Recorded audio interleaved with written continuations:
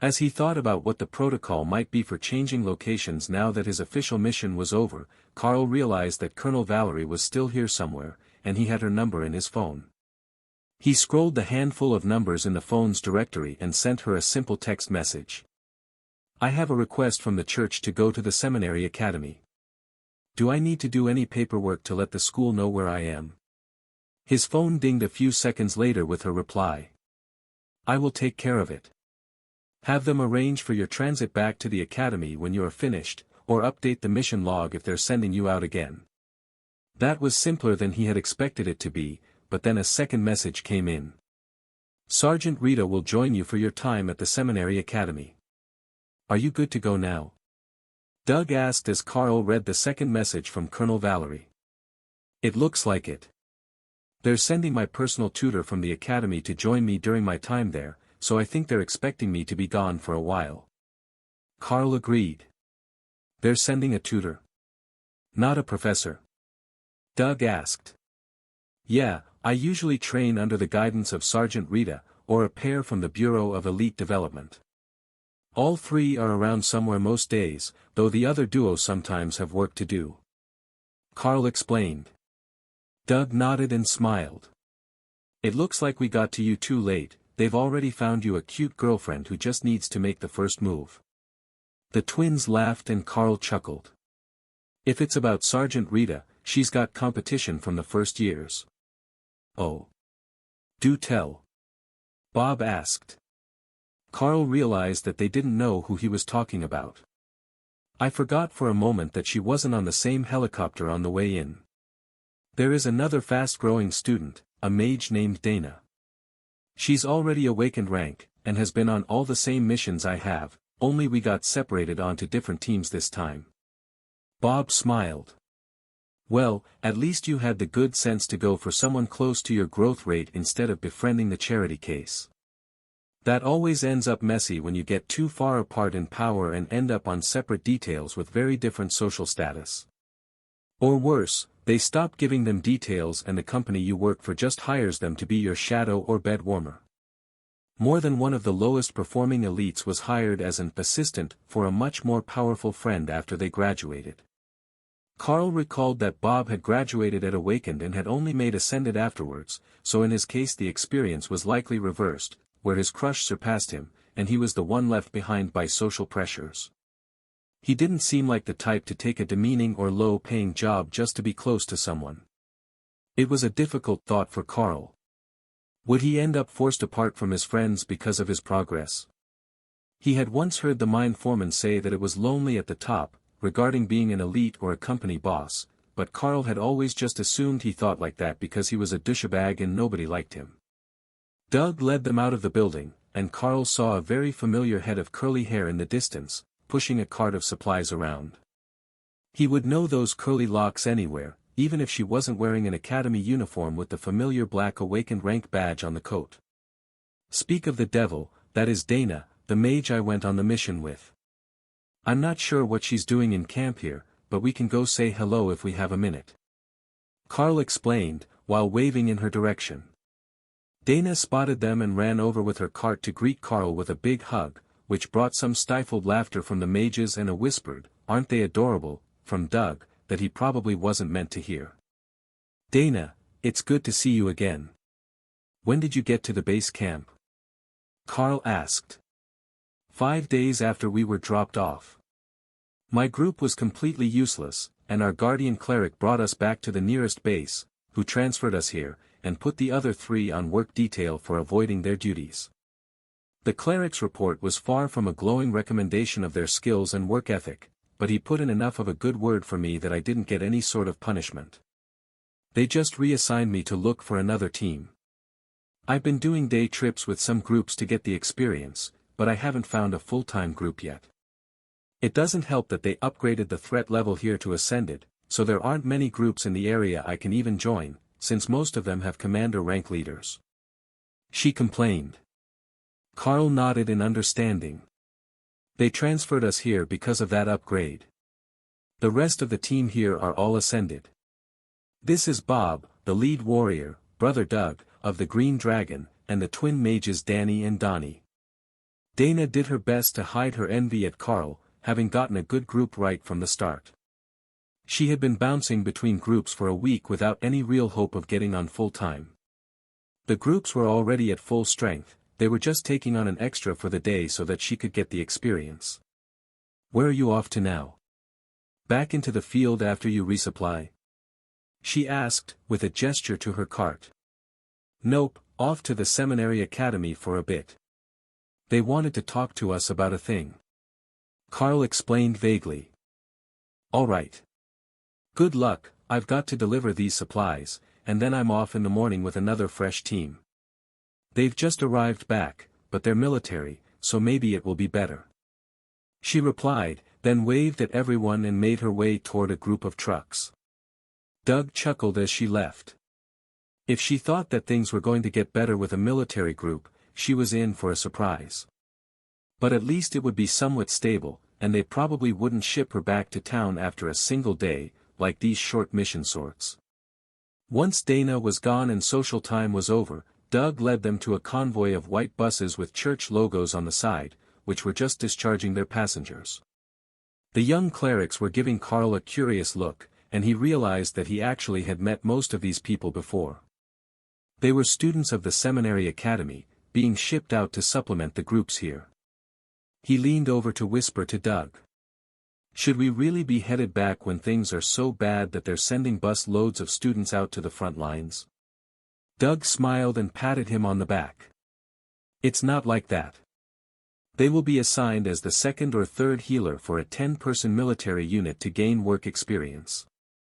This is a common thing for both academies once the students are in their second years." The group stopped to wait for the buses to be ready to start loading again, and the students took that as permission to come say hello. "Sort of. Brother Carl. Is Thor here?" one of the girls called from 3 buses away. That brought dozens of eager looks their way, and Carl called out the happy Saro to say hello to everyone. "He's getting big. Good afternoon, Thor." The girl giggled as she ran over to rub his horns. Thor was quickly swarmed, and the mages gave Carl a questioning look. He just shrugged. Thor is a people person.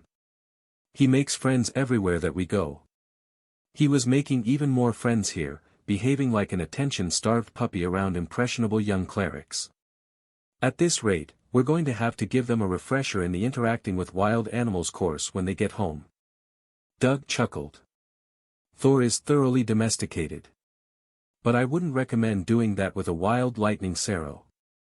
Though who knows, maybe they would like it, and it's just that nobody has tried. Carl agreed. Oh, someone has tried. That's why we teach the course. Doug countered with a smirk that said he was familiar with the story behind why the course existed. It took an hour before the buses were cleaned, restocked and refueled for the trip back to the seminary academy, which was set to take over 10 hours. Compared to flight, it was incredibly slow, but in terms of cost-effectiveness, Carl assumed that it was much better. He didn't know much about what it cost to run a helicopter, but it seemed like it would be a lot. Carl and the team were the only ones on the bus who weren't part of the church, and the returning cleric seemed curious about why they were along on the mission, but 2 inquisitors had come to sit in front of them, and nobody was brave enough to speak around them, in case the team was in some sort of trouble. Both of the inquisitors looked totally wiped, probably from dealing with slackers for the last couple of weeks, and Carl nudged Doug, then handed him a bit of the moss for tea. "How about you make everyone a nice, refreshing cup of tea? I think that they've earned it," he suggested. Doug looked startled when he saw the moss. "Where did you get this? It looks freshly picked." Carl shook his head. "It's from a previous mission. But I have ways to store resources that don't let them spoil. I know it's usually dried better, but it should be all right. We made a pot the first day we got it, and it was fine." Doug nodded and got out his teapot, with a heating element. A few minutes later, a warm and earthy aroma filled the bus, and Doug poured a thermos full of tea, which he passed forward up the bus. Each person it passed poured a small cup, and when the thermos made it back to Doug, it still had a little in the bottom. He topped off his cup and started to brew another pot with the same moss. It's good for at least 2 batches, though the first is the most beneficial. I know that not many of our clerics are physical sorts, but it can still be useful to them. He explained as the second pot steeped. One of the inquisitors turned back to talk to them. That's pretty good.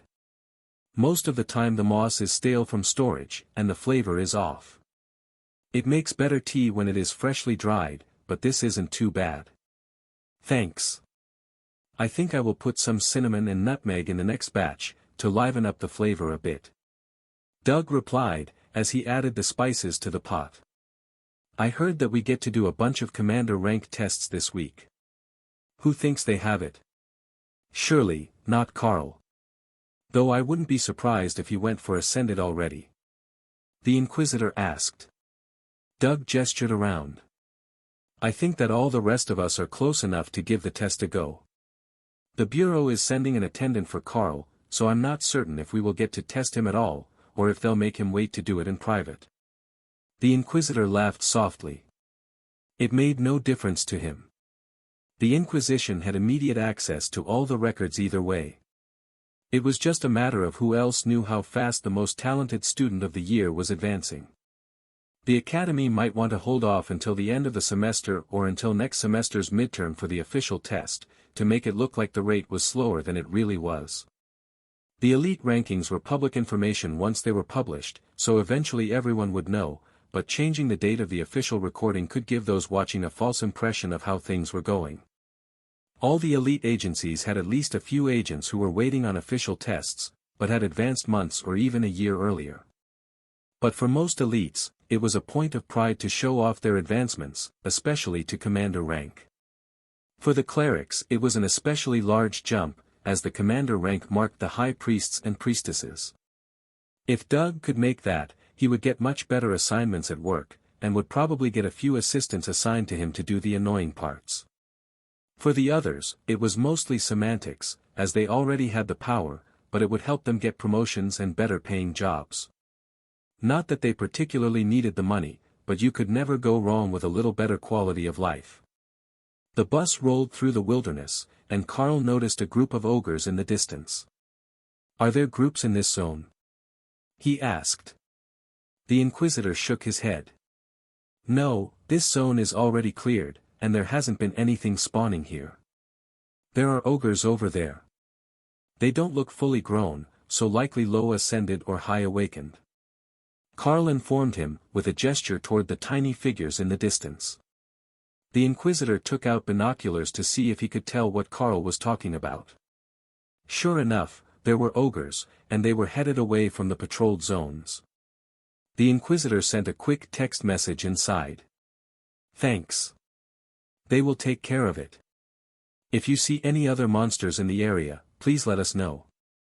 Sometimes there are a few that slip through the cracks during an operation like this, and they don't always get picked up again until they're near civilization. The buses were moving too fast on the oiled gravel road to send Hawk out to scout, but he could sit on the roof and keep watch, and relay anything he saw to Carl. The wind in his feathers made Hawk happy, and even though he didn't see much of note, he at least got to be outside while the other two slept. The convoy trundled down the roads all day, and as it started to get dark, Hawk returned to his space to sleep. Ray considered taking up his spot on the roof, but she was fairly sure that the other drivers would panic if she just appeared on top of the bus unexpectedly. It was after midnight when they made it to the Seminary Academy, and Carl knew that it was going to be a rough night, but Doug led them to the same wing that he had been staying in last time. It wasn't the same room, but at least he would know his way around. I will see you all at breakfast. I hope you got enough sleep on the bus because it's going to be an early morning. The cleric joked. Bob nodded. We know the routine. I will see you in the morning. The routine of the Seminary Academy didn't change for anyone, no matter how late they got back to the academy, and when the sun came up, there was a knock at Carl's door, waking him up for breakfast, and he could hear the Mackenzie siblings getting ready across the hall. They were much more enthusiastic than usual, as they were looking forward to taking the commander rank test. That was enough to get them motivated even at the break of dawn. The only other one that Carl knew who was that enthusiastic in the morning was Thor, and that was because he knew that there were countless people here to visit.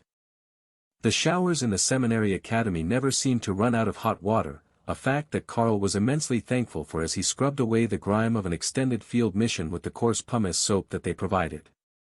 The gentle and inoffensive smell made him feel properly clean again, and reminded Thor of the waters in his pond, whose bottom was lined with holy stones. It was a good feeling, and they even had fresh clothes ready for him, as Carl hadn't had time to do laundry. It was what they referred to as a visitor's robe, a simple white robe without any of the markings of the church, and a rope tie around the waist. The hassock reminded Carl a bit of wandering around in his housecoat, which was a bit strange, but it was comfortable. The rest of the team came out wearing the same outfit, except for Doug, who obviously had his own room and clothing here. The Green Dragon cleric smiled at their plain white hassocks and gestured toward the dining hall. "Let's take our seats and see where we ended up. Most of the time they will put the visitors together if they're in a group, but they might split us up today, since 3 of you are here for the commander rank tests, and the commanders will want to meet with their potential peers." Doug's guess was right, and all of them, except the twins, were seated at separate tables, with Doug getting a spot of honor, right up at the front with the high priests. Carl found his table in the back corner, seated between Alice and Sergeant Rita, with the rest of the table filled with priestesses. "What are you smiling about today?" Rita asked as Carl took his seat. "It's the same setup as the first meal I had here. Just myself in the corner at a table full of lovely young ladies," he replied with a wink.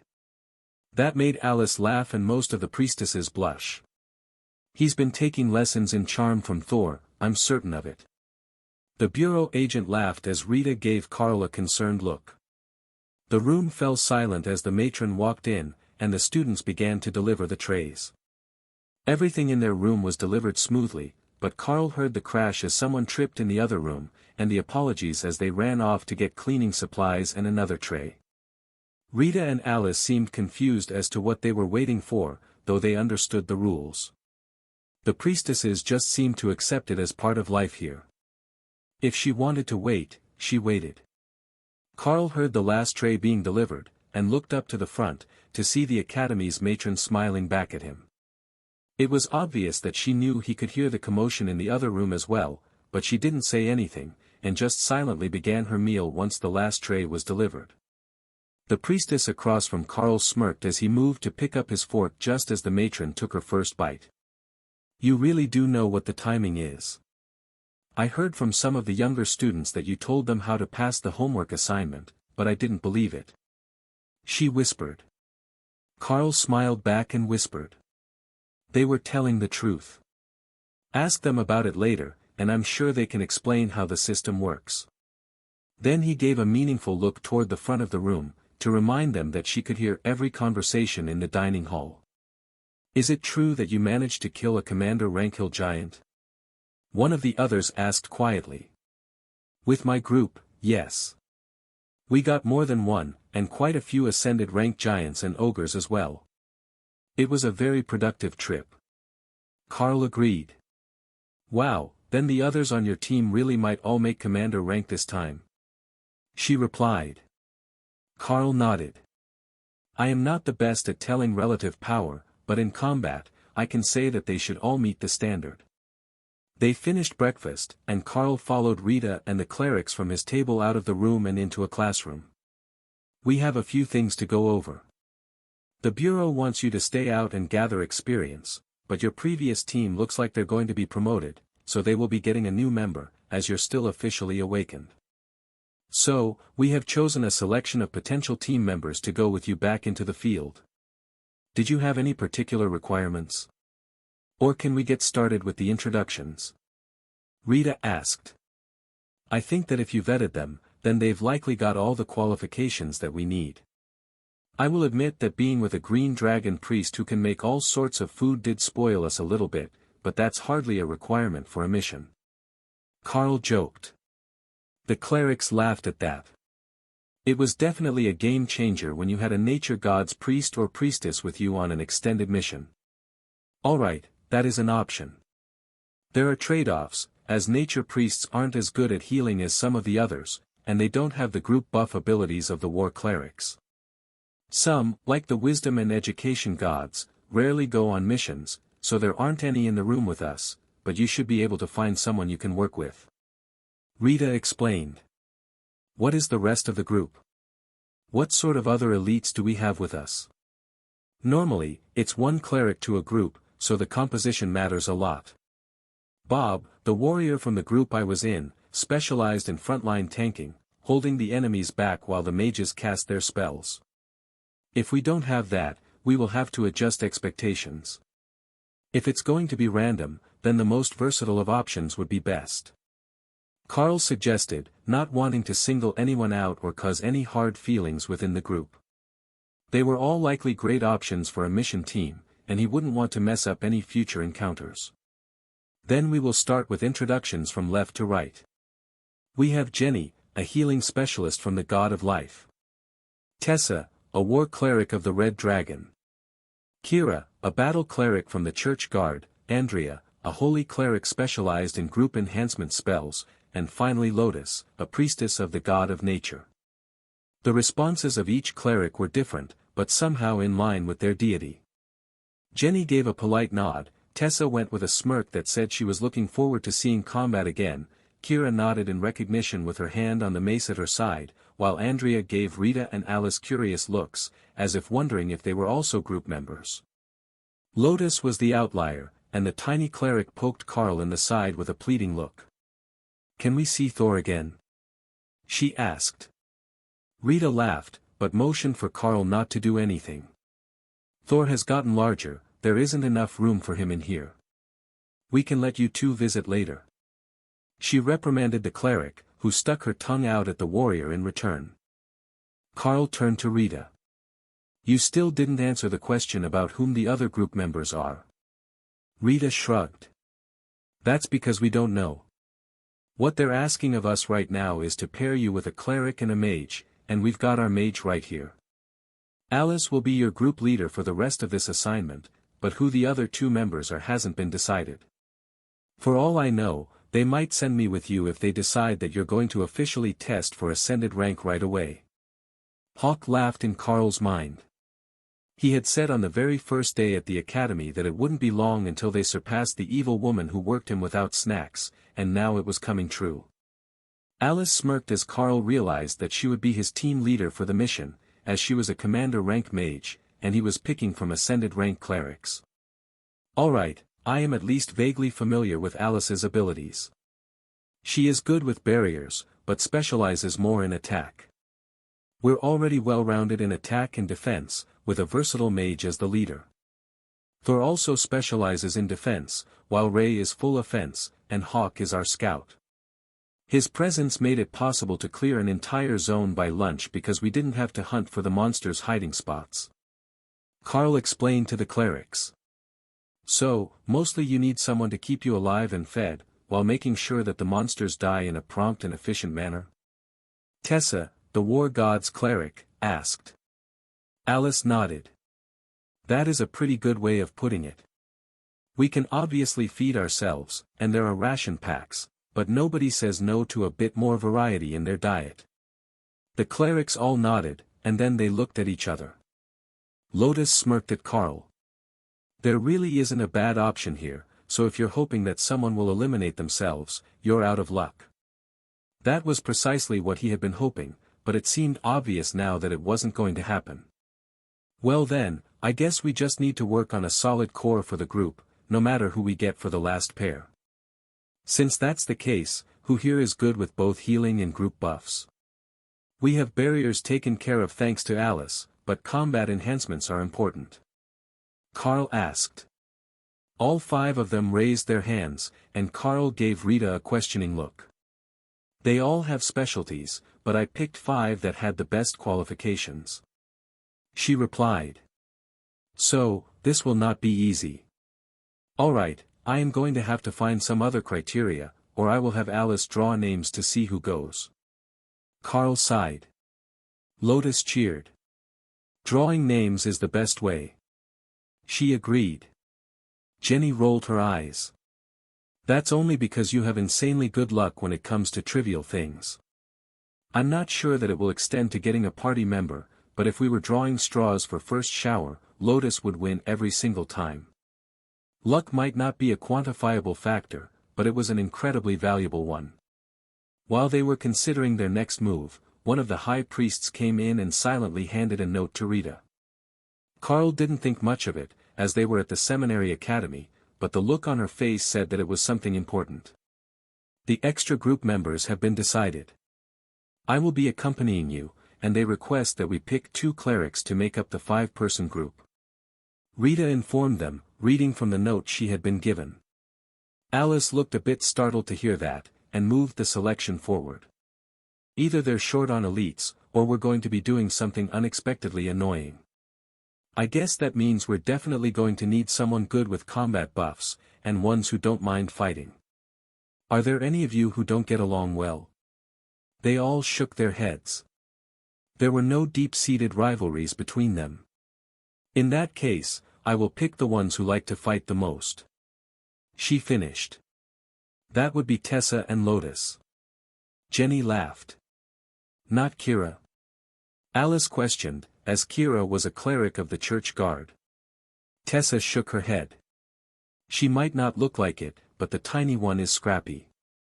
My theory is that she's part honey badger, and as she got more attuned to her goddess, it made her want to pick fights with everyone. Lotus definitely didn't look the part of a fighter. She was even shorter than Dana, despite being graduated from the academy. On the other hand, Tessa looked more like a warrior dressed in a nun's habit than an actual priestess. Even from here, Carl could see the muscles on her arms, and the scattering of red scales. Plus, she nearly stood eye to eye with his 180 centimeters height, making her exceptionally tall for a priestess. Now, the real question. Can one of you use advanced food creation? Carl joked, giving the clerics a wink so they would know he wasn't serious. Tessa laughed. Funny story that. We both can. Alice extended her hand to Jenny, who was closest. Thank you all for giving us your time, and know that you are still on the short list for any future missions that we take. We have to head out again as soon as the testing is completed, so we won't keep you from your daily tasks any longer.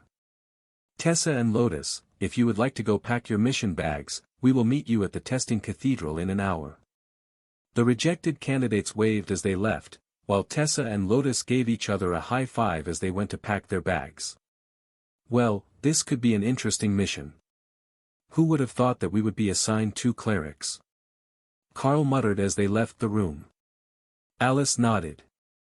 It's unexpected for certain, but the colonel believes that you're up to the task. That said a lot about how they ended up with such a strange group, and in such a hurry. Carl assumed the normal state of things would be for him and his chosen cleric to go back to one of the base camps and get assigned someone from the reinforcements to go with. So, are we really going to do the test for Ascended before we go? Carl asked, instead of voicing his thoughts about what was happening with the colonel's favoritism. We are. I am a commander rank mage, so normally my group would be all Ascended or higher. If we're going to keep the military and the government dispatchers happy, you have to make it to Ascended as soon as possible.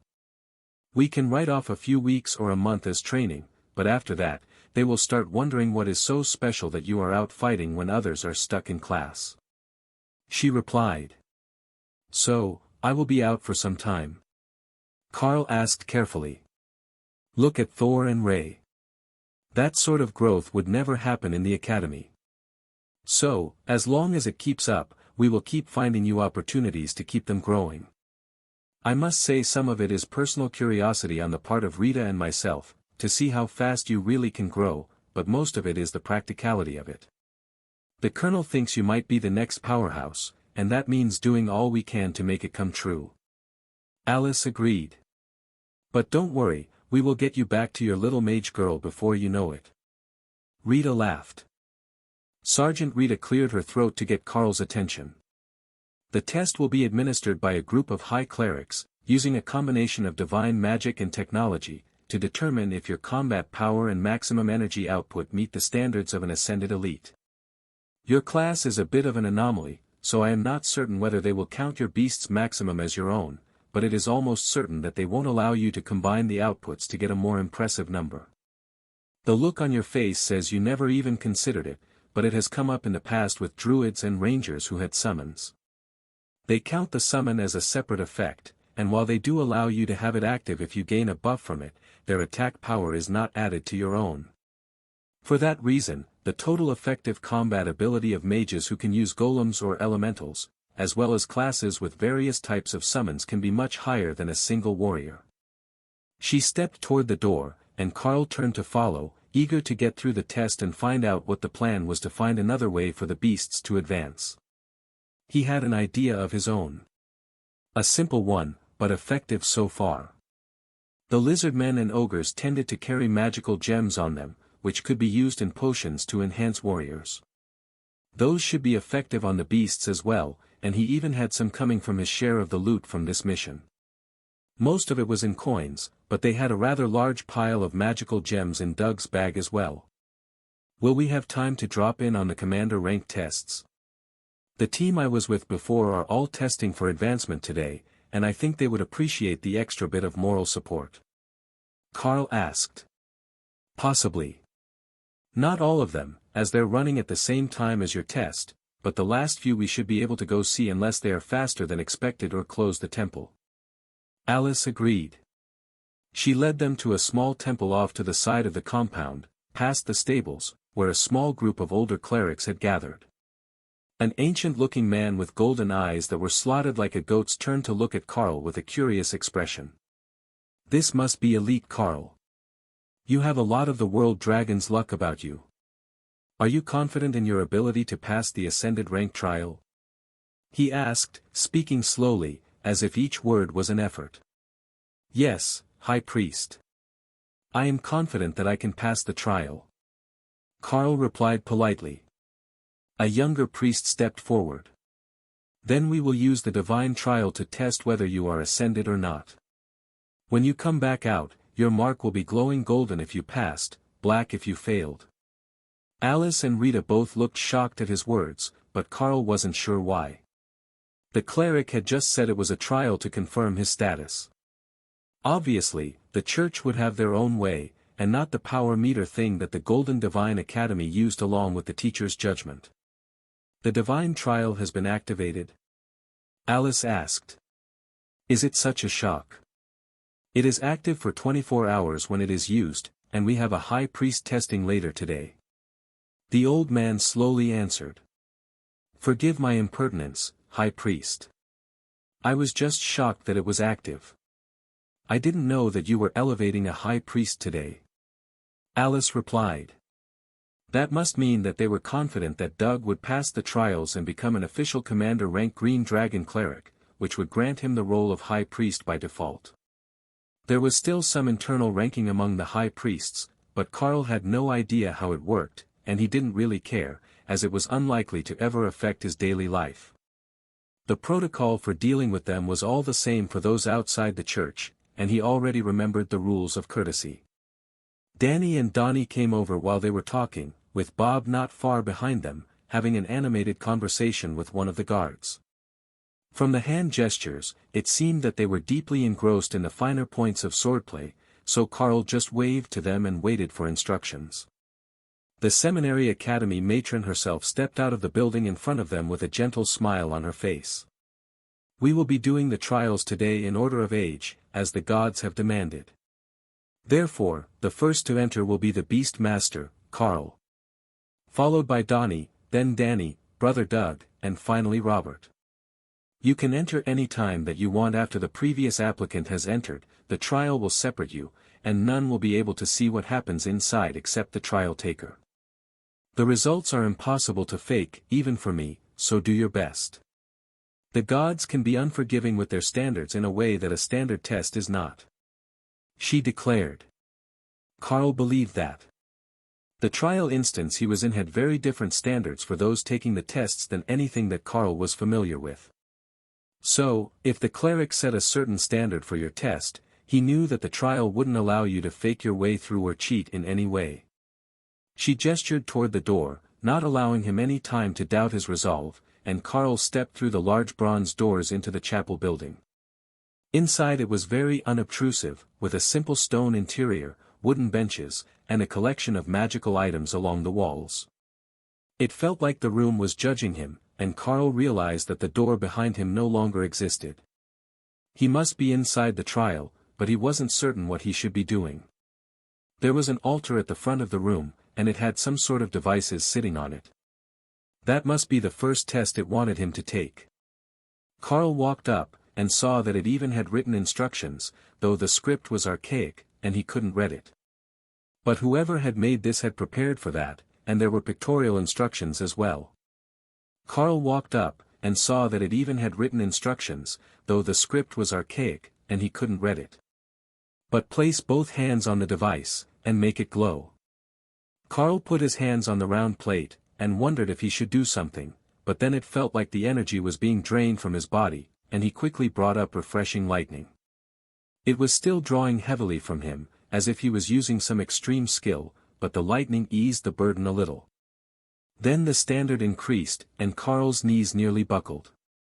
But he held on until the draw increased again, and then abruptly stopped when Carl couldn't provide the power that it demanded. He wasn't sure if that was a good thing or not, but the altar vanished, and Carl found himself in an empty field. A golden golem appeared in front of him, and a voice whispered in his mind. "Hit it as hard as you can." Again, simple. Carl checked to make certain his bracelet that increased skill damage, the reward he received the last time that he was here at the Seminary Academy, was firmly attached to his wrist, and then coated his sword with both, shred, and refreshing lightning, before lunging forward and landing 5 rapid strikes on the golem, letting, offensive adaptation, do its thing. Each time he hit it, a bit more of the golem turned from gold to red, until after the 4th strike it stopped advancing. Again, Carl had no idea of how the measuring system worked, but the scene changed again, and he was sitting at a desk with a written test in front of him. He didn't expect a written component. He couldn't even read the language of the holy relics. But the test turned out to be just one question, and it was in the Golden Dragon Nation's common language. Which deity do you owe your allegiance to? That was a tough question. There was a whole pantheon. He wasn't a cleric with an affiliation, so although the World Dragon was considered the primary god of the Golden Dragon Nation, he wasn't certain how to answer. Wouldn't a layman like him picking just one be an uninformed answer and an insult to all the other gods that he didn't pick? The page went blank for a moment, and then new words appeared.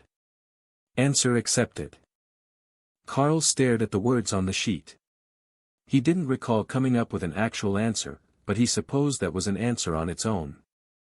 This test was the most confusing trial he had been through so far, and he had no idea how he was even doing. He didn't even know what the standard was that he was aiming for. Then the desk vanished, and he found himself at another temple with steps up the side, identical to the one in the last trial instance. Except this time, every side but one was shrouded in dark mist. Carl walked over to the stairs, and found himself looking at the sign in annoyance. It was again in a language that he couldn't read. But the picture had a person stepping up the stairs and an arrow. That would be clear enough for anyone to understand what it wanted. So, he stepped onto the stairs, and a soft sound like a tambourine cymbals jingled. He stepped again, and it was a bit louder and longer. There was no appreciable resistance as he walked, so he just kept going, listening to the song that the cymbals were playing until they were joined by a drum beat. At first, it only beat with every stair, but it was slowly gaining a beat as he moved up the stairs. Then a flute joined the music, and a heavy weight seemed to descend on his shoulders, making every step a challenge. The refreshing lightning barrier seemed to help, and the mana flowing through his body helped keep him focused as he realized that he knew this song. It wasn't some divine hymn, or some ancient ballad, it was a rhythmic working song that the miners sang, that Carl knew by the name, Give the Working Man a Chance. It was about hard work getting you nowhere, and that the only way to true power was to take it by force. The song was officially banned in the mines, but not because it was a revolutionary theme song. The lyrics he knew advocated murdering the boss and taking over his job when you knew you could do a better job. Carl sang along as he trudged up the steps, and that strange sense of amusement that he had felt on the steps after the trial appeared again. One of the gods must know this song. Or his version of the lyrics were so very wrong that they were laughing at him missing the point. 6 steps later, a familiar ache, like the end of a full shift swinging a pickaxe, had settled into his bones and muscles, but still Carl pushed forward, until he found that he couldn't take another step. As it had been on the Fate steps, it was simply impossible to move forward. No matter where you put your foot, you somehow ended up on the same step. This was a trial, so there should be some way forward, he assumed. Carl poured extra energy into the refreshing lightning barrier, and slid his foot up the step.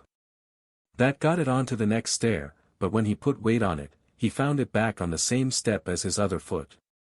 So, he added more power with shred and rend both activated. Now he was on the step, and the other foot came up behind it. After a half-second that felt like hours, both feet were on the next step, and a flow of power was entering his body, refreshing his aching muscles, then he was flying through the air, away from the temple. It was ironically familiar after his attempt to jump straight up on the stairs in the last trial instance, but he landed on his feet with a solid impact that left a 10-meter-long furrow and made the refreshing lightning barrier flicker. The scene faded, and he found himself in the first room again, but this time he was facing the open bronze door, where he could see the academy matron and Alice waiting for him.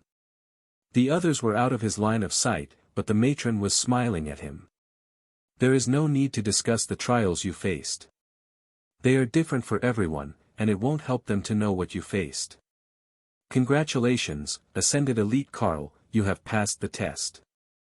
She announced. The claw marks on his arm were glowing bright gold, and Carl let out a sigh of relief. That was a short test.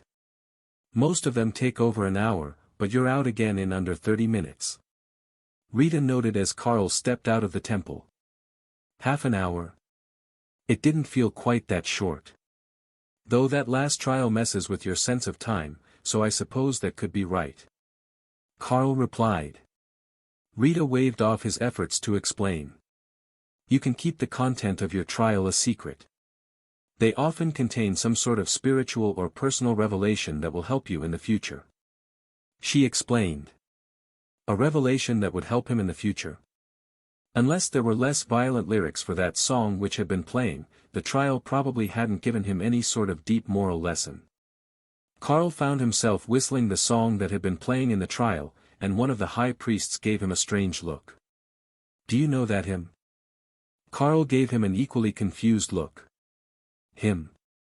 As far as I know, it's a worker's song, with a rhythm to swing a pickaxe to.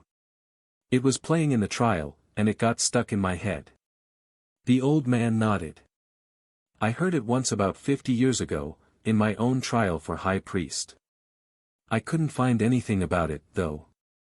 Even when I spent half a year looking through hymn books, old musical sheets and composition records. Carl laughed. This one won't be in any written record. If you have some time, go ask the miners to sing it for you. But don't ask in front of the foreman or the boss because the song is banned. The old man smirked. Why should I wait? You know it, and we've got a few minutes before the others finish. I assume that you're intending to wait to see how Brother Doug and your friends do. Carl nodded. Sure, just give me a moment, I need some sort of instrument to keep rhythm if I'm going to sing. Rita smiled and took out a pair of spoons. I know the song as well. I will keep time, you sing. I bet that the miners' version of the lyrics are more fun than the ones I know. The old cleric looked intrigued, and he had already pulled out a notepad and pencil to write down the lyrics, and possibly write the musical sheets for the song. She took up the rhythm with the clacking of the spoons in place of the tambourine, and Carl started to sing the lyrics, while the clerics all looked vaguely scandalized, except the Red Dragon High Priestess, who began to sing along after a few verses.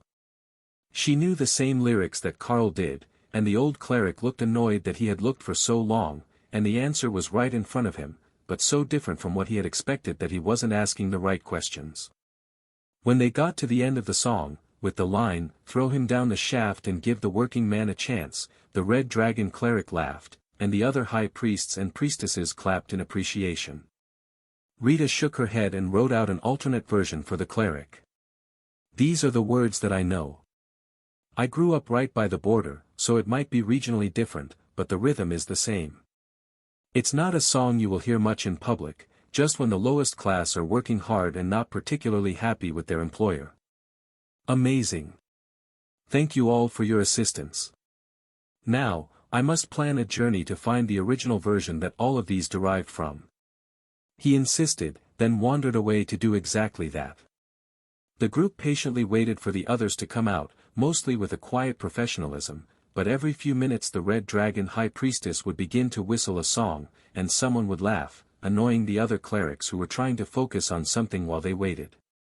The first to appear was Doug, whose plain green robe was now layered with black and gold underneath, and his class marking was glowing bright gold. Welcome back, High Priest Douglas Cormac Mackenzie. The matron greeted him. Doug winced. Really? You had to full name me? The old woman smiled. Of course. You're a dignified high priest now, everyone gets to full name you.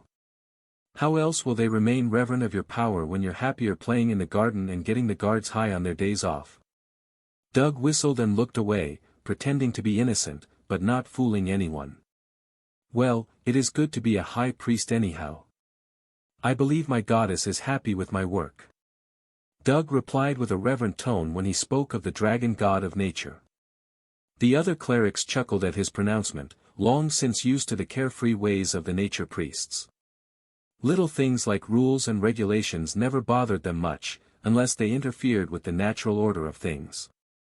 They couldn't even be counted on to prevent violence among the students because, in their words, sometimes people deserve a punch in the face. But on the other hand, you could count on them to deal with the matter fairly after it happened. The next out was Bob, whose warrior mark was glowing a faint gold, barely illuminating the mark. It seems that it was a close thing, but you two have passed the trials. Congratulations on your success, Commander Robert Mackenzie. The matron greeted him. Thank you, matron. It got very touch and go there for a bit, but I am glad that I managed to satisfy the gods that I was worthy of the rank. He replied. Then he turned to Carl, and gestured to where he had left his backpack. I have the loot split. If you don't mind, the mages were quite interested in the crystals for crafting, but they have offered a ring of giant strength and a magic sword in exchange. The values are equal, according to the church auditor. Bob informed him. Carl nodded. That works well enough for me. If they know someone who can make good use of them, then they are welcome to the gems. Has the cash been deposited into the account? I don't know how to check my card balance away from the academy. Bob nodded. You can check it at the supply counter here at the Seminary Academy, or at any money machine in the towns. But yes, the money should be deposited already. It's a rather substantial amount, so try not to act shocked when you see it. Alice gave Carl a curious look, and he shrugged. We brought back 2 backpacks half loaded with coins from the giants and ogres. Even split 5 ways, it should be a fairly substantial amount, as Bob called it. Bob handed over the ring and the sword, which Carl recognized as the dagger that they had gotten from one of the giants, which Bob had been using himself as an improvement on the other sword he owned. Carl slipped the ring on his finger, and strapped the blade to his pack until he could get a scabbard made for it. It wouldn't fit into the one for the sword he already owned, and he didn't have another way to carry it, like the metal loop that Bob used as a sword hanger. The supply room should have something for him, though. They had all sorts of gear made by the church, and it was usually reasonably priced, from what he had heard. Even many of the items at the Golden Divine Academy were made here. The influx of power from the Ring of Giant Strength was impressive, and Carl wondered if he could do like Thor and flip an armored car from a standstill. His own strength was improving, but with the odd tests of the trial instance, he couldn't say how well it compared to warriors at the same entry to ascended rank level. The twins came out at the same time, as perfectly as if they had planned it, and both showing off the golden wand marks on their hands. Congratulations, commanders, you have both done a wonderful job today. We will be updating your registration in just a few minutes, would you like some family alone time before you are pulled away by those eager to celebrate your advancement? The matron asked. A few minutes at least would be appreciated. Doug replied with a smile, right before he pulled his sisters into a group hug. Carl nodded to Bob, who gave him a happy soldier's salute, then went to join the others. All right, I think we're finished. Do you two need anything, or should I just go grab the last items I need before we head out? Carl asked. Grab what you need and meet us back at the front gates in 15 minutes. That's when the clerics will be arriving. Alice agreed. Carl ran off to the supply counter and handed his card to the clerk, who did a double take as he noticed it wasn't a Seminary Academy card, but hadn't noticed that Carl wasn't one of them while he was wearing the generic hassock. Can I get a scabbard to fit this blade and 2 sets of black training mission fatigues if you have them? He asked. The man punched in the request without a word, then tapped Carl's card against the reader and nodded. We've got them. Just allow me a minute to grab a few scabbards and see what fits best. That looks like it was taken from a monster, so it's probably not a standard size. True to his word, he returned in just over a minute, with an armload of clothes and scabbards, then proceeded to test the fit of the sword until he found one that he was satisfied with. Is it hanging on that belt? He asked dubiously, looking at the rope tie of Carl's hassock. No, I have a sword belt, Academy standard issue, but everything was in the laundry this morning. Carl explained. He hoped it would all be clean and ready, but last time he was here, he hadn't returned to his room for quite a while. But the supply chief was prepared for that, and he pulled out a plain black leather sword belt, intended to be wrapped twice around the waist, to adjust the hanging height of your blade. No charge.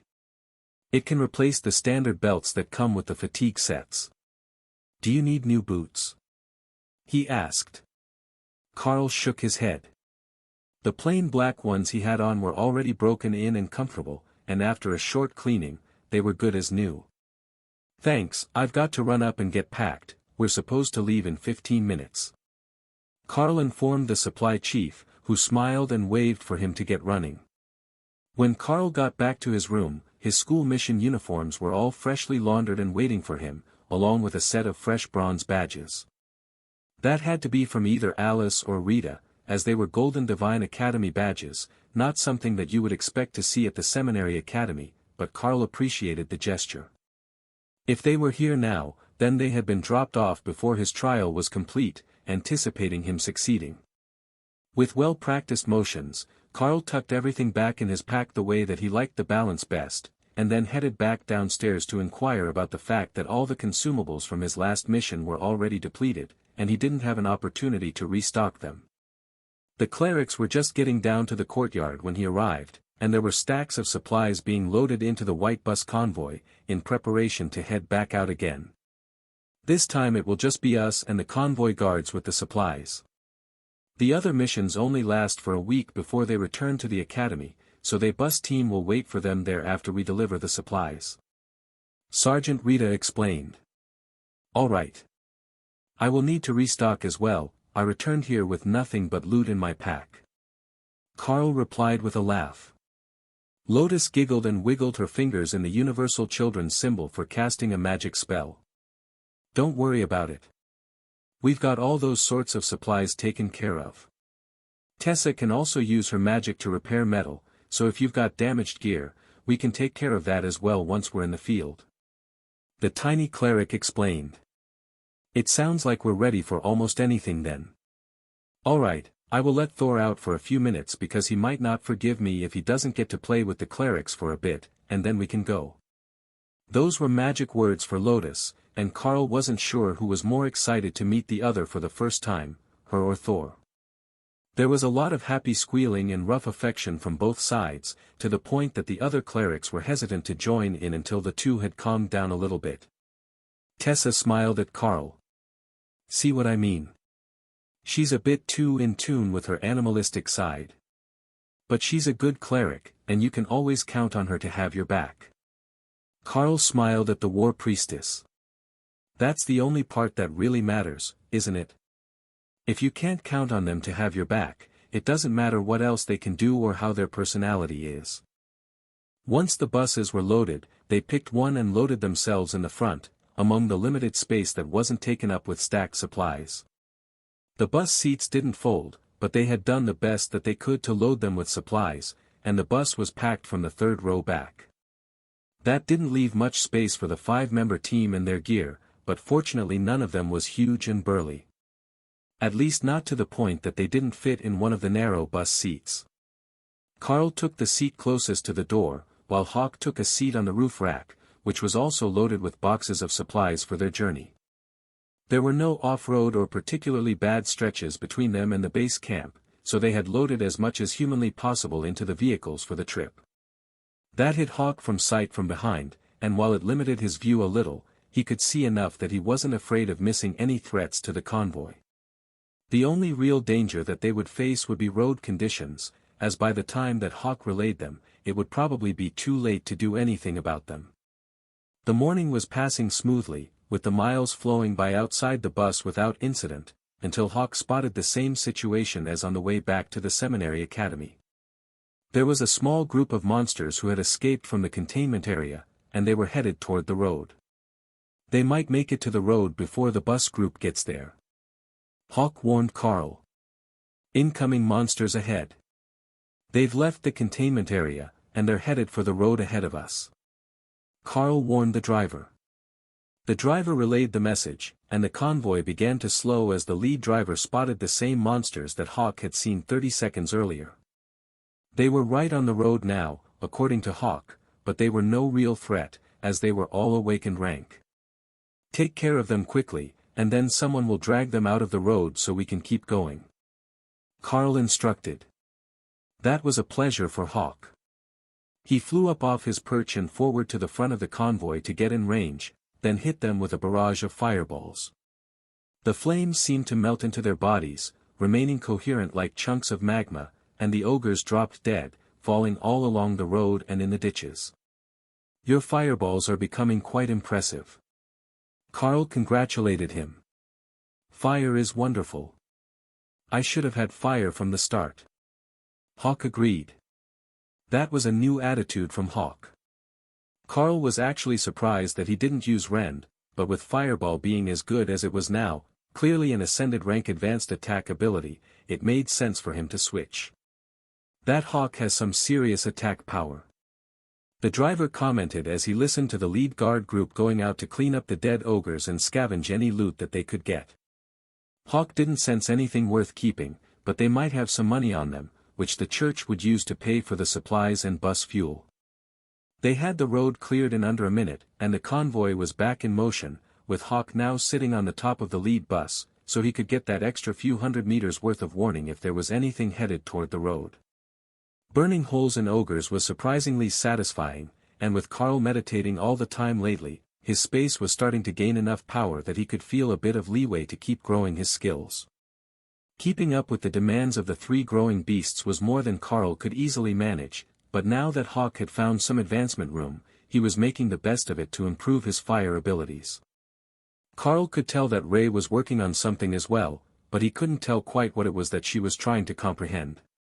He still had Skill Master active to help their learning, but without anyone to watch, their growth would be limited. She was dedicated to it though, and she seemed to have a good grasp on what she was doing. There was just one last step left that she wasn't understanding in order to make the spell work. Once they were in combat again, she might grasp it, as long as it was something that the group here was using as well. With the combat enhancement of a war goddess cleric, the pets might even manage to learn some new combat enhancement spells and abilities. Sure, it was divine dragon magic, but there was still a chance. The class marking were divine magic from the world dragon, after all. There were a few more monsters near the road just before they got to the base camp, and Hawk was getting excited about getting to burn them again, but the team on patrol in the field got to them first, and had the road cleared before they arrived.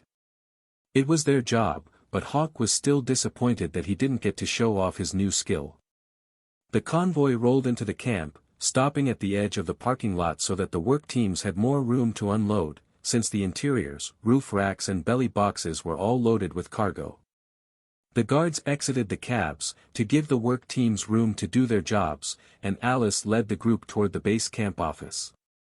I hear you made the public safety officer cry last time that you were here, so try to be nice to him this time. We will inform his office that we have arrived, and then we will be sent out with a weaker group as their escort. The military does things through the weight of numbers, not with raw individual power, so don't expect an all-star team like you had last time. Alice warned Carl as they walked away from the bus. I've already got an all-star team with me, I don't know what you mean. But I understand that we will be tasked to a regular military unit to help with the sorts of things they struggle with. Carl agreed. That did somewhat explain why they had 2 healers. If they were accompanying a larger group, they would need more healing, and if the soldiers were fighting above their level, they would face not only more frequent, but more serious injuries than usual. The staff member was the same one that had escorted Carl and his team in the last time he was here, but today she was all business, taking Alice's notes and pulling the assignment for their team from the printed stack of missions. You will be assigned to the 4 p.m. group. Their commander will have more details for you. She informed Alice as they finished the process. Understood. Have a good afternoon, and we will see you in a week or 2. They left the office and headed for the staging area, where the soldiers were gathered. The military insignia on Sergeant Rita's uniform got them through without any unnecessary questions, and in only a few minutes, Carl found himself looking at the largest armored vehicle that he had ever seen. He hadn't realized how big an artillery platform was until he first saw one up close, but Thor seemed to take the presence of the vehicle as a personal challenge. He was supposed to be the group's front line, not some metal truck with too many wheels. Relax, buddy. It's probably not coming with us into the wilderness, and it's certainly not agile enough to be on the front lines of a battle. It stays at the back, far away from the fight, to shoot at it. Carl assured him. Thor was still suspicious of the large vehicle, but decided to let the grudge rest, as long as it didn't try to steal his job. Alice led them to a captain, who had a group of soldiers with him ready to leave the base, and shook his hand. Good to see you again, Captain. I've got a proper group for you today. Alice informed him. Oh, and how is that? The soldier replied with a smile for the slightly younger mage. We've got myself and the sergeant, plus 2 clerics and a beast master, with 3 ascended monsters bonded. She replied. And who is the small child? The captain asked, with a gesture toward Lotus, who gave him a rude gesture in return. That would be the nature priestess Lotus. She's not a child, just very short. At 3:30 in the afternoon, the group started to load up into the helicopter to head into the woods. It was the only good way in, and there was already one team waiting in there for them. Carl smiled as he saw the terrified faces of the group that was waiting for them. They were all students, both from his own academy and the seminary academy, and they all looked like they were new to the awakened rank. Alice leaned over to whisper in Carl's ear. The military group has been telling them horror stories, so when they found out that they were being tasked to set up a forward observation base in the woods, where they would treat the wounded and keep the supply lines, they feared the worst. Ogre invasions, constant battles where they would have to fight 10-on-1 against a single monster to stand a chance, you get the idea. But we will be based out of the camp that they're supplying, which is why we didn't need to pack as heavily this time. There is another group there now, holding the position so that it isn't overrun, and there should be base building supplies already on site. That's not our concern though, our team will be going outside to clear the more powerful monsters from the area, the same as always. But we can go back to camp at night if once the worst of the infestation is under control. Carl smiled. Well, that will be a change. I got very used to sleeping in the comfort of Ray's webs at night. They're kind of springy, and hold the body without any of the pressure points of a cot or a cheap mattress. Sergeant Rita smirked. You weren't exactly roughing it last time, were you? Everyone else came back exhausted from fitful sleep leaning against tree roots, and your lot were complaining that the smell of gourmet cooking attracted even more ogres than usual. Carl smirked back. Who said that was a complaint? We made out like bandits off those ogres. There was one day when we got 4 commander rank kills before lunch. The students paled a little at that mention. They would rather not see any commander rank monsters, much less 4 in one day. What sort of mission had Carl been on that had been so dangerous? Sergeant Rita hadn't noticed that they had an audience, though. You know, we're going to be flying directly over your last deployment location, and it's not that far from our new location, so you might be in luck if the surge picks up again. But this time you have a whole military group with you, so you'll have to share the glory. The captain of the group they were accompanying laughed. And the loot. Please keep that part in mind as well. You will have to share the loot. I don't think I've ever seen a student decked out in that much magical gear before, and from what I can see, it's all monster dropped. Did your team spoil you, or was there that much? Carl shrugged. We split evenly. The gloves I got as my share, the bracelet was a gift from the church, while the ring and sword were traded for my share of the magical gems we got. The mages wanted them for crafting. The captain shook his head. Well, at least we've got a well-geared frontline fighter out of the deal. Carl resisted the urge to tell him that he was not on the front lines voluntarily, but because their group didn't have another warrior capable of tanking damage from the monsters. Avoidance tanking had to be a thing because Carl had no intentions of just getting hit, but if he was going to be at the front and drawing the monsters' attention, it was difficult to argue that he wasn't the tank of the group. The last of the team took their seats, and the doors were closed, leaving Carl in uncomfortable silence while the other students sized him up and tried to figure out who he was. None of them remembered having a classmate like him, but he was wearing a Bronze Academy badge, so he had to be an Ascended Elite. It was the students from the Seminary Academy that finally explained to them who he was, as they had seen him during his first visit. So, that's the first-year wonder kid?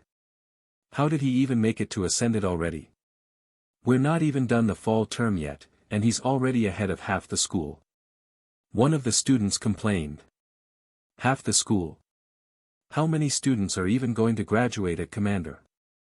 Like 6 out of 500.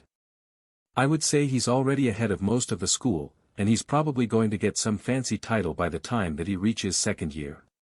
Another one scoffed. Nah, it's most likely just a unique class that gets an early bump. Like the druids that summon a powerful supporter and jump up a rank in a few weeks, then flat line. One of the others replied in a snarky tone, unwilling to accept that Carl really might be the next monster among the elites. Carl pretended that he couldn't hear them, as they were making an effort to whisper, and didn't know that he could hear everyone in the helicopter, including the air traffic controller speaking through the pilot's headset, guiding them to their destination. Carl looked out the window, and his eyes picked out the fort that Ray had made in the lower branches of the redwood tree at their second stop. You were right, we're over the last zone I was assigned to. See, there's the redwood where I set up camp, and the clearing by the river where we killed that commander-rank giant. Oh, it looks like someone else is there now, fighting. Carl informed Rita, raising his voice a little to be heard over the noise. Rita looked down and shook her head. From this height, I can barely make out that there are people moving down there, much less what they are doing. The helicopter passed over the area, and then another 10 minutes passed before Carl saw a military group in the distance. That had to be where they were going, unless there were multiple new base camps being set up.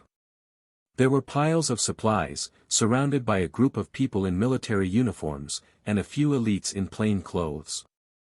The helicopter waited for a few minutes, circling the base as they prepared for the arrival of the rest of their troops, and then it landed in a clearing just outside the perimeter. Everyone out. There is no more space inside the base for helicopters, so we are being rerouted to the clearing. I recommend that you get a proper helipad sorted out before your next supply shipment needs to be delivered, but that's up to you. The cargo master aboard the helicopter informed them. The military teams filed out first, leaving Carl and his group as the last ones aboard. They shook hands with the crew as they departed, and quietly followed the teams into the base, with a gesture from Sergeant Rita for them to remain inconspicuous. Why, Carl didn't know, but it seemed to be important to her that the people here not realize who they were right away. She led the group in behind the soldiers, then turned to inspect their equipment and storage. We're the ranking elites here, and I want to get a look at their practices before they realize there's someone looking and shuffle us away. If they're not taking care of it, a good chunk of the supplies will get wasted. Rita whispered. But as they walked through, Rita's mood was improving. Everything was organized, nothing was left in the mud, it was all elevated on pallets or logs, and the general state was just crowded, but not disorganized. All right, I've seen what I need to. Let's go make our introductions and catch up with our mission team. She announced. That caught the attention of the group's captain, who was chatting with the base commander, while the other man discreetly ordered his people to start working on expanding the base. Ah, Commander Alice, Sergeant Rita, I thought we lost you for a moment there. We will be headed out immediately, using the directions that the base has given us on the larger threats in the area. The captain announced. Understood, Captain. Our gear is stowed, and we're ready to move when you are. Alice agreed. With a single whistle, the captain had his unit focused and ready to move. Carl wasn't a premier expert on the strength of other elites, but if he had to guess, the only one close to Hawk would be the captain, and the rest were all at the awakened level. So, his team would be the heavy hitters for the squad while they were out on patrol, while they took care of the large numbers, like the goblin tribe that his last group had used golems to eliminate. Carl fell in at the front of the convoy, and the captain gave him a curious look. I'm the frontline warrior, so I'm with you. Once we're away from the camp, I will send my dragon Hawk out to scout, and it helps if I'm next to you to relay any findings he makes. From up there, he can see an entire patrol zone clearly and relay the best route to clear it. Carl explained. So, you're both a scout and a melee warrior? The captain asked. Not exactly a melee warrior, but I have a lightning barrier for defense, so I'm better suited to the front line than our other warrior, who has guard. Carl explained. The captain nodded. Your Hawk shouldn't find too much. The scouting reports for the area say that there aren't any threats above the low ascended rank, with a low overall density. That's why they only sent one stronger team to the area this time. If we actually need the strength of a commander rank mage, something has gone horribly wrong. That was a giant red flag if Carl had ever seen one, and he gave the beasts an advance warning that they were likely to see real combat sooner than expected. As they walked, Carl let Hawk out, which caught the attention of the soldiers, who were quickly reminded that he was a friendly unit by the rest of Carl's team. Their skittishness was making Carl nervous about sending out the others, especially Ray, who wasn't as friendly looking as Thor. Have they been briefed on the beasts that I have with me? Because Ray is a bloodbath spider, and I really don't want her getting injured by friendly fire. Carl asked the captain quietly. The captain nodded. I have, but I can't guarantee how well they listened. It will be best if you bring Ray out before the fight starts, so they can get used to the spider before things get hectic. Hawk, how's it looking up there? Carl asked. 1 more kilometer, then you can choose a hobgoblin patrol, or some ogres. Hawk replied. We've got a patrol of hobgoblins and a few ogres a kilometer ahead. I think it's best if I get Ray ready now, so they're used to seeing her. Carl replied to the captain's comment. The captain raised his voice. Team, listen up. Elite Carl will be calling out his bloodbath spider. It is a valuable asset on our side. Treat it as one of your team members. Carl called her out on the far side of himself, so he was between her and the team, and Ray hissed as a half-dozen of the soldiers turned weapons on her. Fortunately, nobody attacked, because an awakened rank soldier with no magical barriers on them would not take a hit from Ray and survive. They calmed down after a few seconds and a stern look from the captain, who had just finished warning them not to do anything dumb. Alright, Ray will be traveling with us, possibly in the trees away from the group, but nearby. She will join the fight when we come across our first group of enemies. Carl informed them. Ray stayed in sight, just in case they forgot what she looked like, and Carl decided to add Thor to the mix. The Lightning Sarrow is our additional tank. If you don't want to be charged by ogres, make friends with Thor. Carl informed the group as he summoned the scaled beast. That one didn't alarm them as much, and somehow Thor's expressionless face still managed to look happy to see them. Thor's presence helped set the team at ease, and when Karl saw Hawk circling ahead of them, the soldiers were ready for a battle. "Captain, the hobgoblins are through those trees. The ogres aren't far beyond that." Karl relayed from Hawk's information. "Tell them that the ogres are ascended rank." Hawk reminded him. "Ascended rank ogres. 4 of them in total." Karl amended. That was a tough fight for the military unit on their own, but shouldn't be a challenge for Karl and his team. The captain nodded. "You 5 split off and take care of the ogres." Then he called back to the team. "We will deal with the hobgoblins. Ramirez and Jones to the front, bring your shields. The mercenary elites will be splitting off to deal with ascended rank ogres." His voice was hushed, but it carried well through the unit, and the others split off quickly to join Karl, following Hawk's directions around the hobgoblins to get to their fight. "Our first fight as a team, are you mentally ready?" Alice whispered as the ogres came in sight.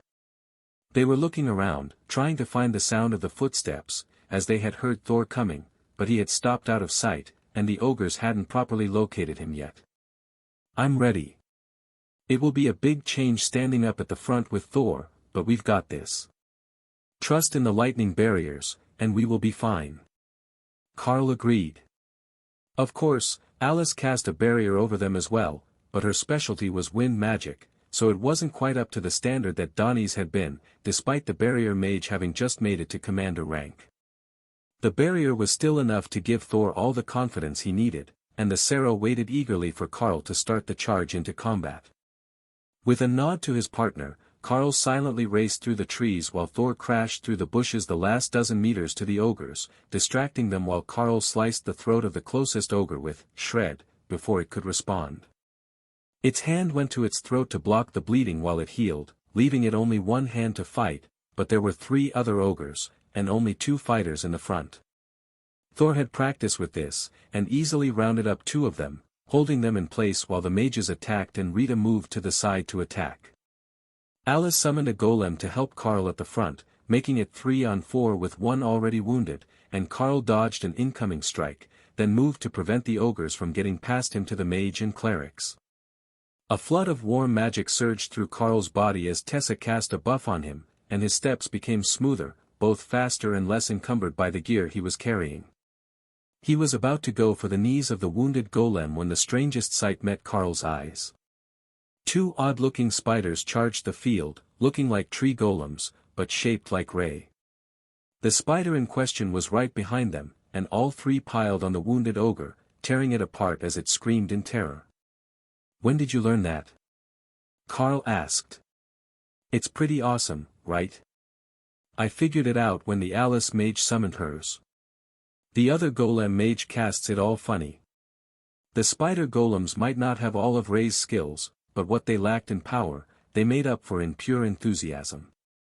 Even when the ogre crushed 2 legs off one of them, it didn't slow down, and Lotus had the lost limbs repaired before the golem could even find the time to care that it was damaged. That left Thor and Karl with 1 ogre each, and Alice's golem with another. Being commander rank, her golem was much stronger than its opponent, but the ogre seemed more concerned with keeping the trio of spiders away from its back, and it was taking constant hits as it moved. The extra speed let Karl meet every attack of the ogre with a skill of his own, matching attack speed instead of brute strength. Rend was enough to stop the majority of attacks, or deflect them wide enough that they weren't a threat, and Karl was getting the hang of fighting in close quarters. When the ogre's club was deflected over his head, Karl went for the stomach, cutting the ogre open with rend, and then blocked the next strike with his blade. Surprisingly, with the effects of the bestial strength gauntlets and the ring of giant strength, he didn't feel like he was at a disadvantage in the physical confrontation, and the ogre wasn't going to last long with the rate that it was bleeding out. The first one wounded was the first to fall, followed closely by the one that Alice had focused with her golem, and then Karl's, which was outmaneuvered and outmatched by the cleric-enhanced Beastmaster. The battle came to an abrupt end, and Hawk landed among the bodies after making a quick spin by the army group to make sure they didn't get lost on the way to the hobgoblins. Sergeant Rita turned to Carl. You know, a little heads up when your pets gain new abilities would be nice. Carl nodded. I told them the same thing. But that's the first time that Ray has managed to make that spell activate. She's been working on it for days, but couldn't get it right until she saw Alice cast her golem spell. I've had Skill Master active for ages now, trying to help her learn a new skill. I didn't expect that it would be golems, but skittering tree golem spiders are pretty handy. Lotus had no problems healing them, and their damage isn't bad. Lotus smiled up at Carl. And they're only a little terrifying, so they're a nice way to acclimatize your allies to her presence. They're built like spiders, but they aren't really spiders, so I think that the soldiers shouldn't be as afraid of them. Rita chuckled. You believe that the tree monster version of spiders will be any less terrifying to the soldiers? While they might not have the reputation of the bloodbath spider, anything arachnid-shaped terrifies a significant portion of the population. They should be used to it by now, though. They've already met Ray, so accepting spider-shaped golems won't be a stretch for them. If anything, they will think that it is a personal idiosyncrasy of Carl's, since golems always take the same shape after they are summoned for the first time. They quickly checked the bodies for anything useful and caught their breath, checking the straps on their bags and preparing to walk back to the main group. Tessa gestured back toward the soldiers. We should likely regroup with them right away. I can feel them still fighting, so something probably went wrong. The rest of the group turned and started moving, not wasting any time when the others might be in danger, and the Red Dragon cleric moved up to run beside Carl. I will stay with Thor during the next fight. Some of my buffs are very short-ranged, and with his massive strength, he will get the most of it. She explained. Just don't get squished. I kind of like your style. Carl replied with a wink. Carl reached the clearing where the hobgoblins were fighting first, and found that the danger of the fight had been greatly underestimated, while the actual fight was exactly as Thor had described it. The soldiers were fighting a group of awakened rank hobgoblins, but among them was an ascended rank goblin shaman, who looked like a normal goblin leader until it started casting healing magic. The hobgoblins had encircled it, and while their numbers had been cut in half, the healing was keeping them in the fight much longer than expected. Thor, you know the way. Tessa encouraged, and the lightning Sarrow put its head down, charging past Carl and into the melee. Tessa was right behind him, so Carl followed her through the fight, batting away blades that tried to intercept them, and letting the spider golems take his back, which let Ray push through with him. Where are you going? Carl heard Alice yell, but it was too late. They were already at the center of the fight, and the goblin shaman was flying. Literally flying, as Hawk had caught him after Thor threw him in the air, and was pulling the shaman up in the sky with him. A sharp turn sent it hurling toward the ground at hundreds of kilometers an hour, while the hobgoblins roared in rage at the surprise invaders. Carl slashed out, using Shred, to cut down a wave of goblins who were pushing back their way, and the shaman reached the ground, directly onto Thor's front horn, which pierced through the creature's back for a moment before the Sarrow flicked his head and used the body as a shield against a hobgoblin blade. Carl found himself shoulder to shoulder with the spider golems, while Ray joined Thor and Tessa behind him, with the cleric moved toward the center of their circle. She had a chain flail, which had a surprising reach, and she was using it to keep the hobgoblins from getting at Thor's back. Not that his back was any weaker than his armored head, but it was harder for him to defend. Sergeant Rita cut her way into the center of the fight, and took the side of Thor opposite Ray, which gave them enough numbers to start pushing out, and driving the remaining hobgoblins into the encirclement by the military unit. Attacked from both sides, they didn't stand a chance, and the fight was over before Alice's slower-moving golem could even make it to the fight. Thank you for coming back so promptly. Did you hear our calls, or did your scout warn you? The captain asked. Tessa shook her head. I felt the fight still going on after we finished with the ogres, so we came back. The captain shook his head in dismay.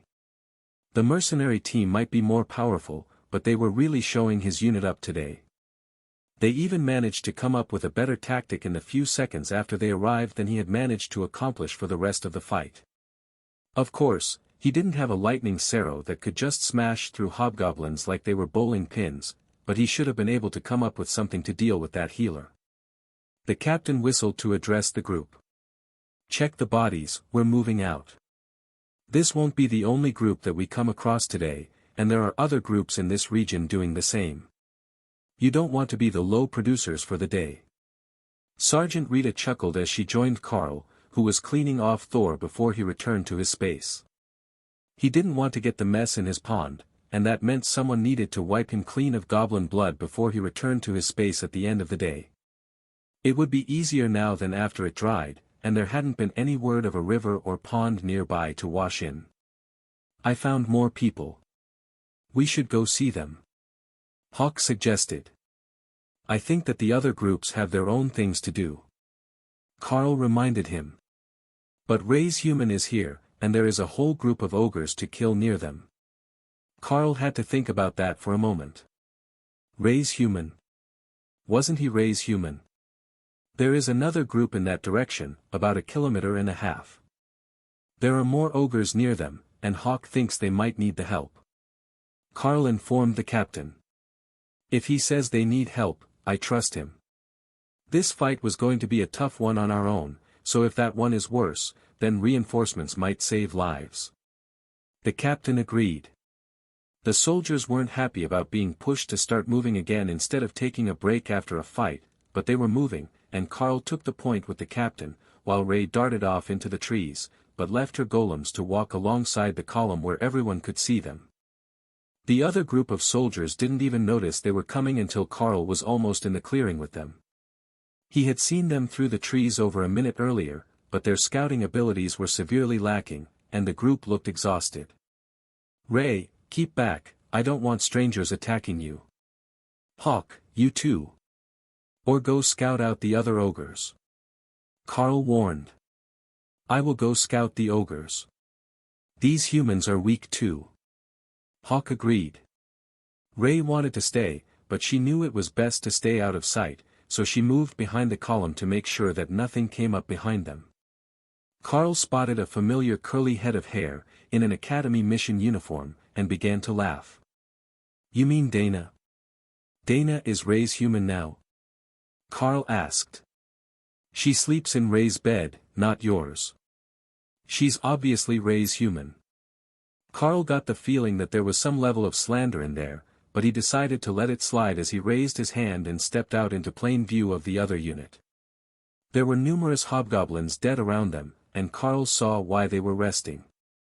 With roughly even numbers, awakened soldiers versus awakened rank hobgoblins was a hard fight. They were tough, as well as much larger and stronger than the humans. The group only had one ascended rank member, and he was wounded, with his arm in a sling. Lotus spread a healing spell around the clearing, reviving the weary soldiers, and bringing a few smiles to the exhausted team. Dana ran over and gave Carl a hug when she noticed he was at the front of the group, and Rita gave her a startled look, not expecting to have found her here. "Are you stationed out of this forward operations base now? I heard that they were sending in reinforcements, but I didn't want to go back to the academy yet. I've been making good progress on my magic out here," Dana asked Carl when she pulled back to look at him. "Yeah, we are supposed to be operating out of here once the location is upgraded, but we're on an escort mission with Alice to help the military units in the area deal with the larger threats. We found some more ogres near you, so we came over to give your group a hand." Carl's response caught the attention of the other group's team leader. "Did you say there are more ogres nearby? We've been in nearly constant combat since this morning, and the lads are beat." The captain of the team with Carl nodded in understanding. "We can take care of it. The Hawk should be out there somewhere scouting, right? How is the strength of the group looking?" Carl checked in with Hawk, who was circling back after having made a loop around the area to make certain there were no other imminent threats. "It's just the ogres nearby. Then we can go a little further along and find some giants, or lots and lots of goblins." That didn't sound promising. If there was a huge goblin infestation, it would be one of the priority targets for the region, before they became an even worse problem. "Will the two units together be able to take out the goblins?" Carl asked. I don't see why not. They have mages, and lots of swords. How many goblins is each soldier worth? There shouldn't be more than 15 for every soldier if the groups are together. Hawk replied. Wait, 15 goblins for each soldier, if both groups are together? We definitely need to deal with that. We can't let 300 goblins just wander loose in the woods. If they come across a regular group, they would wipe it out. Carl reminded the bird. Hawk wasn't particularly concerned with that. He could take out 300 goblins alone if you gave him enough time, so he didn't see them as a real threat, no matter how easily they could eliminate the human patrols. Carl walked over to his group's captain with Alice and Dana following him, then motioned for the other team leader to join them. Gentlemen, we have an issue. There is a goblin tribe nearby, roughly 300 strong. Individually, they are fragile, but with that sort of numbers, we will have to work together to eliminate them safely. He explained. Alice nodded. Their job was to assist the military units, not replace them, so they would fight alongside the units, and not volunteer to do it all themselves. She was glad that Carl was learning that lesson early, instead of volunteering to do insane, nearly suicidal missions for the off chance that it would let him push through a bottleneck and reach new heights. There was some merit to the other way, and when you were really stuck, some would still try it, but this wasn't the time or place to be playing the hero. They had 2 entire military units, and while Carl was probably a stronger military force than both combined, they could still deal with huge numbers of goblins. Carl explained the situation as Hawk had described it, and the 2 teams started to make plans to ambush the goblins before they could start to move again. They weren't the only enemies still in the area, and if they managed to link up with something stronger and smarter, they would become much more dangerous. Just this morning, we came across an infant chimera. If the goblins get the help of something like that, we will be in real trouble. The other team's leader explained. A chimera? Carl asked. Dana shuddered at the memory and nodded, then took out a poison gland from her storage. Scorpion tail, dragon head and wings on a lion's body. Absolutely terrifying, and both venomous and capable of breathing a toxic cloud. We were prepared, but we still almost didn't win, and it was just an infant, hardly larger than a house cat. She agreed. That was a bit of a shame. A chimera might make a good partner for Thor. They were both big and durable. Plus, if they were something like lions, they might be playful enough to keep the lightning Sero entertained. Alright, we will split into 3 teams. The 2 military units separate, and then the mercenaries. Dana, you're with them. The mercenary group will lead the strike, while the military units take the flanks and encircle the goblin camp to prevent them from fleeing. We will signal the attack when we're in position, so hold back for a moment when you get close. Carl's team captain announced. Alice nodded, and called the rest of the team over. We've gained an awakened mage. We will attack the close side when the signal is given. Thor, Carl and the spider golems are on the front line. Because of the numbers, ranged will not be holding back. I will keep my golem back to protect against encirclement. Alice announced. I can summon a pair of golems as well. Stone golems. Do you want them at the front or the back? Dana asked. Alice considered that for a second. Send them to the front. Most of the fighting will be there, and we've got Tessa with us if something gets past my golem. She might be a cleric, but most warriors wouldn't be able to take her in a fight. Tessa looked a bit crestfallen that she couldn't be up with Thor, but as Alice started to describe the plan, she realized they would only be a few steps back. That was close enough to activate her close-range skills, and she would be able to step forward and touch him for the direct contact ones. Lotus was preparing spells, layering them on her staff in preparation for the battle. Carl wasn't sure what she was planning, but it almost felt like they were precast, and waiting for a target. That might be her way of spreading out the stamina draw of extended mana use, but her techniques were her own. Alright, everyone move out. The captain called. The military units went first, and then the mercenary group started to move forward. Everyone was using Hawk as a reference point, as he was circling the area over the goblin tribe. They would only see him every minute or two, but it was enough to let them know where they should be headed. The only thing the soldiers regretted was not giving Carl a subvocal microphone so that he could relay Hawk's observations in real time. 50 meters from the goblin tribe, they paused to wait for the military unit's orders. "There are more monsters coming, you guys are really slow." Hawk chastised them. "What's coming?" Carl asked, wondering if it needed to be relayed. "Orcs maybe. Really big green things that aren't lizards. About 20 of them. They are coming from the far side of the camp from you, so you can fight them last." Carl whispered the update into the handheld radio that Alice was carrying, and got back a click from the captain in return, letting him know that he understood but couldn't speak right now.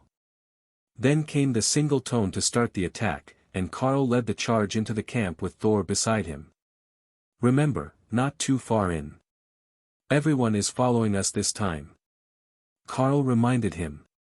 He turned the flat of his sword on the closest guard, and swatted him like a cricket ball, sending the goblin flying halfway across the camp before landing in a crumpled heap. Alice gave him a look as if to say, "Seriously," as the camp turned to face them, and the goblins began to form up and charge their way. The spider golems raced past everyone, tearing apart goblins at a frantic pace, and every bit as messy as Ray when she attacked them the first time. Now she was more careful, in case she got goblin blood in her mouth, but compared to the two golems, Thor's crushing attacks and Carl's hurled bodies were only a minor distraction. That was when the military unit struck, cutting into the side of the camp with a wave of spells before they charged forward. It was textbook perfect. Not a single one of the goblins was watching the flanks when the attack started, and they fell by the dozens. Carl swept through the goblins with Rand, using lower power and wide swings of his sword to send out arcs of energy that sliced through waves of them, while Hawk rained down huge fiery explosions from the air. He had gotten the dispersed version of Fireball to work, and the effect was terrifying in a goblin camp. Then, the spider golems expanded to 5 meters tall, and Ray began to laugh hysterically. The goblins were terrified, but the golems had no intentions of slowing down. Lotus looked inordinately proud of herself for the giant growth spell, which only worked on plant-type lifeforms. The goblins couldn't even flee, they were being slaughtered wholesale, and the enlarged golems could spear multiple goblins per second while running on 6 of their 8 legs. But the orcs were here, and they weren't about to miss out on a good fight. It was the screams from the military units that attracted Carl's attention to the disaster about to unfold. 6 orcs, green-skinned humanoids, 2.5 meters tall, with elongated lower tusks and black dreadlocks, had charged into the military lines, and their blades were shattering the guard abilities of the warriors like glass. "Spider golems, go help the soldiers until I can get there," Carl ordered.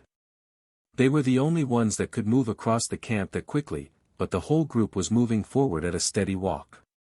The spider golems reached the orcs in only a few seconds, and the military unit retreated to let them fight, but the orcs also split up, 3 to a golem. They had tactics, and while one kept the golem busy, 2 hacked each of them apart faster than Lotus could repair them. Ray was shocked. Her golems were more durable than she was, so if she had gone with them, wouldn't she have been hacked apart as well? She summoned another pair as the orcs turned back to the military unit, but they would be too late to get there before the unit was in trouble again. Alice threw a barrier over the first rank of warriors in the military unit, but it was only of limited use as the orcs knew, and half of the attacks bypassed them to hit the ranks behind them. In order to allow them to fight, she had to cast it on their physical shields, and the orcs were smart or experienced enough to know how to work around that. Carl didn't need to be ordered to change his direction and order Thor to charge at the orcs. Tessa was right behind them, and the others were doing their best to keep up. With his increased strength, Carl could cover an easy 5 meters per running step, leaping over the goblin defenders who were knocked to the ground by the force of his stride if they got too close. The orcs recognized the threat as soon as the trio approached with the spider golems, now back at normal size, surrounding them, and the largest of them did just as Carl had to begin the fight and swatted at the closest warrior with the flat of his blade, sending the man flying out of the way to clear the battlefield between the champion and Karl. His short sword was going to be woefully inadequate for this, but Karl was going to have to make the best of it, and he leapt straight for the orc champion, using shred and rend together on his blade as he thrust it forward. The orc chuckled as he saw the much shorter human coming at him, but when their blades met, his two-handed sword was thrown wide by Karl's strength, and the orc champion took a deep wound across his chest as he turned out of the way. Drawing on his unarmed combat training, Karl kicked the orc's feet out from under him as soon as he landed, and followed up with a full-strength slash. The two blades met with an explosion of skills, and the orc found himself disarmed at the end of the clash, missing a hand. But his other fist came up and crashed into Karl's refreshing lightning barrier, sending him staggering back.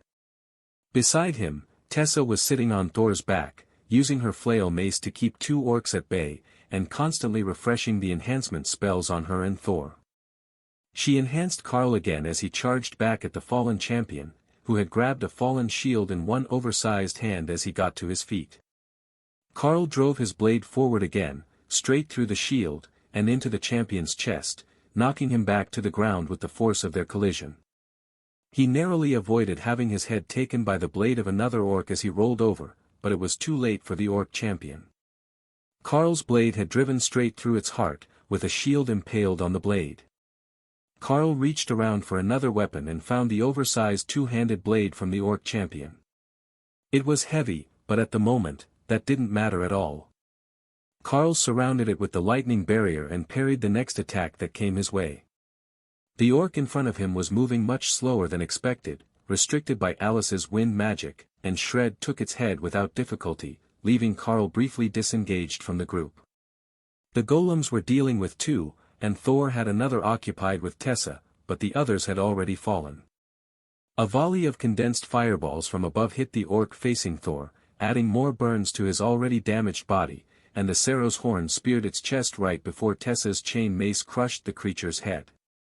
That weapon, glowing with golden holy light, couldn't be underestimated.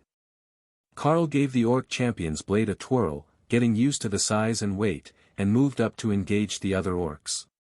He didn't need to be at the front, the golems had that, but he did need a good angle to attack from, and Alice's golem was as tall as the orcs were, impossible to attack around.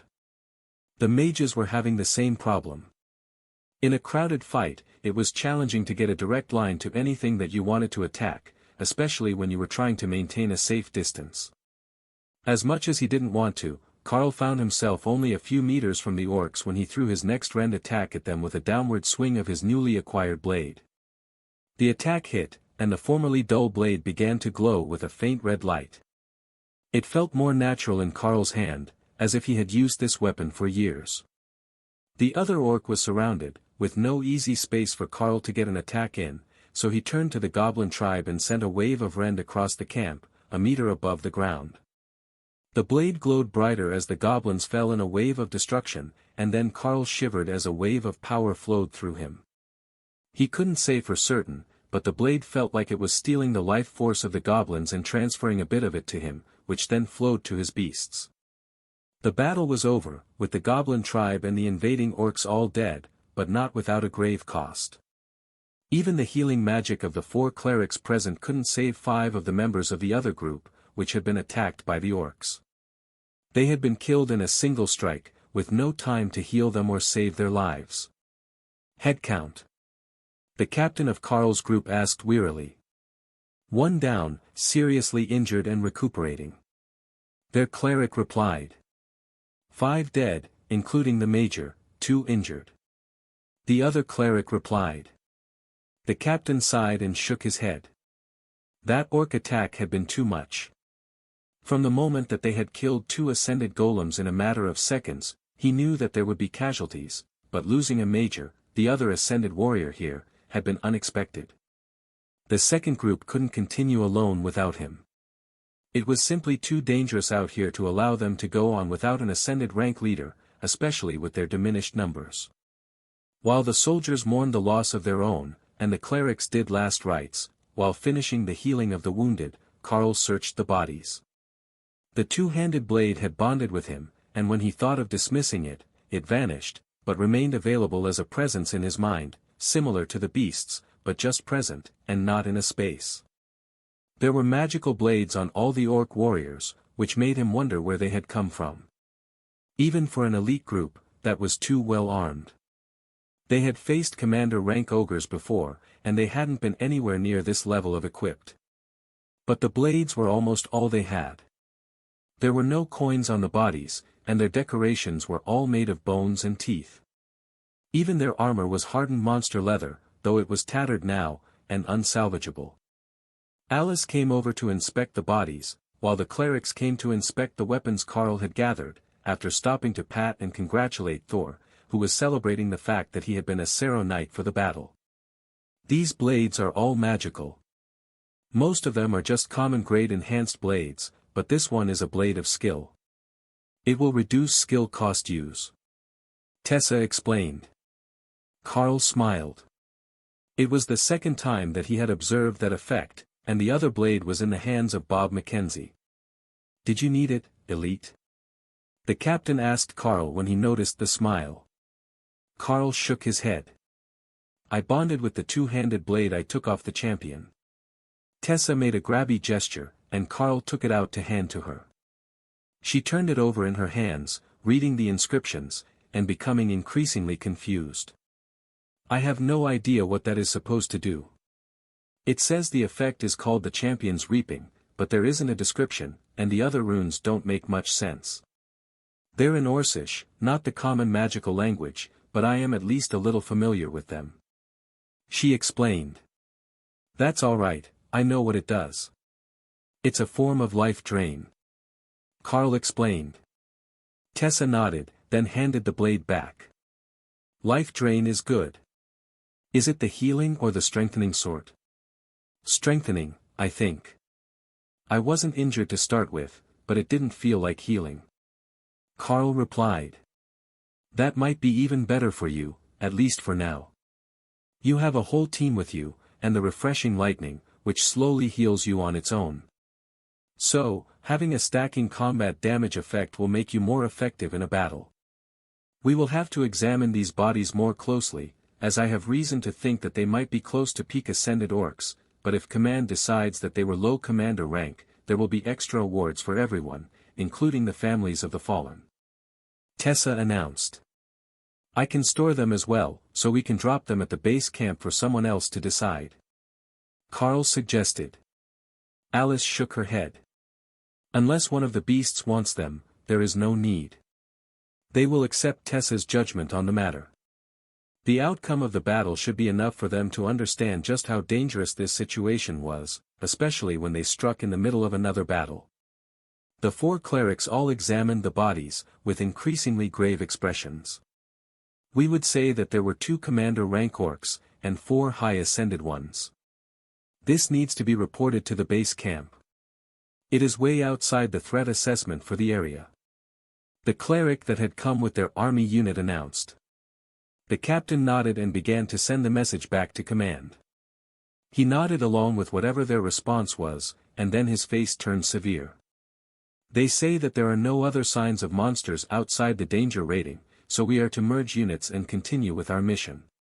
He informed the group. That wasn't quite what the second group had been hoping to hear.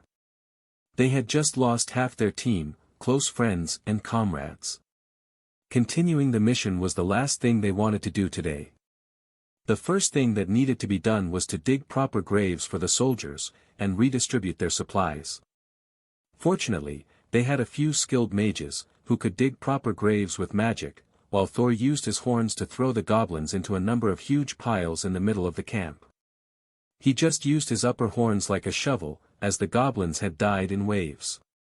He pushed them together into piles, gathered close enough that they would burn and leave the area cleansed. The unit gathered for the last rites, standing in orderly lines with the civilians off to the side. The priests attached to the units gave a eulogy before the bodies were lowered, and the soldiers shoveled the grave full again. Once everything was finished, they lit fire to the piles of goblins, and the second team tossed the fully looted bodies of the orcs on top of the piles. Hawk went back on patrol once the fires were burning, to see what would be drawn to their position by the fire. Many monsters would come either for the smell or the smoke, and they didn't want to end up surrounded. East is clear. If you go that way, you can get away from the things coming, and then fight with a small group of ogres, weak ones. Hawk suggested.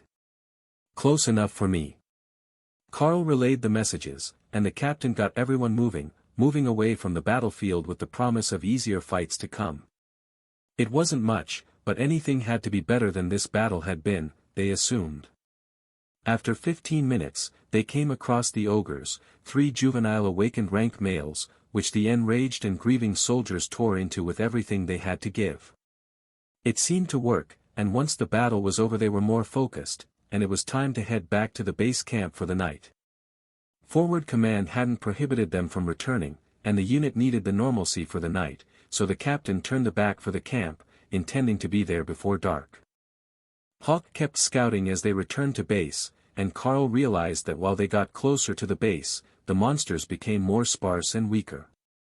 Groups of 5 and 10 goblins at the common grade, a single lizard man, and threats at that level were all that the short-range scouts of the base would have found. But the further he flew away from the base, the stronger and more numerous the monsters became. So, the problem wasn't that they had found unexpected monsters, it was that the limited scouting that the base had done hadn't given them a proper expectation of the monsters which were in the region. The captain had determined this as well, and as they approached the base, everyone could see his resolve to have a discussion with the base commander and the head of intelligence. They had flown multiple helicopters over the region, they should have some sort of idea what was there, but it seemed that nobody was even looking out the windows. They were met at the edge of camp by a supply sergeant with a clipboard in his hands. Captain. Are you in for the night? Our barracks are entirely full at the moment, triple-racked. Would it be too much to ask you to set up on the edge of the base? We have more barracks tents, but no place left to put them. Carl looked inside one of the barracks tents, at the rough, stretched canvas cots, and sighed. Alice, permission to set up a scouting position in the trees? He requested. The supply sergeant thought that was a wonderful idea because he knew they were short on decent scouts, while Alice wasn't quite as sold on the idea of sleeping in a spiderweb in a tree. But after a look at the surplus, bargain brand cots, she had a change of mind. Captain, my team will set up further out in an elevated position for the evening. We will rejoin you after breakfast for patrols tomorrow. She announced. Understood. Unit, grab the barrack supplies and get to work. I want them set up and the stove burning to get everything dried and heated by the time that I get back from my meeting. The captain announced. The soldiers nearby made a gesture of condolences for the base commander, and anyone else who might happen to be in the room. None of the soldiers from the base knew what had happened on his mission, but it was obvious that he was not happy about it. Alice turned to Carl with a serious look as the others got to work. We're trusting you on this one. Don't let us down. Hawk already had the tree picked out, and Ray got right to work building a new fort. Again, it was as far up the tallest tree in the area as she could get it, and blended into the leaves, with some branches pulled down as cover. She had only gone 100 meters from the edge of camp to set up, but Carl doubted that anyone in the base had even noticed. They were watching the ground, and only the immediate area around the camp, which was a terrible defensive choice for a remote location, on par with the goblins' level of simple thinking. Carl could tell he wasn't the only one wondering who was in charge here, and how they had gotten the assignment. Forward bases were always run by the army, but not every officer was suited to life anywhere but behind a desk. It was possible that someone in one of those roles had been sent out here, for experience, leading up to a promotion, and they were just making a mess of things. It only took Ray a few minutes to finish as the group watched from down below, and Alice finally noticed that their group consisted of 6 people now, not 5. She gave Dana a curious look, which was returned with Dana's best pleading face. Volunteers and mercenaries have to set up their own tent, we're not attached to the military units. You're not going to make me sleep in the dirt when there's plenty of room up here, are you? She begged. Alice smirked at Carl and nodded her acceptance. Fine, you're with us until further notice. I'm sure that Ray made enough space for you. I know that you two are good friends." That made Dana laugh, recalling all the times that Jill, her personal tutor, had been webbed by Ray to prevent her from waking them up. Ray sent down a rope ladder, and the whole group sighed, realizing just how far up the tree their fort was built. "How about this? Hold on to the ladder, and I will have Ray pull it up into the fort, so you don't have to climb. It will be faster and easier for everyone," Carl suggested. That seemed like a sketchy idea as well, being pulled a dozen stories into the air on a rope ladder made of silk, but it was better than climbing the ladder. "You come up first," Ray insisted. Carl smirked as he realized she had no intentions of pulling everyone, just him, and he would have to raise the rest. But it was no problem, he could run up the ladder in 30 seconds or less. "I will go first and help everyone up. I've got the strength," Carl explained after he finished talking to Ray. Carl ran up the ladder, and the others began to climb. They started with the smallest, so the first on the ladder was Lotus, then Dana, then Sergeant Rita, at which point Carl hauled the ladder up into the fort, just in case it didn't hold up to 5 people's weight. Ray was slightly insulted at that, but attributed it to Carl's lack of faith in his enhanced strength to actually lift them all. Once they were up, Carl sent the ladder back down, and began to haul up Alice and Tessa, while Lotus happily explored the small fort. "This place is incredible, but why build it with that branch extending through the room?" she asked. "Oh, that would likely be because Doug, the green dragon cleric that we had with us during our last deployment, liked to turn a branch into a table to work and cook on. So, Ray left you a branch to work with," Carl explained. "That is brilliant. I wish I had thought of that ages ago. Shaping branches is so easy." Lotus laughed, and then ran over to give Ray a hug. The spider was somewhat mystified by the sudden affection, but she wasn't going to complain.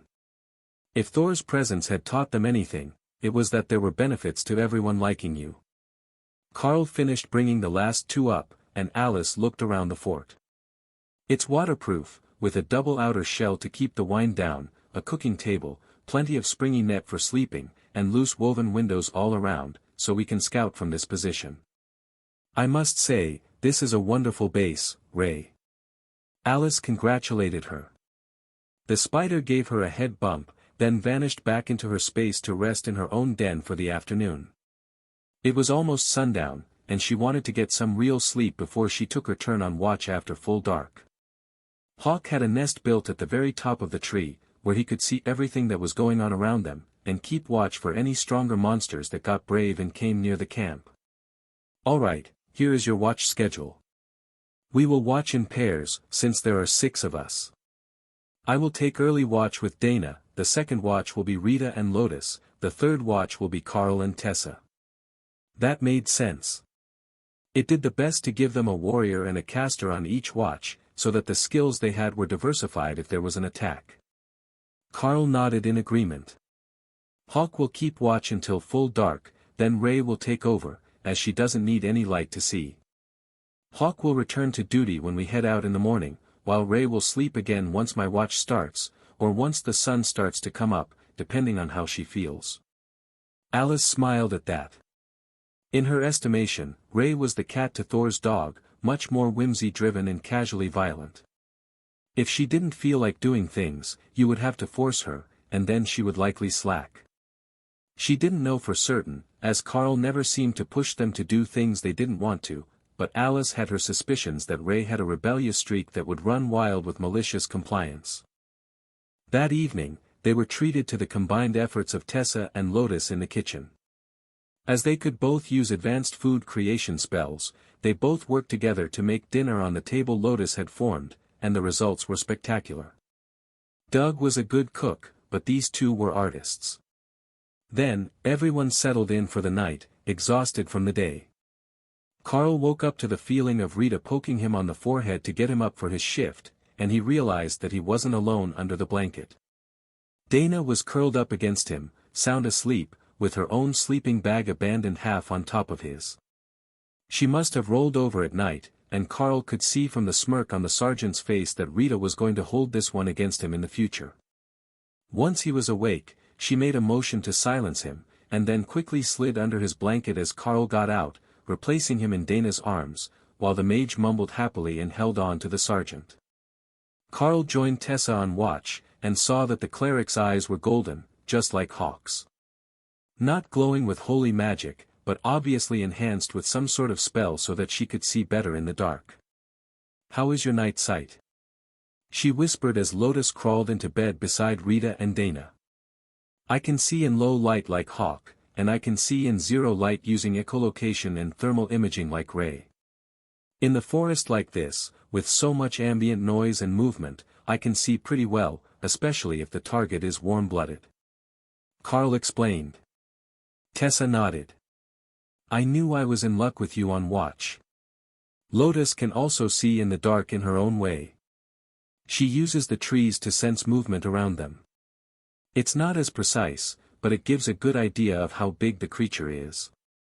I think that Alice and Dana relied mostly on sound, since Alice is a wind mage. That made Carl wonder if Hawk might pick up some new sensory magic in the future. Skill Master was still constantly active, so he was being enhanced to pick up new skills, but unlike Ray, who had learned to make golems, he hadn't shown them anything new. That didn't always mean he didn't know it.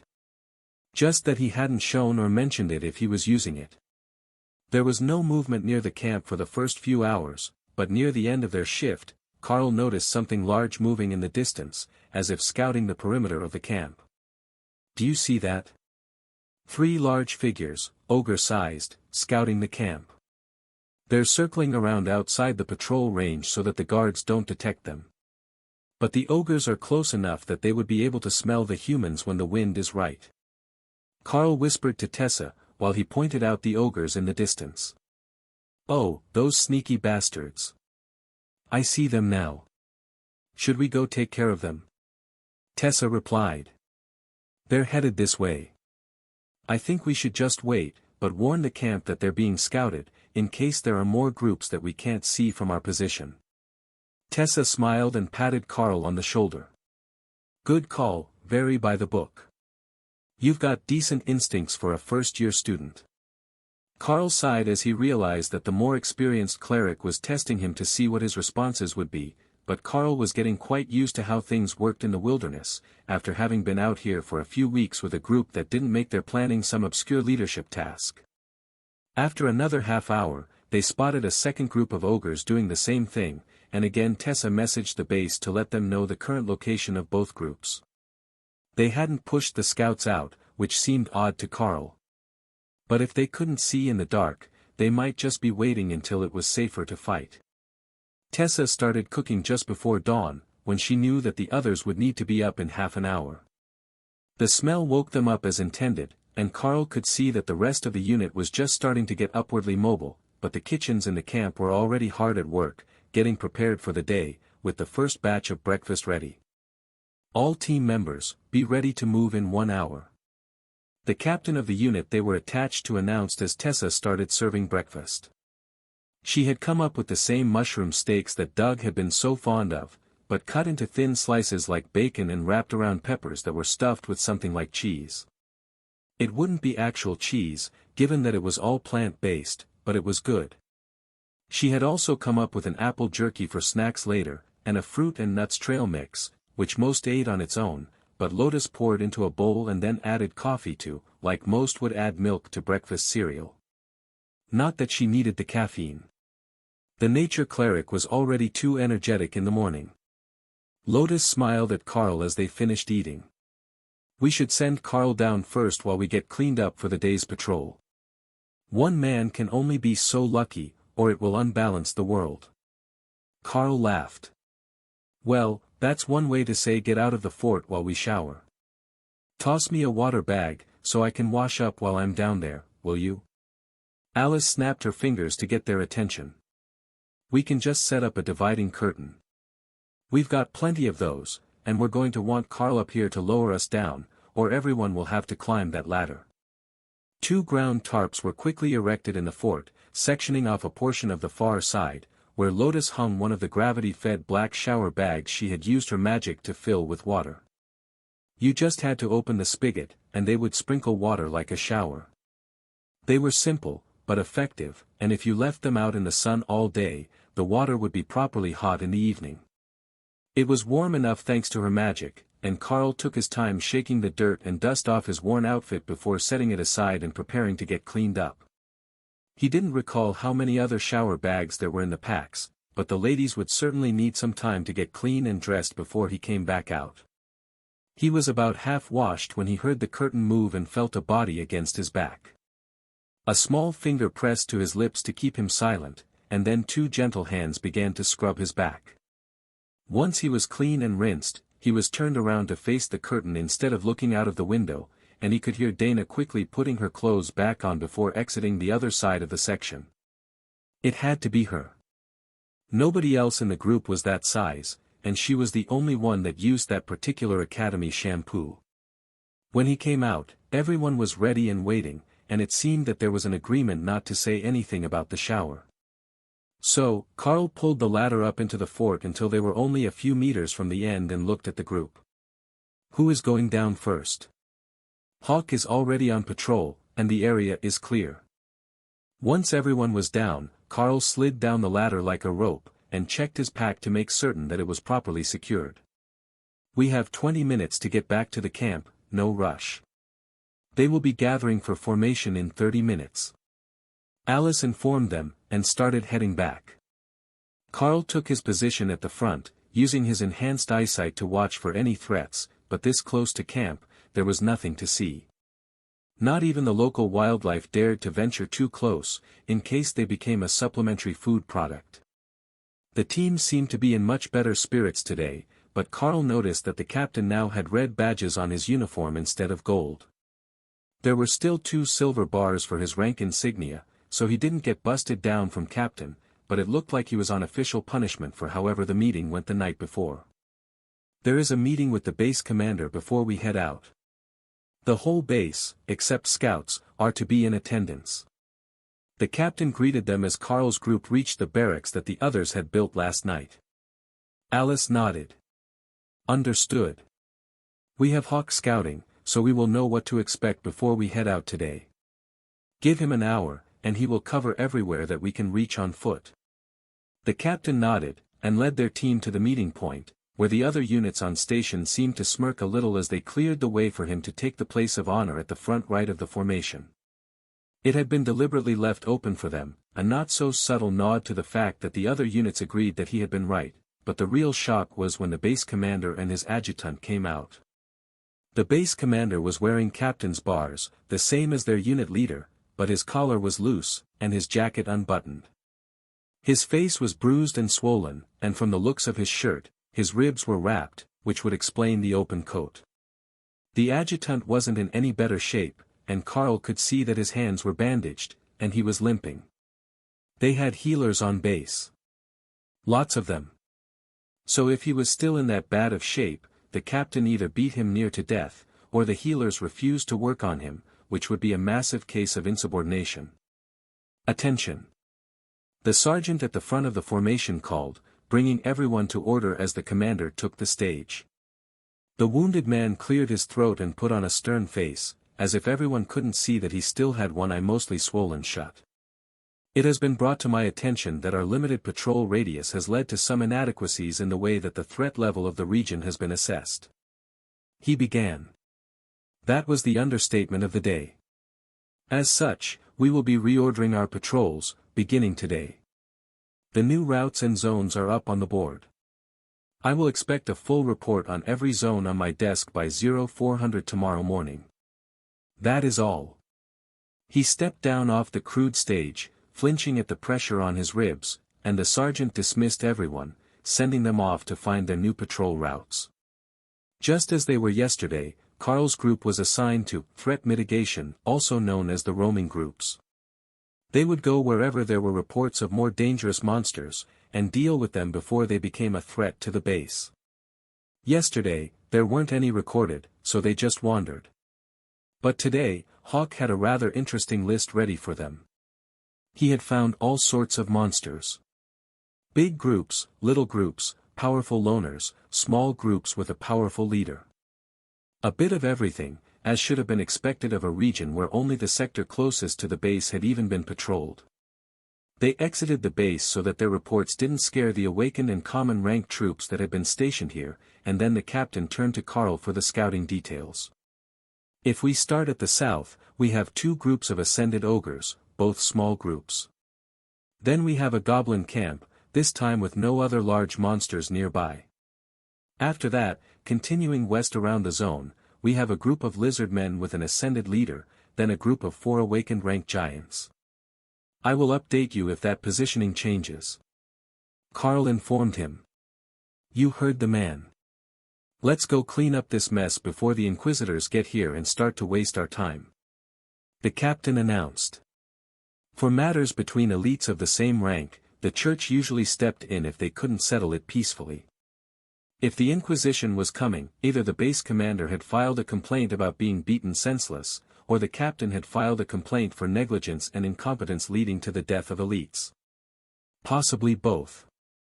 The first group of ogres was one that was on patrol during the night, and Carl was happy to get rid of them so that they couldn't report back to whatever had sent them to scout the area. They were still continuing their route, circling the base, when the group caught up to them, and the ogres brought out their secret weapon. They had managed to obtain a military-issue riot shield somewhere, probably from a group that was forced to flee, and the larger of the 2 charged straight at Carl. Carl left his regular blade sheathed, and took out the bonded 2-handed sword, to better deal with the larger target. He charged it with shred, and used his enhanced strength to swing at the shield of the charging ogre. As should have been expected of an awakened grade riot shield, it was sliced smoothly in half by the enormous blade, taking the ogre's lower arm with it. Then Carl put his shoulder down to duck under the ogre's club, and charged forward to do his best impression of a shoulder toss on a creature twice his height. Then he called Thor out, and the Cerro appeared behind the other ogre, who was startled into stopping and attacking the incoming ball of Thor's tail, which brutally transmitted an earthquake through the ogre's body. The sound of cracking bones was clearly audible to everyone, but before the ogre could do anything to defend itself, the first wave of attacks from the mages was there, and the ogre was dead. The captain cleared his throat. Good work everyone. Collect the heads, we will need proof of our kills for the next few days. That just about settled the debate about what was going on with the base commander. If they really did return with a bunch of ascended rank and higher trophies, he would be on the hook for not doing his job. The captain would still likely get charges for beating him, but they were both the same military rank, so it wouldn't be as serious as if he had hit a superior officer. Keep moving. If they've got anything valuable on them, hold on to it, and we will sort it all at the end of the day. I want a productivity record today. We will show them who doesn't know what a commander rank monster looks like. The captain insisted. As the day wore down, the group found themselves at the far side of the region, much too far to work their way back to base before dark. That was almost certainly a deliberate effort on the part of the captain, but nobody in the unit really minded. They had taken 6 ascended and a commander rank trophy today, and if Hawk scouting was right, there was a chance to get 2 more commander rank monsters in the morning. Without Carl's team, that would never happen for them, but it would be a potent reminder of the dangers of an incompetent leader when they brought them back to camp. For the first time on this mission, Carl actually helped set up tents that night, one large canvas tent that was erected by tying the peak of the roof to 2 different trees.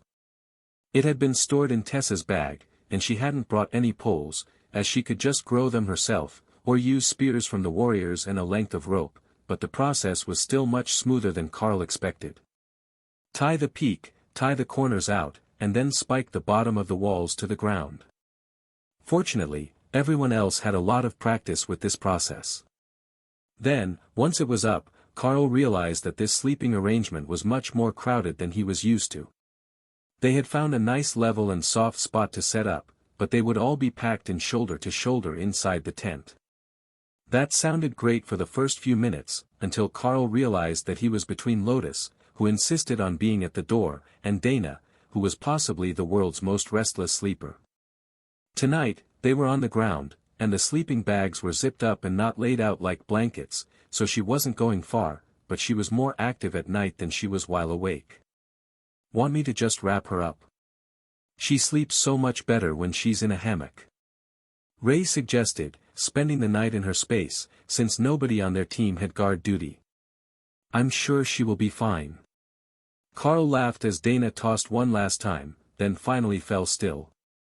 Morning came far too early the next day, and Carl activated, refreshing lightning, to take the stiffness out of his muscles from the uncomfortable sleeping position. That's just cheating. I'm not sure why, but I feel like someone beat me up in my sleep. Dana muttered as she packed her sleeping bag back into her gear. Lotus laughed at her complaint. Do we need to assign someone to keep you still while you sleep? You were tossing and turning for like an hour last night before you settled down. Dana shook her head. It's just been a strange couple of days. I should be fine tonight. The team gathered to eat and make their plan to check the spots that Hawk was off to scout this morning. If nothing much had changed, they should be able to get at least one or two more ascended or higher rank beasts in the zone before lunch. After that, it would be up to whoever called in the reports to send them to more dangerous fights.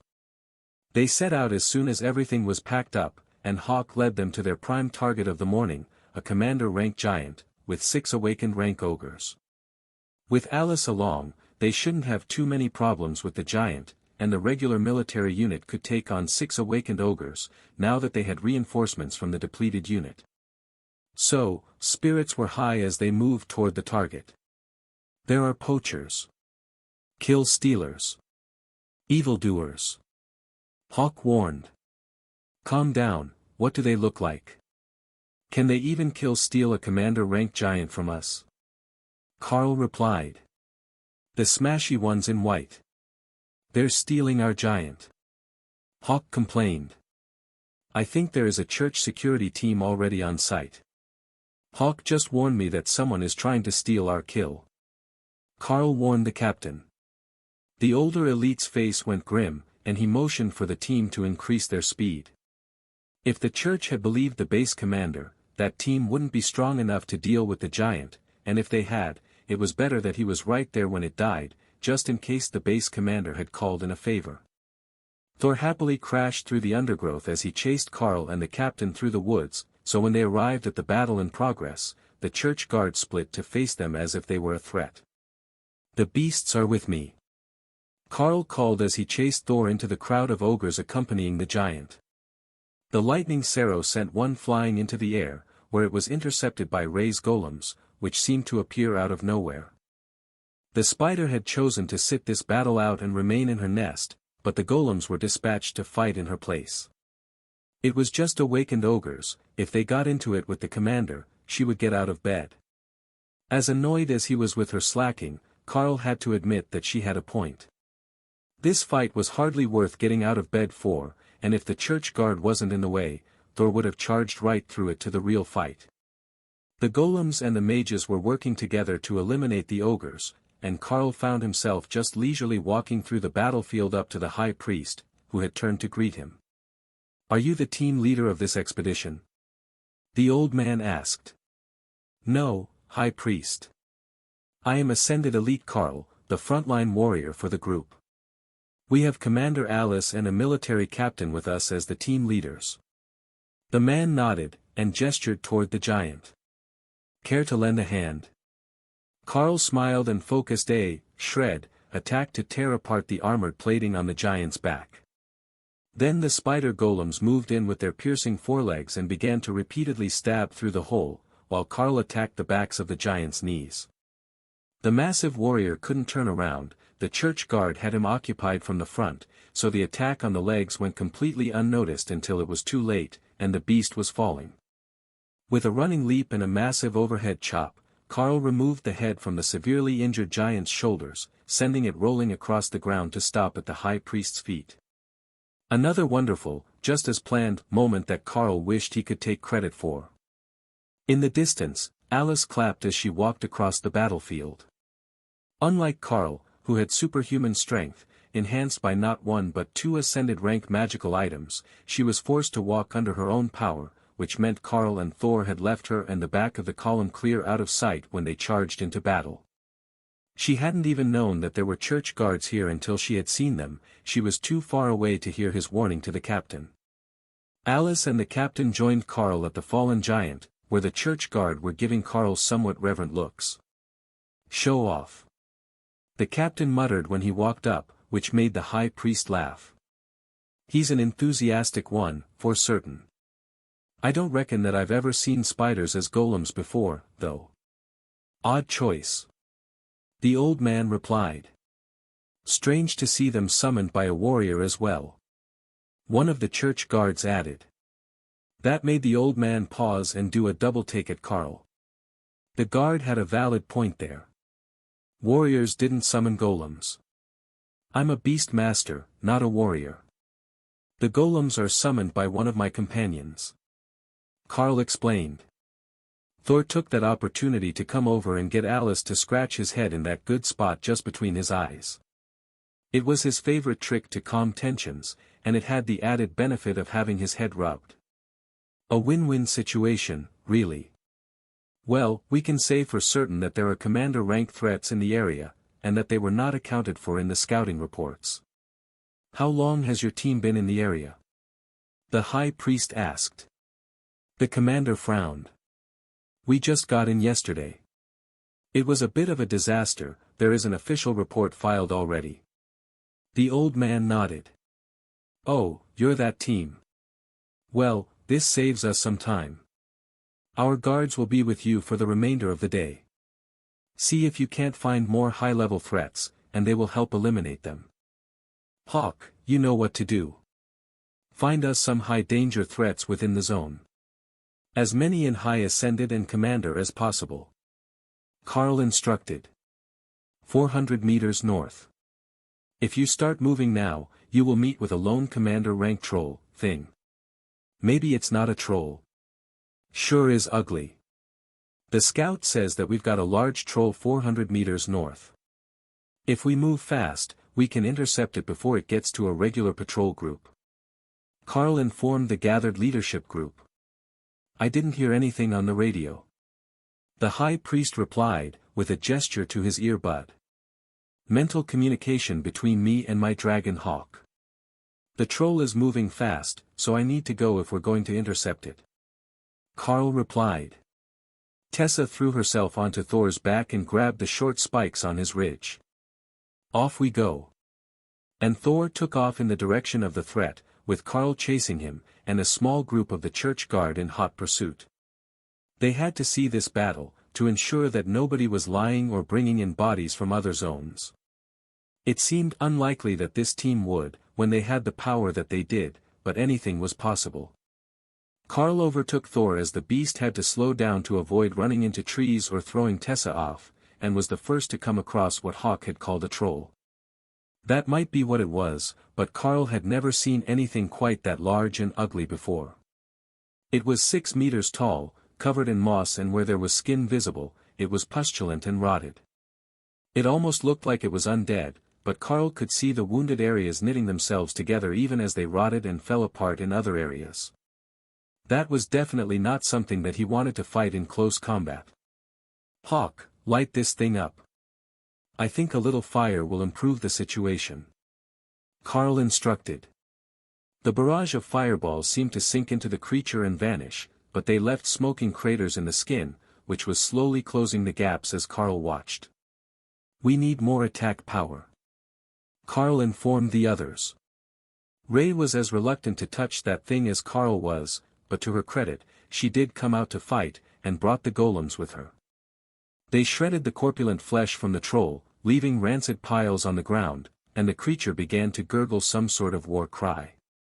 "Keep at it, the more flesh we rend off, the slower it is regenerating." Carl cheered the others on as he used shred to hack a large portion of arm fat off, trying to determine where the actual muscles were. Hawk lit the ground on fire, burning the disgusting piles of flesh, just as the church guard arrived on the scene. "Dragons, what in the world is that smell?" one of them asked, as he activated a glowing golden circle, which did as much to burn away the severed flesh as Hawk's fire. It also caused the outer layer of the troll to begin smoking, and the plant life to burn away, showing the disgusting body underneath. Like Carl, everyone was throwing ranged attacks at the beast, while Ray and her golems did their best to tear away bits of flesh with their forelimbs. Call back your spider and have her stand in the purifying light. That troll is infected with the swamp blight, and it kills almost anything in minutes. Trolls just regenerate too fast for it to kill them, so it's been wandering around blind. The leader of the reinforcements insisted. Ray didn't need to be told twice. Before he even stopped speaking, she was next to the guard in his cleansing light, but not close enough that she might bump into him and transfer the filth. The golems had no need to slow down. They weren't living things, and the beast was incapable of hitting them as they tore its back apart. Is it just me, or is this thing actually happy to die? Carl asked as the church guard focused their attacks to take out the creature's chest. The guard shook his head. It's trying to get us to cut enough of the corruption away that it can cure itself. Trolls of that sort don't die so easily. If you don't burn the bodies, they'll come back from just a hand eventually. So, the disease was more susceptible to destruction than the troll itself was, and once they had burned all the infected body parts away, it might theoretically be back to full strength. Hawk, keep using fire. The troll can't regenerate fire damage as well. Carl instructed. As they fought, more of the fast-moving warriors were joining the battle, encircling the troll and hacking away at it, while making sure the ground stayed burning, so that the severed flesh didn't try to regenerate into more blighted trolls. Slowly, painfully slowly, the creature was brought down, hacked into tiny bits, and then the bits were burned to ash to ensure that it didn't regenerate. Well, that was unexpectedly disgusting.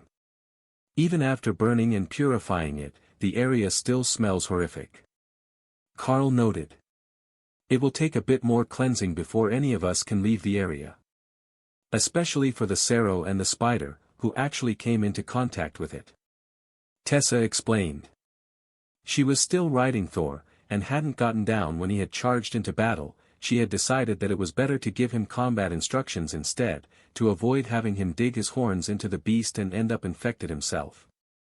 He had fought the whole battle with his tail, and with Tessa enhancing him while she rode on his back, but mostly they remained at the edge of the battlefield, where Earthquake could reach the target, but they wouldn't suffer any splash damage. The battle was long finished before the rest of the team made it to them, and the guard commander gave his report to the high priest, who cast an additional cleansing on the area, as the creature was commander rank, and might have survived the flames of lower-ranked elite somehow. This is worse than I feared. The blight is a terrible thing, but more importantly, we don't know where it started, or how many other creatures it might have spread the disease to. The high priest sighed. The captain of Carl's team nodded gravely. That sounds like a real conundrum for the church. This is the first signs I've seen of the blight here as well, but it's only our third day. Would you like to split a team off to search for the source while we deal with the other ranking monsters that the Dragon Hawk has reported? There are still more threats that the awakened rank teams here are not prepared to deal with, and plenty more that the common grade teams with awakened leadership won't be able to deal with at all. The high priest shook his head. I will call in a scout team to these coordinates, and they will track the blighted troll back to its source. They have the skills to do it. But we are assigned to you and your team until the other matter is settled. For the remainder of the day, Hawk led them on a merry chase around the mission area, chasing groups of ascended monsters, and the occasional commander rank monster. As fast as the teams could kill them, Hawk would lead them off to another location. It was getting so out of hand that they had to reassign Thor to pull the litter full of heads from the defeated high-rank beasts, their solid evidence of the base commander's incompetence. Carl had offered to put them in Thor's space, but the high priest wouldn't hear of it. The trophies going into a separate space introduced the possibility of tampering, and that was not up to church evidence standards. I think that's all of them. But the humans look tired, we should go to the camp now. Hawk suggested.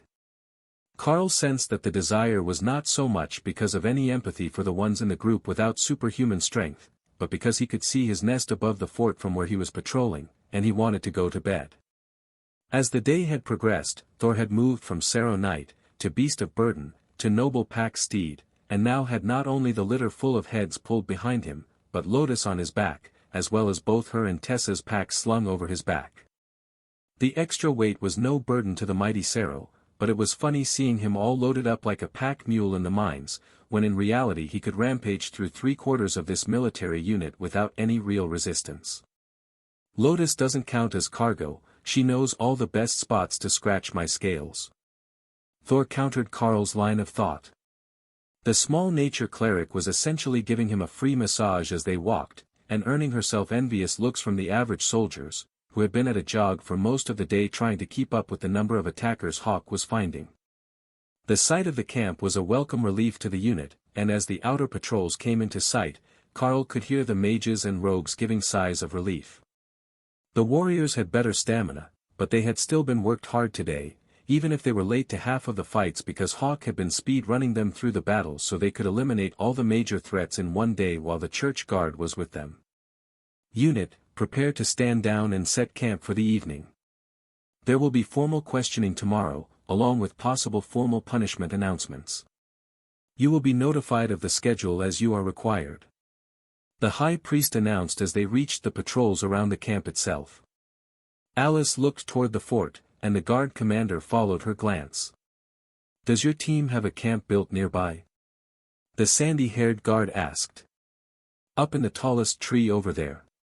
It's some distance from the ground, but perfect for long-distance scouting. We will be available by radio if you require our presence. As I understand it, this is a military matter being adjudicated by the church for impartiality, so we might not be involved, as we are dispatched elites, and not a military unit. Alice replied. The guard commander gave her a soft smile. I doubt that you will get that lucky. As your team is the reason that most of the soldiers in the group are still alive, they are going to want you as material witnesses, and then they will want your team members to corroborate some of the information because when military brass hears a report that says a war cleric was riding a lightning Cerro into combat, there will be questions. The hearings will be live cast back to the Department of Defense. Tessa laughed. I am going to enjoy repeating that part of the day. The other Red Dragon priests are going to be so jealous. Would you like to follow us to the fort so that you can find it again in the morning when they call for us? Or is it fine if we just find our own way back once we are summoned? The guard gestured for her to lead the way, but he fell in beside Alice, subtly flirting with the mage as they walked. He looked up into the tree as Karl quickly scaled the ladder, only now realizing that there was a whole fort built up there, hidden in plain sight. That is quite the scout base. How did you even assemble that all the way out here? That looks like some sort of fishing net. Did you pack all that out here? He asked, confused. It's all spider silk, spun by Ray, the bloodbath spider you met today. The outer layer is sticky, but the insides are not, and they make a proper fort for us to rest in at night, with a waterproof roof and full visibility all the way around for evening scouting, since we have members with night vision. Alice explained. The guard looked impressed. Well, we can't accuse you of slacking on your scouting duties. You're not even technically on duty at night, but you're still keeping tabs on the situation. We have your radio logs, and they will go in the report. He gave Alice a smart salute, and then turned to return to his unit while everyone climbed onto the ladder. We know that you can haul us all up at once, you knocked an ogre off his feet with a sword strike, and the ladder isn't going to break. Sergeant Rita called up to Karl as they got in place, preventing him from splitting the group in two parts as he had last time. You know, we could have Thor throw you up here, and I could catch you as well. He suggested. Lotus laughed, but nobody else seemed to think that idea was amusing. Lotus and Tessa got started on dinner, while the others started to clean their gear, and check everything for damage. They had been in a lot of combat lately, and gear wore out at the most unexpected moments if you didn't keep up on it. Karl found that was true of his belt, which was starting to wear through where his one-handed blade was hung from it. That seemed like it was too early, but he set it aside for Lotus to patch up with her magic, and began inspecting his blades. Both of them appeared to be in perfect working order, with no damage to them, despite the crude construction of the less used single-handed blade. His combat outfit was still in good shape, though it could use a good wash. If he had been thinking, he would have washed it with the shower water before he changed and let Alice dry it with wind magic. The only issue was that you didn't actually want freshly laundered clothes on patrol. Not only did you stand out, but the scent of laundry soap was so out of place that every monster for miles would pick out your presents and be ready for your approach long before you knew they were even present. Not long after they started cooking, the scout patrols were adjusted so that they passed outside the tree, instead of stopping 30 meters before it. There might not have been an official announcement yet, but it was obvious that things were already being changed in how the base was operated. When Carl's morning shift came, he found that the patrols were still circling past the large tree, and that they were more numerous than the patrols the first night that they had been here had been. They also had a church guard with some of the patrols, and Carl could see the sour looks on the soldiers' faces at the fact. The guards were higher ranking than their team leaders, so they had taken over and had eliminated any chance of slacking on the night shift. "Ray, did we see anything good tonight?" Carl asked, as Hawk wasn't awake yet. "Nothing much. There were a few wandering goblins, but the scouts got them." Tessa started cooking an hour into their shift, earlier than she usually would, and then set up the partition for the shower.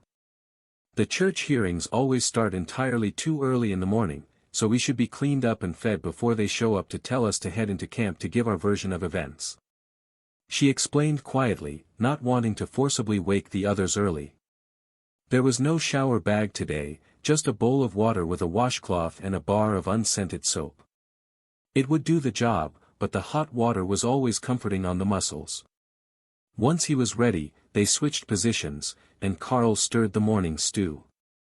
It didn't take long for the scent to wake everyone else up, and Ray switched shifts with Hawk. She had a theory that she wanted to test.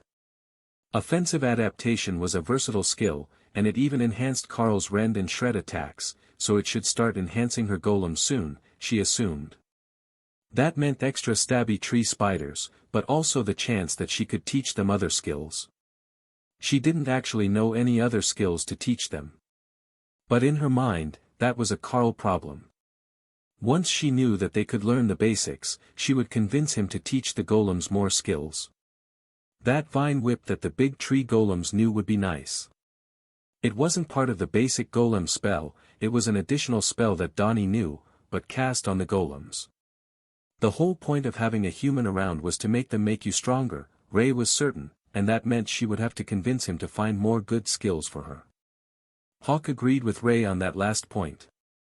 They needed to find new skills, or good things. They were all reaching maximum growth, and even with his new fire skills, Hawk was convinced that he could do better. What they really needed was a shiny thing. Carl got shiny things, and now he had the strength to fist fight an ogre. Some of that had even spilled over to the team, and Hawk's wings were stronger than ever when Carl was wearing the bestial strength gloves. Having skill master active all the time without a defined target was helping, but they weren't seeing new skills. Everyone they met all knew the same basic set of academy skills. They needed to find cooler monsters and people that knew other stuff. "We can go look for cooler monsters after we finish with the ones here. There might still be some shiny gems or other things on them, and you haven't fully mastered teaching offensive adaptation to the golems yet. Don't worry, once we get a chance I will find a way to teach everyone more skills, or even try to find a way to help them evolve, like Hawk did when he got that potion," Carl assured her. "Oh, that would be good too. Maybe I could become invisible, or like super durable." Ray agreed. Thor laughed silently at the thought of an armored Ray. But the thought of new skills was fun. He just hadn't found any that he liked yet. He didn't even know what sort of skill he would like. Better lightning wasn't really a new skill, was it? That was all he really wanted. But Ray said that ideas to make you stronger were what humans were for, so Thor decided that he could just wait for Carl to come up with something.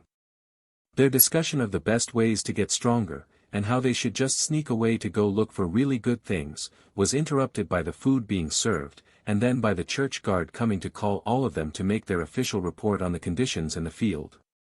As far as Carl could tell, it was exactly what he had been facing since he arrived at his second deployment, but according to whoever did the deployments, it was not supposed to be that way. They took a minute to wash all the dishes and pack their gear to head out after the hearing, then followed the church guard back into the camp, where a large church tent had been set up in the middle of what would normally be the assembly ground. The high priest will see you right away. He wants to get the outside reports filed before he starts with the involved parties. The guard announced.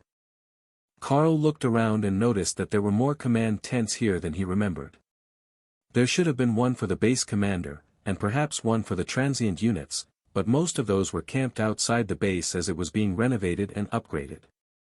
But there were at least 4 of them marked with senior officers' emblems, plus the one for the high priest. They must have arrived yesterday while the group was out on patrol, but Carl hadn't noticed them. That meant that this was likely going to be more annoying for their captain than just a simple church inquiry into a dispute between ascended rank officers, who were both captains in the army. Carl, come with us first. You are the unit scout, so you have the most details of the situation. The guard insisted. Hawk, I hope your memory is good because I haven't been taking any notes. Carl informed his partner. Talk to Thor, he remembers everything in order. Carl was definitely using his notepad, starting today. He should have borrowed Tessa's notes before coming inside. But now he was in the tent, facing a group of 4 colonels and a high priest, who were sat behind a table with an emblem that said JAG, the acronym for the Judge Advocate General's Department, the military's legal authority. It was too late to turn back. Ascended Elite Carl, class designation is Beastmaster, a new designation for a previously unseen mark. It says here that you are serving the role of attached scout for the military unit, is that correct? The aging colonel on Carl's far left asked as Carl walked up to the speaker's booth. That is correct. And can you give us an overview of the situation in this region, in your professional opinion as an elite?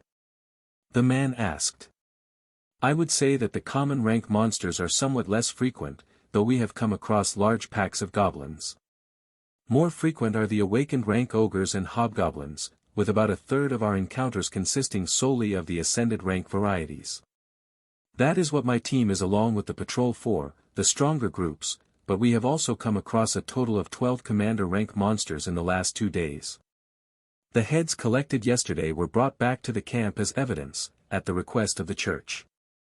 The situation appears to be under control, as the number of stronger monsters is not increasing on a daily basis, but neither is it noticeably decreasing in the limited time since I arrived from a deployment between here and the regional command location. The colonel nodded. Are you privy to the official threat assessment for the region? Carl shook his head. No, sir. But I am privy to the official scouting reports, though they are somewhat limited in their scope, as they do not extend to the edges of the zone.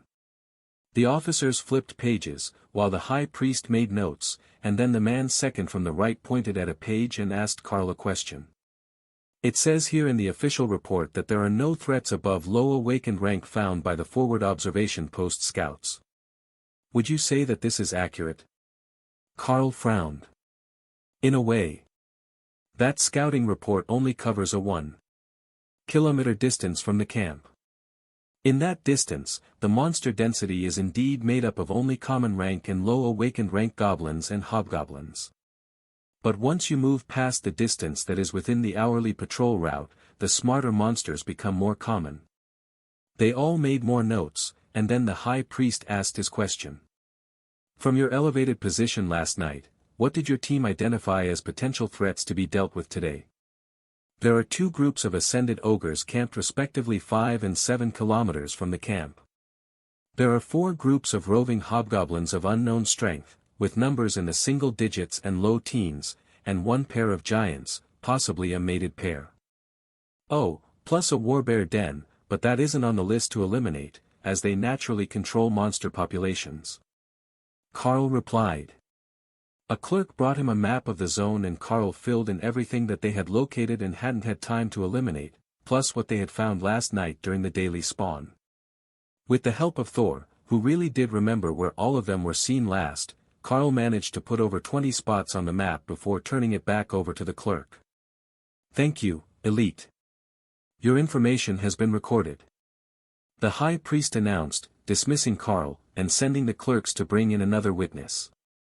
By the time that the tribunal was finished with everyone they wanted to call for witnesses, it was nearly lunch, so they postponed the final 2 interviews with the base commander and the captain for after the meal.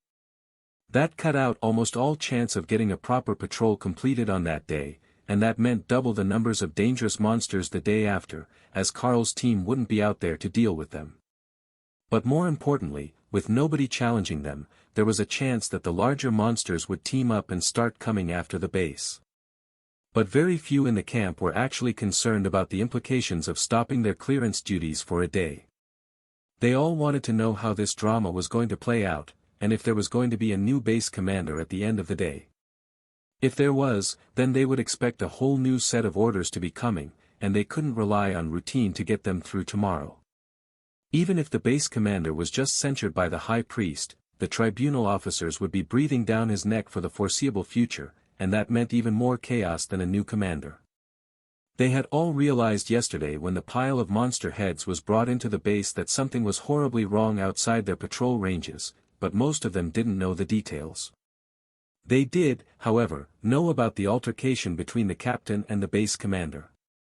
Lunch at the military chow hall was a dismal meal, with everything from cans and no clerics assigned to kitchen duties to bring fresh food to the mix. Carl wasn't certain, but the ever-present rice and beans might actually be better than what they were serving here. Lotus must have felt the same way because Carl saw her sneaking spices into everything that she ate, including the tea. For such a tiny creature, the cleric ate a surprising amount, but she was still finished before the meal was over and waiting for the circus to begin. The final decisions would be made within the next hour, and they would find out if they were going to have to patrol in the afternoon, or reorganize their team after it lost its captain. There was a very slim chance that they would be sent out without their officer, but Carl's group might well be reassigned to another unit while the one they were with was put on base duty until they could receive a new officer. The Golden Dragon Nation's army was quite flexible with officer ranks, as they were mostly based on accomplishments, so you could end up with situations like this, where a captain led a platoon of men, instead of a lieutenant, but without an officer, nobody would be going anywhere. Someone had soundproofed the tent, so everyone waiting outside could only guess at what happened after the base commander and the captain were called inside, but it was an entire hour before they came back out. The captain, whose uniform insignia had already been changed to red to signify his punishment status, was now wearing the silver bar of a second lieutenant, along with the red stripes of an officer under punishment, while the base commander was no longer wearing any military rank at all. His coat and hat had been removed, and he was accompanying the JAG officers to the helicopter they had arrived in the day before. The former captain, now lieutenant, waited beside the high priest while he prepared to make an official announcement, waiting for the crowd to quiet before he spoke. Attention! Our decision has been made. The base will receive a new commander within the next 7 days. Until that time, I will remain here, and the church guard will take over administration of this forward post. For the crime of instigating violence against a fellow officer, a demotion from captain to second lieutenant has been issued, and this matter is now considered to be resolved. May the dragons favor all your lives. That was a much shorter speech than had been expected, but they still only had about 5 hours before it would be dark again, and there would be a spawn sometime tonight that would increase the monster numbers once more. The lieutenant motioned for his team to gather, then for Carl's group to join him. They were going to escape the base before the flood of questions began, and get some work done before they could be accused of slacking by those who were friends with the base commander.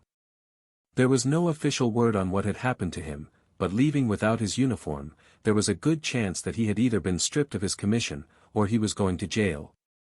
Neither one would make the freshly demoted lieutenant particularly popular with those who had supported the base commander's actions. They were out of the base before anyone else had really grasped their intentions, and Carl sent Hawk up to verify the location of the biggest threats. I don't see any commanders today, but we have a number of ascended threats, as well as some nasty groups of hobgoblins. We will have to work fast to get things done, but we should be able to clear at least the west side toward the lake before nightfall. Carl relayed once Hawk was far enough up to give a proper report. A nice dip in the lake tomorrow morning wouldn't upset anyone. Lead the way, Scout Carl. The lieutenant laughed. That would be perfect for them. Gone overnight, still doing their jobs, and a nice warm swim before coming back to the base. Hawk led them through a gauntlet of small but intense fights for the remainder of the afternoon, working his way toward the lake, while the group pointedly ignored the constant chatter on the radio as the patrol team struggled to adapt to the orders that the high priest was giving. They should have known that he would have no mercy on them. He was an old man, and he had been leading battles against the monsters for decades before the serum injections created the elites. Back when all they had was a cleric like Tessa to enchant their weapons and armor, during battles when they would send otherwise perfectly human soldiers up against the supernatural, he was already a high priest, doing the will of the gods and ensuring that the Golden Dragon nation prospered. Their complaints that they couldn't defeat these monsters fell on deaf ears. They could and they would. They just needed someone to show them how, and the church guard was happy to be the ones to show them. They were all from military deities, mostly the main branch of the church, and they knew the skills to enhance weapons the same as the clerics always had. Tessa could do the same, but other than the basic blessings of increased strength and movement speed, she mostly just enhanced Thor, as he was the only one who would be fighting up close and personal. She could do Ray as well, but the effects were limited, and the duration was short, so she had to return to the group to get it refreshed, and that was just too annoying for the spider, who preferred to hide until it was time to fight. The lake is right ahead, no big groups of monsters, and no monster fish in the waters. Tell them the best spot to set up camp is 30 meters from the shore and 100 meters north of the path that leads you to the lake. There is a good spot there that isn't wet. Hawk updated just before the sun went down. Good news. We found our camping spot. Hawk says it's dry, flat and free of monsters. Carl informed the group, who all smiled wearily. They had pushed hard today to get the kills in, and tomorrow they knew they were in for a lot of walking. Carl tested the waters of the lake when he first arrived, and found that the water was fresh and cool, though not uncomfortably cold, as well as reasonably clear, which would be great for swimming in the morning.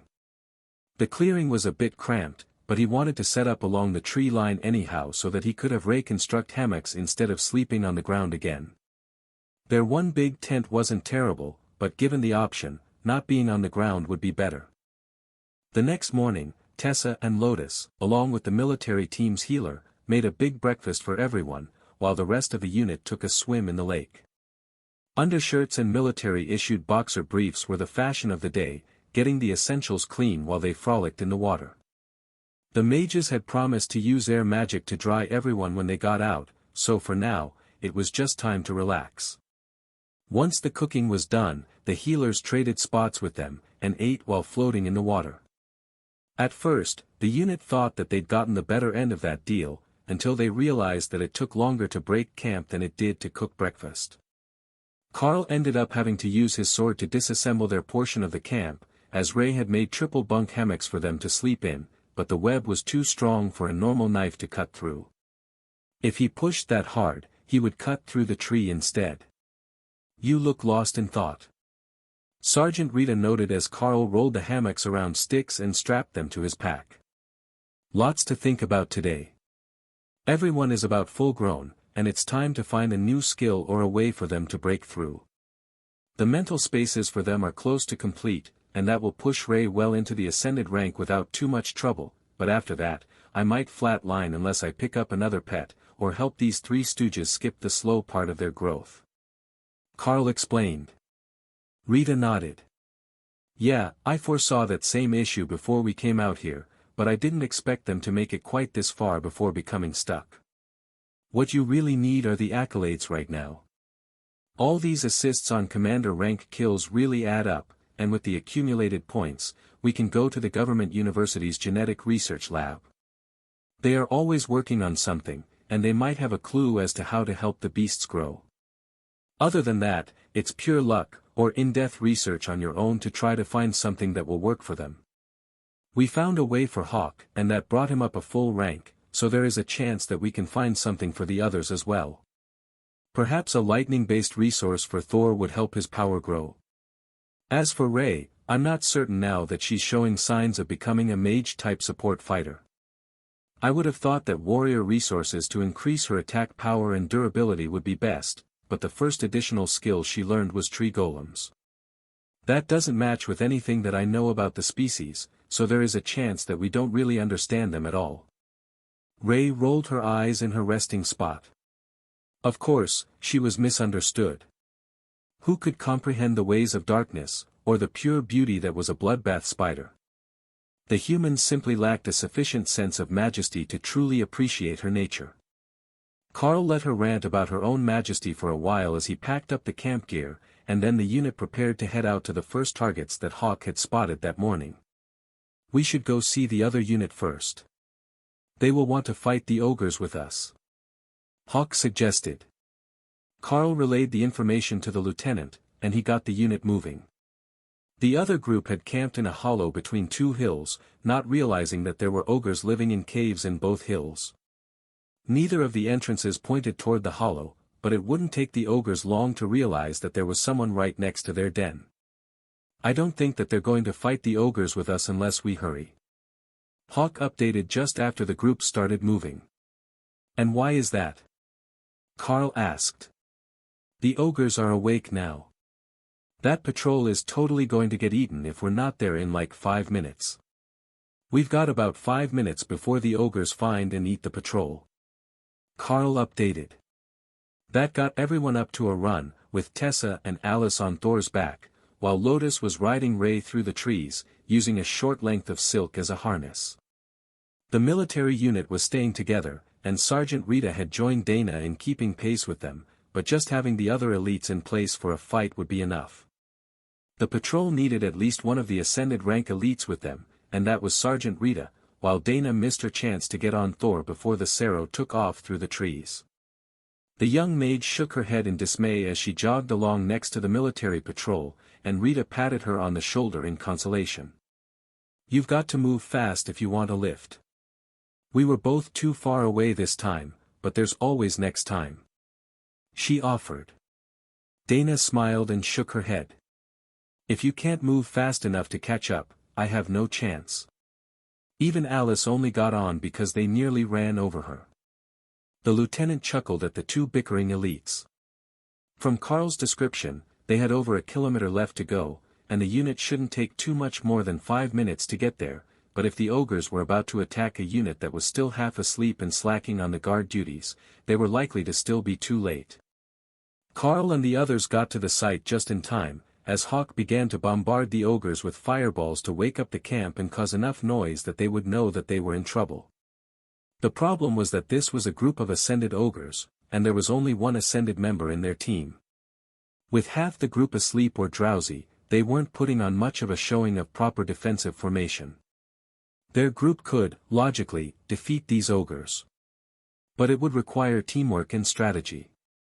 That was not the plan that Carl and the others had come up with, as a lightning Cerro charged through the edge of the camp, and Alice leapt from his back into Carl's arms for a gentle landing. Ray had called out the spider golems, and the situation in the ambushed camp was utter chaos, unable to understand why they were caught in the middle of a fight between beasts ogres and mercenary elites. In their minds, they were just in the wrong place at the wrong time.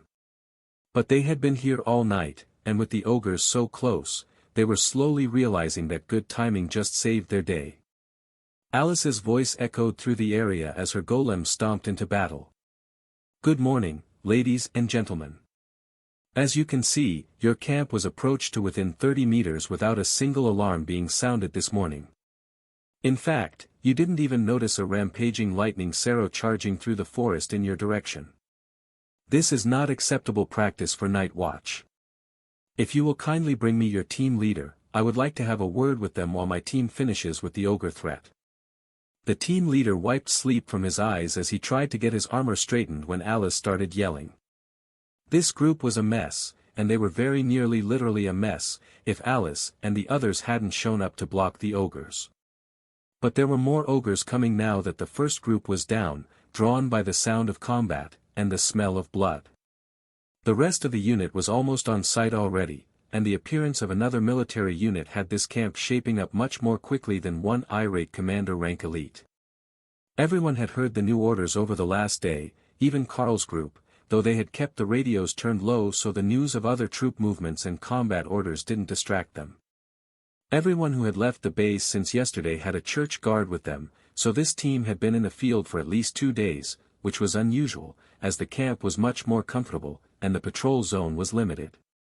The captain leading this patrol actually looked relieved when he saw that the officer for the incoming group was a lieutenant who was under censure, with the red stripes, but after a few seconds, he realized just who that lieutenant was, and all the casual demeanor that he had been trying to put on vanished. "Lieutenant, thank you for the timely interception of the ogre threat. My men owe your team a debt," he began. "You can save it.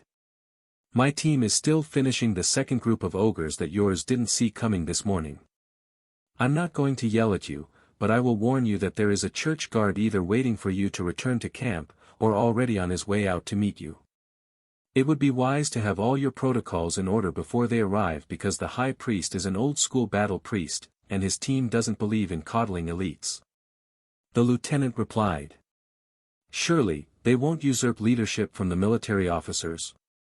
The captain asked, looking to Alice for confirmation, as she was the strongest one present. Alice shook her head. "They already have.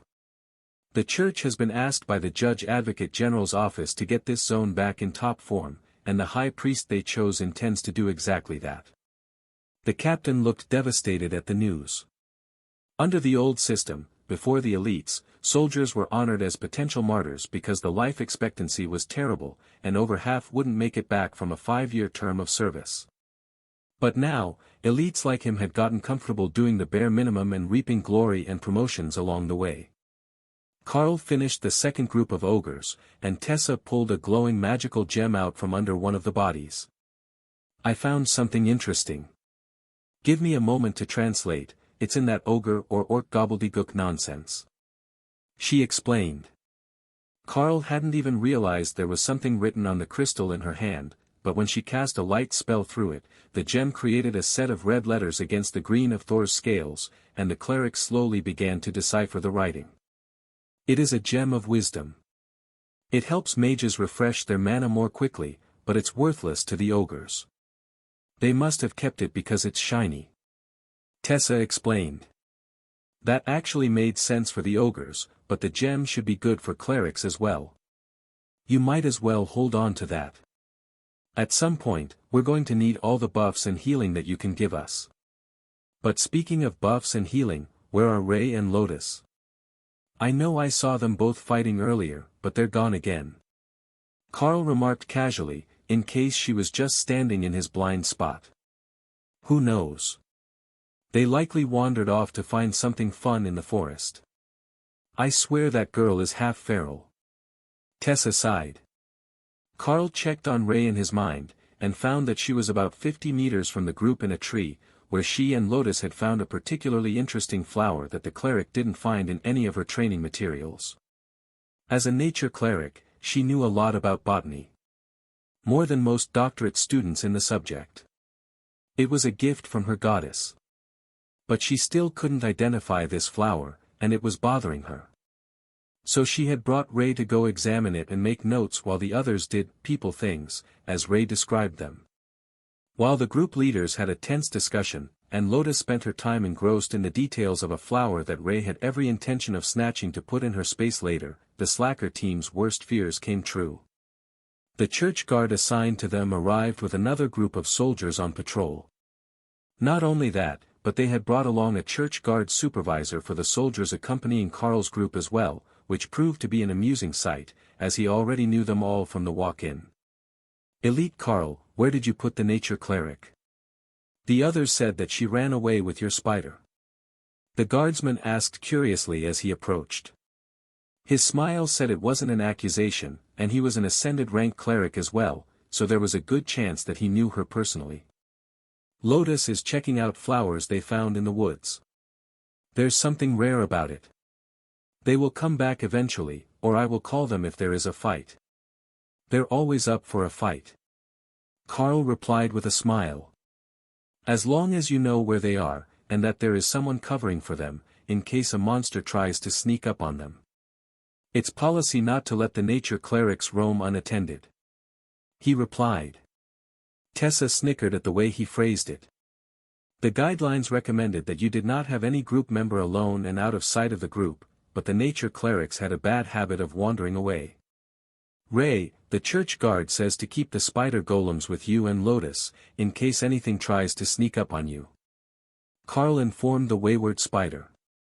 Got it. The two golems vanished as Ray summoned another pair, and the other groups of soldiers looked to see who had dismissed them. The number of unique golems was still equal to the number of mages who might be using the spell, so none of them could understand where the last pair had come from. Hawk, what is our situation? Where are the nearest groups, and what is their strength? We've got plenty of patrols in this area, so we should get them organized. Carl requested. Hawk gave them a quick rundown, which Carl relayed to the unit leaders, and then Hawk added one more that he wanted for himself. There was a group of mole men that Hawk thought might taste like giant mice. They weren't strong, but they were a priority target in Hawk's mind, and they were along the route that led to one of the commander-rank giants. Once Ray and Lotus returned from their flower hunting trip, with the flowers safely stowed in Ray's space along with the branch it was growing on, Alice got the group moving in the direction that Hawk had recommended for them to follow past the mole monsters. Hawk had already succumbed to temptation and caught one for a taste test, which he found pleasantly mousy, with a hint of feral monster. That meant bringing Carl to him so he could stow the bodies in his space before he continued his scouting flights. Alice didn't say anything when she saw the rapidly vanishing bodies of the moles, but the church guard with them did give Carl a strange look, wondering what he was doing, and if this was some sort of food stocking ritual that he did for his beasts every day. They didn't actually eat that much, and other than Thor, who was pleading for a fresh update of ascended rank feed every day, even though he had so much it was actually growing in his space now, they were in no need of refreshed supplies. Their spaces were nearly reaching their power and size limits, and soon Carl would be able to begin working on a fourth space, in preparation for adding a new friend.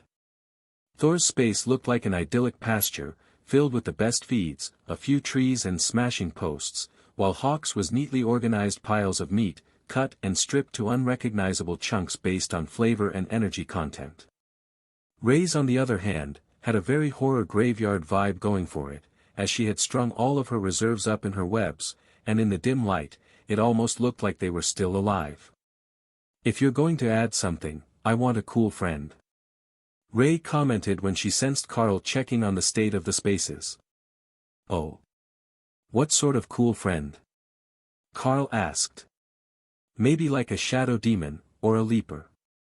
She suggested, referring to two species of ethereal humanoid monsters who preferred to hunt in the dark and had incredible magical power. In the wild, they were natural allies of the bloodbath spiders, whose webs would catch and detain prey for all of them. The other two would herd hapless monsters and humans into the webs, which the targets would be unable to break free from, and then take the choice bits and leave the rest for the bloodbath spiders as a form of payment for their assistance. As Carl recalled, they were both born at the royal rank, and would grow up to become overlord-level threats that kept the majority of humanity out of the tunnels in the mountains. I will have to see what we can manage. I don't think that anything above our rank is going to end well, though. Carl laughed. Hawk led them to the pair of commander-rank giants that he had found, with the church guard following closely beside Carl as he moved through the trees. How can you be so certain that we're going the right way? The guard asked as Carl made a turn to follow a riverbank. Because Hawk is still overhead, and he will tell me if we're going the wrong way, or if something is blocking us. The giants should be just around this bend in the river. Carl explained, as he slowed to make certain everyone was ready for the fight. Don't you think something is off about this forest? The woods here shouldn't be so lush, they should be more barren with the poor soil, and then there was that magical flower that Lotus found earlier. I think that we're coming into an area with higher than usual mana density. That means a chance at some unique rewards, but also stronger monsters. The guard whispered as the others joined them. Dana's eyes lit up in recognition. Like the woods around the holy relic. They were loaded with good stuff, but this time we haven't been looking for it. We were just looking for monsters. Alice smiled. All right, if there are commander rank monsters, there is a chance of commander rank resources. We can't turn that down, and it's permitted in our group charter to search for them. I don't know about the army unit, but for certain the 6 of us are allowed to search. The lieutenant sighed. Anything that we gather is to be turned over to military supplies for processing, and a reward will be issued as a portion of its value. That line was straight out of the operator's handbook, and Sergeant Rita nodded in agreement.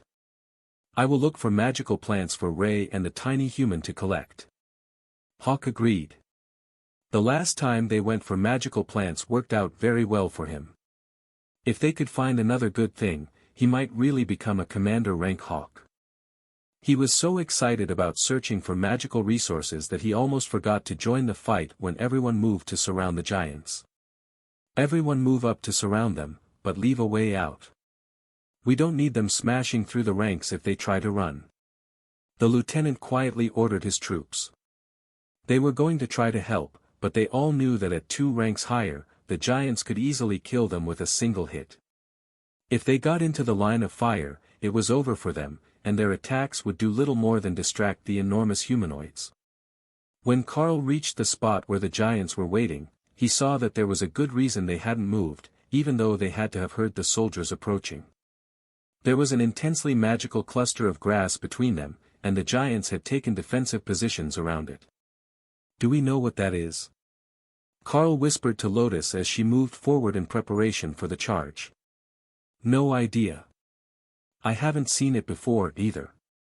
That's really strange, 2 unknown plants in one day. She replied quietly. Alice nodded in agreement.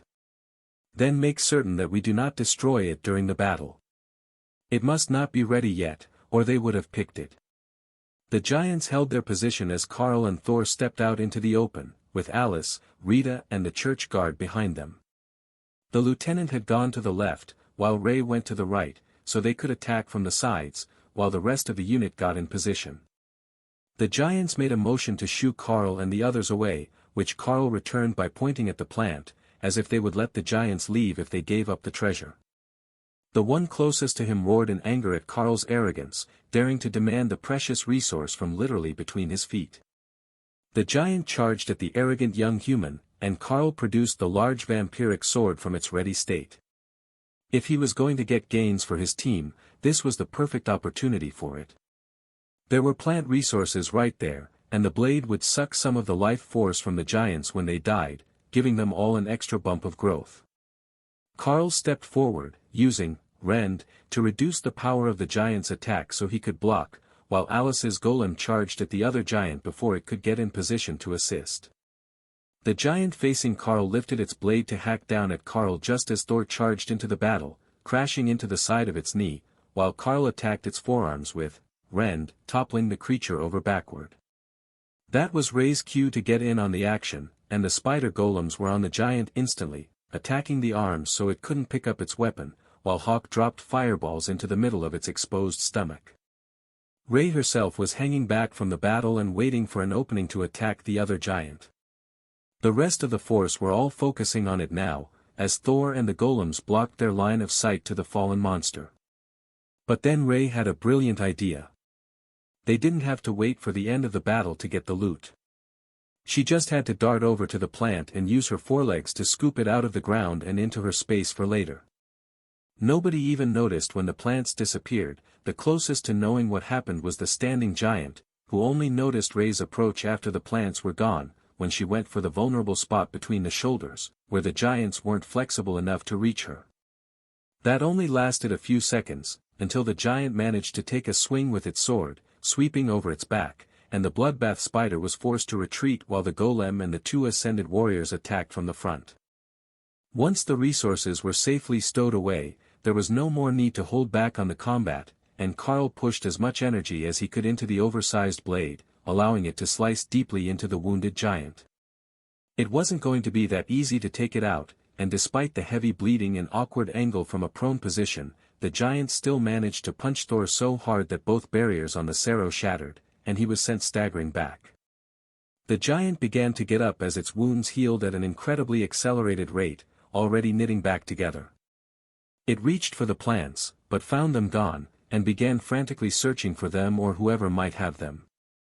The magical signature of the plants would normally give away their hiding spot, and make it obvious who was trying to loot the battlefield in advance, but with them safely in Ray's space, it was as if they had never existed. She had even taken the roots with them, just in case that was the valuable part. The distraction turned out to be its downfall, as Carl's blade slid through a partially healed wound and deep into the creature's torso, aimed upward for the vital organs. With a gurgling gasp, the giant turned and swung a backhanded strike at Carl, who dropped to the ground and rolled out of the path of the enormous blade. That effort twisted the blade still lodged through the giant's back, and it collapsed to the ground, already dead. The second giant fell seconds later, and while the warriors caught their breath, the clerics collected evidence and updated their notes. Once he saw the cleric's routine, Carl also made a note of the day's kills, recalling how he had been questioned about them by the lawyers. Hawk flew back up to scouting height and looked for other resources and monsters. Mostly resources, and he was finding a lot of them.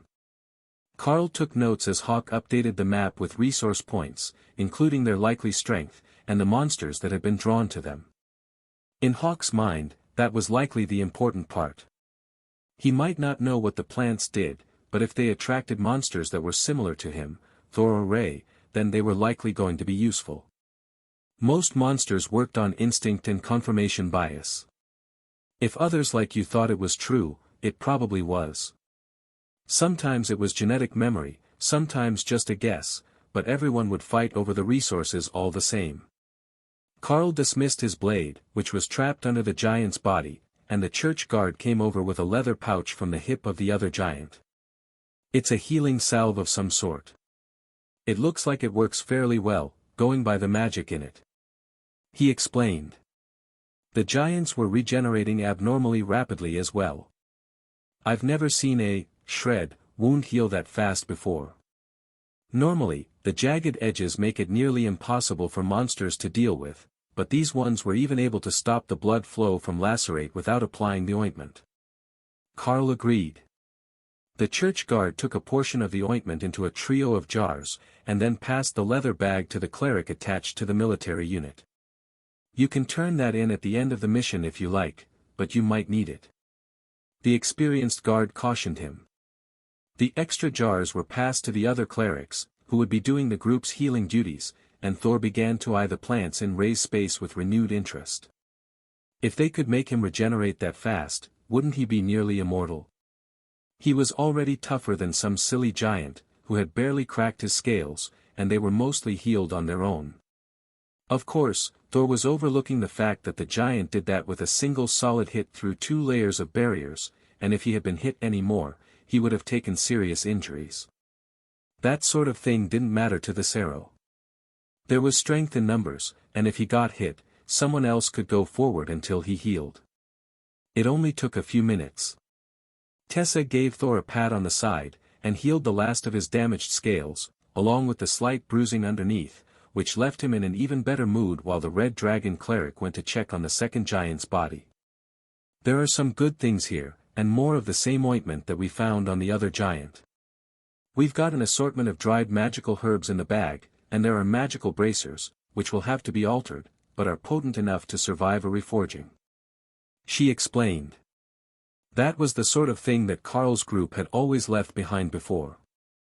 They were huge and heavy, difficult to carry and not immediately useful. But sometimes, they would make themselves functional for the right person. Do we know what they do?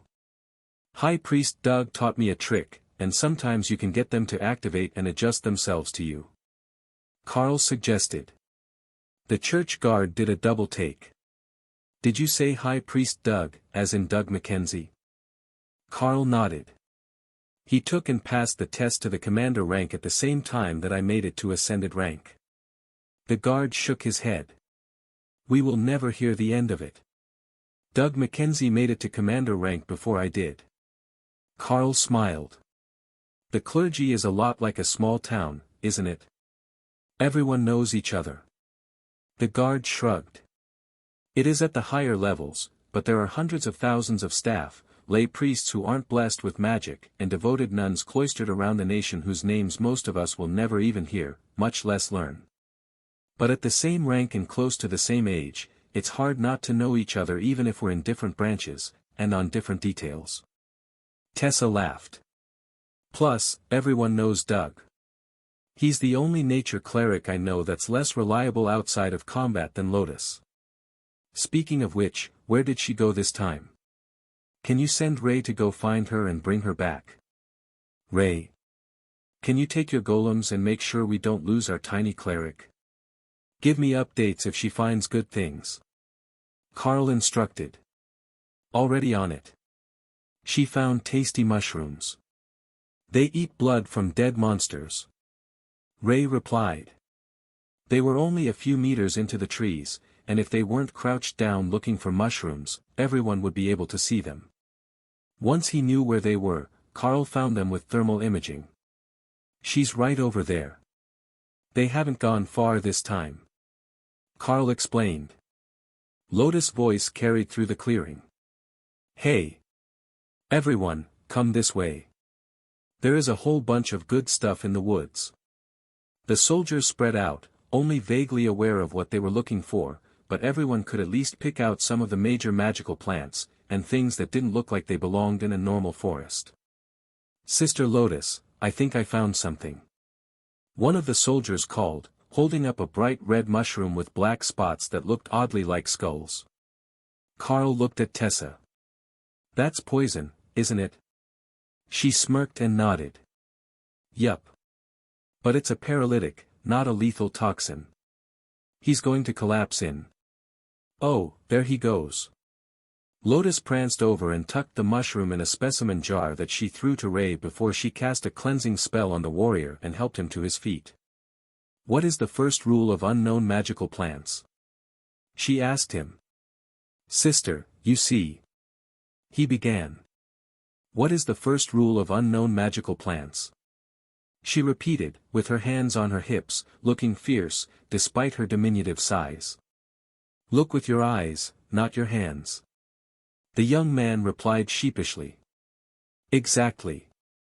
Look with your eyes, not your hands. That means, no grabbing the death's head mushrooms. Now, are there more of those? They're quite useful for a number of potions. Lotus asked. Sister, there is some sort of glowing grass over here, and a plant with leaves that look like golden dragon scales. One of the others reported.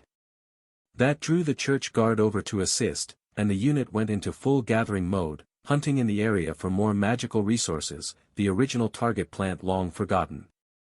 There were a suspicious number of magical plants in the area, that much was clear to everyone, but they were doing their best to collect what they could, not leaving much to regrow, unlike an area that could be safely farmed later.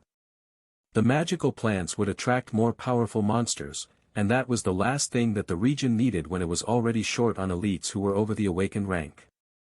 Most of the patrols only had 1 or 2 ascended members, and Alice was the only commander rank elite in the area before the church guard showed up.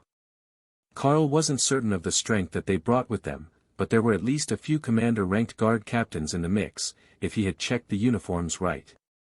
We should start searching the area for freshly appeared relics and hidden places of power, given the amount of change that the area has undergone. There are far too many resources here for it to be nothing but a mana surge. Alice informed the church guard, who was technically in charge of the soldiers now. He nodded in agreement, and began to issue orders to his troops to spread out and start keeping notes on the frequency of the plants, as well as the potency, if they could determine it. The numbers would go up as they got closer to the center of the disturbance, and the disturbance would be responsible for most of the increase in the number of powerful monsters, perhaps even for the whole extended combat region. They never did find the source of the daily monster appearances, so it was possible that it simply hadn't made itself known yet, and their group might be the first to stumble across it. Fortunately, it wasn't spawning anything above commander rank anywhere yet, since there were so few royal and monarch rank elites to send out, and the handful of available overlords had better things to do than stomp out a monster infestation 2 or more ranks beneath them. The unit spread out in a wide line, while Hawk scouted overhead, leading them in a wide arc that would cover everywhere that he was finding magical plants, with the hope of finding whatever hidden good thing might help him advance again. But he made certain that Ray and Lotus, who were scouting ahead, found the very best things before the army line got there, extracting them to be split between the mercenary elites later. There was no good reason to let military command waste the best stuff on elites who never saw the field outside mandatory missions. Lotus was in heaven, surrounded by high-grade magical plants all afternoon as the group moved in a winding spiral, trying to find the center of the disturbance. She was staying away from the group, but almost all the loot was going into Ray's space for storage, and Carl could see that it was really starting to pile up, and that there was quite the variety in there. They had even found more of the moss that was used to make tea, and harvested another whole log to go with the one that was in Thor's space right now. "You need to come here. There is a thing," Ray insisted. "I'm almost at the other end of the formation, give me a minute." Carl replied, then turned to Tessa, who was beside him. "I'll be right back, Ray needs me for a thing." He explained, then used all of his superhuman strength to launch himself through the trees at a run, headed for the spot where Ray and Lotus were waiting. "What is the emergency?"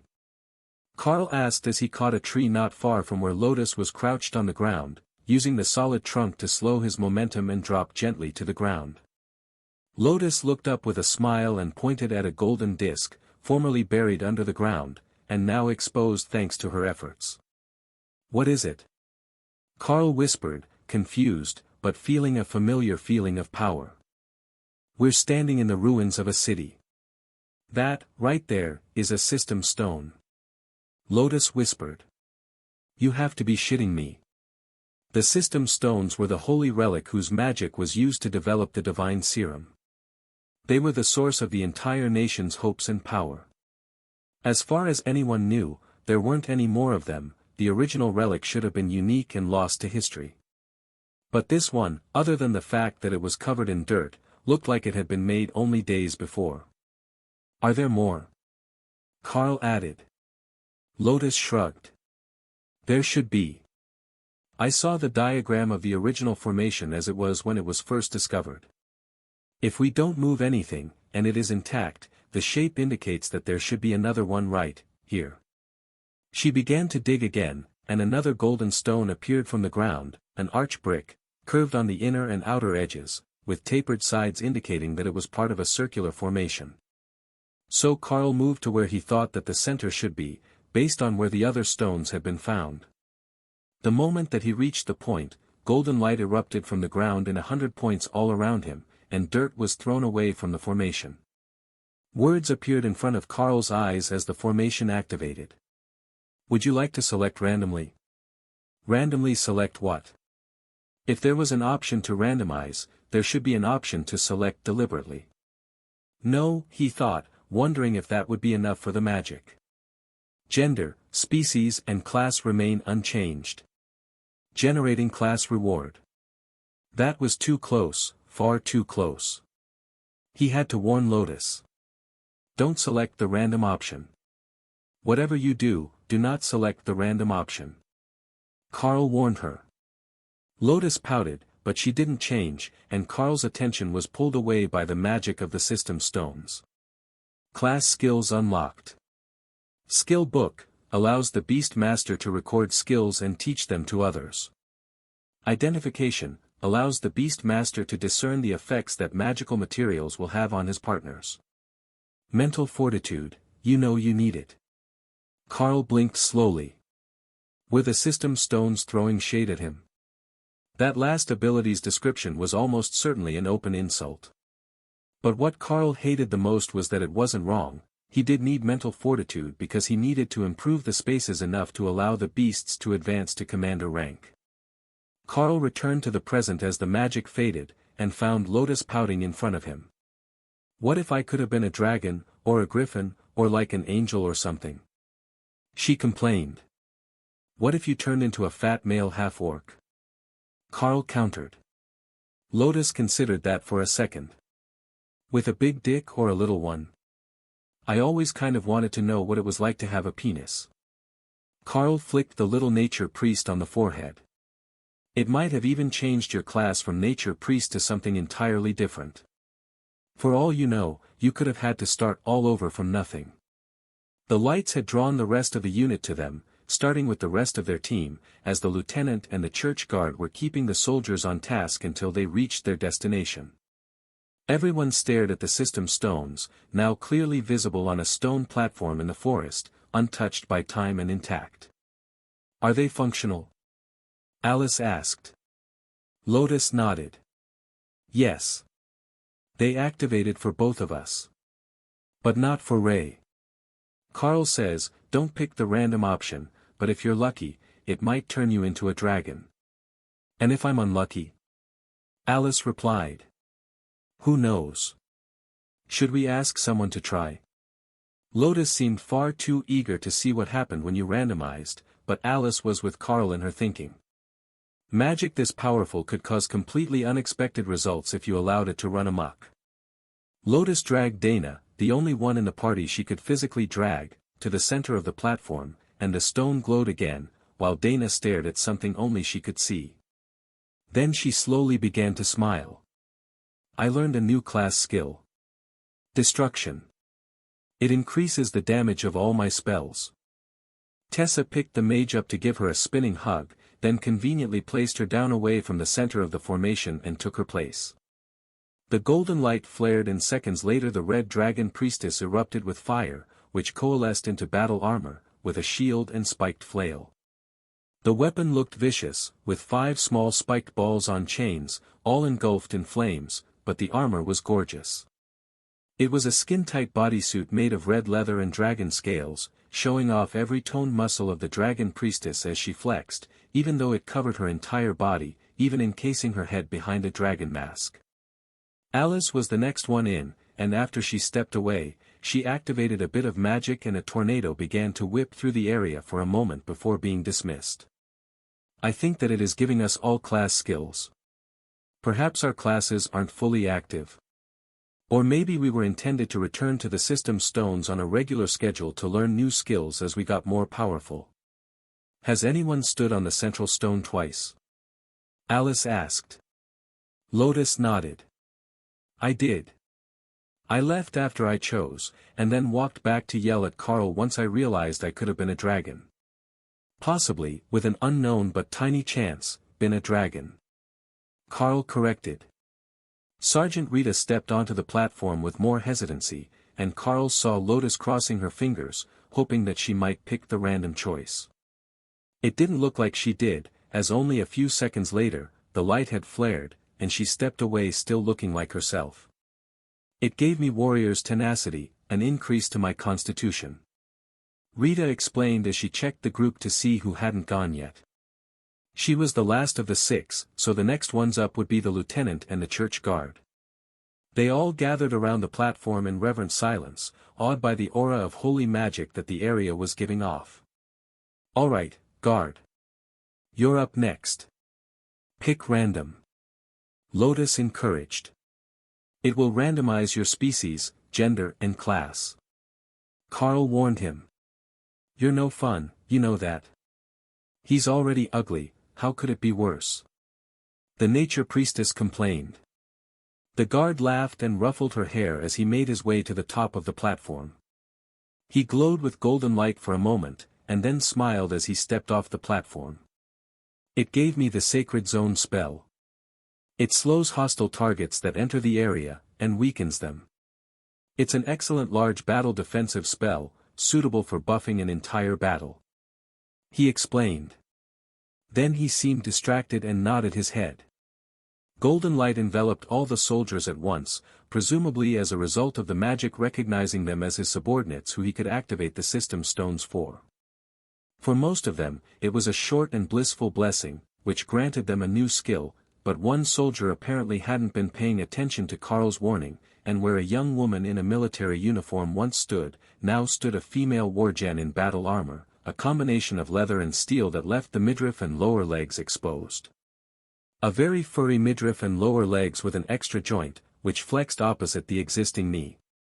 "I'm a wargen. A wargen rogue?" She stammered as she realized what she had done by choosing to randomize. Lotus ran over to examine her. Interesting.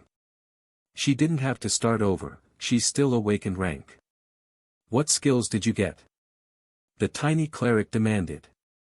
I gained backstab, lacerate, impale, claw, pounce, dash and silent steps. She replied.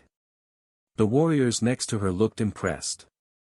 That was a more powerful suite of skills than she had before, a much more powerful one if she had the physical strength and speed of a wargen. They weren't technically monsters, as they were considered a civilized sentient species, but they weren't native to the Golden Dragon Nation, so if you saw one, they were normally only passing through between the Beast Men nations, and wanted nothing to do with social interactions. Occasionally, they might stop somewhere that seemed friendly for a meal, but mostly they just skirted along the edge of the nation and kept moving. With a fully furred body, and a wolf's head, they couldn't pretend to be human like many beastkin could, even if they somehow managed to hide the extra leg joint. So, persecution among humans was a real concern, even though they weren't at war or from officially hostile nations. But now, she had accidentally changed her species, and that was going to cause at least a few questions and concerns among the military leadership. Ray approved. The new version of the warrior was much more stabby than the old one. She even had proper claws, and not just one but two swords. Her words were slightly garbled by her new muzzle, and she almost bit her tongue once, but she was rapidly adapting to her new form, and looking around at the other soldiers, then at her outfit, which was a harsh contrast to the unit. The uniform she had been wearing had vanished, but she had others in her bag, and she was still roughly the same size, though she was a bit longer in the leg now, and her boots wouldn't fit even if she still had them. The church guard cleared his throat. Did anyone else undergo a large change in status? Change of rank, class, or appearance?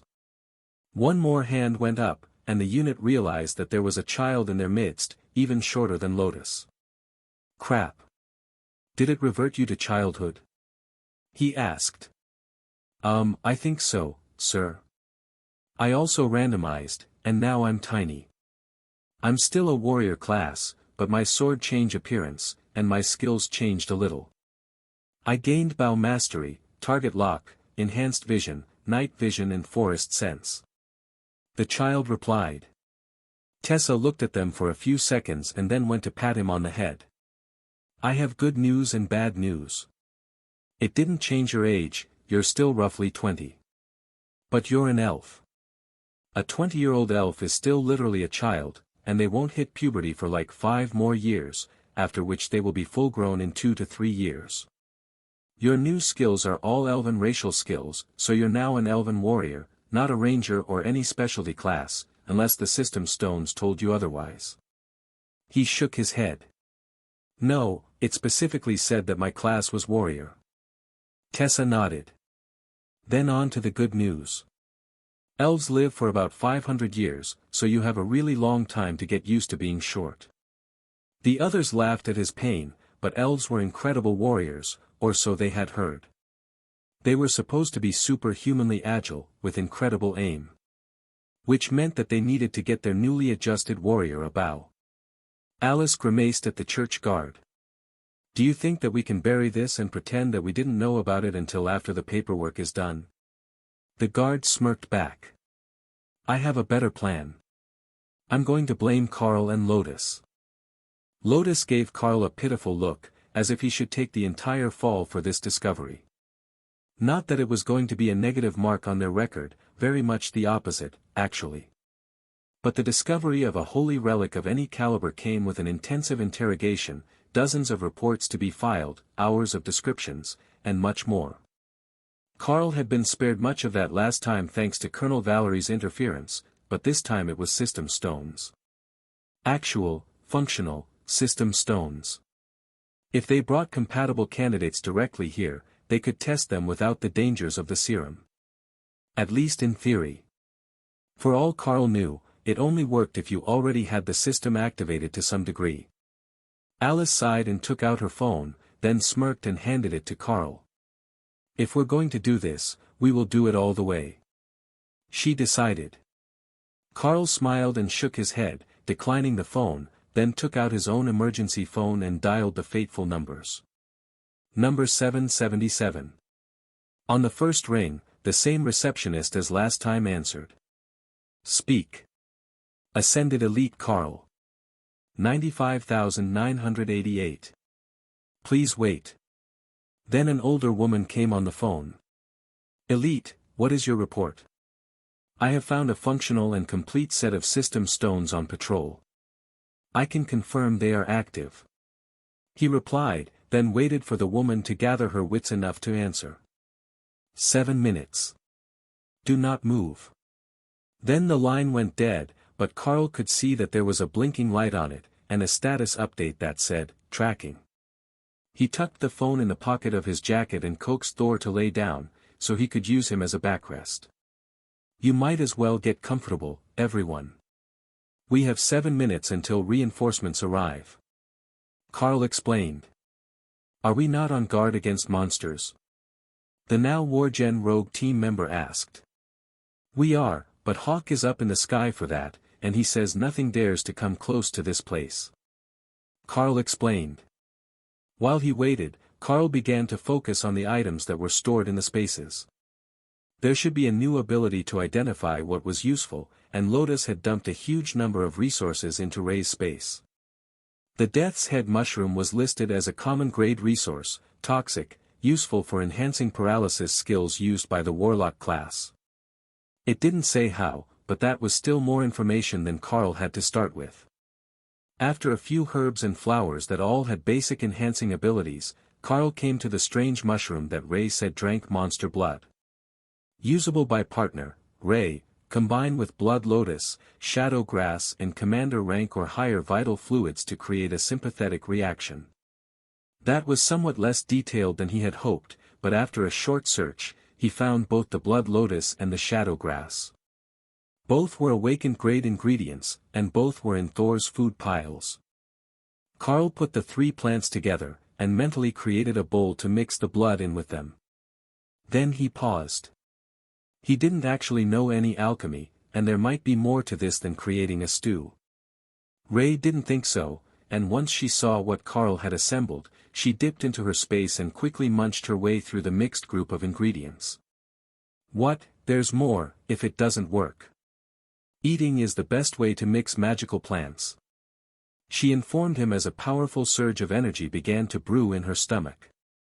For a moment, the magical energy just kept building, far exceeding anything that the individual ingredients should have provided, and then that energy began to seep through Ray's body, strengthening her, and enhancing her carapace.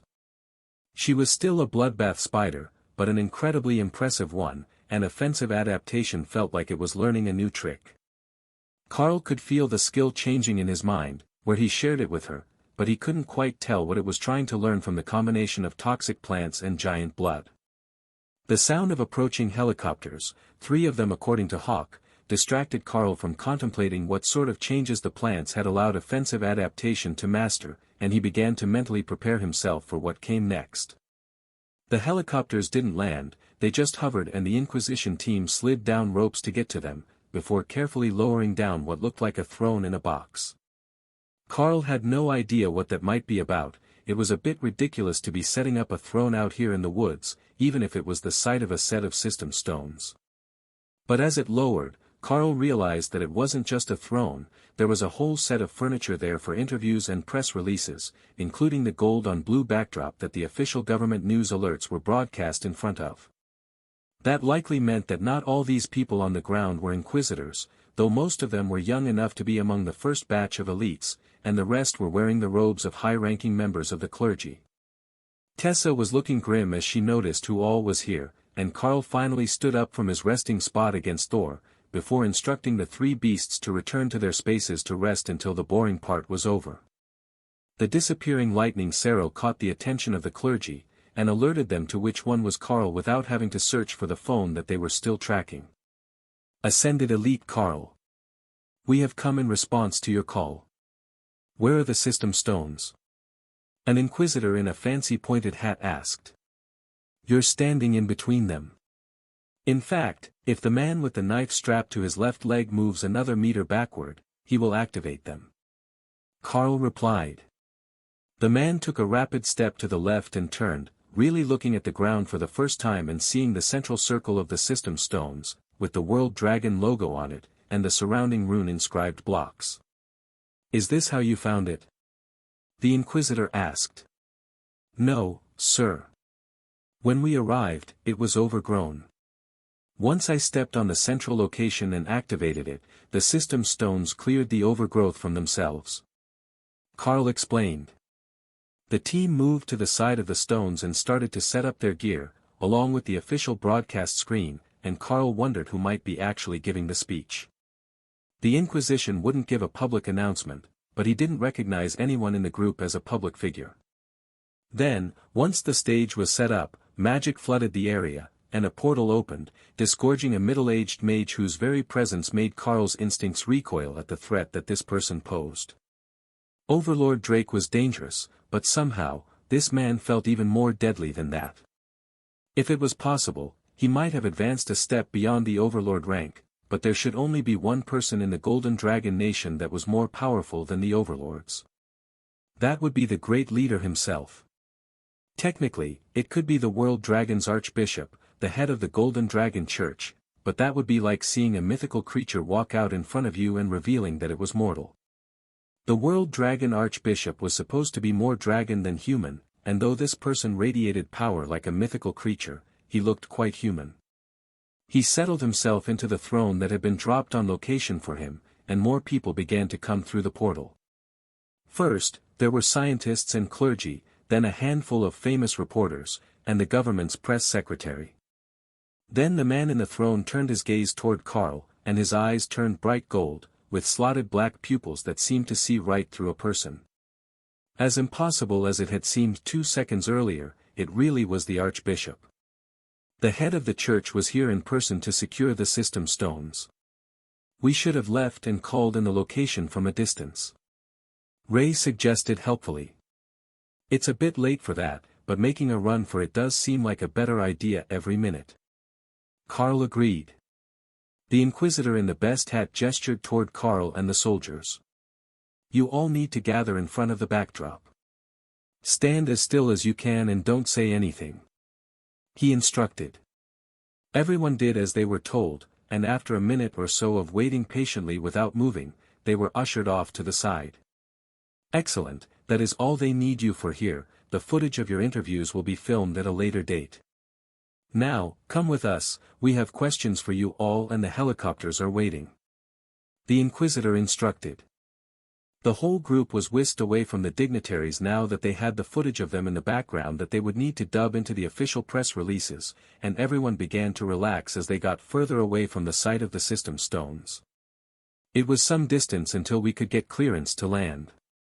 They will be setting up magical barriers all over the area, and establishing a no-fly zone. "Tell me, who is the regional commander here?"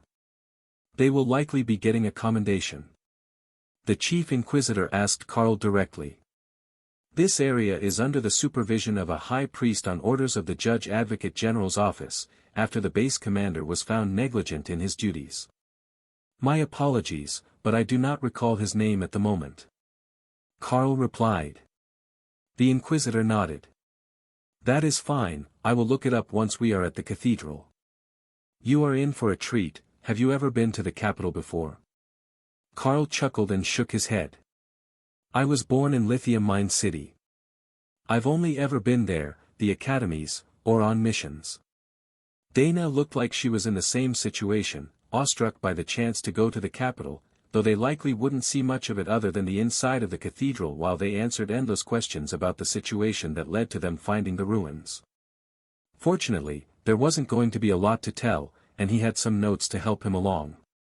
So perhaps their trip to the capital wouldn't be so bad. Some of the soldiers didn't look too convinced, though. Their level of nervousness was only increasing as they approached the pristine white spires of the city, with its millions of people working, living and visiting the shops all through the city. It looked like something out of a fairy tale, a magical bastion that had stood since time immemorial, but the capital's spires were actually quite new. They had been started after the serum was first made public, a revitalization of the Golden Dragon Nation's image after the progress of the experimental elites was made public. Before that, the capital city was a grim place, with barracks along all the walls and a rough mercenary culture that bled through to everyone from the sheer number of fighters that it took to defend such a large population center. But for their reborn rogue, this was a much better place to be than some rural deployment. It was much more common to see other species here than anywhere else in the Golden Dragon Nation. Wargen might be looked down upon in the almost entirely human nation, but here in the capital, a mercenary was a mercenary. They would recognize her for her strength even before finding out she was an elite. Down below you is the Cathedral of the World Dragon. That is the site of the nation's most holy relics, and the seat of the Archbishop. Normally, we would sell you on the opportunity to catch a glimpse of him when you're here, but we all know where he is right now, and you've already gotten closer to him than anyone outside the church has in decades. Once we land, your group will be split, with the military unit headed to the church guard barracks, including Sergeant Rita, who is being called to an official meeting with the senior administrators, separately from this matter. Those not under military contract will be guests of the church, and we have prepared rooms for you. The head inquisitor informed them as the helicopter prepared to land. Carl looked down below him and saw not just the majesty of the cathedral, but the dichotomy of a city that had advanced faster than its people could adapt. Modern cars and ox carts full of goods both traversed cobblestone streets, many walked on the sidewalks, while those with superhuman strength used an elevated walkway and jumped across streets they wanted to cross. The central areas of the city had traffic lights, but the areas further out had no such niceties, and traffic navigated intersections at its own whimsy. Carl didn't see many people who were visibly non-human, but there was an elf in the window of a tower full of what looked like mages training, and a group of beastkin walking into one of the taverns near the gates. Then, in the most run-down section of town, he spotted many more people who didn't quite pass as human.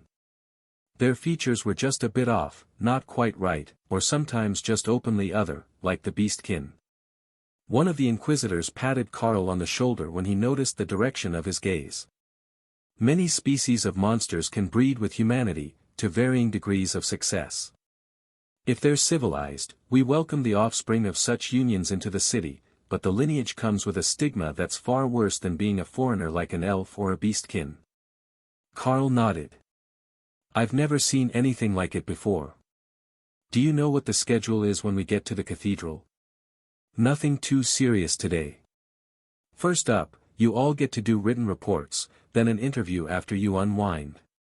You're still a young one, so you might not have noticed yet that after a bit in the field, elites get a hard edge to them, and it scares the average citizen. We can't have you all wandering around the cathedral ready to fight at a moment's notice. You would terrify the nuns and the visitors. The inquisitor chuckled. Carl looked around a little and noticed that he had a point. There wasn't anything different about their actual appearance, they had been eating well, so they didn't have that slightly emaciated image of war survivors from the films about the integration wars, but everyone had a twitch to them, and a sharp gaze, on alert for threats at all times. It was essential in the wilderness, and Carl thought that it probably was in the city as well, but you had to hide it better when you were around so many people. Nobody owned anything worth taking in the mines, but here in the capital, Carl had heard horror stories of all sorts of crimes that would be unthinkable at home. The helicopter landed on a large concrete circle in the courtyard of the cathedral, and the inquisitors led everyone out. They passed by the doors where the visitors to the cathedral came to pay their respects or pray, and Carl couldn't help but notice the way that people were looking at him. Not so much the mages, but any of the higher-rank warriors as well. Their superhuman strength gave them a particularly effortless walking stride that he had first noticed with Overlord Drake. Combined with their mission packs on their backs and the weapons on their hips, they must be quite the sight, taking in the cathedral with trained eyes and joking with each other. It was a bit different to be observing the strangeness of the elites from the inside. Carl hadn't really noticed the changes as they happened, but now that he had people who weren't elites to compare himself to again, he could feel the differences that came from the power and confidence that had overcome all of them. Even the mages had a confidence in their attitudes that the average person did not. The head of the church guard clicked his heel on the cobblestones to get everyone's attention, a subtle gesture, but a distinct noise. Soldiers, you're with me. The rest of the elites are with the lead inquisitor. Carl found himself leading the group toward the inside of the cathedral after Sergeant Rita left with the others, subconsciously taking his position on point as they traveled through the bright stone of the building. The cathedral was beautiful, and had a sense of ancient power to it, born of centuries of constant holy magic use in the same spot. He had to restrain his hand as inquisitors stepped out of the shadows, joining the column as they walked down the halls and deeper into the building. That's a pretty good trick. They didn't even use a real skill, they just control their breathing and movement as they stand in an alcove out of sight, so you don't notice them until they move. Ray noted. There were 2 for each group member now, plus the lead inquisitor, and Carl sighed at the familiar situation. It seemed that the questioning part was going to come first, then the unwinding and adapting back to civilization. 2 of the inquisitors led Carl to a luxurious sitting room with comfortable-looking leather chairs, and an older cleric woman in deep blue robes waiting for them. "Greetings, Carl.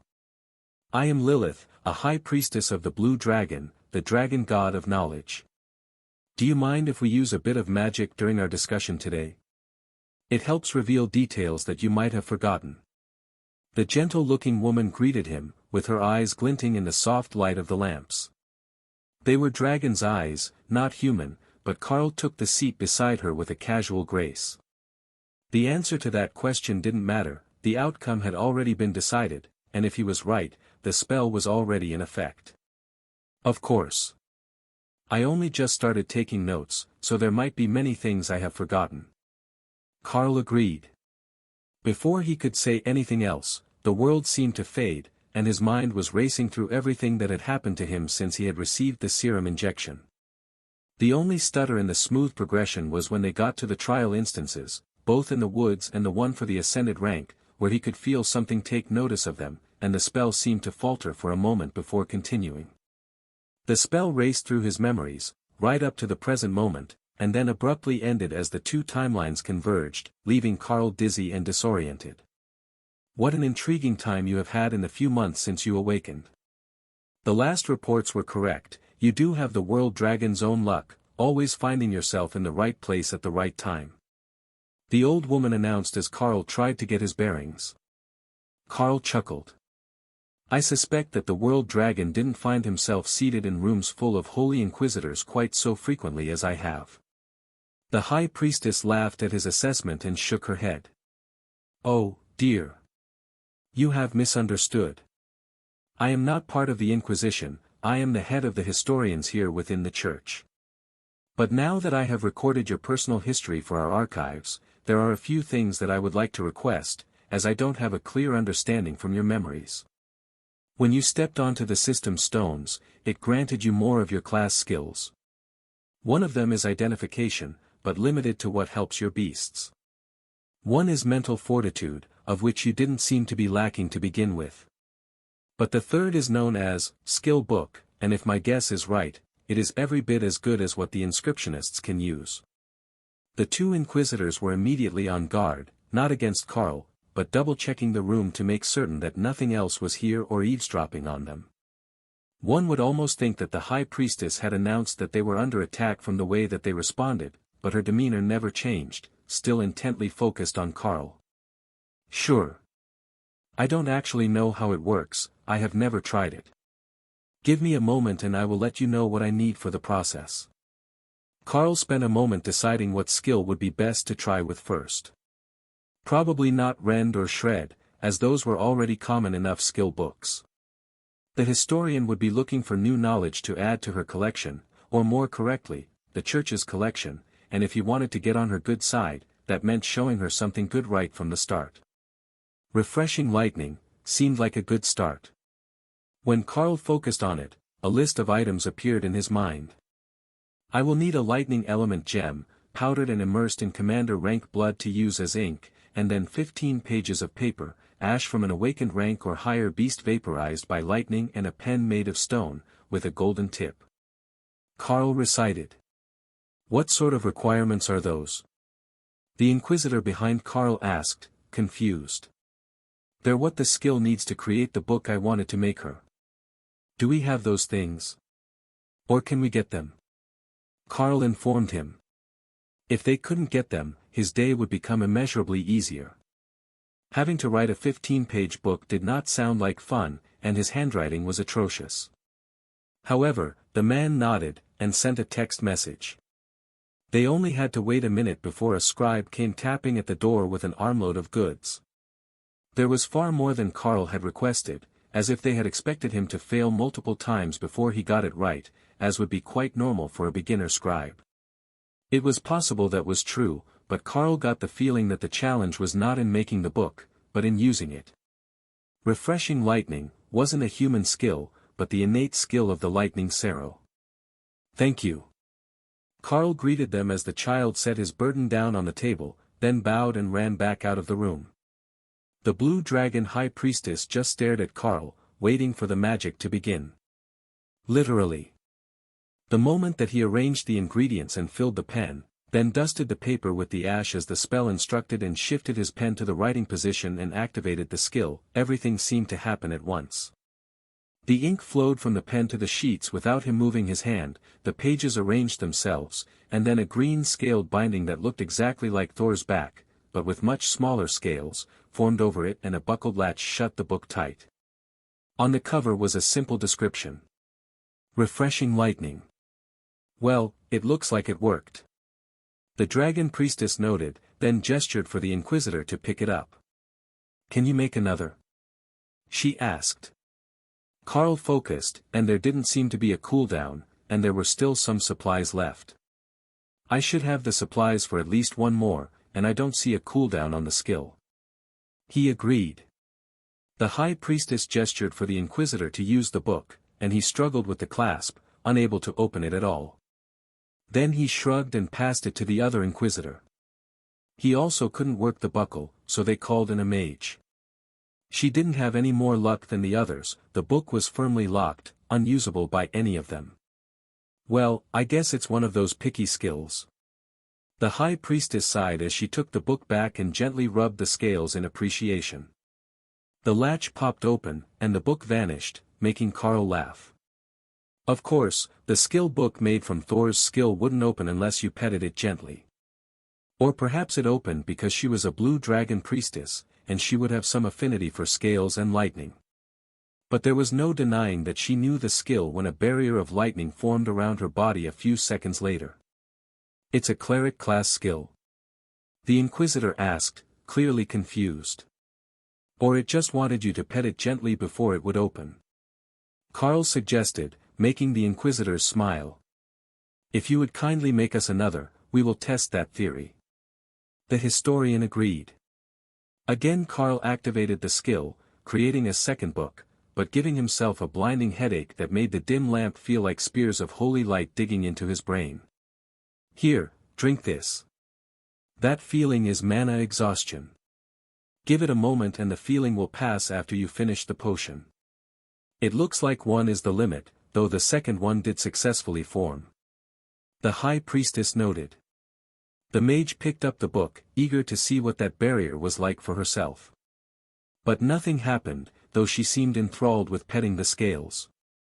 The same was true for the warriors that they called in next, so the high priestess reluctantly called in another cleric.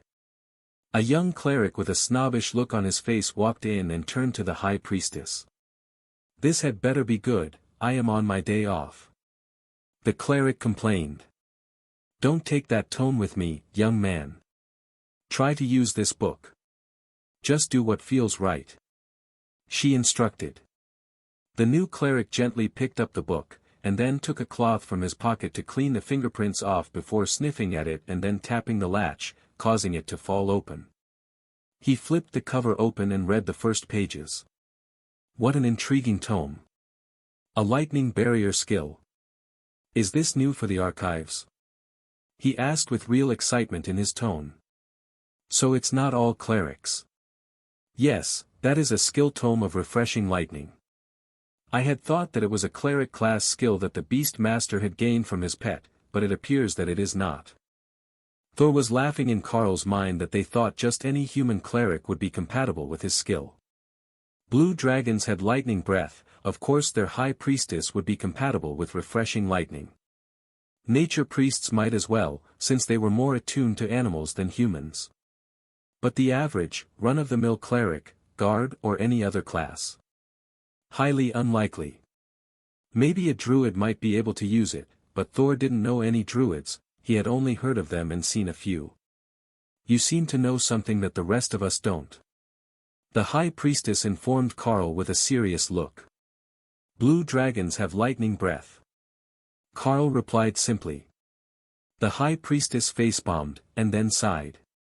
Of course they do. So, it's not a matter of just the class category, you have to have an affinity for lightning. Alright, I will have to make copies later, and then teach them to some other blue dragon clerics. We don't usually go out and get in fights, but not all knowledge is conveniently indoors and in books. Plus, when you're teaching the more rambunctious students, the skill might come in useful. Carl wondered what sort of classes she had been teaching that might require defensive magic on the part of the teachers. Certainly, no class that he had been in, but maybe they were instructing new clerics who hadn't mastered their abilities yet. The younger cleric that they had called in flipped to the first page of the book again. Why is this book credited to Thor the Lightning Sarrow? Thor cheered in Carl's mind, making him smile at the room full of clergy. That's the beast that I learned the skill from. Naturally, the book would credit him and not me. It's his skill. Are there any other skills that you might be able to teach? The high priestess asked. The passive physical enhancements weren't anything he could focus on, nor was offensive optimization, which left just two. At the moment, just shred and rend. Carl replied. But then he realized that there was one other skill. The beast space skill. He focused on it for a moment and on the skill, before receiving a message. Skill locked. Insufficient skill level. But as he examined the spaces, Carl realized that they were almost at their maximum, and the efficiency of forcing more energy into them was slowing. They were ready for a qualitative change, but he wasn't quite certain what needed to happen. First, it was to create an environment, then to make it more realistic. Something needed to change to allow more growth, but Carl wasn't certain what he had missed. If that was the ability he had gotten from the system stones, he would have been overjoyed. Skill books just seemed like a recipe for having other people make him work. Even if only a few people could use them, it would still be a good chunk of his time at one a day. At least the ones who could use them were blue dragon priests, who seemed to have inscription among their repertoire of skills. What do you think of the church? The high priestess asked, sending Carl's thoughts for a hard left. He hesitated to come up with an answer as thoughts flashed through his mind. The church was helpful, sure. But what came to mind first was the assortment of cute cleric girls. Even Tessa was sweet in her own way as she encouraged and buffed Thor as they rode into battle. The high priestess gave a very undignified giggle. Well, I wasn't expecting that answer. Cute cleric girls with a fondness for monsters and the knowledge of how to scratch a Sarrow's head just right is definitely not at the top of most people's minds when they are asked about the church. She laughed, reminding Carl that she could read his thoughts. Even the inquisitors were smiling in Carl's peripheral vision, while the young cleric that had been called in to see if he could work the skill book looked scandalized. The blue dragon priestess turned her attention to her subordinate with a gentle smile. Don't get so offended, Nathan. It's not like you had a chance with those two anyhow. Tessa would hurt you, and Lotus would really hurt you. Nathan made a gesture of protection at the mention of Lotus' name, and the pair of inquisitors straightened their faces so he didn't see the mockery in their smiles. What the boy had done to earn himself Lotus' enmity must have been bad if everyone knew about it. She wasn't even from the capital. You may leave now. Send in Brother Choi as well. He should be outside by now. The high priestess instructed, sparing him from any further embarrassment.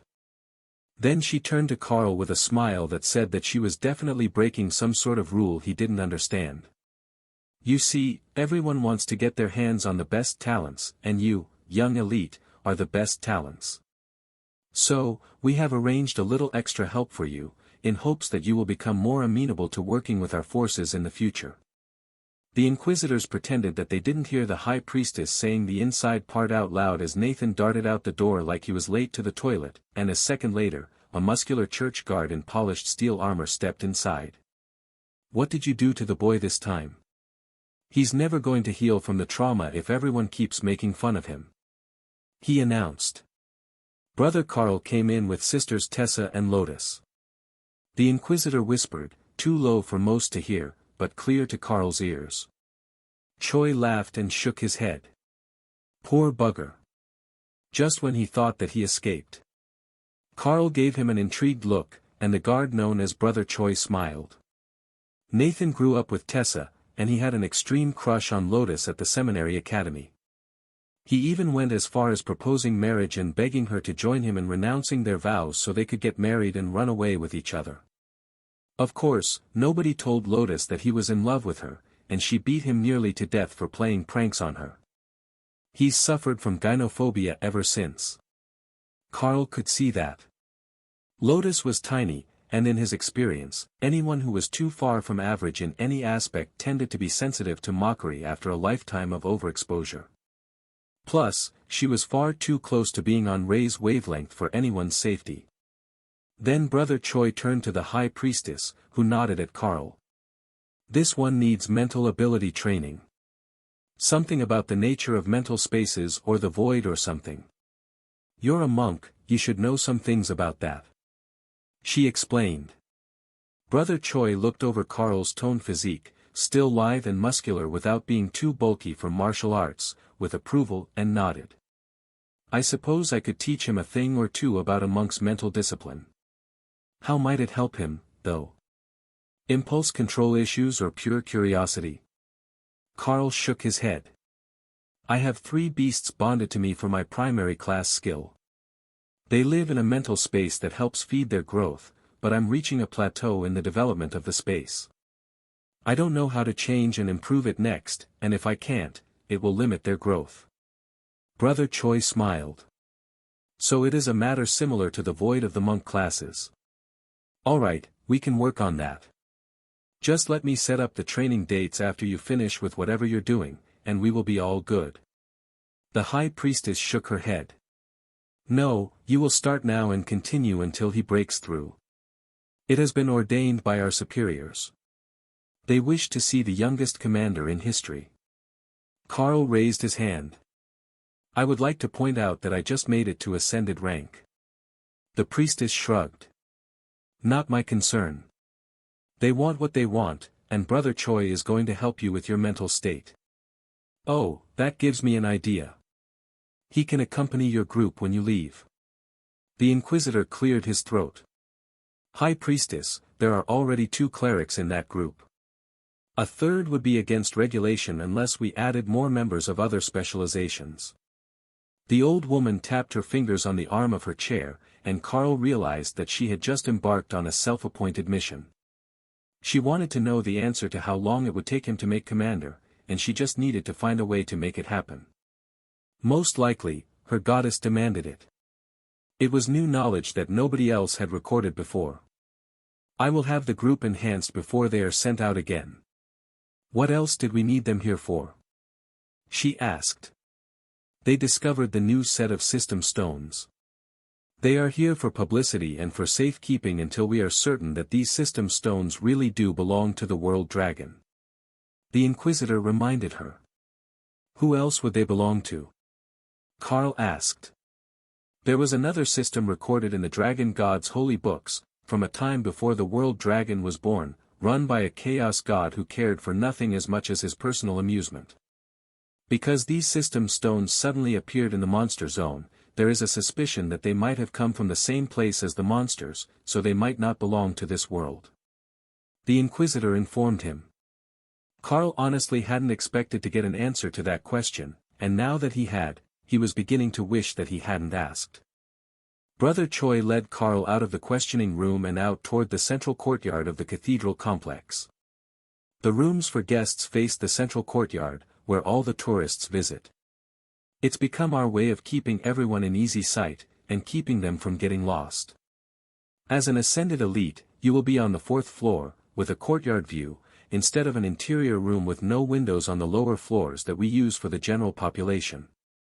The rest of your team will be here with you, and as you notice, there are no others in this section except for the church guards. If you want to go somewhere, it will be with an escort.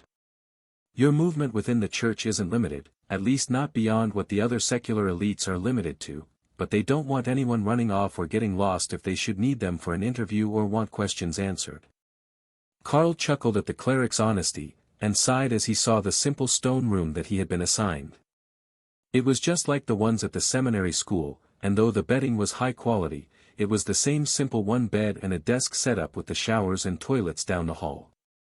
But at least his group would all be together, so it shouldn't be too bad, and they could get some quality rest while they were here.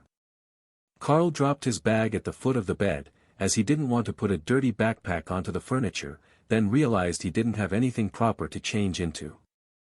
I really need to start keeping one uniform for formal occasions. He sighed as Brother Choi waited for him by the door.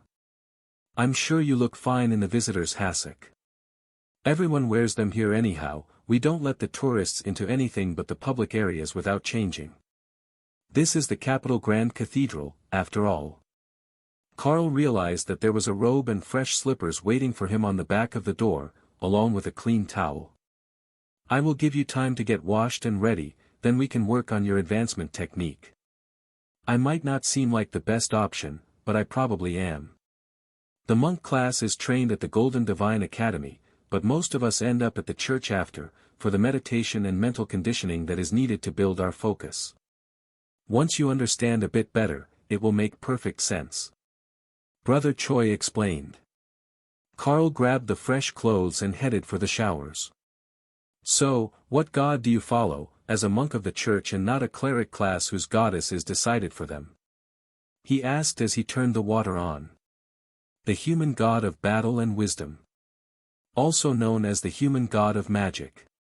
Did you know that in the ancient mystic language, both of you have the same name? Carl nodded, though the monk couldn't see it. My mother always said that my name meant wisdom and power. I learned in school that I was named after one of the ancient human gods. It's fairly common where I come from. Brother Choi chuckled. It is everywhere. If you weren't ascended elite Carl, you would have quickly gotten a nickname or second name, just like all the boys named John, Dave, Chen, and Mo.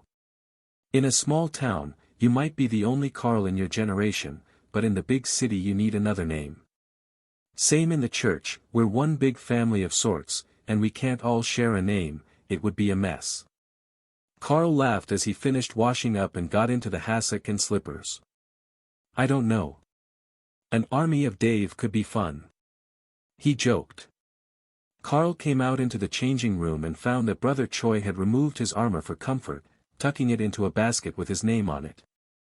He wasn't going to shower this early, just getting his armor off after his shift, and when they left the showers, he brought the basket to drop off at his room. Let's go to the meditation area. That should be the best spot, as they have enchantments to help you focus and build mental strength. What was the most difficult challenge you've been having? The monk asked. I don't know where to progress toward. Do you have a separate mental space? Carl asked. Of course, it's essential for a monk. But ours is probably a bit different from yours, as I don't have anything living there. What we start with is a simple candle, then we build a starry sky, followed by a lake of power. Eventually, that becomes complete, and we have to move on. Carl nodded eagerly at that part. That was where he was stuck. The next step is both a tricky one, and the most delicate of processes for a monk. Once your sea of soul, as we call it, is complete, it needs guidance. You need to imbue the essence of a true path into the space to guide your future growth. Without that guidance, any more power you put into a completed space will be lost. It is the true essence of what and who you are. Now, for your spaces, they are individual to the beasts, right?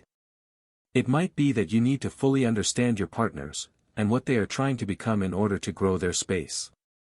Brother Choi's description made perfect sense to Carl, but both Hawk and Ray were laughing at him. He's more vague and dramatic than Ray. Hawk laughed. Understand the true essence of the spider. To become the spider, you must think like the spider. Ray mocked in a fake sage voice.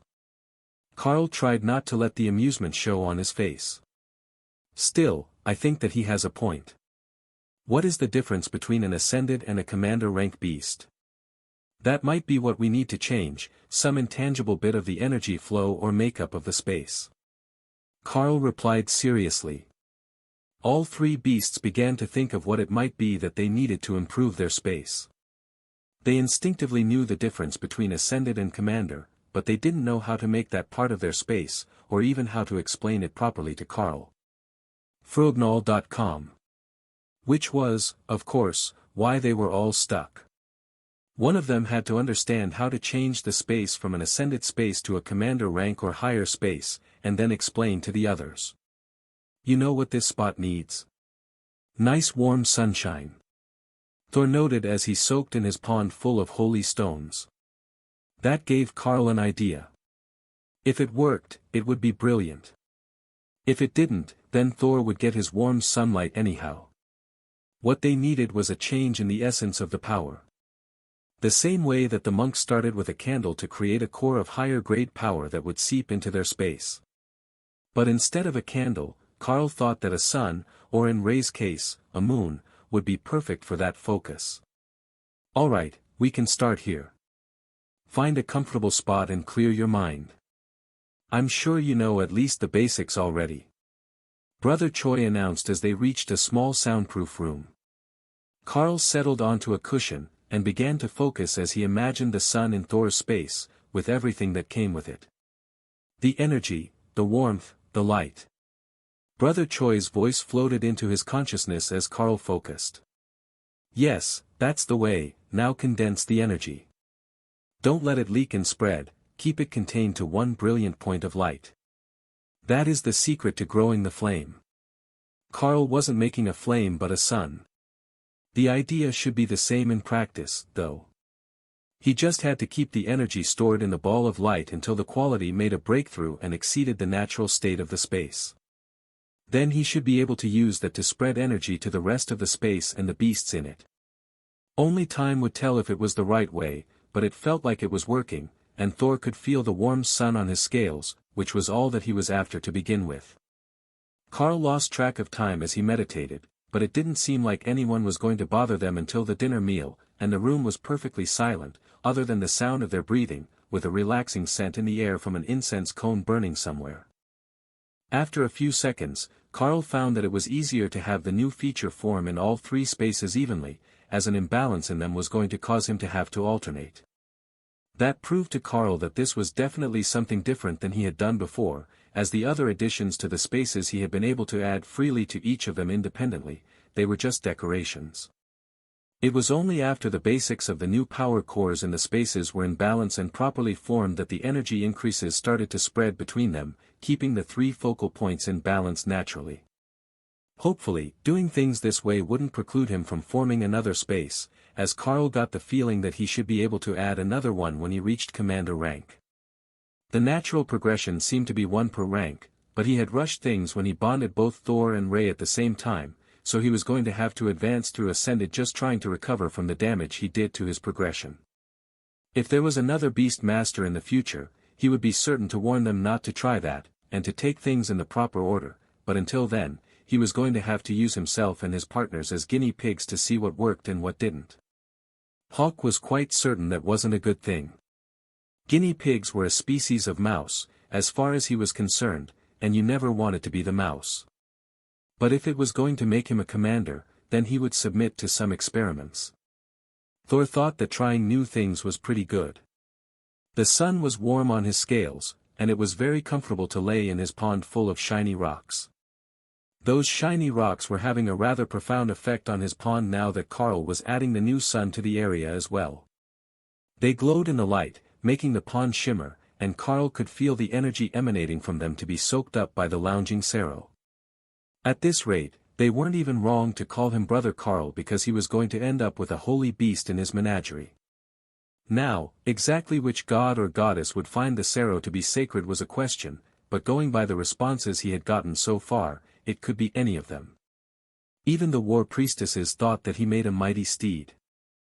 Thor preened in pride at the idea of being as valuable as a mount, while Ray giggled at the memory of Lotus riding her through the trees. While Carl might not be much of a mounted combatant, and preferred to use his own 2 legs, that didn't deter the priestesses from finding faster methods of transport than simply running places. The only one in the group who was faster than Carl was Hawk, or possibly Ray on open ground, which she preferred to avoid if at all possible. As he worked, Carl took an inventory of all the random items that the beasts had been collecting. Mostly it was just body parts in 2 of the spaces, and plants in Thor's, but as Carl searched, he found a number of gems and trinkets in both Hawk and Ray's spaces, left on bodies or carelessly tossed on the ground. That was odd, as he couldn't forcefully put such things in the space, and Carl had assumed that they couldn't enter at all. But once he looked at them more closely, it was easy to tell that they all had something in common.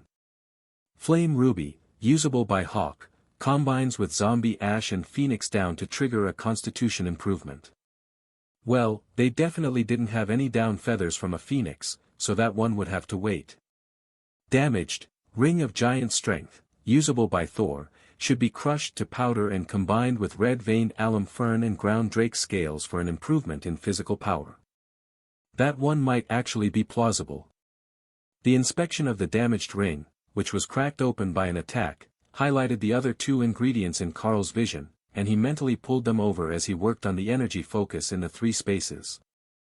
Grinding the items in the mental space only took a little effort, and left him with a pile of powder that Carl sprinkled over some of Thor's favorite feed, which he moved next to the pond, so the Cerro didn't have to stop soaking to test the improvement. Free food was free food, and he didn't even have to get up to eat them, but Thor was slightly disappointed when there was no instant and massive change in his body after completing the snack. He could feel extra power in his body, but he was also soaking in the pond full of holy stones, so that was fairly normal. It was also the only way that his growth could keep up with Hawk, who had evolved, and Ray, who would make commander on her own if given enough time. Don't worry about it too much. I'm sure we will see the results the next time we're in combat. Carl assured the Cerro as he continued his work to improve the spaces. He had totally lost track of time, so it was a shock when a gentle rustling noise alerted him to movement in the room. It's dinner, and there will be plenty of curious people waiting to meet you. The Beast Master who made Ascended in the first semester at school is a hot topic, even here in the capital. Normally, both you and Dana would be the center of attention for your growth rate, but with your most recent advancement, it looks like you will be stealing the spotlight from her for the moment. Brother Choi whispered. Carl chuckled. I'm sure she doesn't mind too much. You should have seen her face when she found out that the school wanted her to become an idol. The next Archmage, singing and dancing by night, elite mage by day.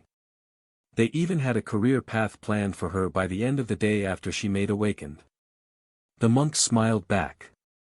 You say that like it's in the past tense, but you should know that those dramatic old crones won't give up that easily. What is the phrase? Living life vicariously through others. They can't become pop idols themselves, so they will stop at nothing to be known as the force behind the next great idol. That description seemed to fit the middle-aged ladies of the dance and vocal training classes exceptionally well. They weren't elites, nor were they famous actresses, singers or songwriters. They were the behind-the-scenes staff who had tried but never really made it to a professional level before being forced to support those who surpassed them, and it had made them bitter and jaded. At least in the magic and combat specialties, the people training you had real skills, not just a talent for teaching others to use their skills. Though even that was questionable.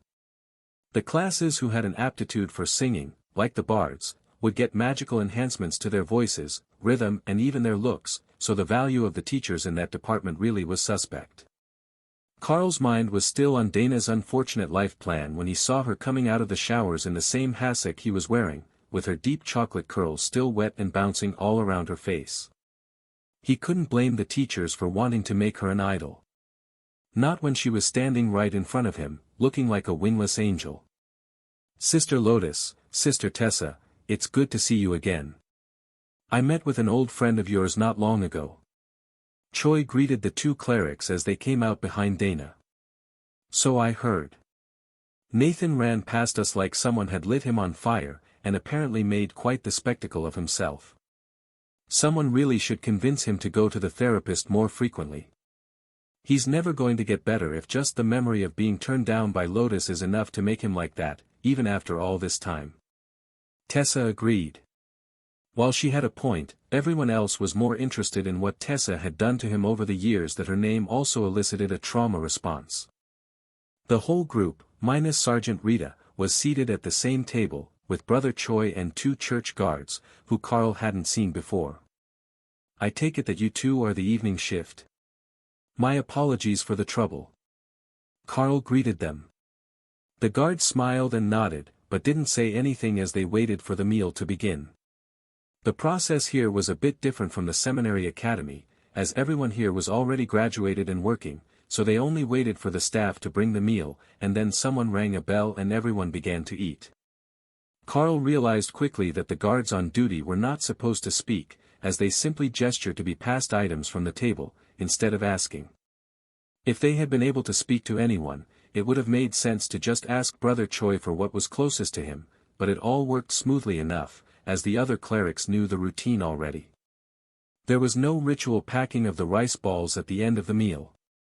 Instead, the few leftovers that came from the tables would be kept for snacks, and whatever wasn't served to the tables would be distributed to the needy citizens of the capital. They were led back up to their rooms after dinner, and Carl prepared to spend the night in meditation and focusing to build up the energy focus in the 3 spaces. It was a bit embarrassing to admit that he had entirely skipped the first step that the monks would have taken, and that it had caused him to hit a dead end in his growth, but he would have it sorted out soon enough, and from there, hopefully the beasts would be able to reach their full potential. There wasn't much to do in the cathedral in the evening. Only the major areas had lights, and the rest of the building kept their schedule from sunup to sundown. The cathedral was primarily a working church, so the daily visitors were the vast majority of the workload, and it was only on a full or new moon that anyone would come to worship at night. That made the sleeping quarters nearly as silent as the meditation room when Carl settled in for the evening, and allowed him to focus on building the energy cores right until the first rays of sunlight hit his face in the morning. He couldn't say that he was well rested, but the act of meditation did refresh the mind to some degree. Fortunately, he had refreshing lightning to soothe everything else away and leave him ready to face the day after a long shower. Dana stepped up on one side of him, and Carl tucked an arm around her shoulders.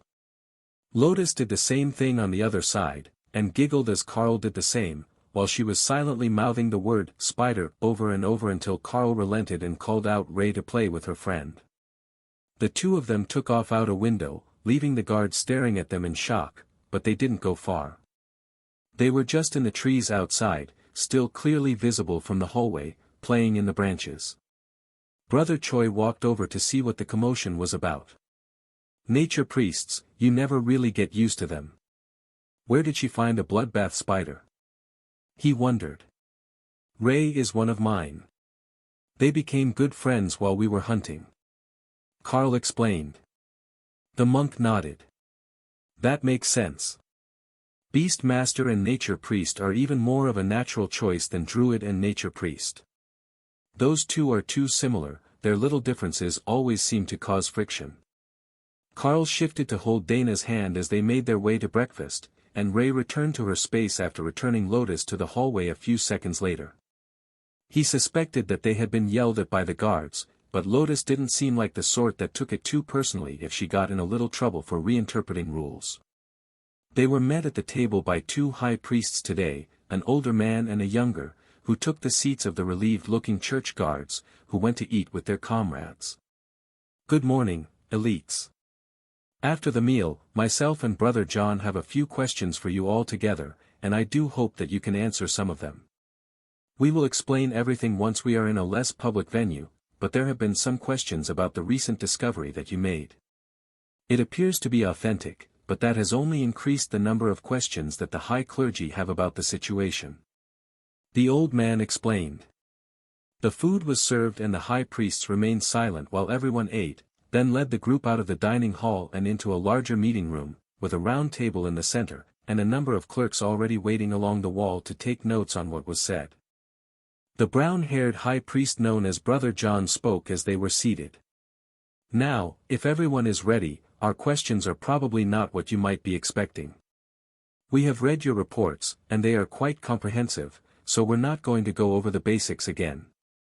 Instead, what we would like to know is how such a strangely effective group keeps forming around each of you. Now that you have been put together, your combat effectiveness is far beyond your rankings, but even through your histories, there is a trend of such events. We believe that this might have to do with the favor of the World Dragon, which could in turn relate to the reason that it was your group that found the system stones intact. We have verified from previous scouting missions that they should not have been there in the past, or if they were inactive. But when your group arrived, they activated in response to your mere presence, with no ritual prayers or spells required. Everyone in the group looked at each other, unsure what to say. Dana looked a bit skeptical after her misadventures on this last trip, and the misfits that she had been put with before she began to freelance trips with the military. Lotus shrugged. She just assumed that was how things were supposed to be. Her patron was the goddess of nature, and when you had her favor, the world was right all around you. Carl had assumed it was political interference by Colonel Valerie for the most part, and possibly by the Academy. But these high priests had access to the official files, so they should have known if it were someone in politics pulling all the strings. The older high priest was looking at Carl, who had been central to multiple recent incidences, including an overwhelming number of above-rank monster kills that were padding his accounts and his combat records at an astonishing rate. Carl took a second to form his thoughts before speaking. Well, I suppose that I can start at the beginning, since you already have all the classified details. The first mission was entirely luck. It was just a standard first-year outing, in an area that had been scouted to have mediocre but newly appeared resources. We went on the trip and found a trial instance in a cave that was scouted to have magical stones that the mages in the group all wanted. The next major series of incidents would have started on the flight to the combat region we were last in. I met with the Mackenzie brothers on the helicopter, we cracked a few jokes, and they invited me to join them without even knowing my class or specialty.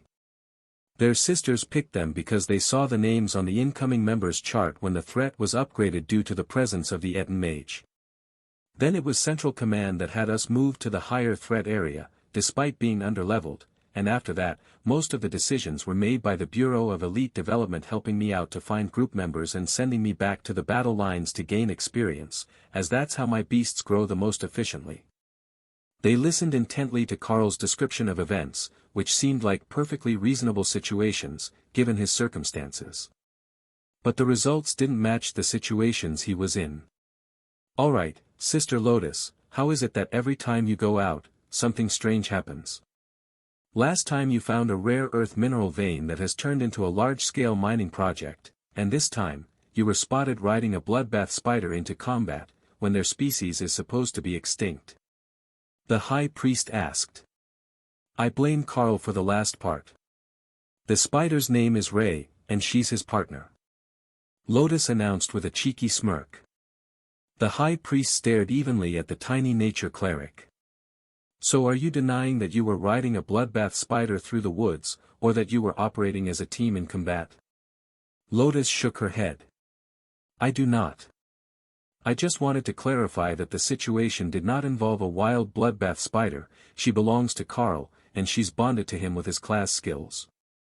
Also, I should probably mention, before one of the guards mentions it later, we did take a little outing to play in the trees earlier. The high priest John sighed and rolled his eyes. Priestesses like Lotus were the reason that half the clergy had gray hair and was balding from pulling it out in frustration. He was absolutely certain of it. However, that was just the way of the nature god, and even if they tried to stop her, they would be going against the will of the gods, and it probably wouldn't work. At least not in the long term. Yes, I already heard. It caused quite the commotion among the civilians to see a monster in the cathedral forest. He replied, then let the other high priest continue the meeting.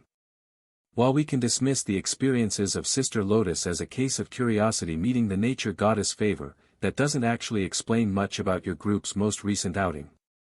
For example, the total commander rank kills for the combat zone that your group just left, do you know what percentage of them were yours?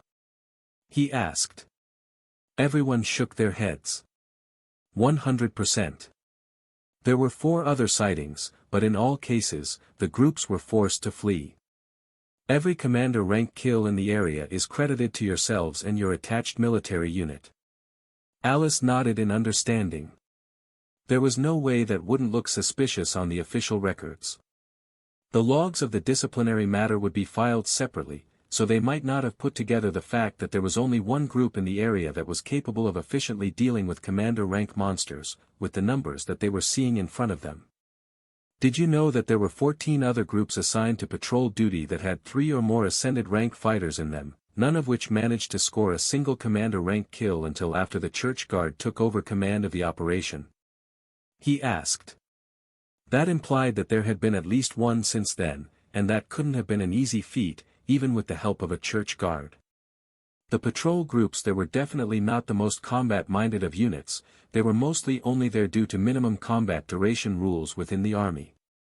They were desk jockeys by day. The lieutenant would probably get a perverse sense of pleasure out of the current situation, where the laziest of his counterparts were being forced to do their jobs by an uncompromising high priest, and actually succeeding at the tasks that they had been too scared to do on their own. Alice shook her head. I wasn't aware that any of the groups had multiple ascended rank fighters in them. We were informed that we were the only group capable of taking on commander rank challenges, though there weren't supposed to be any there, according to the scout reports. High Priest John waved that off, and a flash of golden light from his eyes showed that his internal emotions weren't as settled as his facial features. When priests got emotional, their magic tended to flare up. That matter has been taken care of. But it's the string of coincidences that have brought us to this point that are the real highlight here. I have a spell that checks for divine magic, essentially for luck.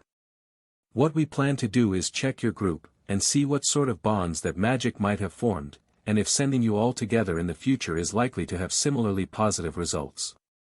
Carl nodded, then remembered that Thor had a literal pond full of holy stones just sitting there, leaking holy magic into his space. That was bound to throw off the readings at least a little bit.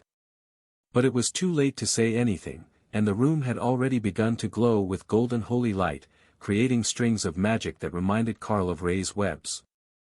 The connections between Lotus and Tessa were forming rapidly, which made sense to Carl, as they had been friends for a long time. But the number that were coming from him to the others dwarfed anything except the friendship between the 2 clerics, and they were still growing in number and intensity as the spell progressed. Dana smiled as the links continued to grow between the 2 of them, with some encircling their bodies without actually touching them, and some starting and ending at their bodies in a straight line. There was certainly some meaning to how each of the links formed, especially since there were multiple designs, but everyone had some. Even Alice, who wasn't as often with Carl in the past, had quite a few of the links. Carl checked his spaces, and noticed that some of the stronger links went straight from Alice to Thor and Ray, while only a few weaker ones went from Alice to Hawk.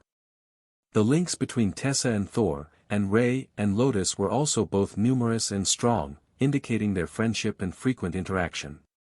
Hawks with Carl were the most plentiful of any of his partners, as they had been together the longest, but Hawks to everyone else except Ray and Thor were limited, as he preferred to observe from a distance, and certainly wasn't going to let people manhandle him like Thor enjoyed.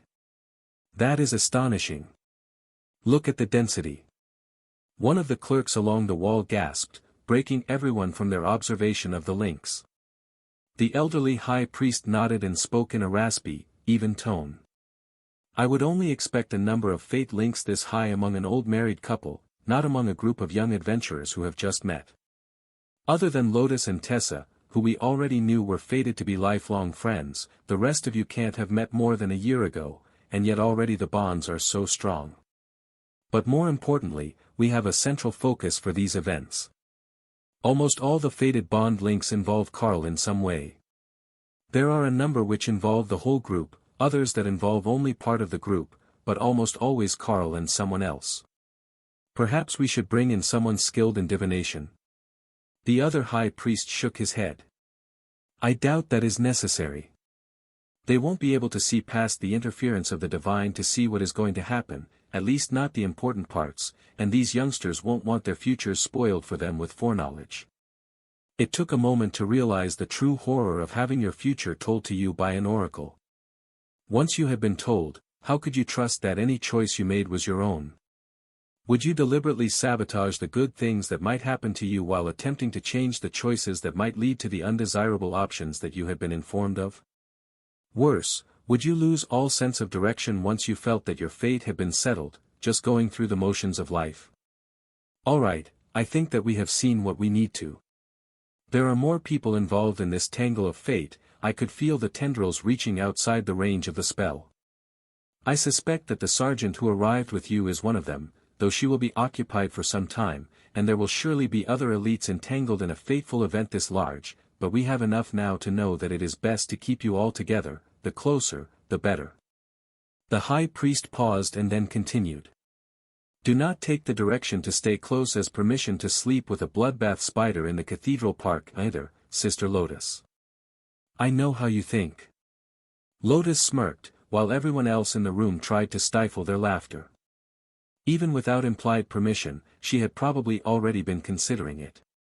In fact, if Carl left Ray out tonight, the two of them would definitely go on a misadventure together, there was no doubt about it.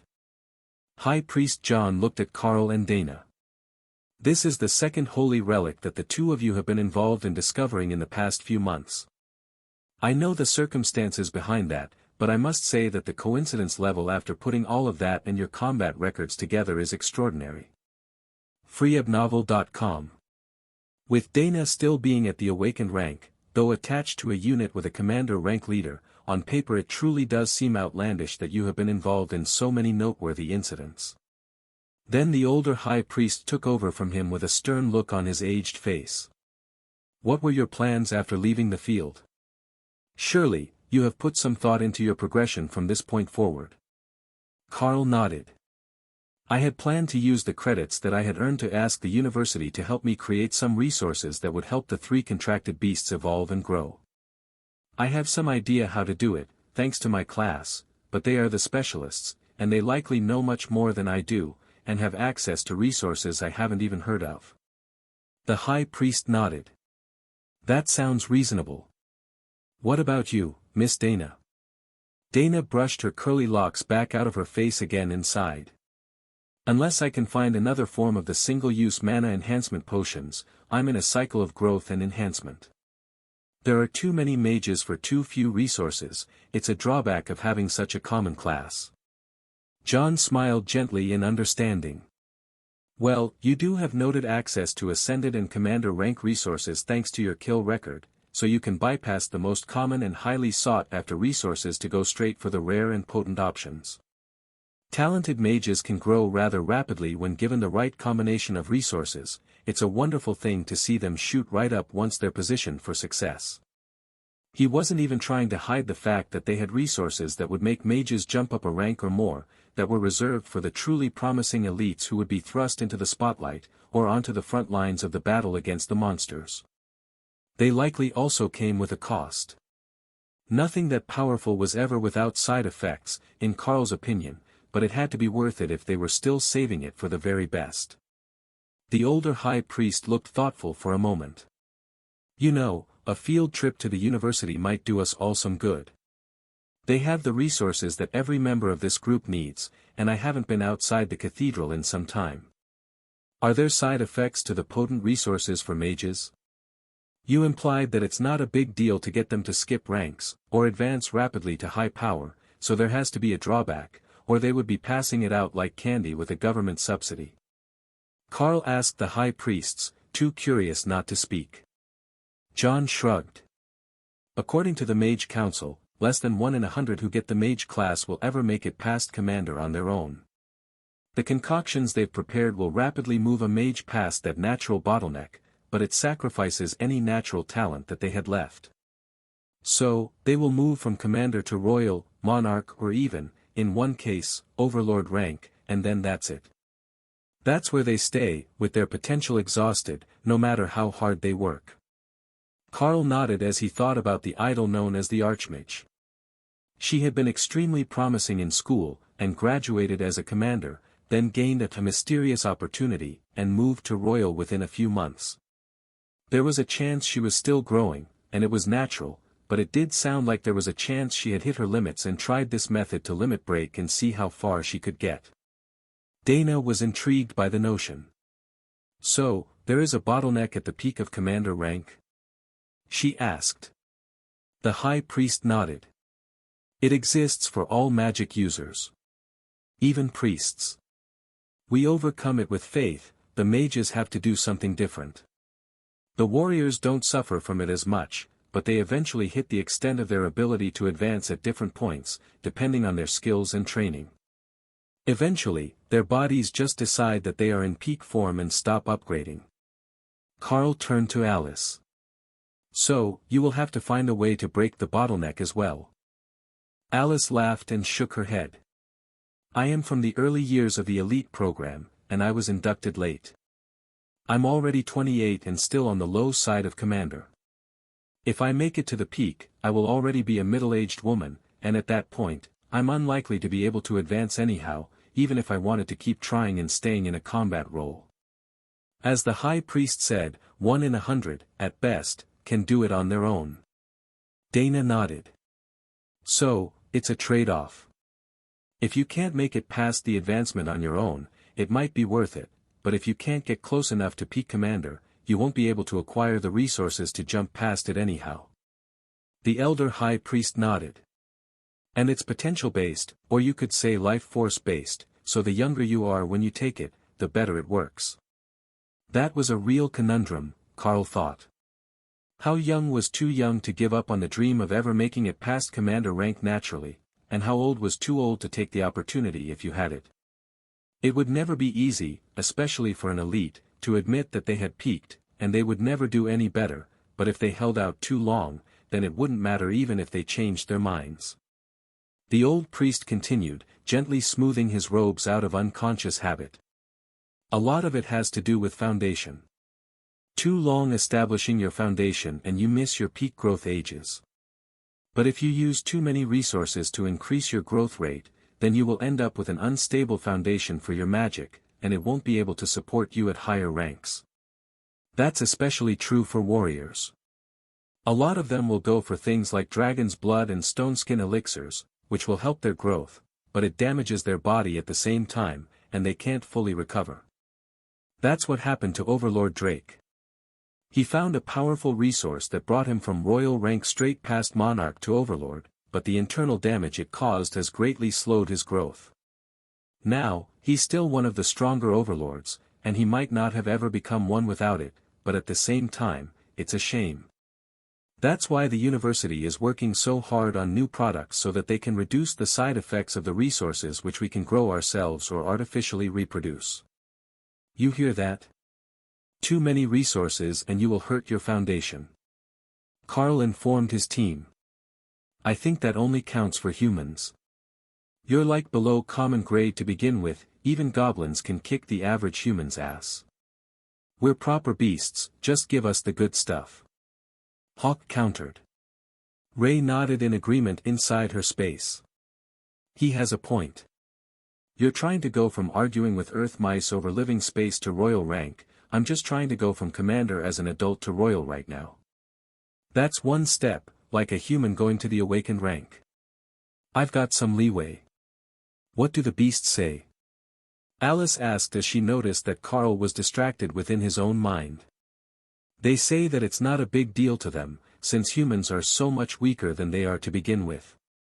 They would all make ascended or commander on their own, though Hawk had to evolve to make that true, so they're looking forward to whatever the university can make for them." The high priest smiled. "That's the spirit. We can call this meeting close enough to done, now that we have the answers that we came here for. You should all be kept together as much as possible, and being together will increase your chances of coming across rare opportunities, thanks to fate. Now, if we can just get you all a bit more advanced, those opportunities can be ones that will make a difference on a much larger scale." The high priests didn't waste time once they had made up their mind, and they quickly escorted everyone out of the cathedral and across the street, into what turned out to be one of the university's research labs. Carl hadn't realized that the two were located adjacent to each other, as they both had vast green spaces around their main buildings, which made it look like the cathedral was located in a city park.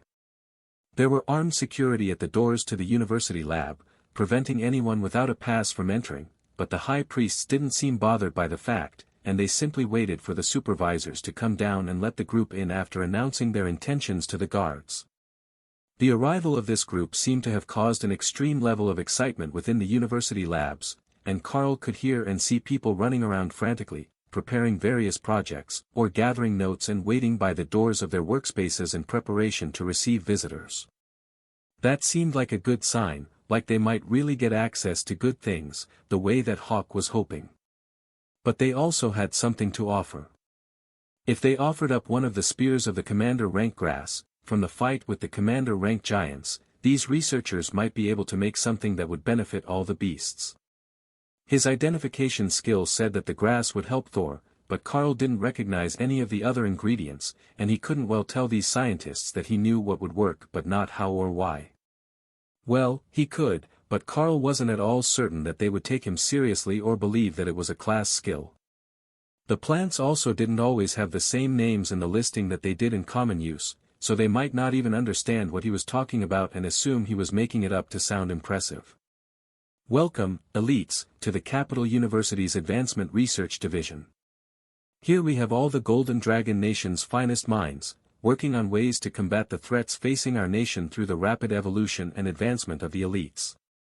The director greeted them as he opened the door, clipboard in one hand, and a whole suite of pens and tools in the pocket of his white coat.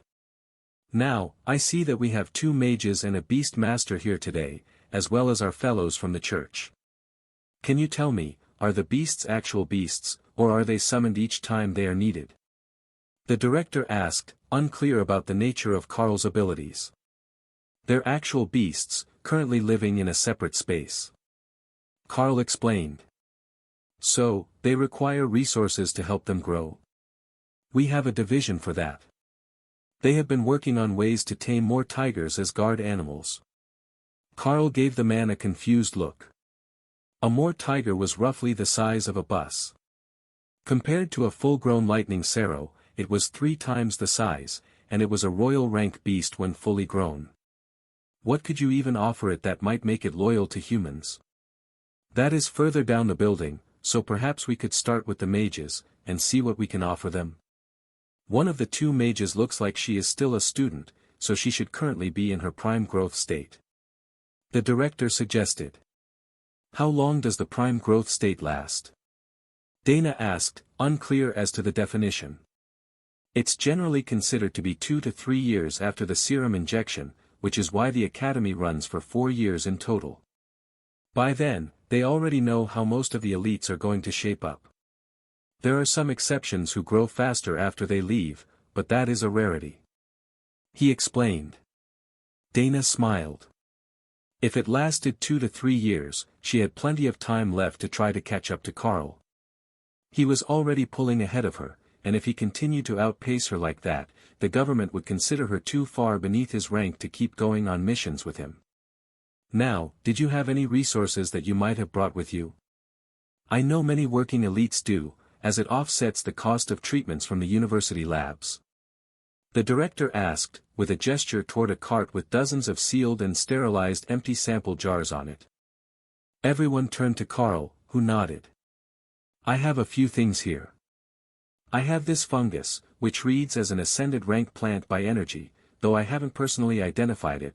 We have these herbs and flowers, I've got some broken magical accessories, and I've got this odd commander rank plant, which, I think, might be good for my lightning sparrow, as it greatly increases the regeneration rate of monsters who use it. Those were all out of his share of items, but if the others needed what the items made, he would just trade, since their portions were all still in his space as well, and the only one likely to even know the majority of the loot existed was Lotus, who had given much of it to Ray for safekeeping. The director stared at the rapidly filling jars as Carl and his assistants loaded everything away, and shook his head in dismay. I take it you're not going to ask me for something small and simple today. The value of those items is incredible, and I was half expecting you to pull a spare holy stone from out of nowhere to put on the pile. Just to put the value off the charts. The director joked. I've got one if you need one. A spare holy stone, that is. Carl commented evenly. The director laughed at the joke, but Carl borrowed a small and weak one from Thor's pond and placed it in an empty jar. Damn it, I was joking, don't just go putting holy stones in my sample jars. The professor complained. Fine, I will put it back in storage. Thor likes the smell of them. Carl shrugged, but the director immediately moved to protect the stone. I see how it is. I'm sure the lab can make good use of it. Carl chuckled, while the high priest softly laughed at the researcher. The church made holy stones, so they weren't as rare for high-ranking clerics, but still, the value of them to the common person, as the researchers of the university labs were, was immense. If they could keep it for themselves, there was a chance that they would naturally awaken holy magic, like the clerics did without the serum. Alright, it is safe to say that enough rare resources have been provided to offset the cost of any of the more common treatments, and heavily subsidize the others. Those blood lotus blossoms alone are worth more than most of the ascended and commander rank treatments. Where did you even find them? No, don't answer that, I don't want to have to fill out the paperwork involved in knowing the answer. I will just gladly accept the rare flowers as payment. Though they were called a blood lotus, they didn't show as being of particular benefit to Ray, according to Carl's identification skill. It just said that they were useful for life drain type abilities. Which, technically, lacerate was not. It didn't steal the life, just let it bleed on the ground. Alice and Dana both gave Carl happy hugs as the director basically gave them a free pass to choose the resources that they wanted today, but the research assistants were even more excited. Mr. Carl, is it true that you will be looking for resources to help your pets advance? You see, we are from the Defensive Beasts Division, and the research from your advancement has already been quite valuable to us. One of them asked.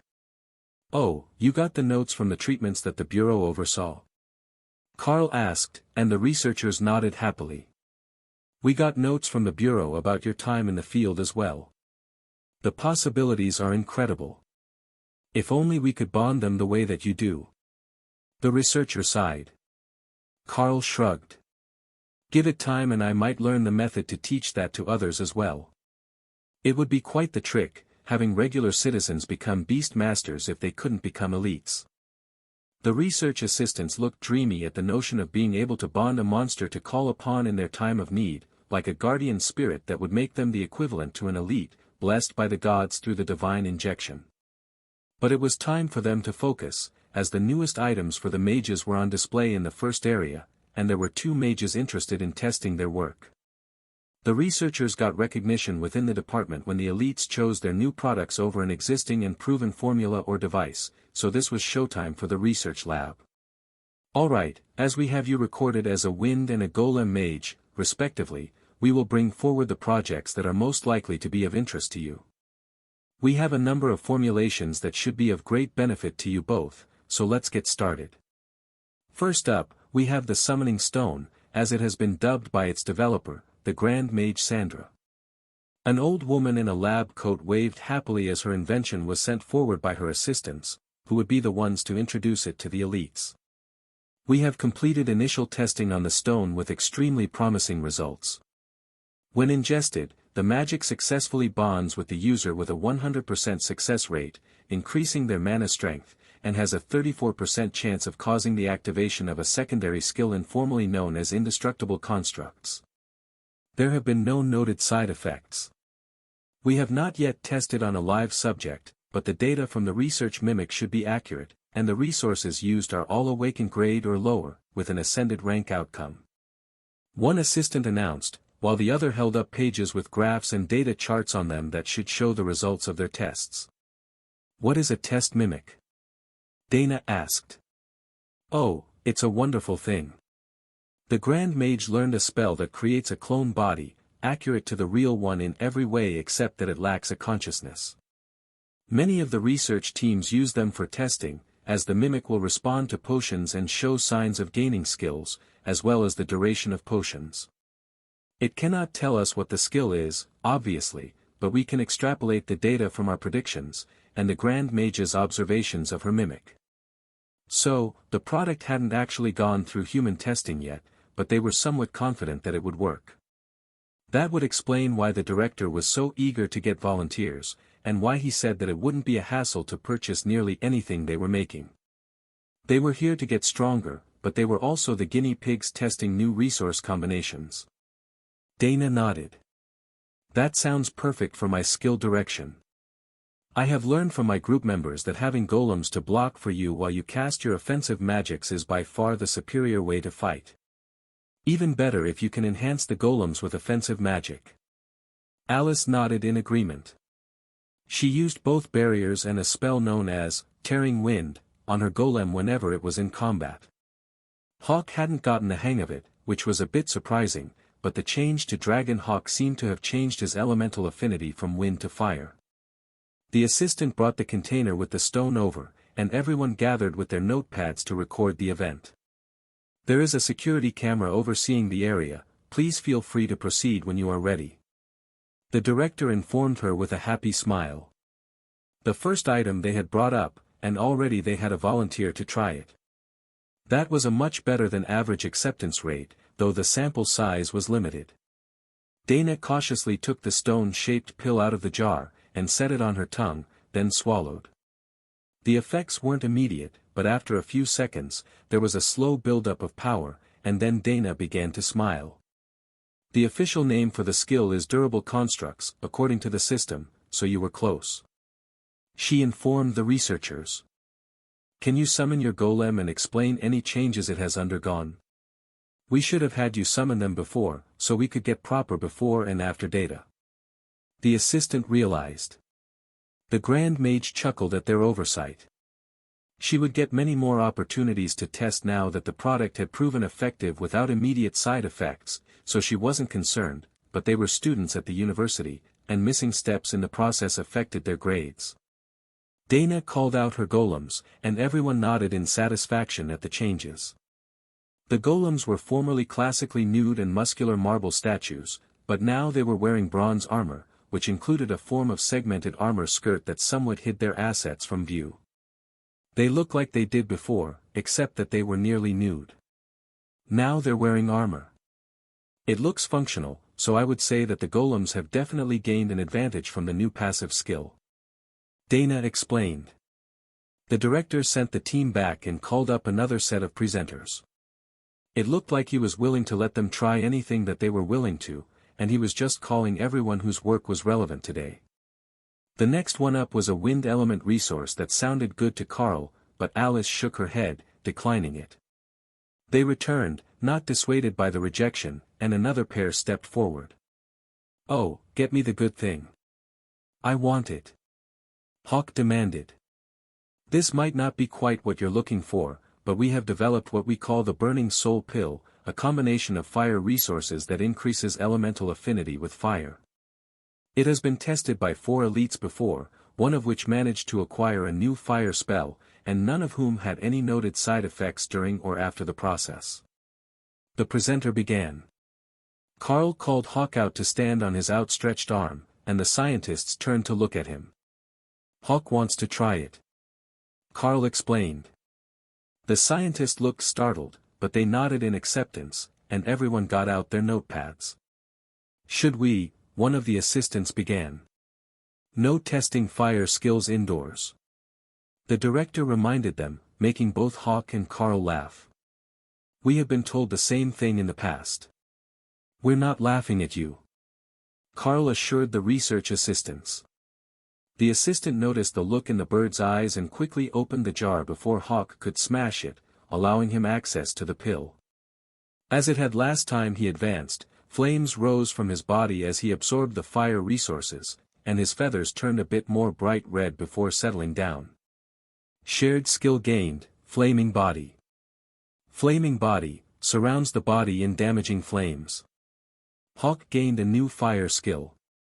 Flaming Body, he can now surround himself in flames. It seems to have helped the damage done by his fire spells as well, but I can't verify that yet. Carl explained. Hawk surrounded himself in flames, and then shot a short burst of fire from his wings, an extended attack that created something akin to a fire blade, but he didn't let it detach and go flying around a room full of humans and precious shiny objects. Hawk had great respect for the good things that the humans made. Lotus moved up to stare at Hawk, who had returned to his normal form, and then gently stroked his feathers, making sure not to ruffle them. The feathers retain their softness and flexibility, but their temperature is elevated. The size of Hawk seems unchanged, but the color is more vibrant. The lack of additional scale development suggests that he isn't evolving toward a dragon template, but the lack of intense heat suggests that it isn't toward an elemental or phoenix direction either. She narrated as she gently massaged Hawk. "Thank you, priestess. I was unsure how we were going to gather data on a bestial subject, but it appears that you are a natural." The director noted. "She really is. I want to thank whoever taught her to massage and preen a wing." Hawk agreed. "All right, let us see what else we might manage to find here. Are there other elements that might be useful to your group?" The director asked. "Well, there is a lightning Sero, with the obvious abilities, and a bloodbath spider who has learned to summon a form of tree golems." Carl offered. "Tree golems? That's the nature magic department next door. We could try the regular golem pill for her, but we don't have any more ready." One of the assistants from the first group replied. "That's all right, we can try the new things from the nature magic sorts. Who knows, it might actually be useful for beasts in a way that it isn't for most human magic users." Carl suggested. The other groups conferred for a moment to see if they had something that might be relevant to a lightning magic user, but there wasn't anything in the works at the moment. There were some already made, but they were the research division, they were already finished with those ones and didn't keep them around. But while they were waiting around for a decision to be made on what was happening next, Carl noticed that something was happening with Ray. She had taken a concoction yesterday, and it had started a process that looked like it was completing. She wasn't completely changed, but the power level in her body was rapidly increasing, and the red of her legs was moving toward a crimson at the tips of her legs, while it darkened toward black again on her upper legs and body. The fur on her torso seemed to multiply, until her actual carapace was barely visible, and a shadowy miasma seemed to hang over her body. "Looking good, girlie." Carl congratulated her. "This is good, we should make more of that later. I think I'm almost at my final adult form now, and I'm just waiting on something. Maybe for you to finish that power moon in my space." She agreed, placing the blame for her not reaching commander rank today firmly on Carl. "I will make you another batch later, don't forget to remind me." Carl informed her as another group of researchers came into the room with a bunch of carts. There were more products on them. Some were pills, some were liquids, some were baskets full of meat or feed. That had to make them the nature department, and they were all going insane about something. Their leader, an elderly man with a walker, raced forward, or at least attempted to, given his condition, and then protectively cradled the regenerative grass plant that Carl had donated. "When was this picked? How long has it been out of soil? Is it still viable?" he asked in a deep baritone that didn't match his frail body. "It was picked earlier this week. But it has been in stasis, so you can consider the elapsed time to be roughly 15 minutes. The roots are intact, so it should be absolutely viable.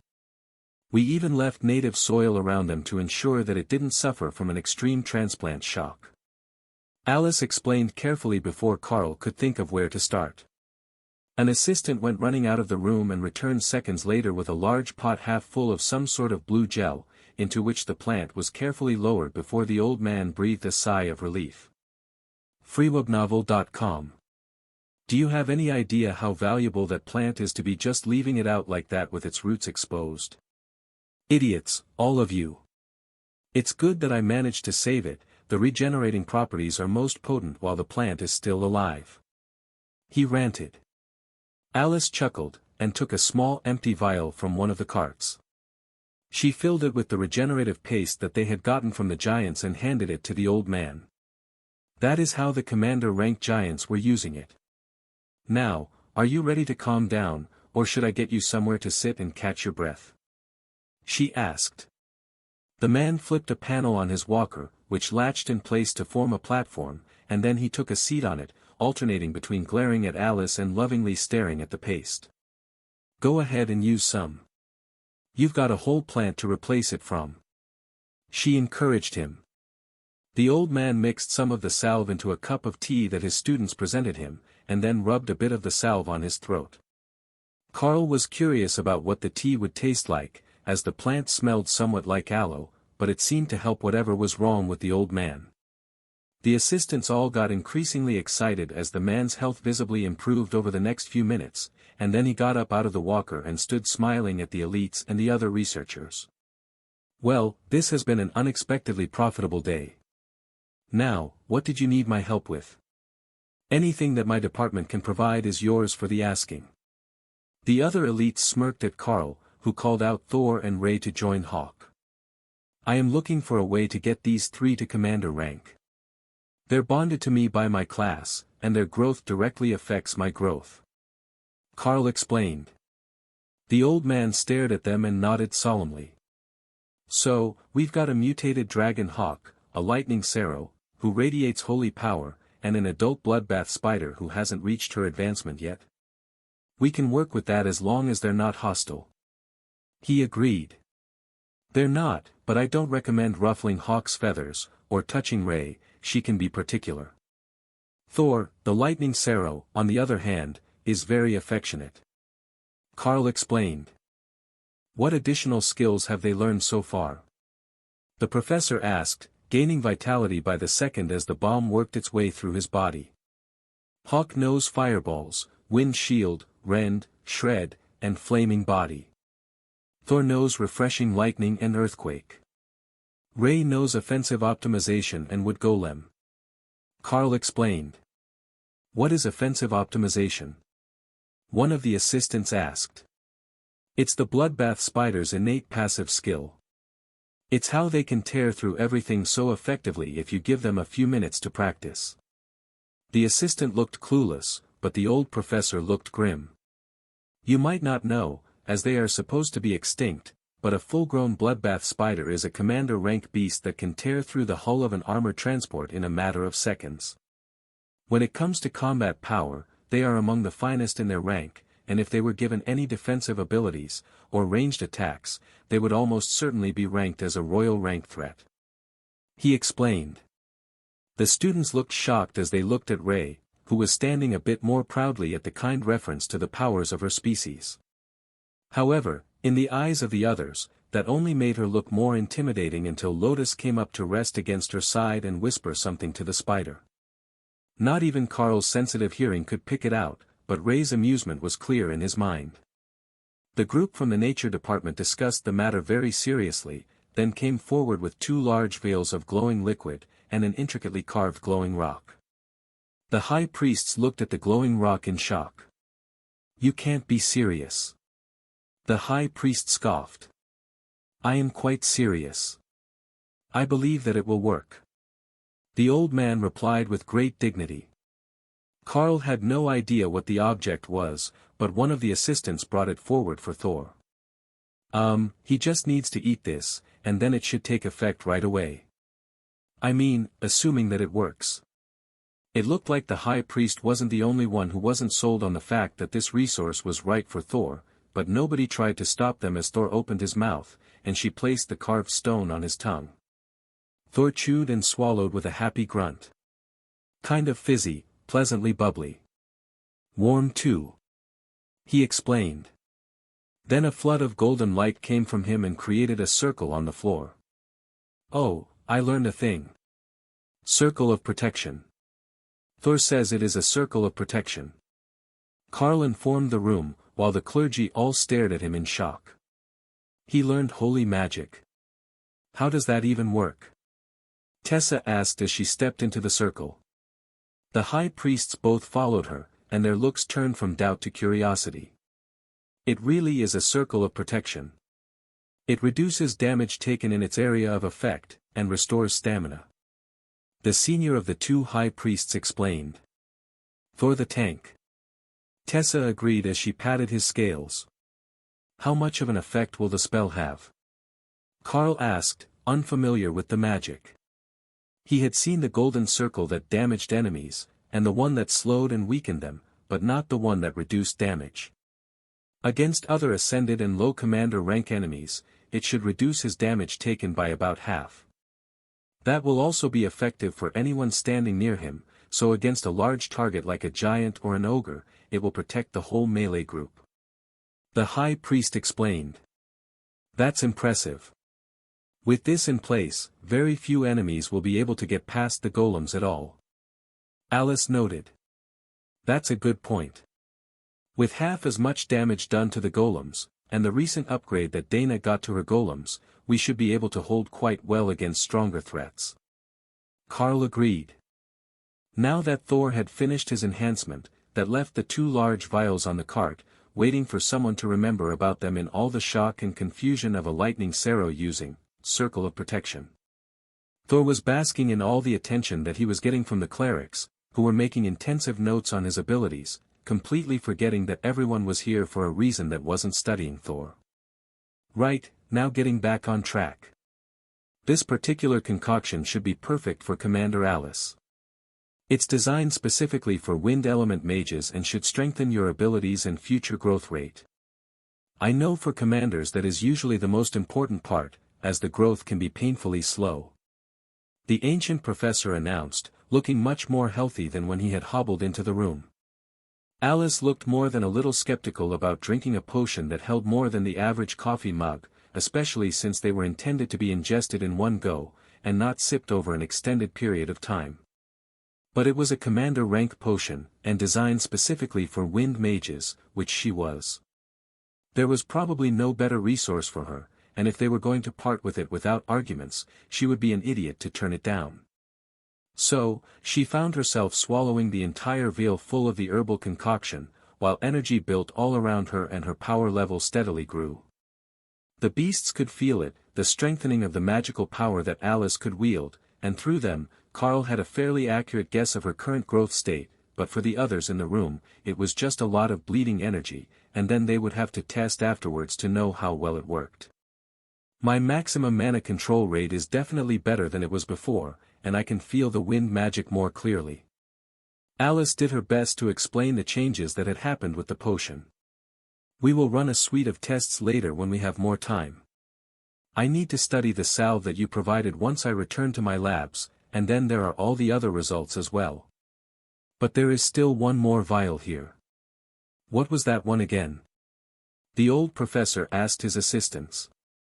That is an attunement potion, double dose for humans, so it can be split between the 2 clerics in the group. The assistant reminded him. Oh, that's right. High Priest, we made this one for your people. The ingredients are a bit rare and therefore difficult to obtain, but with the church's resources, it shouldn't be a problem to obtain enough to provide this to all of your promising members. The professor passed over the ingredients list and a packet of details to the high priests, who looked at some of the ingredients in concern. Sure, they had access to vast amounts of resources, but they also had a massive number of clergy. Plus, this was a commander rank potion, and the side effects on a common grade or awakened priest could be catastrophic. At best, they could administer it after reaching Ascended to see if the promising priests could make it to commander rank and become high priests. The potion was split in half, and handed to both Tessa and Lotus, who gave it very different looks. Tessa was holding it away from herself to avoid the smell, while Lotus was intrigued and taking careful sniffs, trying to determine what was in it without looking at the ingredients list. Well, bottoms up. Tessa reluctantly agreed. She tilted the smaller vial back and downed the potion in one long slug, followed by Lotus. Both priestesses grimaced at the flavor, but their bodies were gathering energy into themselves, and giving off a sense of divine power. It was a shame that Sergeant Rita missed out on this opportunity, but everyone else had made out very well today, and their advancements had given the beasts a chance to learn new skills in the future. Ray was eagerly looking forward to deciphering how to make her golems wear clothing, color-adaptive camo netting to be specific, so they could hide as well as Ray herself did. But even Thor was looking forward to combat so he could try to learn the cleric tricks now that he knew he could make a circle of protection. The high priests were about to lead everyone back out. Carl could sense it in their demeanor, but the researchers weren't done. There is one more left. Now, the field of warrior enhancements is pretty well studied, but we do have a few things left that might help the beast master himself. This next one could be considered a somewhat exotic potion, and we weren't certain that we would ever find a suitable test subject, but today might be the day. Assistant, could you go fetch item FLA 112C3, freebnovel.cm. The assistant looked confused, but went and gathered the object from a storage room down the hall, still steaming with the intense cold of the ice magic that was used to preserve potions and pills that might become unstable when left at room temperature. Inside was what appeared to be a gummy bear. It was even gummy bear-shaped. Carl gave the priest a questioning look, but he just shrugged. I ran out of other molds, as this was a side project, so I used what I could find in the foods lab. Carl made a mental note to avoid gummy bears from the university. He would never trust their equipment after it had been used for experimental potions. But then, they were making experimental food products out of magical plants and monster meat already, so perhaps it was no worse than any other piece of equipment. The professor passed the gummy to a clean petri dish with a pair of sterilized tongs, and carefully warmed it with fire magic using a handheld device. There it is, right back to perfect temperature. You will want to eat that quickly. I didn't do a good job of stabilizing it as a gummy, and the flavor could be unfortunate. Carl nodded, and tipped the gummy directly off the dish and down his throat, the same way that Hawk usually ate anything he didn't have to tear apart. The energy of the gummy hit him like a sledgehammer to the head, and power flowed from it through his body, completely bypassing him to fill the spaces. It was probably a good thing that the beasts were outside at the moment, as Carl focused on concentrating the energy into the sun and moon equivalents he had been using in place of the candlelight that the monks centered their space around.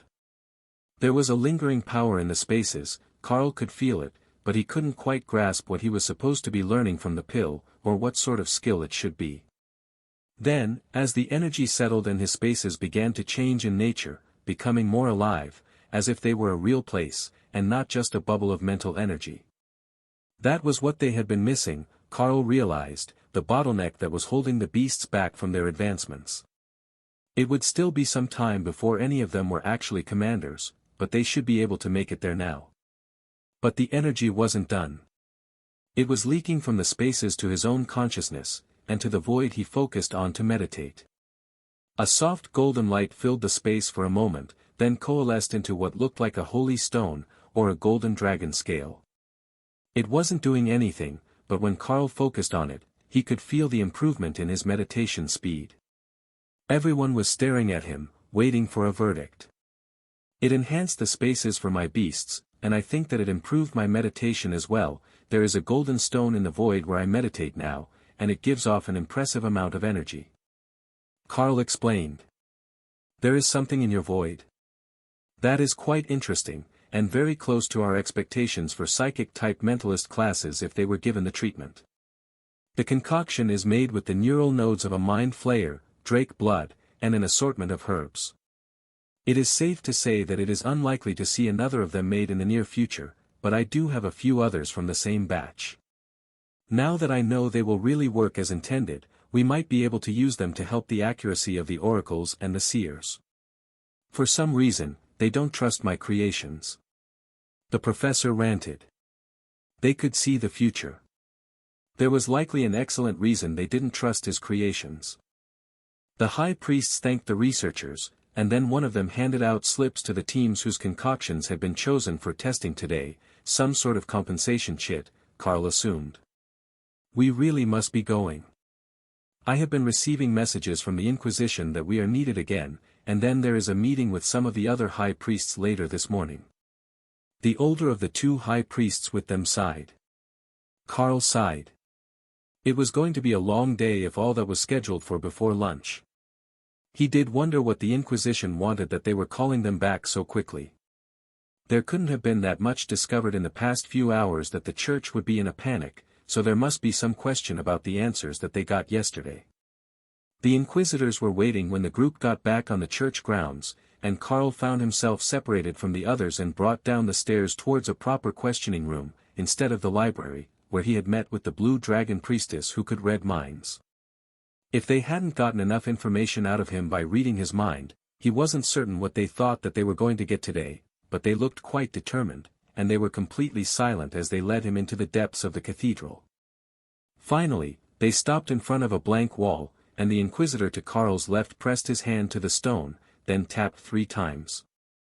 The illusion vanished, and Carl saw that there was a scanner of some sort there, and that the inquisitor had tapped on a wooden door, not the stone wall. "This is as far as we go. We will be waiting here for you to return," the inquisitor informed Carl, then pushed him through and shut the door. There were only 2 people inside, one woman in ornate black robes, and one man in red.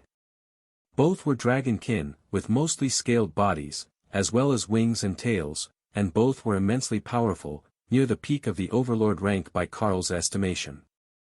The black-robed woman began to speak directly into Carl's mind. "Greetings, Brother Carl. We have been watching you for some time now, and I must say that we are impressed with your abilities." Carl bowed politely and spoke in response. "Thank you. The gods have favored me." That made the 2 of them chuckle. The red-robed man replied out loud with a smile on his face. "You have no idea how right you are. I am the avatar of the red dragon, the highest authority for the war goddess on this world, and beside me is the avatar of the black dragon, the dragon god of death. Our deities have taken an interest in you, and ask that we see you in person. I have gained the attention of the war and death gods. Excuse my shock, but I am only an ascended rank elite." Carl replied, too shocked to come up with a better response. The woman in black spoke out loud, a haunting sound that seemed to echo from another world and sent chills down Carl's spine. "It is not your penchant for war and death that caught their attention, though you do have a particular affinity for it that would have made you an exceptional priest." She stopped and took down her hood, revealing a delicate and beautiful, but childish face with jet-black horns and shockingly silver hair that shimmered in the light. She smirked at Carl's shock, and when she spoke again, her voice was a musical and kind tone that made Carl instantly want to like her. "Death's blessing is eternal. Her high priestesses do not age, and her high priests do not die. But what has caught the attention of the divine dragons is your affinity for the system. Focus on the power of the system in your mind and speak the word status." Carl wasn't sure what she meant, but the new focus in his mind seemed to be the logical point to start, as it was a focal point for power, and that power came from the divine injection created from the system stones. Status. A long string of text appeared in his vision. System active. Name, Carl. Class, Beast Master. Partners. Hawk, Ascended Rank Dragon Hawk. Ray, Ascended Rank Bloodbath Spider. Thor, Ascended Rank Lightning Sarrow. Available skill points, 34. "So, what do you see?" the avatar of the black dragon asked eagerly in her musical voice. "I see a set of text. My name, my class as Beast Master, and the names of my beasts. Then at the bottom it says that I have 34 skill points, whatever those are." Carl explained. The 2 avatars smiled at each other. "You see, the divine injection doesn't fully awaken the system in anyone. It only gets you a small fraction of the way there. It looks like you might actually have a fully functional version now that you have stepped on the system stones. The other clerics have tried bringing promising candidates to test the ones you found, but for those without a system, they won't activate at all. They won't even activate for priests who gained their powers through faith, even though some of them were at the awakened rank. So, naturally, we want to know if you really do have the full power of the ancient system. Focus again and think the word skills, or skill list." She insisted. Carl sighed as none of them worked, and then a faint message appeared in his vision. "Skill list unavailable. Randomly assigned skill points." Carl smiled. "It says that the list is unavailable and asks if I want to randomly assign my points." The two avatars sighed and shook their heads before the red dragon avatar answered in his deep voice. You can if you wish, but it appears that your system is not completely activated, so I recommend holding off until you can find another holy relic. If you don't know what the skills are, it might not tell you what you have gained, so you will never know what powers you have that you're not using. He explained. Carl nodded. Having more spells and attacks would be wonderful. He didn't know how many points each of them would cost, but he could likely get at least a few more with what he had. Carl considered the situation for a moment. Is there anyone with a completed system that I could ask for advice? The laughter of the two filled the room, a booming chuckle overlaid with a delicate giggle, like ringing bells. There hasn't been a fully active system in this world for hundreds of thousands of years. Take a seat, and we will have a little history lesson that might help this all make sense. The black dragon avatar replied. Not even you two? Carl asked as he took a seat. They were the most favored of their gods. If anyone had a chance, it was them. We are neither subject to the system, nor are we born in this world. We only stopped in to see what the commotion was all about, after our gods asked us to observe from the shadows. When we are finished our work here, we will leave and watch until our deities ask us to take on another task. But that is only incidental to the situation at hand. Our deities were wondering if your people could really earn the forgiveness of the world dragon and reactivate the system, or if you would have to carve an entirely new path for yourselves. It all started with a rebellion, as most changes do. At the time, the system had been active for longer than the world had kept recorded histories. You know how it is, time wears all away, and after a number of wars, changes of leadership and such, the original documents were lost and only legend remained. That was when a group of demigods thought that they could become the next system administrator. They led a revolution against the world dragon, intending to usurp the world from his control.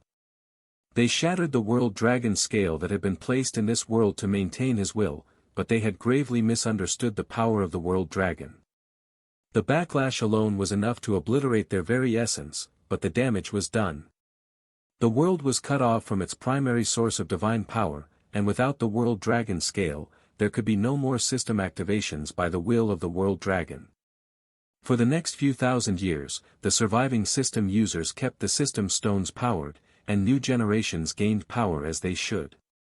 But, as everyone should have predicted, the movement to overthrow the world dragon wasn't truly gone, and a surviving demigod, a titan named Omega, shattered the system stones. But just when he thought that he could take over this world in the name of the giant races, tragedy befell him as well. A nature dragon demigod was passing by and saw him at his weakest, in the midst of the divine tribulation to ascend to godhood, so she ate him. It is unknown whether that was enough to push the dragon demigod to true godhood, but it hasn't been seen since, so there is a good chance that it ascended. Carl's laughter stopped her story for a moment. Sorry, please continue. I just thought about the nature dragon clerics that I know, and I can totally see them doing it if they had a chance. The black dragon avatar smiled. After that, things went downhill fast. There was a world full of system users, but no new generations could gain the system, and without the system, the existing powers in the world rapidly fell into chaos, separating into factions to protect themselves. There is a lot more, hundreds of thousands of years worth of history, but the start is the important part. Now that you have the system halfway activated, all that is left is to see if it is possible for you to gain the rest of its hidden powers, or if the world dragon expects you to forge your own path. Carl sat in stunned silence as the black dragon goddess avatar finished her story. He was still a bit shocked to be in the presence of the representatives of the gods of war and death, and then to be told that the hubris of the world's most powerful had been the downfall of the entire world. He couldn't process it all that quickly. So, once upon a time, everyone were elites, even those of the other species, and it all ended because someone thought that they could take on the world dragon? Carl requested, desperately trying to make sense of the situation. The red-robed man nodded grimly. Foolish notion that. Nobody ever wins those challenges. But you are correct that every species on this world once had the full powers of the system on their side. Even the beastkin, though some of them insist they were actually cursed by the world dragon to be used by others as good luck charms. Carl chuckled at the notion. How would a beastkin be a good luck charm? Were they like a holy stone, and granted a luck buff if you held them? He supposed that wasn't impossible if the gods were getting directly involved in the lives of the people.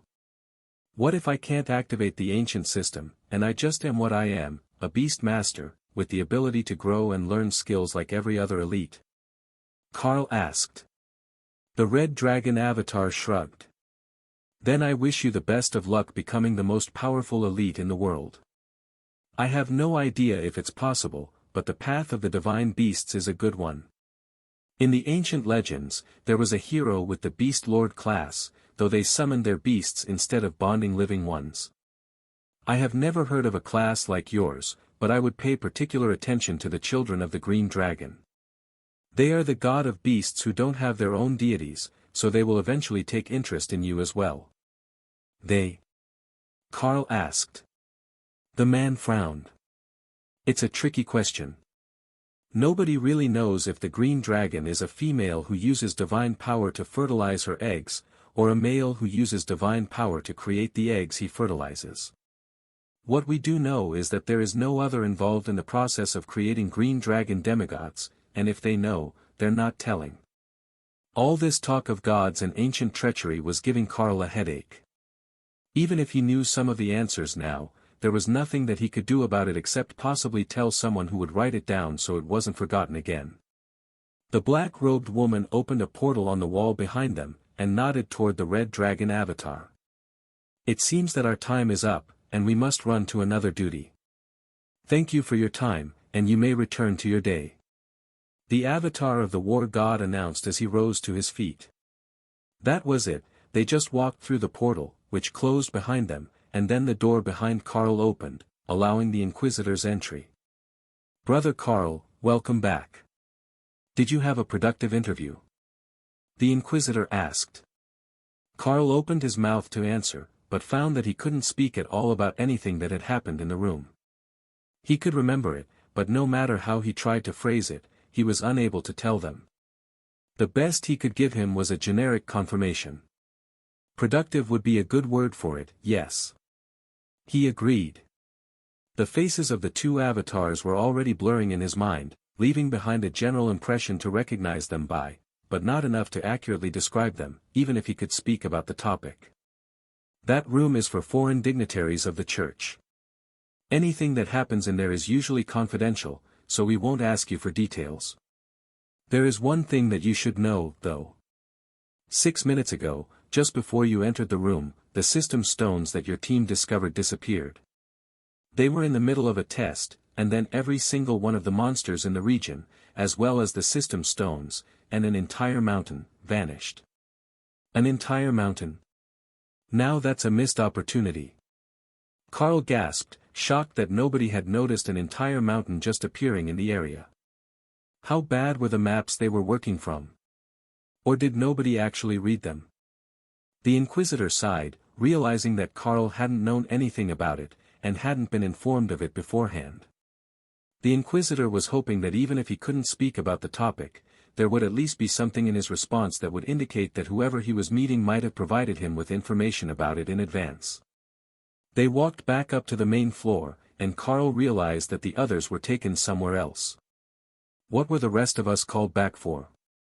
The High Priest said we were all summoned, and that was before the big event would have happened.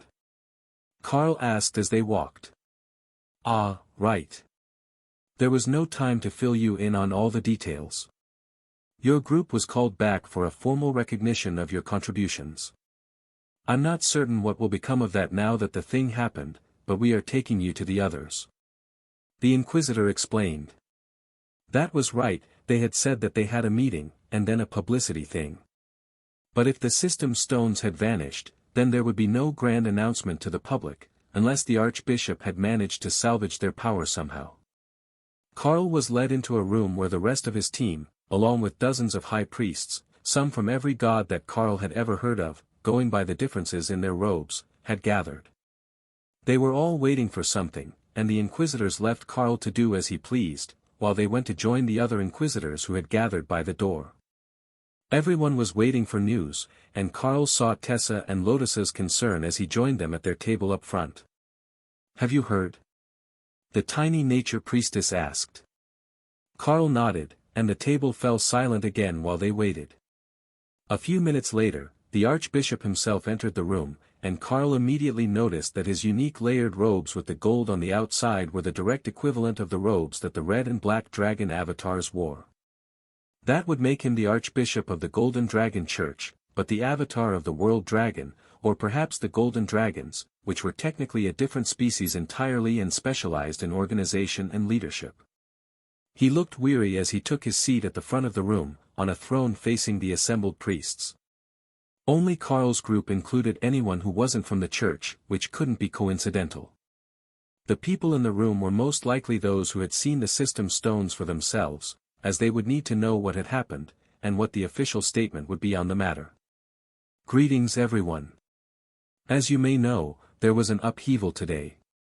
The newly discovered set of system stones, along with the underground temple complex of the 7th dynasty, vanished along with the remains of a monster influx. There was no warning, and from what we can tell, nothing else was affected. None of the groups who were in the area remember anything out of the ordinary. Only those in this room even recall that there was a temple complex under the mountain.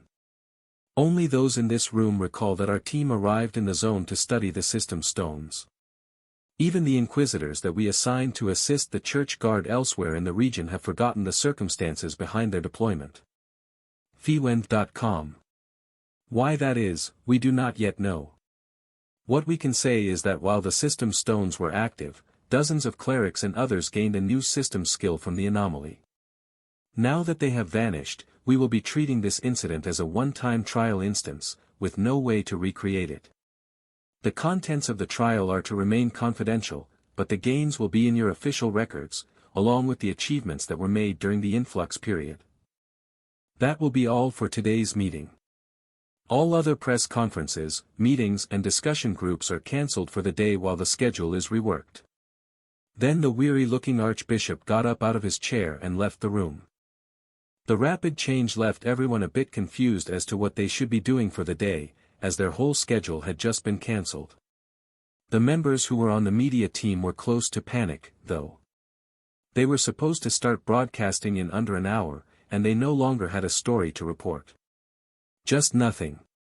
But within seconds, they latched onto the best opportunity that they had left.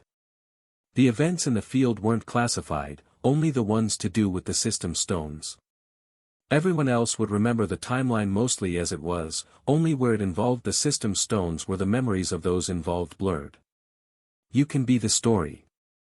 You elites, who managed to get 100% of the commander rank kills in an entire zone for a week. Yes, that's perfect for tonight's news. Please don't leave, we have to film 30 minutes of footage that needs to go on air in an hour. One of the clergy assigned to news releases pleaded. We already have the footage of you in front of the official background, so we can do informal interviews here, and then fill the time with reporter explanations. It will be perfect, we even have stock footage of giants, ogres and other monsters to work with. Another of the reporters agreed. The elites all sighed, while Tessa rolled her eyes as Lotus vanished beneath the table. She knows that we know where she went, right? One of the reporters asked. Yes, but she's hoping that you will forget about her before she has to be on the news. Tessa agreed. Carl, hide me in Ray's space, they'll never look there. Lotus pleaded. You can't put living things in there. Well, maybe I could, but it might bind you to me like Ray is. Carl laughed. Lotus paused like she was actually weighing the option, then came back out from under the table. Fine, but a short interview, for the nature goddess, and no trying to make me famous. She reluctantly agreed. The room was quickly rearranged so that they could do multiple interviews at the same time, each facing the walls, which conveniently were created from multiple panels with identical patterns, so it would look like they were filming them one after another in the same studio. Carl was led to the actual podium stage instead of one of the identical spots, and he sighed. You know, Commander Alice is the leader of the team, he reminded them. The priestess with him nodded happily. But you have a lightning arrow, she replied. Carl chuckled, understanding where they were going with this. All right, let's get this rolling. The reporter gestured to the cameraman, who gave them a thumbs up as Carl adjusted his position to face the camera that was over the reporter's left shoulder. The interview would be taken from 2 angles, so the person speaking could speak toward the camera without an unnatural turn away from the interviewer. That would also give them plenty of room to call out Thor, who Carl and the reporter were hoping would become the star of the evening news. Good evening, everyone. This is Sister Clara, with you again, to provide a special report regarding the topic of the week among the active combat elites. For those of you who missed the beginning of the broadcast, there was a group of elites on a defensive mission this past week who managed to score 100% of the commander rank kills for an entire zone. That's right, they single-handedly managed to contain the commander rank threats in their combat zone, and we have them here at the Capitol Cathedral studio for a quick interview before they return to their regularly scheduled duties. With me right now is Carl, an ascended rank elite student of the Divine Golden Academy. Can you tell us where you came from, and possibly say hello to those who are important to you? She asked. Of course. I come from Lithium Mine Village, and I would be remiss if I didn't at least say hello to my loving parents, Jake and Ella. Plus, a special shout out to the miners of the 3rd shift. I wish I could say I miss working with you, but I really don't miss the bottom of the mines. Carl replied with a genuine laugh. The reporter smiled, and Carl knew that when this aired, the mines would be celebrating like crazy to have made the news. The 3rd shift was 6 in the evening to midnight, the usual shift for students, though they were sent back up at the halfway mark, so they only worked 6 until 9, and they would be ready for school in the morning. A miner turned beast master. I'm certain your hometown is very proud to call you one of their own, especially as an ascended rank elite, already on the front lines while you're still in school. Tell us, what is it like, working in the wilderness? She asked. Make up a pretty lie. The cameraman was silently shouting at Carl as he realized that Carl had never done one of these interviews before. Well, I must say that the experience is greatly improved when you have a nature priest with you. With the blessing of their goddess to create all sorts of plants, including spices, dinner becomes much more pleasant, both for myself and for my bonded companions. Carl replied, leading the reporter in the right direction, for which he could see the thankfulness in her eyes, though her expression remained professional. I have heard wonderful things about your bonded beasts, from which your class gets its name. Might we meet one of them today? She asked, following the cues. Frognovel.com. Of course. Thor, would you come out and lay down next to me? Carl spoke out loud. If he didn't lay down, the lightning arrow would be mostly out of the camera's frame, and that would just annoy the staff. Thor settled in with his head right next to Clara's chair, but facing the front, where the reporter could lean forward to pet his head, and he would be in the shots of both of them, but not in the way of the upper body of either. He instinctively knew where he needed to be, and the reporter smiled as she stroked his head between his eyes, exactly as Lotus had instructed her to do while everyone was waiting here to see what was going on. While Carl was gone for a secondary interview, that was what they had done. Sat and waited and shared gossip. He is a lovely one, isn't he? For our viewers at home, Thor is an adult male lightning arrow, and we don't recommend that you approach them in the wild, but this one is quite tame and sociable. She explained as Thor made a happy rumble. Carl smiled and nodded in agreement. Not only is he possibly the most social member of the group, he's also an incredible frontline fighter. His lightning barrier can defend him against the strongest of ascended rank attacks, and he works well with others to strategize and control the movement of the monsters we are clearing from the wilderness before they can threaten the nearby towns. Thor nodded happily, and then moved his head to bump up against her legs when the reporter sat back upright and stopped patting him. The gesture made the camera operators and a number of the others in the background laugh. Thor was precisely the spokesperson that they needed on camera today. It was impossible not to love him. Can you tell us a little about a memorable battle? I know the others in the group have been asked the same thing, but I won't mind if it's the same one as one of them has mentioned. The reporter asked with genuine interest in her soft blue eyes. Carl smiled at the camera. Well, I have one in mind, and I'm not sure if it's the same one as the others have mentioned. We were on patrol and had just finished a fight with a group of ogres when Hawk, our scout, informed us of a group of hobgoblins who were giving the military unit we were attached to some trouble. We rushed back to the scene, and found that the hobgoblins had a shaman with them, healing the filthy monsters as the elites of the army fought a valiant battle toward the center of the hobgoblin formation, where the cowardly little shaman was hiding. Now, Thor here is a good bit larger than your average hobgoblin, and he just plowed right through them, and tossed that goblin shaman 20 meters in the air, where our ranged attacks could take it out. Carl accompanied the explanation with hand gestures, and at the right moment, Thor gave a flip of his head, showing the cameras how to toss a goblin. The camera operators were both giving Carl enthusiastic gestures, while the reporter smiled and nodded along. It sounds like quite the scene. How did the battle end? She asked more seriously. Only minor injuries among the military unit that our clerics healed before the battle was even over. A resounding victory. Within minutes, all the interviews were finished, and the reporters started doing their own bits, recording speeches over stock footage, and giving a highly censored version of events that wouldn't scare the general public while still honoring the fallen soldiers and elites of the many battlefields around the nation. That was a fairly standard part of any ongoing events broadcast, as there were always battles to be fought, but it did use a solid portion of the time that they needed to fill, and when combined with the interviews, it wouldn't seem as dull and routine as it did when they were just speaking alone in studio. Carl retreated to the back of the room where he found the blue dragon high priestess he had met earlier, the head of historians, whose name he had quickly forgotten, waiting for him. Fortunately, Lotus was there to save him. Greetings, High Priestess Lilith. Did you have a request for us? I made some great notes on plants I don't remember seeing in the study guides. The nature priestess greeted the historian. Her eyes were lit up with excitement about the list of new plants, and between a nature priestess and a blue dragon high priestess, who was obsessed with new knowledge, there was a very real chance that they were about to become best friends for the day.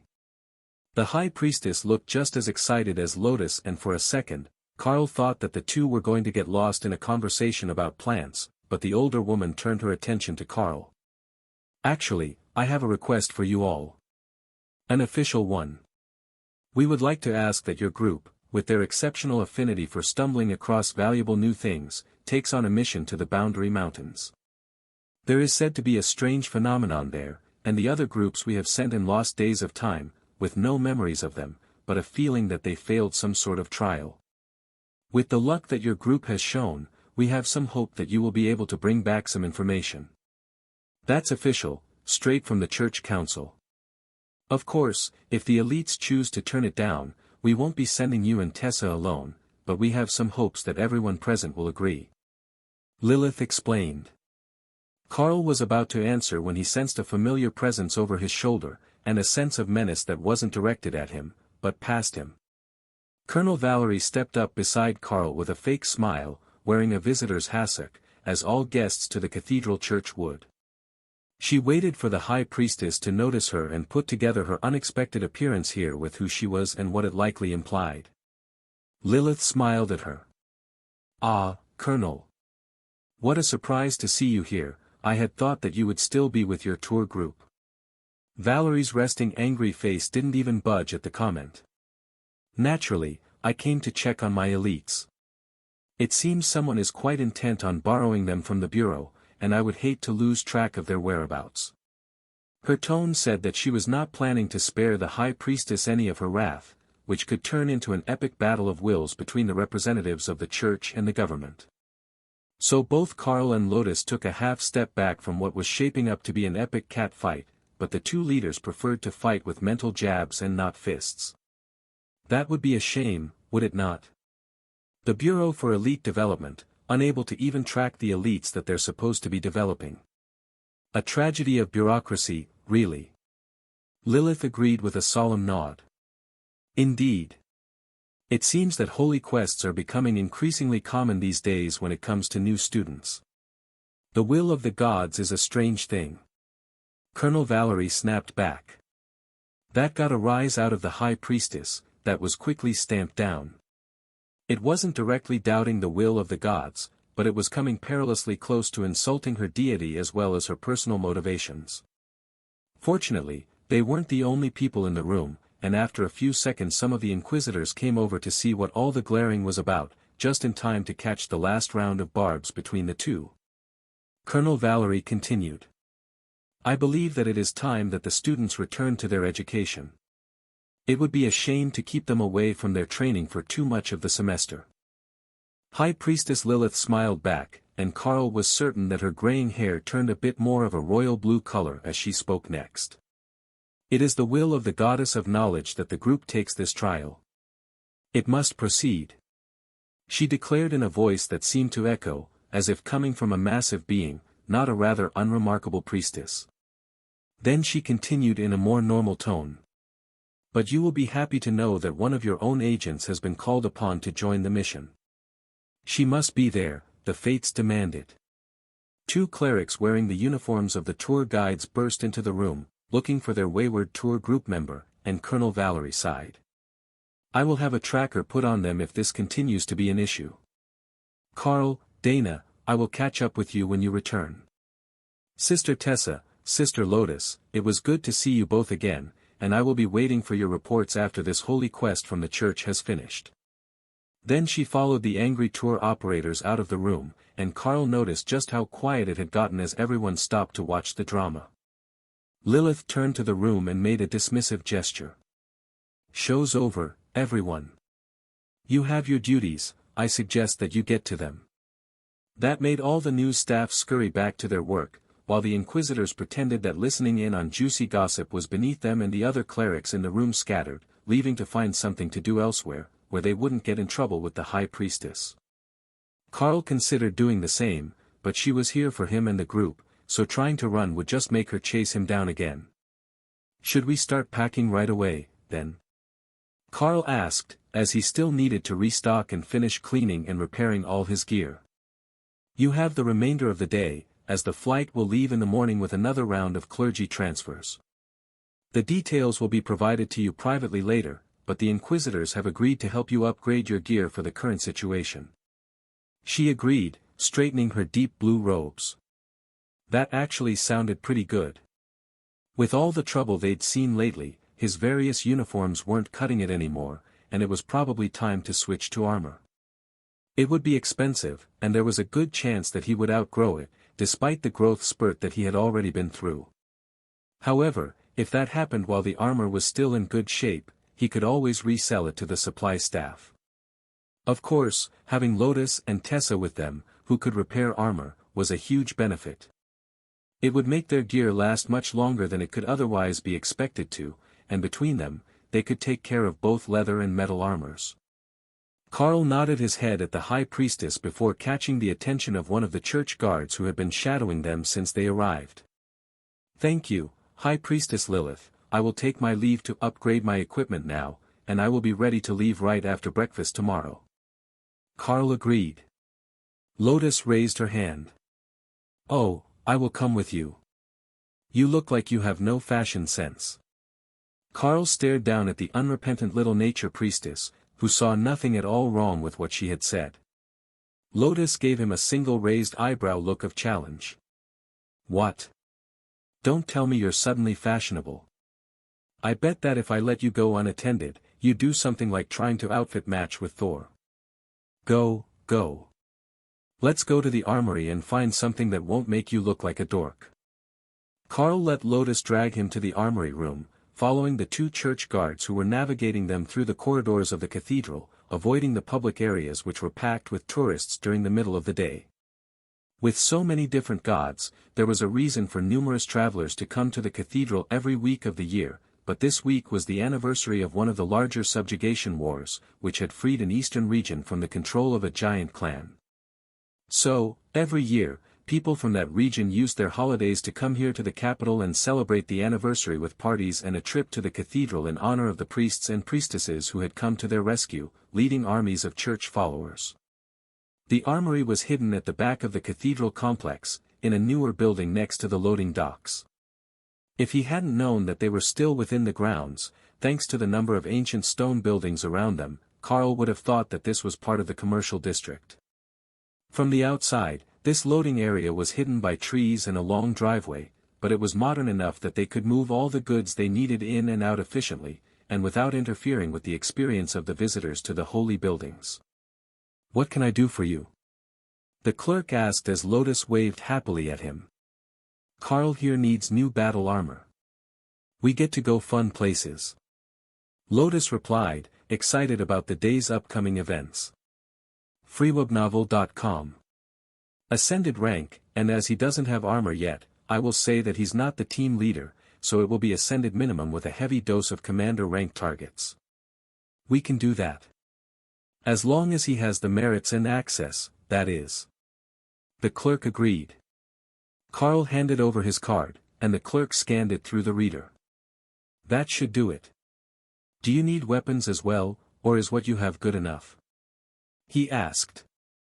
I've got an ascended rank bonded sword, and the ability to code it in ascended rank attack skills. It should be alright, as far as my abilities go. Carl replied. The clerk nodded. Can you take it out and show me? It's better if I know what we're working with, just in case you might need a backup. Carl took out the blade, and then used the new shared skill, Flaming Body, that Hawk had shared to coat his lower arms and the blade in flames. Ooh, when did you learn that? Nice trick. Lotus cheered. When Hawk learned it. It should work out fairly well, and I can use it with the refreshing lightning barrier to keep up my defenses. Carl agreed. The clerk made a short note and then tapped a button to update his listings based on what Carl had mentioned for his skills. Well, we don't have much that's compatible with both lightning and fire, but we do have either or. If you're using lightning as a defensive shield, I would recommend this suit. Are there any pieces of gear that you need to keep on? He asked. My gauntlets. I've got a set of bestial strength gauntlets that should be kept on when I'm heading into combat. Then there's a ring I keep on as well, but that shouldn't interfere with the armor. Carl explained. A ring with what properties? So I know what to build around. The clerk asked as he refined the search. Carl did his best not to laugh as he realized how lopsided his buffs were. It's a ring of giant strength. The clerk blinked twice, slowly, and then entered it into his computer. You didn't look like the smash everything to paste type of warrior, but I guess appearances are deceiving. Lotus giggled. Oh, he's not a warrior, he's a beast master. We just happen to have fought plenty of giants recently, and they value strength above all else. I see. It was obvious that he didn't quite get what a non-warrior class would want with all that strength, but he also wasn't well versed in actual combat, just in the theoretical aspects that went into balancing gear to distribute to the other elites. Being strong also meant being fast, in a way.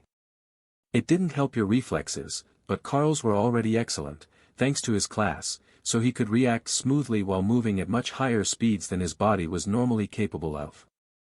Alright, I have a match. It has strong defense, a natural affinity for lightning attacks, which should strengthen your barrier, and no gloves required, so you can wear your gauntlets. The clerk announced, before turning the screen to face Carl. It was a superhero. The entire outfit was designed to make the wearer look like a children's cartoon superhero, complete with a masked helmet that Carl was certain had to be some sort of copyright violation. Heart Ranger, go.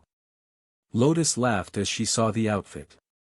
That was precisely what Carl had been thinking, and the church guard with them nodded in agreement. I take it you would like me to look for something else? The clerk asked sheepishly.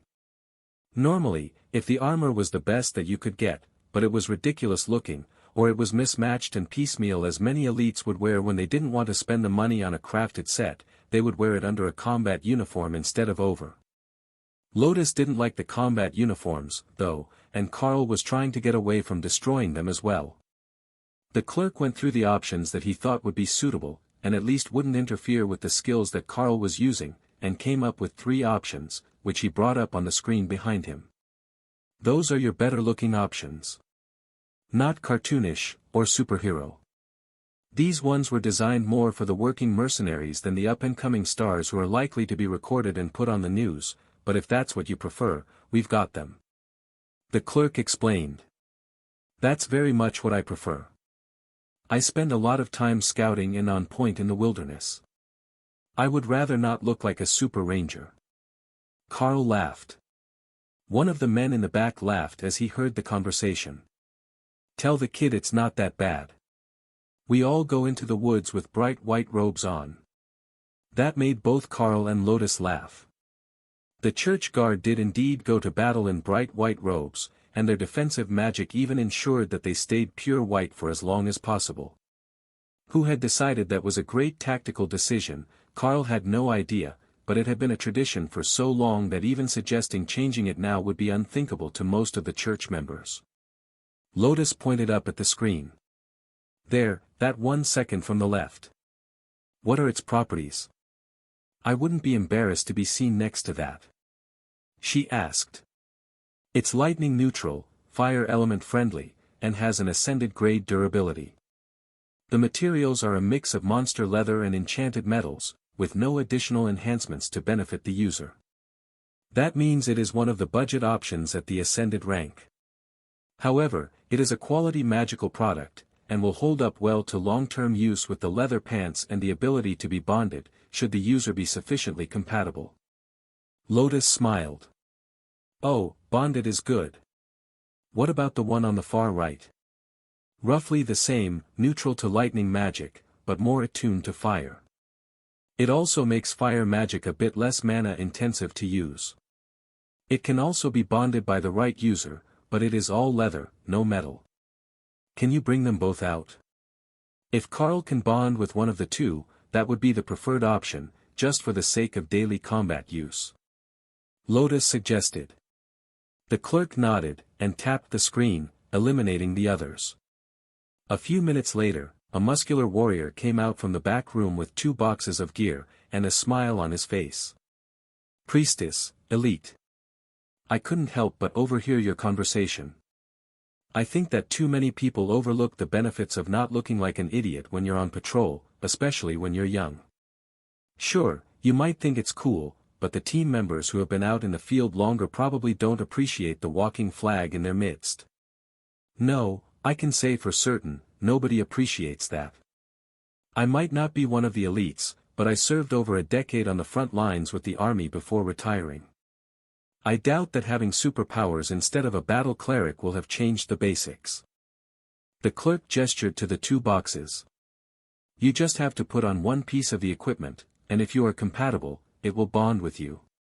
Now, keep in mind that once it does, you've bought it, no returns, exchanges or refunds. Carl turned to Lotus. I suspect that how I look matters much more to you than it does to me, so you pick which one we try first. If it works, that's the look I will have for the foreseeable future. The tiny cleric sighed, then put on a serious face and turned her hair from black to a mottled brown that reminded Carl of tree bark. Oh, the nature priestess has her game face on. What's it going to be, sister? The clerk asked. All leather first. My instincts say all leather first. Lotus replied, before her hair changed back to blonde. Carl wondered how long he had missed the fact that she had been changing her hair color with her mood, so he almost didn't notice when he picked up the helmet and set it over his head that the rest of the equipment vanished, and his hassock now had a full suit of armor underneath it. Well, take it off, take it off. The hassock. Lotus demanded, upset that she had been denied the sight of her chosen armor option. Carl laughed as he untied the belt and pulled the hassock over his head, revealing the plain flat black armor underneath, with a long-sleeved green tunic shirt underneath that Carl didn't remember being in the pile of gear. It felt a bit strange being restricted by armor, after always being in just cloth, especially the way that the leather pants, with their stiff additional plating on the thighs and lower legs, moved against him. Lotus circled Carl 3 times before she made her decision that it was good enough for her. I like it. The green tunic was a nice touch, thanks guys. She congratulated the workers in the supply room. There was no tunic in the pile, we just assumed he was already wearing it. The clerk replied, confused. I was only wearing the hassock. Carl replied with a shrug. The clerk shook his head. You've been around the nature priests too long.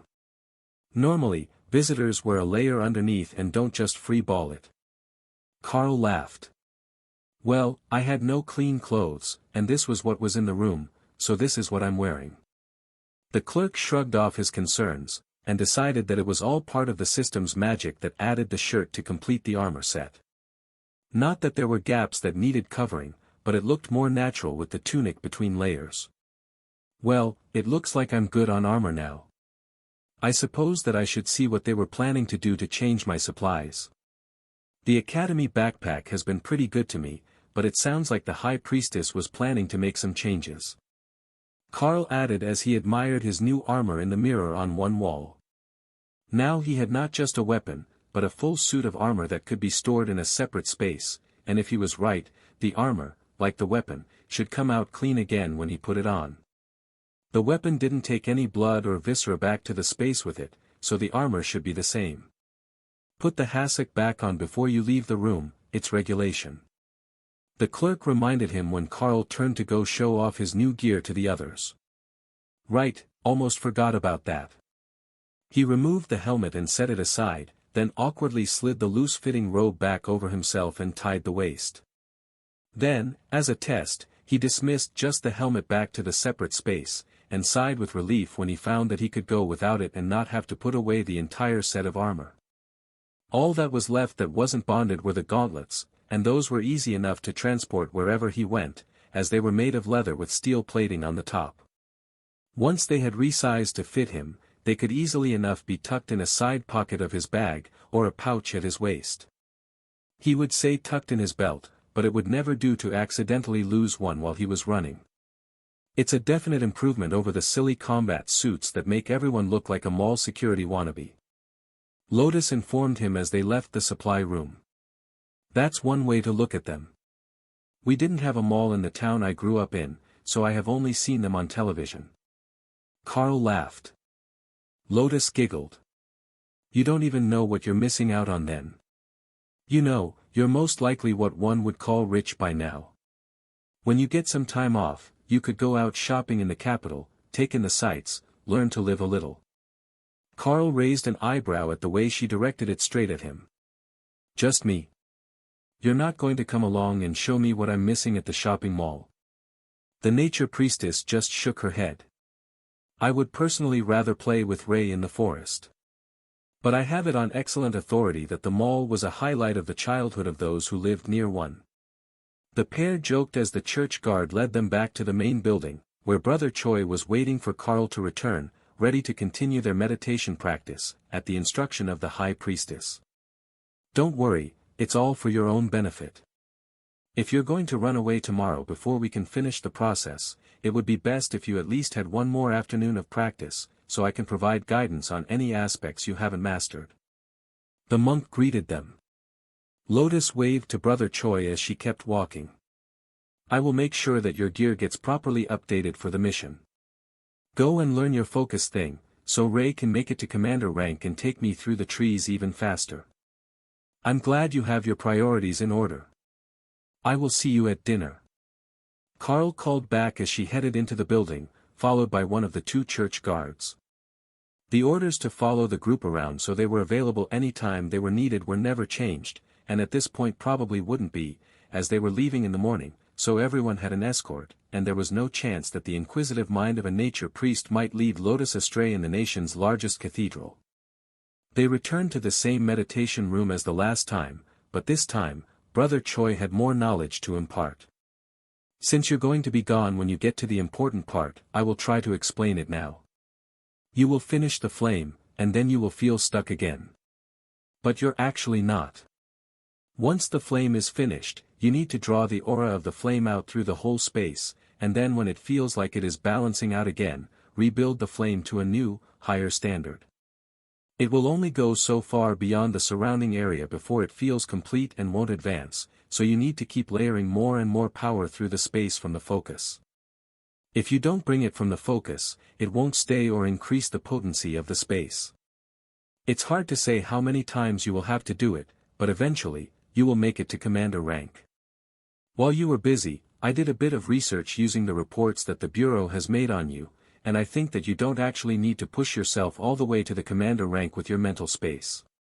Once you get far enough, the beasts will naturally advance, and they should pull you up with them. That's something that I can't do, but in your early reports, it was clear that the advancement of Hawk was driving you forward, so the same should remain true as you advance further. Carl considered that for a while. Can I spread the aura of the focus before it's at its maximum? Brother Choi nodded. You can, but it's not as efficient because there isn't enough energy there to make a nice even advancement layer. Like the rings of a tree, you need it to be even all the way around for it to be perfect. That made sense, so Carl gave him an affirmative thumbs up and began to meditate to finish building up the 3 focal points. Now that he had a guaranteed way forward, it was much easier to focus on the task at hand and not worry about what he should be doing. The next morning came entirely too early as Carl felt that he was finally making real progress on his spaces, but the promise of a unique challenge for the group, with the promise of even better rewards, was enough to eliminate most of the concerns that his time might be better spent in the meditation room. His backpack had been upgraded while he was away, including a small note from Lotus about the state of his supplies. Carl, I replaced all your camping gear, other than what Ray made, which I transferred from a stick to a proper lightweight pole. There is a folded cloth tent, your hammock, rope, lightweight kitchenware, extra boots and socks, and then the essential grooming kit. Since you're with us, I only included the small fuel stove with 1 can, but normally, you would carry a spare. The cup that goes with the stove contains a coffee perk, and some fresh ground beans if you find yourself in need of better coffee in the mornings. There is a week's worth of ration packs in there, as is protocol, and an extra canteen full of good water. I also added some extra clothes, since you never have anything clean when you get back to civilization. Your laundry is tightly rolled and packed in the central pouch. Please refer to the diagram. Her handwriting was beautiful, so what had happened to her picture drawing abilities? Even the shape of the backpack was barely recognizable, much less the stuff she drew inside.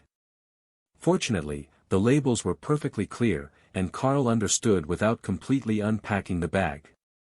Instead, he just opened the sections and pockets to double-check, before curiosity overcame him, and he pulled out the grooming kit to see what Lotus had thought were the essentials for a man's grooming. There was a straight razor, shaving soap and a brush, which looked higher quality than his old one.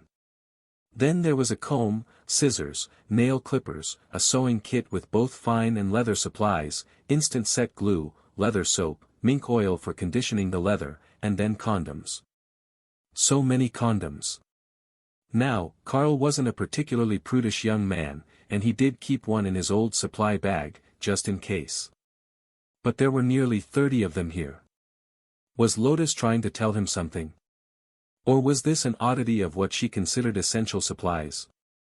Fortunately, he didn't have to wait long, as the cleric in question came to check on him just as he was putting everything away. Lotus, why is half my grooming kit bag filled with condoms? Carl asked as the smirking woman walked in. You see, the standard operating procedure is 14 days of supplies, except water, which would be too heavy to carry for most of us.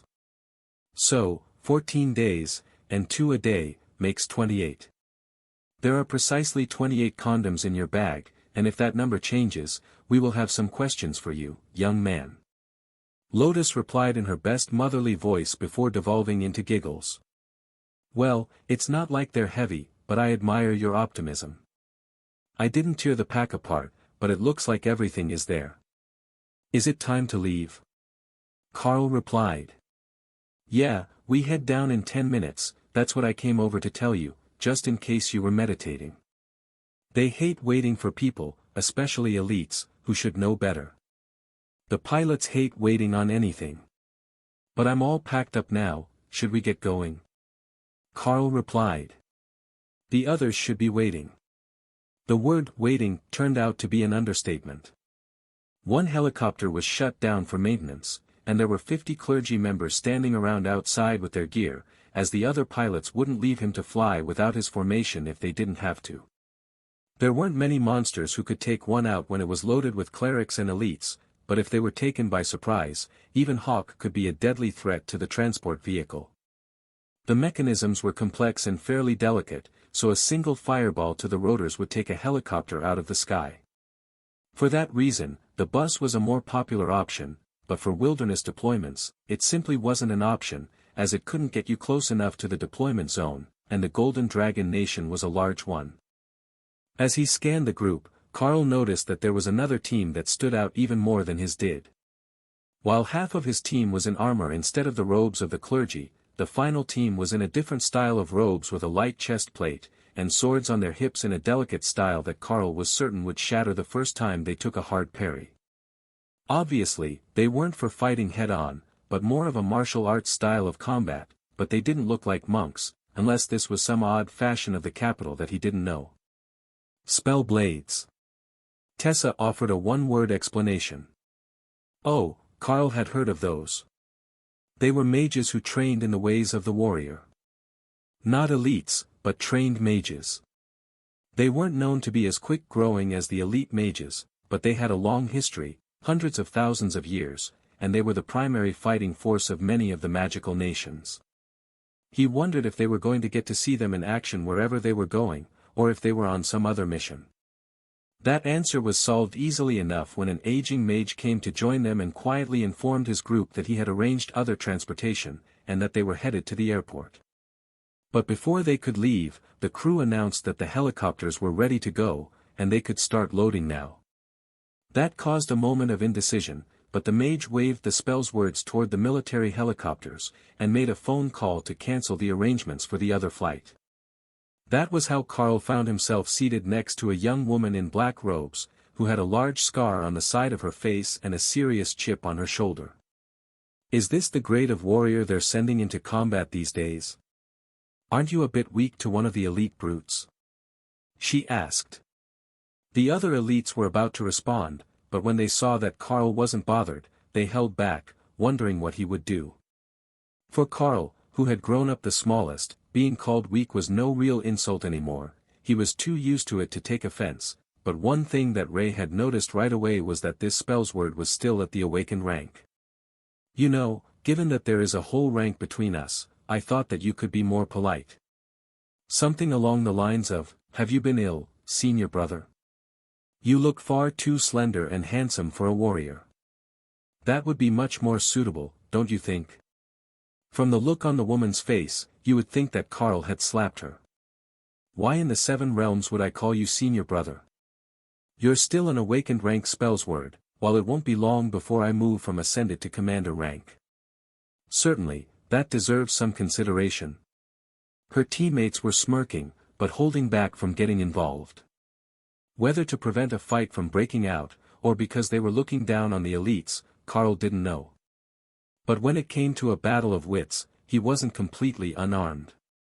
As if I would call some young child senior brother. She grumbled as she realized that Carl really did have the power advantage. He didn't know how their faction's internal rankings worked, but the elites went mostly by power. The more you had, the more respect you got. Most warrior groups should be the same, and Ray was quite certain that the oldest 2 in their group were commanders, while the others were all awakened. Teams 1 and 7, you are up first. You will be hot dropping into a combat zone, so be prepared for action. The cargo master announced, cutting off their argument. Alice nodded in acceptance, as they were Team 1, and it appeared that Team 7 was the spell's words. It was just his luck, they really were going to the same deployment, and they were already off to a not-so-brilliant start. Maybe there was a chance they weren't working together, but just near each other. Everyone unloaded as the helicopter touched down, and a bearded blonde royal rank mage came forward to greet them. Good, you all made it, and you've had a chance to meet each other. He paused to laugh at his own joke and the obvious tension between the 2 groups. I am Prince Corbin, and as you might already know, these 4 are Larry, Daryl, and Darren, and finally, our ray of sunshine is Rosalind. The royal rank mage introduced himself and the spell's words, with a teasing glint in his eye that dared the girl to speak out. The fact she hated the name wasn't a secret, everyone could see it, but it was just as obvious that she had done something to annoy the royal rank mage and make him use her full name. Corbin was dressed as an elite, so Prince would most likely be a power-related title, as Commander and Overlord were. Larry and Daryl were the Commander rank leaders, while the other Daryl and Darren were the awakened pair, making for a larger power gap than most groups, but if they had Prince Corbin with them, it was probably some Spellblade clan-related mission, as they were all from the same group. Now, I'm not going to ask you all to work together, that would be pushing my luck too far, but I will request that the two groups not attack each other if you see each other in the wilderness. My people have an assignment to hunt beasts above their rank, and the rest of you are here for whatever mission the church had, so your goals shouldn't overlap by too much. Corbin finished, before nodding in satisfaction in a way that reminded Carl of his father when something went right. Alice reached out and shook his hand. Prince Corbin, good to see you again. For those who I haven't met yet, I am Commander Alice, then we have Sister Tessa and Sister Lotus, Dana and Brother Carl. Brother Carl? Corbin asked, looking at Carl's leather armor with the green tunic. That wasn't church guard uniform, and he didn't feel like a priest. The church summons him so often you'd think he was a priest.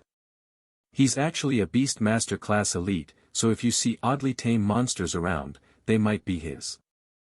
I wouldn't pick a fight with them, they're stronger than they look. Rosalind scoffed, but Corbin looked excited. Perhaps we could have a little sparring match, as we have two clerics here to deal with any mishaps. It would help build recognition between the two groups. He suggested. Sure, the young lady and Carl seemed to have a companionable rivalry going on. Perhaps he could duel her without his beasts active, and they could get a taste for each other's skills. Alice offered. Rosalind pulled her short black hair back away from her face and smirked. You don't think that I can handle one elite with his gimmick pets? Alice gave her a vicious smile. Why don't you try him first and then see if you think you're up to a 4-on-1 fight, or rank above yourself?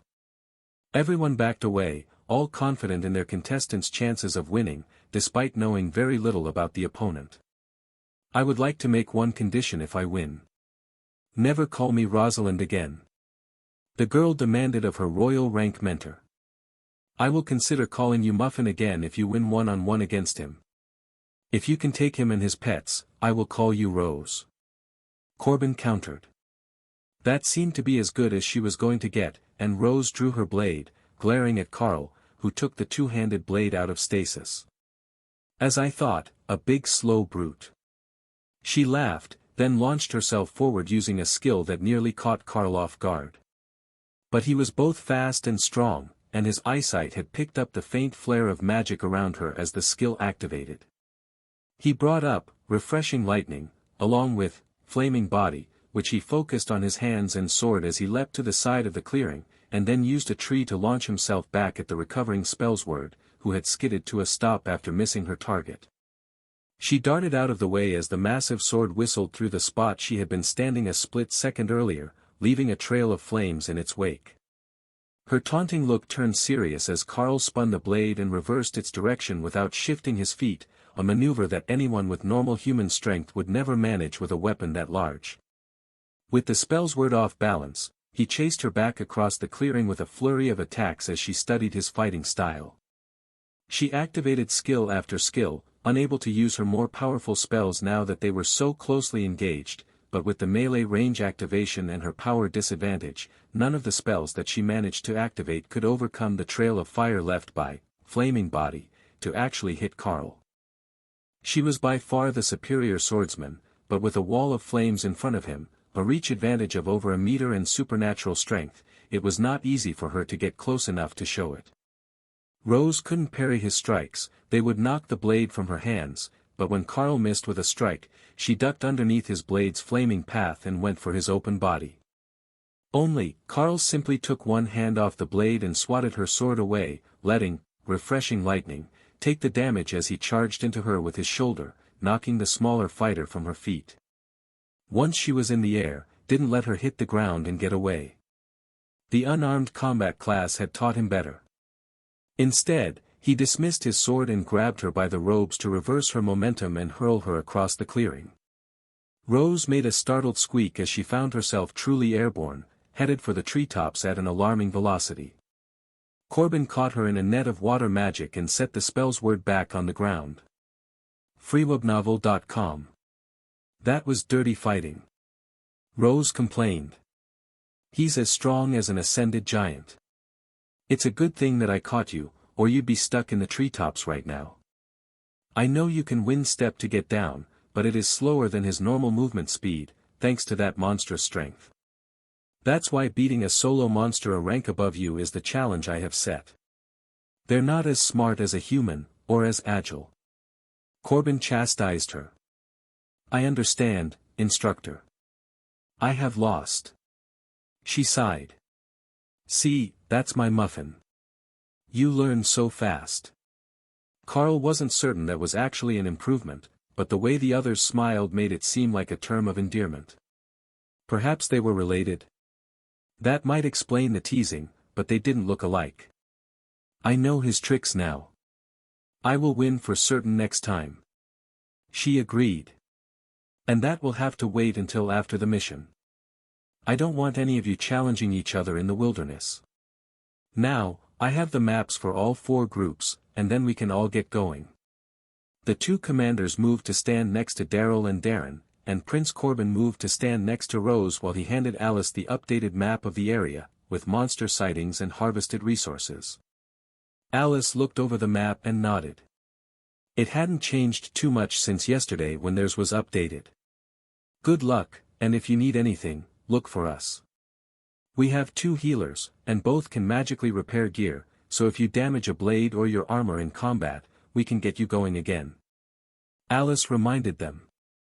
The spell's words all raced off into the woods to get started on their mission, while Alice gestured toward the mountain northeast of them. That is our first target. There have been strange sightings around the base of the mountain, and it might mean that whatever we're looking for has been hidden there. She instructed the group. Carl moved to the point position, and called out Hawk to begin reconnaissance. This place is busy. There are monsters everywhere. Furry ones, big furry ones, scaly ones, big scaly ones. Hawk notarized his estimation of their threat level. There was only one problem, he had no idea what any of these creatures were called.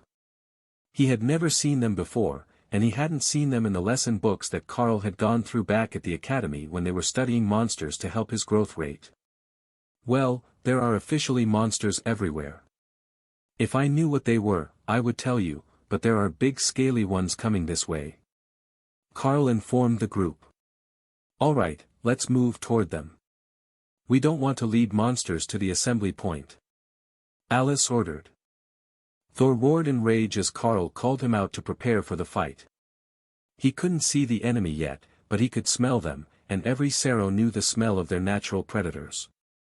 The scaly things are some sort of bipedal lizard. Carl relayed as he tried to interpret Thor's enraged thoughts.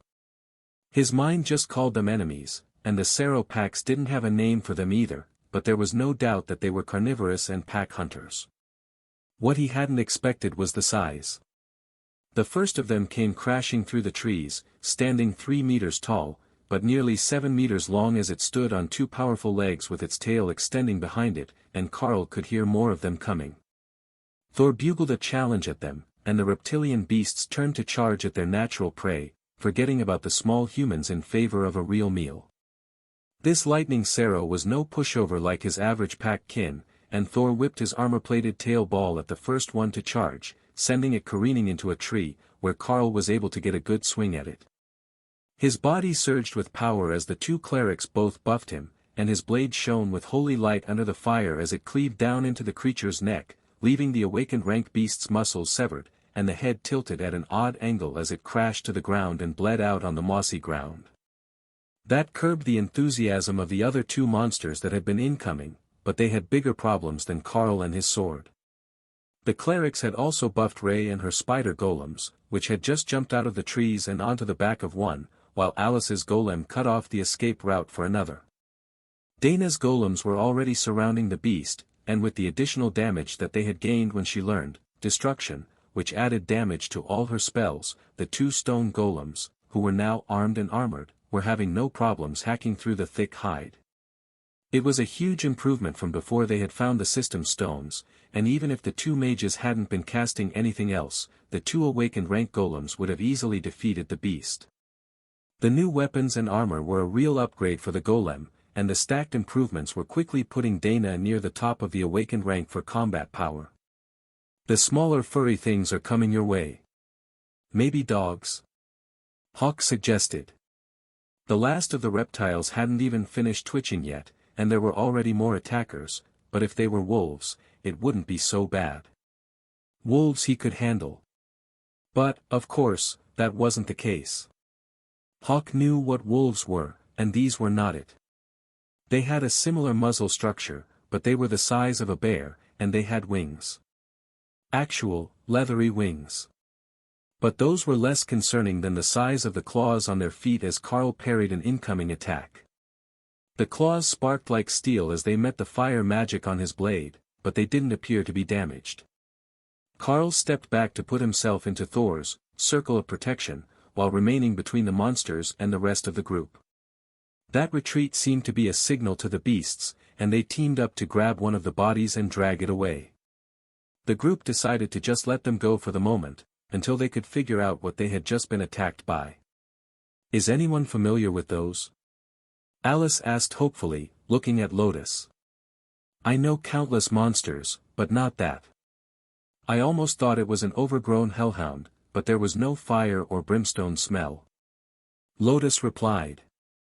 Their claws didn't shatter against an ascended rank skill, so they're at least that tough. Carl added. Ask Hawk what else is in the area, and for a more detailed description. Something is really wrong here, and I hope that the other groups will be alright, since they went out in pairs, and the beasts here seem to operate in packs. Alice replied. That was a good point. The awakened spellblades would be a liability in a fight like that, and there was only one commander with the boys. The royal rank mage was a different story, he had enough power that nothing here would be a real concern to him, but if they saw the others, they should at least give them some warning. There are no more of the big lizards, they ran away when they saw the furry things. Those are taking the food they stole back toward a cave in the hills to your east. freewebnovel.cm. There are smaller lizard men, and other furry things that stand upright. Hawk finished with a detailed list of where they all were, which Carl relayed to Alice, who plotted their course for the day. We don't want to be fighting all day and night, but we do need to clear many of the monsters in this area if we are going to do any searching for hidden resources. So, I have set a course that will lead us to the first suspected anomaly point, which we will set up camp near and explore in the morning. It is unlikely that we will have a peaceful night tonight, so I will ask Ray to return to her space and get some rest well before dark. She will be needed to keep every watch with us after it is too dark for Hawk to see well, but she will also need to help set up a safe fort for us tonight. Carl nodded in agreement. Sleeping on the ground seems like a bad idea for tonight with those predators wandering the area. Do we know what the bipedal furry things might be? Some sort of monkey or ape that might chase us into the trees? Lotus frowned. I don't think so. It's going to be close to freezing overnight and even worse further into the hills. I think that they will more likely be a species of yeti than apes. Everyone else waited for Lotus to elaborate, as they weren't familiar with the species. The level of intelligence and the type of magic that were innate to the species could make a significant difference to their plans. They're about as smart as ape-type monsters, which is to say more intelligent than most. They also have opposable thumbs, so they can use handheld weapons. They have a thick hide under dense fur that makes for durable armor, and they are virtually immune to water and wind-type attacks. Fire is their great bane, and they will usually run if there is fire involved, as they cannot survive long in the heat. Full-grown they are ascended rank, usually on the low side, but they travel in packs of up to 10, plus any juveniles that haven't moved on to form their own group yet. Alice nodded. So, we're looking at up to a dozen intelligent ascended rank monsters at a time. What does Hawk have to say on their numbers? Carl conferred with Hawk for a moment. He counts 5 in this group, and 2 are smaller, juveniles at the awakened rank, but no females. Lotus frowned. That means they'll be extra aggressive. They're not particularly protective of their females, but they get extremely violent when they don't have any in the pack. Alice turned to Carl. It looks like you'll be at the front again, as fire magic is their weakness. Lead the way, and we will take them out before moving on. Carl followed Hawk's directions to the pack of what turned out to be Yeti, which were essentially furry orcs in Carl's mind. They were the same size, and though they didn't use weapons and preferred their claws and ice magic, they were on the same near-human intelligence level. The group of them stared down Carl as he approached alone out of the trees, then growled when he brought up, refreshing lightning, and, flaming body. The fire magic enraged them, and the pure gall of this human to think that he could take on an entire Yeti clan on his own showed them that he did not respect them nearly enough. But Carl wasn't alone, he was just the distraction, and the others had surrounded the group while he postured and wasted time. We're in place. Ray informed him, and Carl launched into action. His blade swatted away a flurry of ice bolts as the mages summoned their golems, then Rend blocked the claws of the largest Yeti. The beast was fast, blindingly fast with the swirl of snow and fog that surrounded it, making it hard for Carl to properly target as they traded strikes. He saw an opening, and went in for the kill, driving his blade straight into the chest of the oversized beast. But the blade found no purchase, and the ice-covered fur simply turned it aside with a cloud of steam as the clashing elements fought for dominance. The two of them were evenly matched in power, and the Yeti's claws caused Carl's lightning barrier to flicker as it took advantage of his overextension. The two of them moved back to regroup, completely focused on their own battle, while the other, weaker members of the Yeti clan were handled by the others. The Yeti's claws were surrounded by ice magic the same way that Carl did with Rend when he was fighting with claws, but against an opponent so much larger, it was better to use the two-handed blade. It could still throw attacks just fine, and he had the skill to use them without an actual weapon now. But the Yeti was born to the power of ice. It was no slouch in combat, and for a few minutes, neither of them could get through the other's defenses. The advantage changed as they fought, and offensive adaptation began to give Carl the edge, allowing him to reduce the power he was using in the fight, while the Yeti was getting tired. But the final decision was made by Ray, who finished her opponents and drove both sharp forelimbs through the back of the Yeti, impaling it through the heart and lungs, killing it before it even realized it had been ambushed. "You were taking too long," she complained. Feebnol.c Sigma M. All the other Yeti were dead, and the group had moved up to make certain they were within range of circle of protection, in case something was attracted to the noise. "Hawk, what do we have out there?" Carl asked. "More big walking furry things. Once you get past the next hill, the mountains are all covered in snow, and they're scattered everywhere. I think they live in the caves. Hawk says there are many more Yetis around, and that they're living in caves in the mountains." Carl explained to the group. "That means this might be the spot. There shouldn't be Yeti here. There shouldn't even be snow here. But there is. I think that we will need to find a safe spot in the mountains and check for entrances to the caves tomorrow morning," Alice instructed. They still had a lot of daylight left, which would give Hawk time to search for a safe spot for the evening. "The black clothes people are fighting Yeti ahead on your left, then there are more Yetis coming from every direction except yours toward them," Hawk informed him in a helpful tone. "Hawk says that a fight between the Spellswords and the local beasts has attracted every Yeti for a few kilometers." Carl sighed. "We should go help. If there are that many, it could spell trouble for them. They're here to challenge a beast above their level, not do a mass clearance of the monsters. That's closer to our mission, though our primary purpose is to look for opportunities." Alice agreed. The way to the battle was clear, as everything was already headed their way, and Carl could hear the frantic battle, and feel the crackling of magic up ahead as the Spellswords fought. "I will lead the way in, so they don't attack Thor and the others," he called back to the group. Tessa climbed on Thor, and Ray grabbed Lotus, while Dana and Alice caught rides from Dana's golems.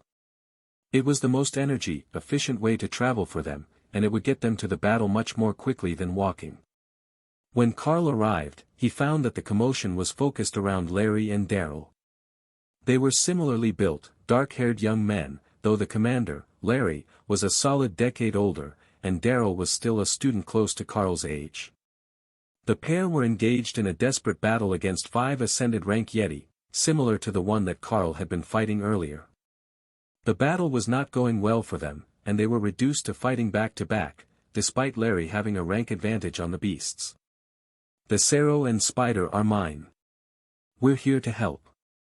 Carl called as he charged into the battle, activating the flames on his sword to distract the Yeti clans. Again, there didn't appear to be any females in the group, and what Lotus had said about the male monsters getting aggressive when there were no females around seemed to be true. The monsters charged Carl, but with the experience he had from the first fight, he knew the easy way to get one over on them. With the flaming body effect on his blade set to somewhat weak, Carl charged straight in. The weak attack would give the monster a false sense of superiority, and then at the last second, Carl launched Shred to break the ice barrier on the monster, before bringing the flames to full output and driving the blade deep into its chest. He kicked the beast away from him, sending it flying with his blade in its chest, knocking 2 more of the Yeti over. That took a lot of the pressure from the beleaguered Spellswords, who looked concerned that he had just kicked his blade across the battlefield. Carl dismissed the blade and brought it back to his hands, refreshing the flames over it as he used Ren to block the next 3 attacks from the other beasts. Thor was there now, and Ray's golems, which meant that Lotus and the Spider were somewhere nearby. Damn, it's good to see you. Can you get the clerics to treat Daryl? He's half paralyzed from the ice attacks, and he's too slow to fight properly. Larry asked. Thor charged over with Tessa, knocking the last of the Yetis away from the magic warriors, and giving her a chance to dismount while he fought. Tessa assessed the young mage. I will take care of him, you help Thor. He's got a circle of protection active, and it should include you. But his attack power is lower than his defense.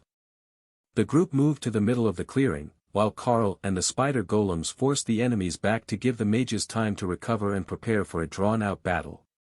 Alice turned to the other commander, and Larry frowned. I take it that you have bad news for me? He asked before she could speak. All sorts of it. Your battle here attracted every monster for kilometers. Or perhaps something else in the area did, but they're all coming here. Don't burn through your mana too quickly, you'll need it soon. She warned. Is there any good news? Larry asked, smiling in a way that said he knew they were in trouble. We've got 5 golems to fight for us, a circle of protection, 2 clerics, and a lightning Cerro, who regenerates stamina. That's the best that I can offer. Some of these beasts are a match for an elite on the same level. Alice replied. Some of them are a match for an elite above their level. I had trouble with a high ascended rank winged wolf earlier. As if summoned, Lotus dropped down from the trees on a string of spider silk. Do you know what those things are? I didn't recognize them. She asked. Larry shook his head. No, I've never seen anything like them. But it's as good a name as any. There were more sounds of combat coming their way, as if someone were fighting a running retreat, so Carl had Thor bugle out a greeting that should bring the humans their way. If it were the other Spellswords, they should know that he had beasts with him, and if it were other elites, they might come to what sounded like a Cerro pack for safety. The animals were herbivores, but they would fight back viciously if other monsters attacked them. A second later, Prince Corbin was next to them, with a blood-covered blade in one hand and an unconscious Rose in the other. Tessa immediately began a healing prayer spell, and golden light surrounded the injured girl. What happened? Carl asked. The damned tunnels happened. The entrances were covered in ice until we passed, and then the Yeti clans came flooding out to fight. I killed hundreds of them until I started to run out of mana, and they broke the barrier over Rose. He explained. If they broke the barriers of a royal rank mage, that meant that they likely had multiple commanders with them, and that was bad news for everyone. How many are still following you? Alice asked, forming a battle plan that didn't involve being here in the trees when the Yeti attacked. Not more than 10, but I ran into more that were already headed this way. He sighed. About 30 now, counting the ones from the other sides. Hawk updated. Our scout says 30 in total, coming from 3 sides. The way we came from is still clear. Carl relayed. Corbin looked suspicious. Why are they all over us like fat kids on a cupcake, and there is no horde of angry monsters coming your way? Carl shrugged. They are now that we're standing next to you. It might be a smell thing, either your magic or something about all of you. Ray sniffed the air, but didn't detect anything. She could sense their magic, but that wasn't a long-ranged ability. The monsters spread out to circle them, roaring and grunting in a primitive language that was effective enough to arrange the battle.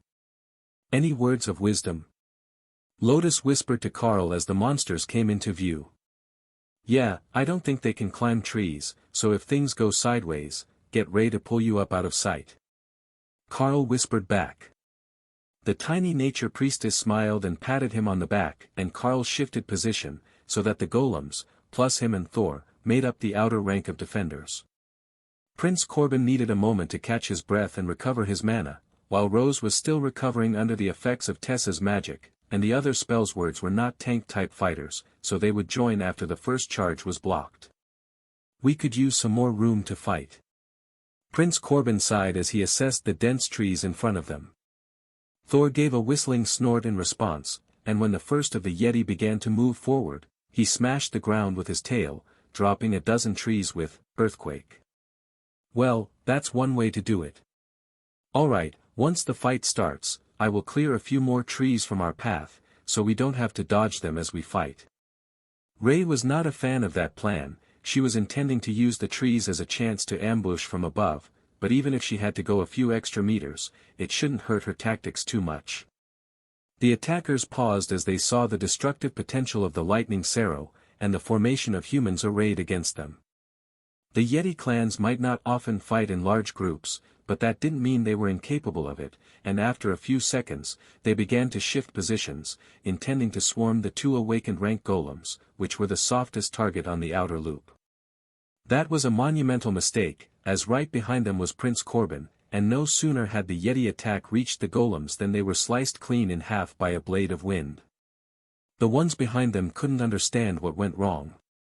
The wind blades were nearly invisible, and with the swirling snow and fog, they had never even seen them coming.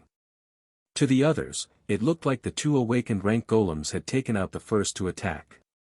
So, they all charged at once, intent on overcoming the humans by pure force if a targeted strike wasn't going to work. Thor's circle of protection flared, surrounding the defensive formation. That was all the courage Carl needed as he sent the strongest, shred, that he could into the incoming wave of Yeti warriors.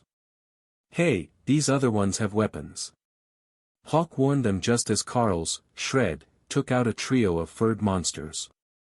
Hawk says that the next ones coming have weapons. Carl warned as he sent a, rend, attack straight forward with an overhand slice. Yeti don't use weapons. Corbin called back as he defended the point behind Dana's golems. Do you think someone forgot to tell them that? Carl asked, using a rend attack to highlight the fact that there were ones with weapons already in sight. Shit. That's not right at all. Alice cursed as she saw what Hawk was informing Carl of. How is our count? Tessa called as she refreshed the buffs on everyone's weapons and stamina. Not more than 12, all extra strong with weapons. I don't think that the count will matter for long. Daryl and Darren just paged for emergency rescue. They're too far from here for us to get to, but there are other elites nearby, and they're all having issues. Corbin informed them. He had an earbud in, so he could hear all the radio updates, and things were suddenly chaotic for everyone who was within communications range. Carl stared down a pair of oversized Yetis, who were wielding short swords in both hands, with eyes glowing like blue gemstones as they channeled magic. Karl stepped forward to give himself room to fight, but mentally made a note of Thor's circle of protection. If he was going to go 2-on-1 against commander-rank monsters, he was going to need all the help he could get. He wasn't the only one that was about to be in trouble. All the armed monsters were commander-rank beasts, and their ice magic was resonating with that of the ones near them, creating a swirling vortex of ice around the battlefield. Hawk, find us a way out of here. A nice cave, somewhere that we can't be surrounded by these things. Karl instructed as the bird circled overhead, still scouting until he was given orders to attack. Got it. I will look for something. The creature in front of Karl turned up its mouth into a sneer, and the two attacked in unison, sending a wave of ice Karl's way. A flick of his wrist sent a wave of flame toward them, intercepting the icicles, but most of them still made it through, slamming into his refreshing lightning barrier and draining his energy. That was the insidious part of the ice attacks. They tried to slow you until you were frozen, and they could eat you at their leisure. Tessa's magic warmed him from the inside, and Lotus had cast a spell over the area that was counteracting the ice magic with plants, but it wasn't enough, as each of the beasts were individually stronger than she was, and their magic resonated. Another volley was partially blocked as Karl switched to using Rend, which had already optimized itself against the Yeti magic, and cut deep gouges into the closer of his two targets, but in return, Karl took a direct hit that punched through his lightning barrier, leaving a bleeding wound in his side that quickly closed under the effects of Lotus magic. We need to get out of here. Alice called as she took out one of the monsters fighting her golem. Larry was with Thor still, and Corbin was with Dana's golems, which she was using all her focus to keep active as they took continual hits from the ice magic. Hawk is on it. He will have something soon. Karl called back as Ray crept down the trees to launch a surprise attack on the Yeti's back before vanishing again. They weren't healing quickly, and within 10 seconds, the blood was beginning to pool at its feet from the wound. That was a good sign, and Karl expanded, flaming body, to cover all of himself over the lightning barrier. It would break first and wouldn't be available to attack for a bit afterwards, but the fire did a much better job of negating the damage from the ice attacks, and Karl couldn't afford too many more hits like the last one. If it wasn't for the flying spells, and the two spells words darting in and out to slice and chop at the beasts, it would almost look like a stalemate on the battlefield, but when Ray got a flurry of attacks into the back of the second beast that Karl was fighting, and her golems went on a kamikaze mission to support Larry on Thor's side of the encirclement, Karl knew that it was almost time for them to go. When there is a chance, run to Thor's side. 500 meters that way is a cave with nothing inside. Hawk explained. Everyone, get ready to move. Punch through on Thor's side and keep moving 500 meters to a cave. Got it. I will shift sides for a hard push, you take the rear guard. Everyone else, run as fast as you can, but stay together. Prince Corbin instructed. Prince Corbin attacked through the breach on Thor's side of the circle faster than most of the elite's eyes could follow, cutting down a swathe of Yetis and burning through his mana to get everyone clear of the encirclement. Tessa pulled Alice and Dana up on Thor's back, while Ray grabbed Lotus with a strand of silk and pulled her into the trees, escaping the encirclement before the furry monsters could even realize that the nature priestess was unharmed. The golems held their positions around Thor, while the spell's words used their magic to increase their movement speed and keep in the protective circle around the lightning Sarrow. Karl chased after them, using fire to keep the monsters at bay as everyone ran, ignoring their injuries and exhaustion to keep up with the royal rank mage and the rampaging Sarrow. The golems were the first to fall, forced to stop to hold off the wave of attackers. Then Daryl took an ice bolt to the knee that dropped him to the ground, leaving him far behind the main group. Karl picked up the wounded spell's word as the man downed a healing potion, then hurled him back ahead and into the main group. At the back of the pack, they were taking too many attacks for the exhausted mage to keep his armor up, but Karl's lightning was still holding strong as he hurled attacks at the monsters approaching the sides of the group. The monsters were as fast as Thor, and they weren't giving up the chase, but the constant barrage of attacks was keeping them from closing in again, as 300 meters passed, then 400, and the cave came into sight. Lotus and Ray were already waiting for them, along with the spider golems, which Ray could only summon next to her after they had fallen in battle. Once they were closer, the mages created new golems to defend the cave mouth, and everyone dismounted from Thor as he stopped to guard the entrance. But the Yeti clans were no longer following them. Once they got within 50 meters of the caves, the beasts broke off the chase, milling about, but unwilling to get too close to the caverns. That was probably not a good thing, Carl decided.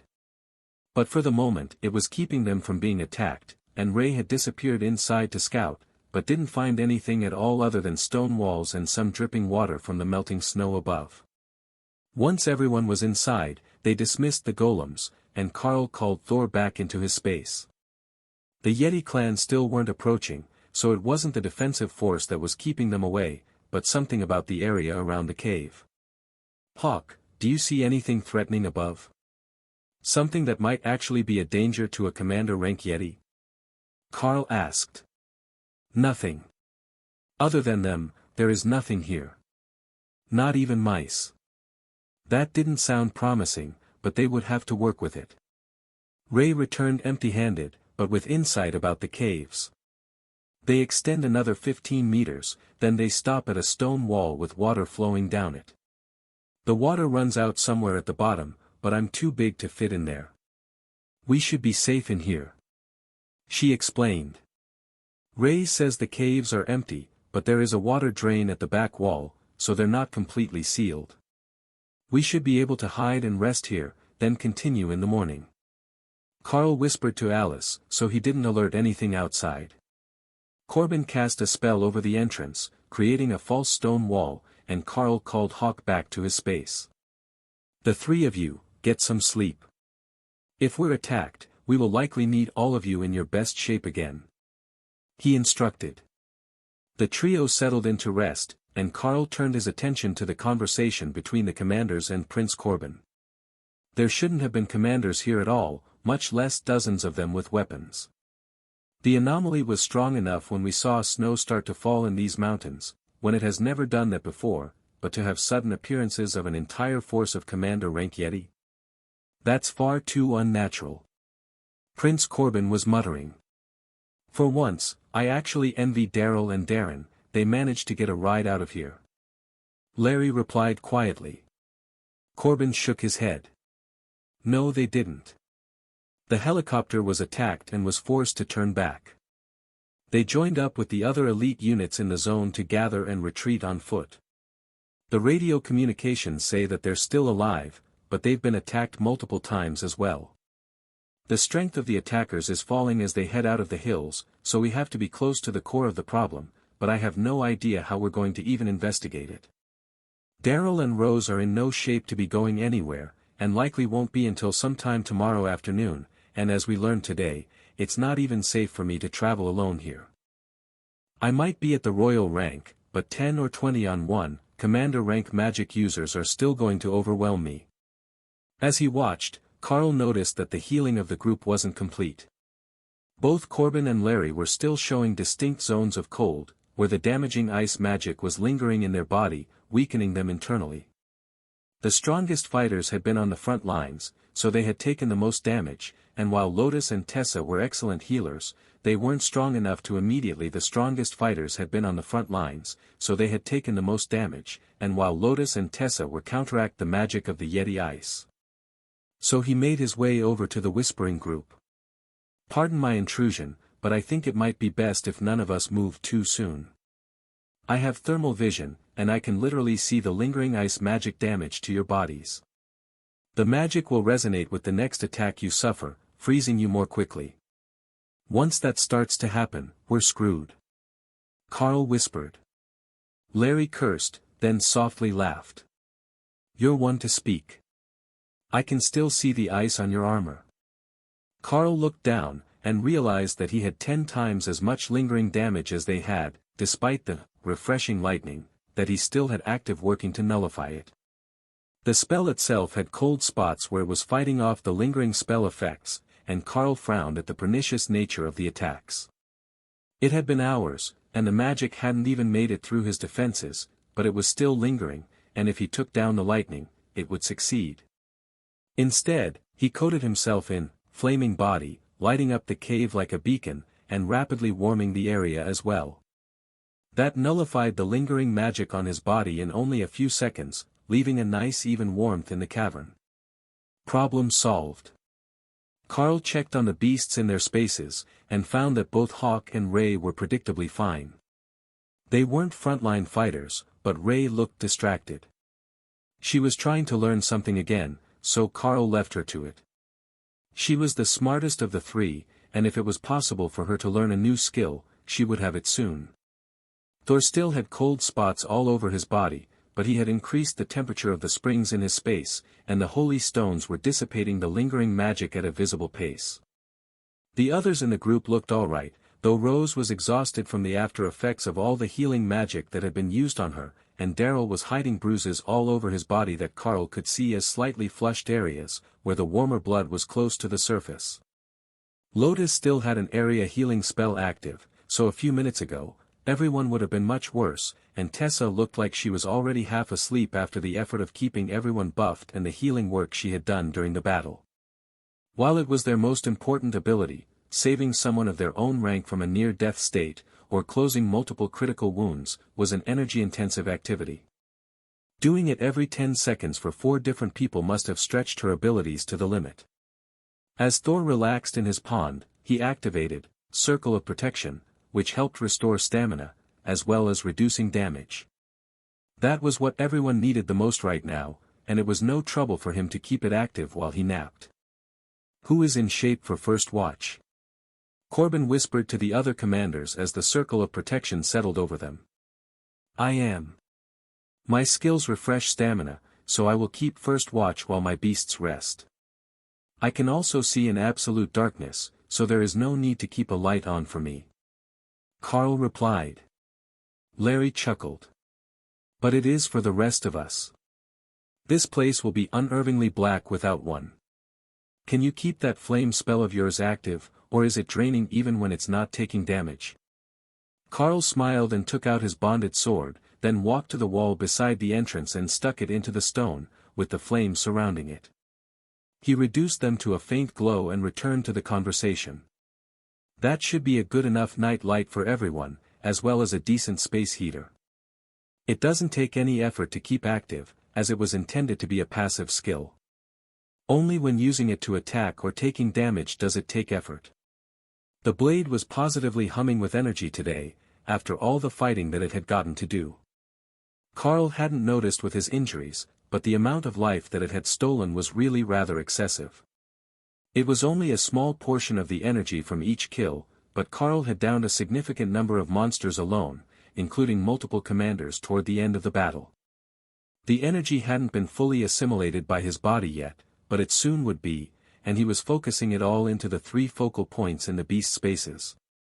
It didn't take all of his focus, so as everyone ate their dinner, for which the spellblades were happy to have a nature priest, and then settled into bed, Carl continued the energy transfer. Once everyone was asleep, or on their way to it, he put most of his attention into it, leaving just enough to keep watching the tunnel entrance and the back wall, in case something came from that direction. The back wall of the cave was only very dimly lit, even to his night sight, but the trickle of water was steady, and as Ray had said, it had to be going somewhere, as it wasn't filling the cave. Carl let them sleep a bit longer, as they had started the rotation of night watches early due to exhaustion, and waited 4 hours before he woke Tessa for the second watch. The light will stay on while I meditate. I need to absorb the leached energy from the battle. He whispered as she straightened her robes and brushed her hair. Is there anything to report? She asked. Nothing at all. It is eerily silent out there, and I don't hear anything moving near the cave mouth. The wind has died down a bit, so the noise of the trees is quieter, and I can hear some small animals, but nothing else. Carl settled into a deep trance while laying in his sleeping bag, and was only vaguely aware that at some point Tessa had traded spots with Alice for the third watch. Alice had just traded spots with Prince Corbin when Carl felt something changing in his spaces. He had been stuffing them with excess energy that his body couldn't absorb quickly enough all night, and it was then, with a feeling that spread through his body like the ringing of a bell, just a subtle vibration that made every bit of his body sing with energy, they stopped changing, and a fourth space began to form. It already had a small focus in it, though it was otherwise barren and no larger than a bedroom, instead of the acres of space that the others now encompassed. The change immediately woke the beasts up to see what was going on in their homes, and they all noticed the new addition. So, our homes have reached the standard. Now, we just need to make it to commander rank, and we will be the powerful ones on the team. Hawk preened, already imagining the majesty of his feathers when he reached commander rank. Yes, all shall bow down before us when we are commanders. Ray agreed. She mentally added, maybe not that Overlord Drake guy, but she was otherwise confident that the humans would no longer be her match. Carl sensed Corbin's attention on him, and opened his eyes to acknowledge the royal rank mage, who had carefully arranged himself, and even trimmed his beard a little to look more youthful and less disheveled than he had at the start of the evening. All signs of lingering ice magic were gone, Carl noted with pleasure, meaning that their strongest fighter was back in top shape. Did you make an advancement, or gain an epiphany of some sort? I sensed the surge of power. Prince Corbin asked. My beast spaces made a breakthrough. They shouldn't be holding the beasts back anymore, and in due time, the team will be able to make it to commander rank. He explained quietly. The mage looked impressed. You know, it's a shame that someone with your potential wasn't scouted as a mage. With that level of mental fortitude, you should have a rather easy time learning new spells. Carl smiled at the thought. The beasts have an even easier time. I have a skill that helps them learn by watching or being instructed by others. If it's a compatible skill, then within a day or two of watching they can usually get the basics of it down. We haven't had enough time to just stop and study new skills, but we also haven't come across many compatible skills so far, and that has limited the expansion of their talents. That made Prince Corbin a bit suspicious. So you're saying that your beasts are watching us and trying to steal our skills? Carl tried to laugh quietly so he didn't wake anyone else up. Doubtful. None of them have thumbs, so sword skills aren't exactly their forte, and none of them are actual mages.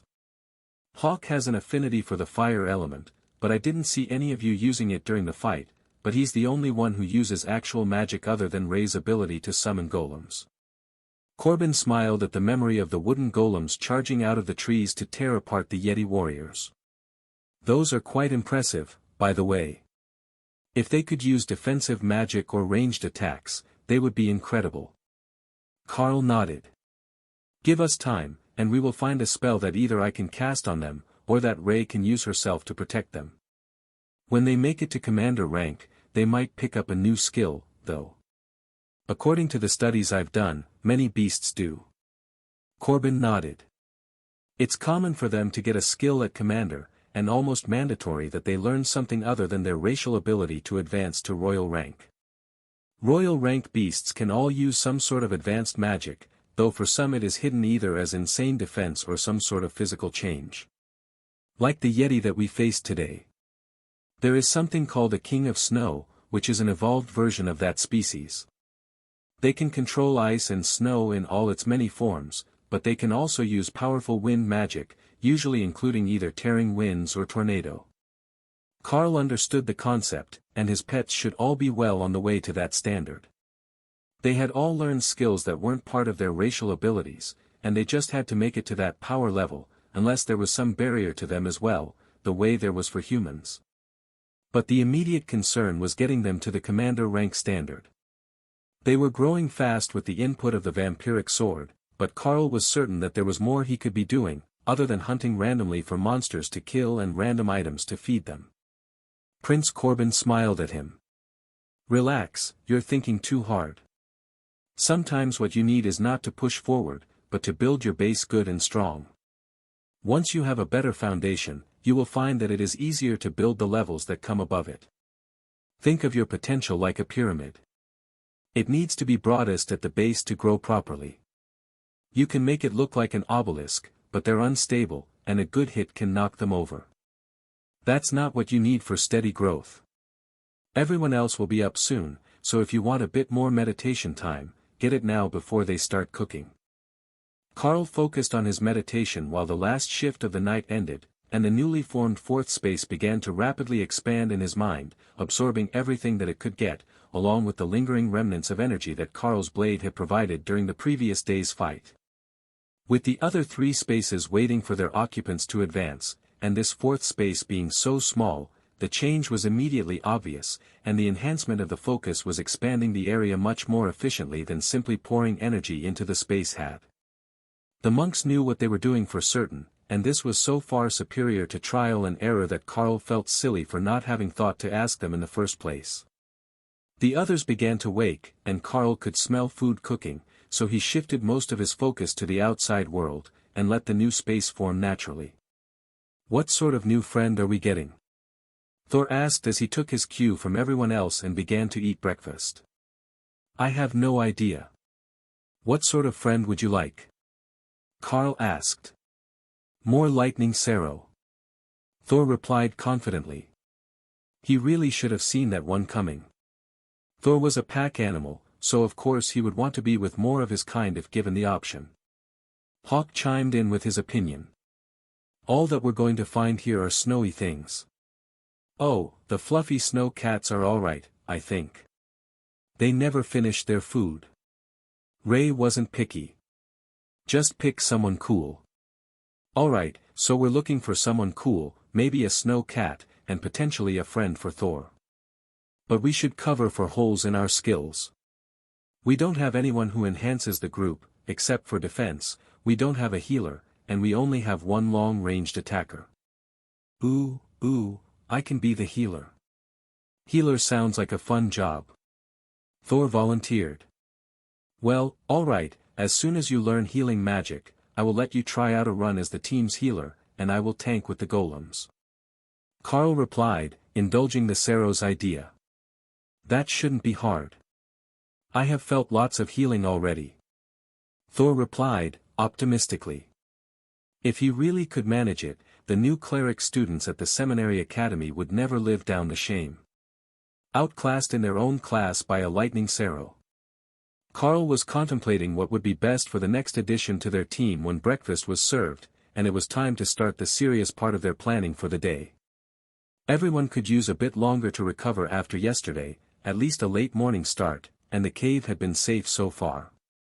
That led to the natural idea to make it their base for the next few days of exploration.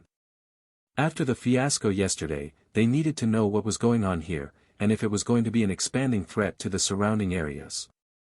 If the ice continued to spread, it would be everyone's problem soon, and they had a responsibility to at least try to find out what the situation was so that appropriate forces could be sent to deal with it. Lotus gestured to the back wall of the cave as she was finishing breakfast. "Can you go grab some water and boil it for coffee? The runoff should be pure after being filtered by the sandstone around the cave." Carl walked to the back of the cave and extended the larger canteen toward the water flowing down the back wall. However, the moment that his fingers touched it, the wall vanished, revealing an extensive tunnel network extending from the room on the other side. "I thought you checked the area." Carl asked Ray as the spell vanished. "You look with your eyes, not your limbs. Did you want me to check the water temperature when I could already see it was cold?" Ray retorted. "Sorry, you're right. But now we need to be on guard from this side as well." Minor issue." Carl called to the group, who turned to face the back wall that no longer existed. "Fuck." Prince Corbin breathed. "Couldn't have said it better myself." Alice added as she prepared defensive magic. A stale odor was coming from the caverns, and in the distance they could feel a pulse of magic, as if there was some grand spell active in the heart of the mountain. "We will explore it after breakfast. The barrier over the entrance should keep anything from following us, and Corbin will feel if it is attacked, so at least one side is secure." Alice sighed as she looked at the meal that was just waiting for water to make coffee. Lotus made the water with magic, already heated, and got the meal served. Nobody wanted to go anywhere this morning, but now that they were looking at a huge tunnel complex and not just one small cave to hide in, they had to be proactive and ensure that they weren't about to get ambushed. Alice looked at the group they had assembled. "Are you lot going to head back out and try your luck to finish your goals?" she asked. Larry and Corbin shook their heads. If you don't mind, we would prefer to stay with your group, strength in numbers. Yesterday's fiasco nearly cost our clan its most talented protégés, and we really can't afford to have another ambush when it's not safe for the helicopters to come extract us. Corbin replied. See, he knows. Strength in numbers. Thor agreed. This day's trip might be rough on him and Hawk, neither of whom would have an easy time in the caves, so they would have to spend most of their time in the beast spaces. But Alice's golem would have issues as well, unless she knew how to shorten it. They had been fighting all taller enemies outdoors since he met her, so there really hadn't been a reason for her to do it before. Dana's golems were only a little taller than the tallest members of their group, but even their normal height would be a tight fit once they got further into the caves if Carl's guess was right. He had a lot of experience underground, and he was likely the only one who would be truly comfortable there, especially if the ceilings were high enough that he could stand properly upright and not have to use the miner's duck walk. Once the meal was finished and everything was cleaned and packed away, Carl led Ray in front of the group, as she was still a bit shorter than he was in her normal standing position, though much wider and longer. They could both see perfectly well no matter the light conditions, so they were the obvious choice to scout the area, and they could move ahead of the group to check the multiple tunnels that joined the room on the other side of the now vanished barrier. Something felt wrong the moment that he stepped through, and when Carl turned to check on the group behind him, he saw the stone wall that had vanished on their side. His hand passed through it, so he wasn't trapped in here, but he would have to remember where it was, or they would end up lost in the tunnels. Ray had the answer to that. She used her forelimb to carve her name into the stone by the door, so they would know if they saw it again. You check the left side first, and I will start from the right. Don't get out of sight of each other, but look as far down the tunnel as you can. Carl instructed. The first one on the right made a steep downward slope, then a hard left, so he couldn't see far until he moved down the ramp away, then saw that it was a continued spiral downward. So, he returned to the main room and checked the next. It extended for 100 meters before making a 90-degree left turn, obviously constructed and not natural. At the far end of that hallway was a closed door, but he could see the flickering of flames on the other side, so something was likely alive in there, and probably not Yeti. Ray found a dead end, with a nice pit trap that she avoided due to her body design walking along the edges of the floor, and then another downward spiral that she didn't fully explore before returning to Carl. Well, we know what is in the area now. Let's ask the others what we're doing. The rest of the group came to join him in the main room, and were briefly startled when the doorway appeared to be gone. Like Carl had, Alice stepped back through and found that she had no resistance, it was just an illusion, and touching the other side had broken it. The real question was whether the one who made it was trying to keep something out, or to keep something in. It hid the only way out of the tunnel complex, so it could be either. Should we see what set a fire in the room on this level, or should we see what's below us first? Alice asked Corbin and Larry, conferring between the three strongest fighters to see what they felt was safest. Go with what we know could be a threat first. The room with fire. Corbin suggested. Nobody else had an objection to that, and they wouldn't want to leave it unchecked when they went down, in case the tunnels were a dead end and whatever was in there either blocked them or did something like vent poisonous gas down them. Carl moved to lead the way, but Corbin stopped him. If we're going into an unknown room, I should go first. I might be a spell blade, but I'm also a royal rank mage, and my barriers are much stronger than yours are. He whispered. So, Carl and Ray moved to the second and third position, ready to flank Corbin once the door was open, and the others followed them down the narrow corridor to the decrepit wooden door. The coarse yellow sandstone had been crudely hacked to create the doorway, and the fitment was terrible, suggesting that whoever made it was no skilled craftsman, but when Carl peeked through the gaps, he didn't see anyone inside, only a few flaming braziers near the walls. He shrugged at Corbin, indicating that he couldn't see anything, and the prince kicked the door open, rushing inside with Carl right behind him. Only to find that the room was empty. 5 meters on each side, with 2 braziers lit, and 1 door on the far side. The others followed them inside as Carl scanned the room for hidden traps, and the moment that Larry entered and everyone was inside, the door slammed shut and a set of runes appeared on the wall. Shit, we triggered a magical trap. How did I not notice that? Corbin muttered, trying desperately to decipher the writing. Trial begins in 10 seconds. He read out loud. Then, in front of Carl's watchful gaze, half the group disappeared. He was left with Ray, Tessa and Lotus. Everyone else had vanished. Ascended. Lotus informed them, pointing at the wall. It says ascended. The trap split us up by rank. That should mean that Dana was with Daryl and Rose, while Alice was with Larry, but Corbin might be trapped alone in a trial. The room wasn't comfortably large enough for Thor or Hawk to be called out, even Ray was enough to make it a bit cramped in here, so the awakened group, with Dana's 2 golems, would be similarly crowded. Then, the room surged with magic and a whole battlefield appeared around them, an open, snow-covered field, with the bodies of slain soldiers and Yeti warriors scattered all around them. One last group was approaching, and Carl hesitantly called out Thor and Hawk, unsure how the magic worked. Hawk soared into the sky, confirming that inside this trial, there was actual room to fight. Tribesmen, embrace the curse of the beast.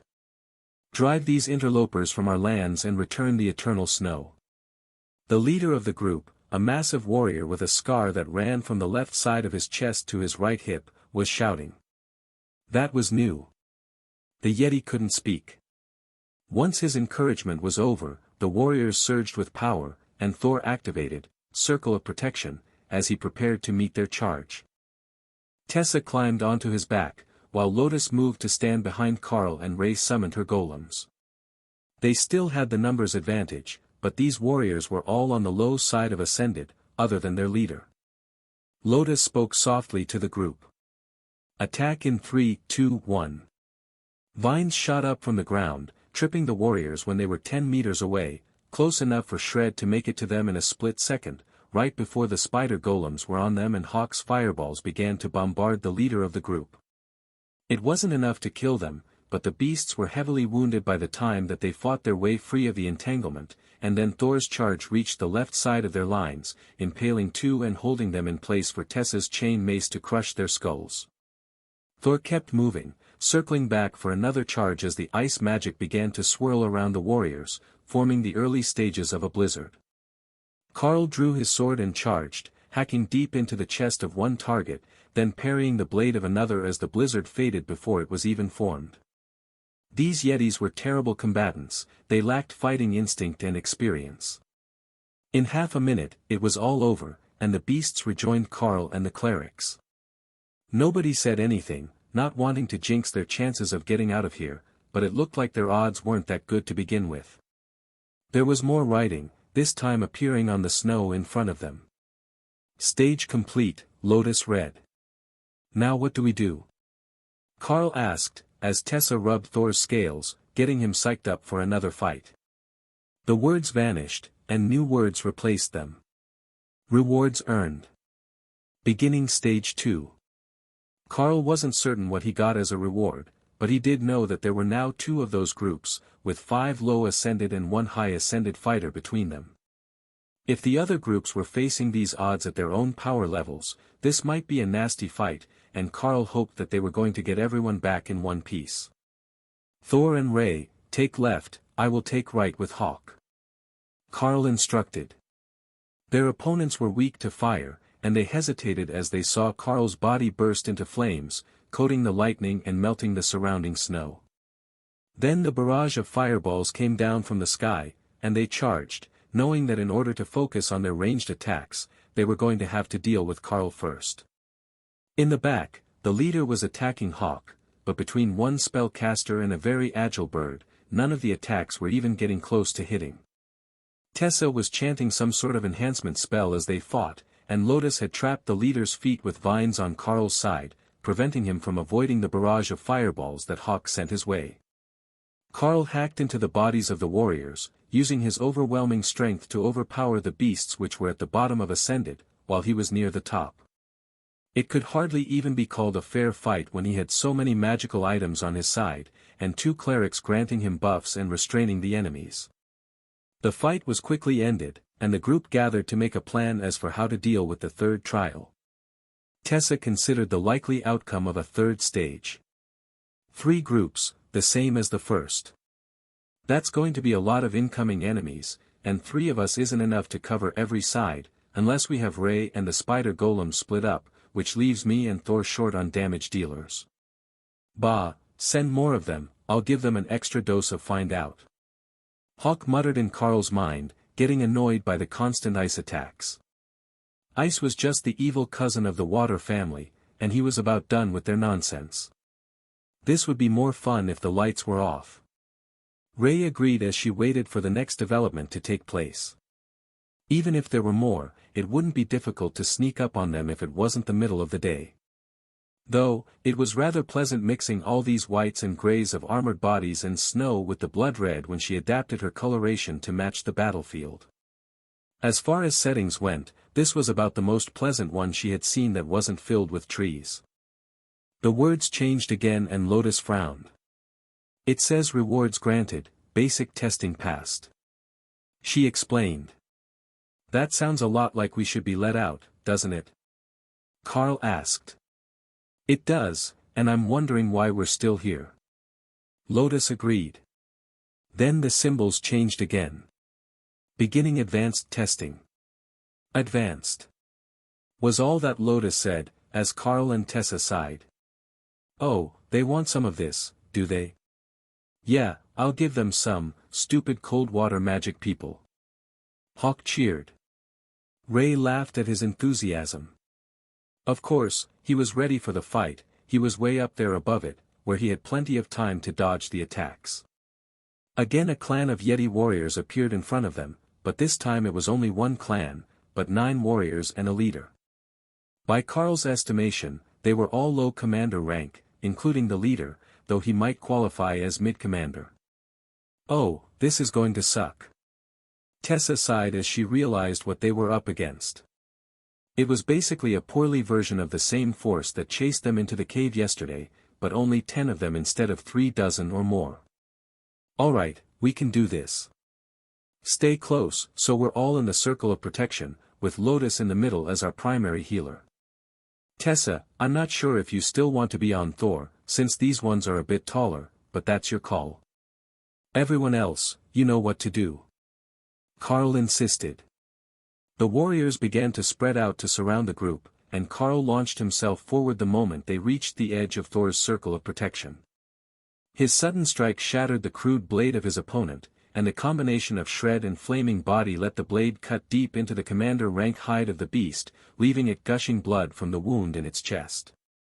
The beast collapsed backward, holding its chest and trying to plug the wound, while Carl turned on another. Thor charged forward to assist, bringing the rest of the group running after him, while Ray's golems went after the one behind the Yeti that Carl was fighting. They traded one round of attacks with it, then went for their true targets. One leapt on the furry monster, blocking its sight, while the other went for the back of Carl's opponent, tearing it open with lacerate. These monsters regenerated slowly, and they would likely bleed to death if the group could hold out long enough. They just needed to inflict the necessary wounds first. The spiders broke off to defend Ray, who was now under attack from the monsters who had come around the back of the fight, and Carl noticed that one had doubled back to cast ice magic on the chest of the downed fighter, freezing the wound and stopping the blood flow. That might work to stop the damage from lacerate, but that particular target had its organs punctured and burned. Sealing the leak wouldn't help for long. Still, with the damage patched, the beast carefully got up and retreated from the battle. He didn't get far. Once he was away from the others, still too injured to defend himself, Hawk was raining fireballs at him from above, while taunting the monsters with his agility. Unfortunately, his arrogance cost him dearly, and Hawk took a direct blast with an icicle that sent him directly into his beast space, frozen stiff. He was still alive, but he had taken heavy damage, and Carl worked to increase the temperature of the space and thaw him as quickly as possible. What happened to Hawk? Lotus called. Icicle blast. Carl called back, without enough time to explain. freewebnovel.com. He was facing 3 of the Yeti warriors now, each more powerful than he was, at least on the basic skills level. He still had the advantage in brute strength, and Carl was using that to keep them from being able to dictate the pace of the fight. Carl couldn't go far, or he would leave Lotus open, but he could move a few meters in a flash, out of the range of their attacks, and then back in to hack at any openings they left. A lucky strike took the leg off one of the Yetis at the knee, and though it was quickly frozen over by his companions, the warrior was out of the fight and dragging himself away. 2-on-1, Carl stood a much better chance, and he spared a glance to see how the others were doing. Lotus still looked reasonably fresh, she wasn't sweating or panting with exertion, and she had the whole area encompassed in a green glowing healing circle. Tessa was still riding Thor, as it was the best way to get at the vitals of the larger opponents, but they hadn't managed to take any down yet that he could see. The real winner in this fight was Ray with her golems. Not only had she crippled one near Carl, and blinded another, she had killed 2 of them outright since the battle began.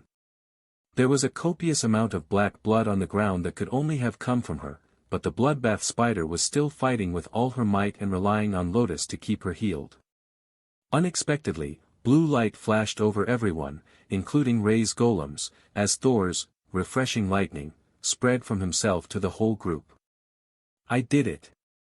I am the healer now. The lightning Sero screamed mentally while bugling in victory. While it wasn't technically a healing spell, it did increase your regeneration speed, so Carl was going to give him this victory.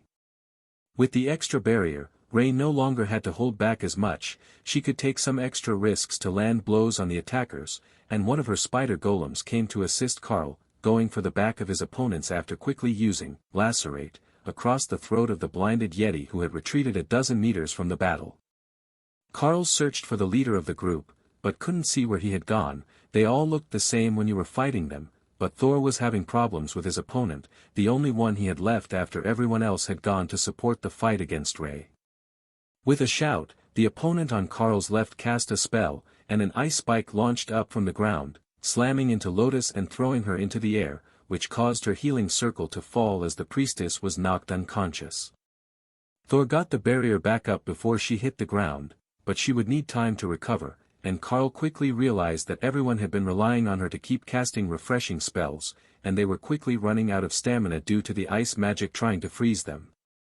Carl could feel his body getting sluggish as another of the Yeti warriors fell to the spider golems, leaving him and a golem against only one opponent. But Tessa had been knocked from Thor's back, and was now fighting on foot while casting buffs that would hopefully counteract the freezing effect and heal Lotus enough to bring her back to consciousness. Carl tackled his opponent, leaving its neck open to the spider golem as its blade shattered both layers of his shield and cut into his armor. That was the end of another Yeti, and he turned to face the last few monsters just in time to see Thor gouged down his side, shattering his remaining lightning, and sending him frozen into his beast space. Ray, guard the clerics. It will just be me and the golems on offense. Carl instructed. He was still fast enough, faster than any average human, but no longer faster than their opponents. It shouldn't matter, though, the golems were freshly summoned and not suffering from any ill effects, and both remaining targets were wounded. Lotus was conscious again, but barely, while Tessa had retreated to stand over her so the area that she needed to cover with her magic was reduced. Carl led the 2 golems forward as the Yeti leader roared, and suddenly, they were all standing in an empty battlefield. Task successfully failed. Partial reward granted, appeared in the snow in front of them. It says that we failed successfully. Lotus commented, not quite sure that she had translated the ancient language properly. Well, nobody is dead. At least, I don't think they are. Carl replied as he checked on Thor and Hawk. Both were in bad shape, but the magic of the beast space had called them home on the verge of death, and they were slowly recovering.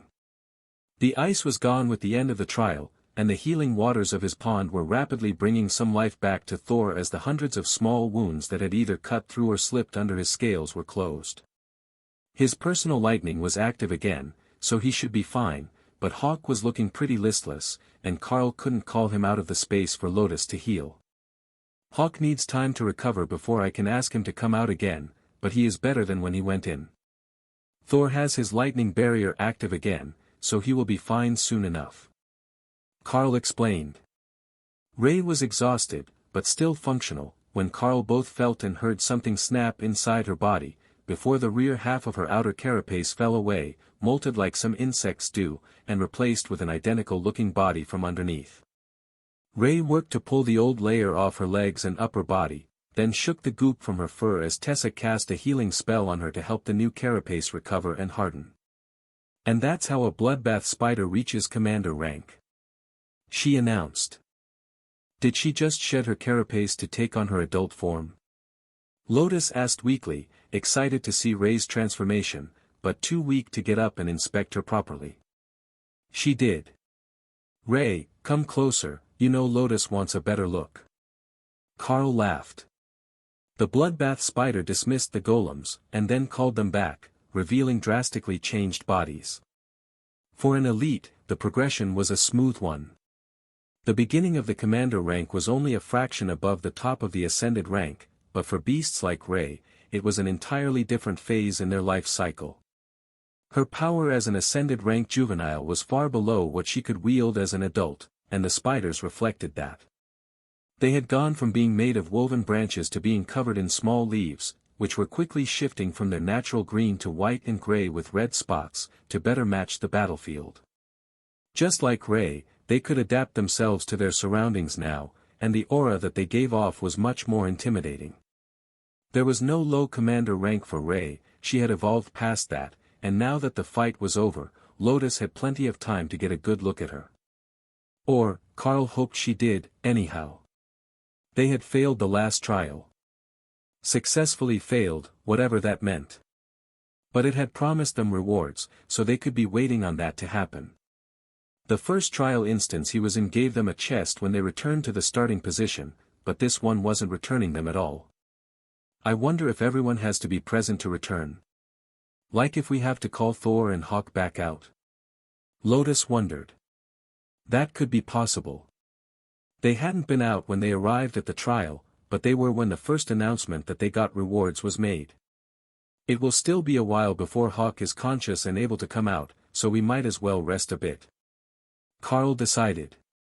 Lotus created a patch of wide leaves for them to sit on, out of the snow, and Carl meditated to help everyone recover, while he also checked on Ray's space to ensure that it was suitable for her advanced state. It seemed more alive now, with natural wind, and a sense of vibrancy that wasn't there before. Focusing on the dragon scale in his mind, and letting that filtered energy flow to the spaces seemed to be the most efficient method, but even after warming Hawk's space it still took him 15 minutes before he was up and moving again. That was a close one, buddy. Carl whispered, as Hawk began to stretch his no longer frozen wings. I thought I was done for, that the evil cold water had won. How long was I frozen? Hawk asked. About 20 minutes in total. Oh, that's too long for you to fight without me. How did you survive without fireballs? Flaming body and a lot of luck with the golems. But you missed the big news. Ray advanced to commander first. No. It should have been me, I was here first. I will never forgive them. Hawk cried, while Thor made consoling noises. It was a painful moment during an already painful event for Hawk, but putting off telling him would only make him depressed later when they might need him to fight again. Getting it all out of the way at once gave him time to recover and gather his wits before coming back out into the real world. We think that everyone needs to come out to get their rewards before we can leave this place, so once you are recovered, everyone can gather. Until then, just rest a little longer.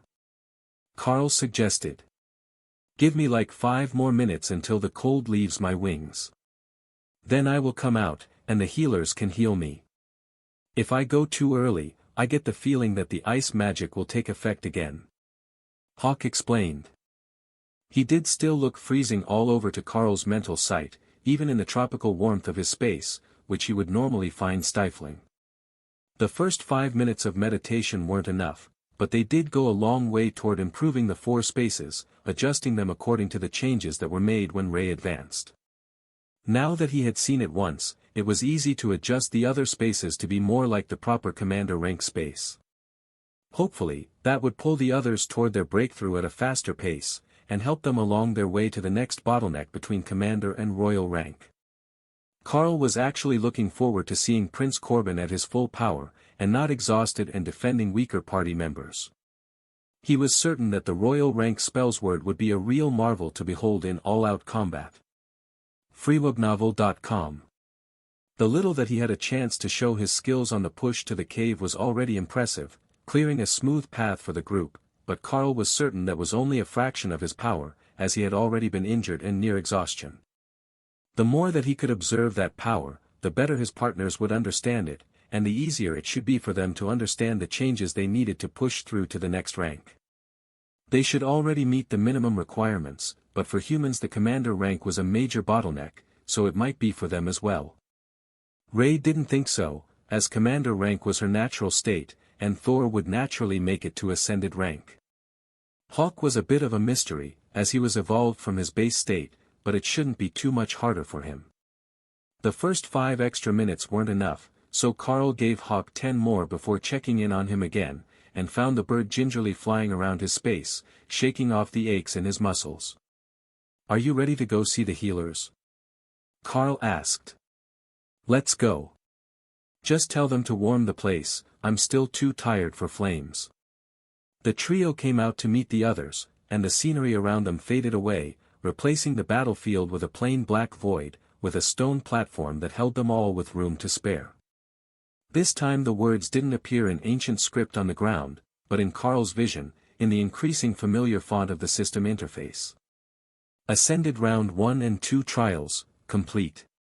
Commander Round 1 trial, successfully failed. Calculating rewards. Reward calculated, 6 skill points. Skill menu activating. Carl gasped as a beautiful picture appeared in front of his eyes, then turned suspicious when he realized that all but the bottom row was grayed out and unusable. But there were lines between all the skills, so perhaps he just needed to learn some of them. So, he looked at the bottom row. There were only 3 options. Offensive Specialist, Defensive Specialist, and between those two, Balanced Combatant. Each of them cost 10 skill points, so if the next round cost the same, or worse, twice as much, he wouldn't be adding too many skills, but the descriptions were interesting, to say the least. Offensive Specialist gains access to the offensive beast skills, which can be freely transferred to bonded partners by touch. Defensive Specialist gains access to the defensive beast skills, which can be freely transferred to bonded partners by touch. Balanced Combatant pays a premium price to gain access to any beast skills, which may be utilized with the command ability or transferred freely to bonded partners by touch. That last one sounded the best to him. If he could just pick and choose abilities and write them in skill books, he would be a living legend by the time he was an overlord. But he didn't know what the command ability was. It wasn't listed under his class skills, which were now visible, and he couldn't read any of the other skill descriptions until he picked a path. Hawk and Ray were cheering on full offense, while Thor thought it might be better if they all had more defense, so they didn't get smashed again.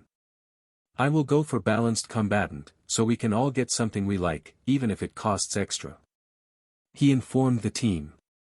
Balanced Combatant, chosen. Command, skill gained. Command, allows the Beast Master to use their known skills on bonded partners which are not within the standard range.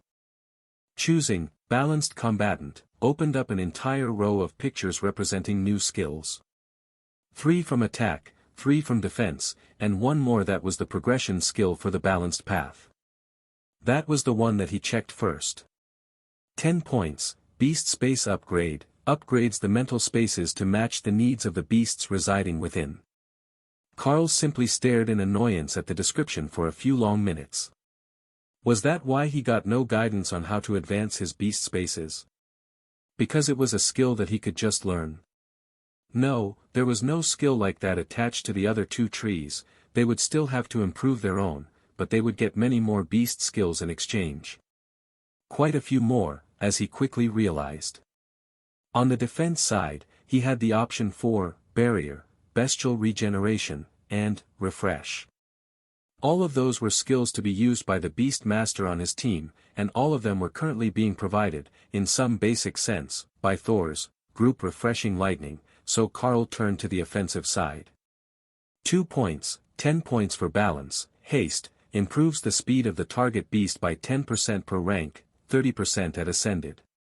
2 points, 10 points for balance, terrorize, improves the damage done by the target beast by 10% per rank, 30% for ascended. 2 points, 10 points for balance, brutality, increases the size and strength of the target beast by 10% per rank, 30% for ascended. That points cost differential was completely, insanely unfair.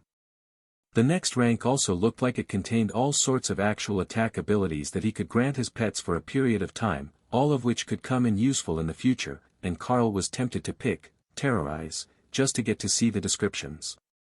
But the first that Carl wanted to spend some of his 30 remaining points on was, Beast Space Upgrade. The 3 spaces quickly adjusted, changing the setting inside to be more elaborate and detailed than what Carl had created on his own, though the actual energy level didn't change much. It felt like it didn't actually improve the power level of the space, except for Ray's, which adjusted up to better match her power. So, he would still need to meditate to improve them, he just wouldn't have to worry about the bottlenecks anymore. That was spectacular, but not as earth-shattering and overpowered as it had seemed at first. Choosing that skill caused 2 new skills to appear as available above it in his skill tree. 50 points, evolution, cause any bonded pet to evolve into a form 1 rank higher than when the skill is used. Usable once per beast, some materials may be required. That one was out for now, he didn't have the points. 10 points, skill master rank 2, usable only by those with the skill master learned ability. Allows learned skills to improve to 1 rank above the bonded partner's current rank with practice. Now that was the sort of ability that he couldn't turn down. Skill Master, upgraded to rank 2. Skill Master rank 3 available, 100 points. Allows all skills to evolve to a related skill 1 tier higher than their current tier with practice. If Slash was tier 1, while Rend and Shred were both considered tier 2 abilities, as was Lacerate, improving any of those to tier 3 would be devastating on the battlefield. Even, Refreshing Lightning, if it was improved by an entire skill tier, would be something fearsome. If it were improved by 2 tiers, Thor might actually be unkillable at the same rank. But not only that, the way that the skill was worded made it sound like the potential was limitless. 1 rank higher than the current rank with practice. So, if they just kept training their skills, they might move up even further. That left him with 10 points, and a desire to know how to obtain more. Once he focused on the need for knowledge, he noticed a small circle with a question mark in it. Just what he needed, answers to common questions. Skill points are awarded for quests, achievements and accomplishments. Each rank improvement increases the maximum points range of the available awards. That made sense. The higher the risk, the higher the reward, and the more powerful you were, the stronger the skills you would need, so the larger the number of points that would be required. That left him with 10 points, and a conundrum. He could do as Ray was pleading, and use them for, terrorize, or he could do as Thor was suggesting and use them for, bestial regeneration, which would grant the target a rapid healing ability. Both were good to have, but ultimately, they were still mostly working in a group, and they had basic recovery abilities. The most important part was being able to effectively deal with threats above their rank. If they could eliminate them even a little faster, a lot of damage could be prevented from ever being taken. So, the decision was a fairly clear victory. 10 points were spent on, terrorize, which Carl found was an active skill, but with no specified time limit, so it could just be left active. He would find out the actual conditions when it deactivated for the first time, but even if he just had to activate it when he called them out, that would still be fine. Of course, there could be some timer built in that it didn't warn him about, but Ray was so happy to have a skill called, terrorize, that it would be worth it even if he had to reuse it every few minutes. Of course, you should reactivate it all the time. What could be better than terrorize? Ray asked, listening in on his thoughts. Freewebble.cm. Purchasing Terrorize opened 3 options from the next row of abilities, and a note. Tier 3 skills activate on Beast Master and all deployed beasts. 10 points, 20 points for balance, shatter, physical strikes cause vibrations through the opponent's body that damage organs and may break bones. 10 points, 20 points for balance, sharpness, slashing, stabbing and disintegration type abilities increase in damage by 10% per rank. 30% at Ascended. 10 points, 20 points for balance, crushing blows, blunt impact skills increase in damage by 10% per rank. Effective on damage caused by shatter. 30% at Ascended. Carl finished his changes and found that everyone was waiting for him, and they were still in the same spot. Alright, I'm done with the changes. I got some new skills. Carl explained. That's just unfair, giving out skills like candy to you. Tessa sighed.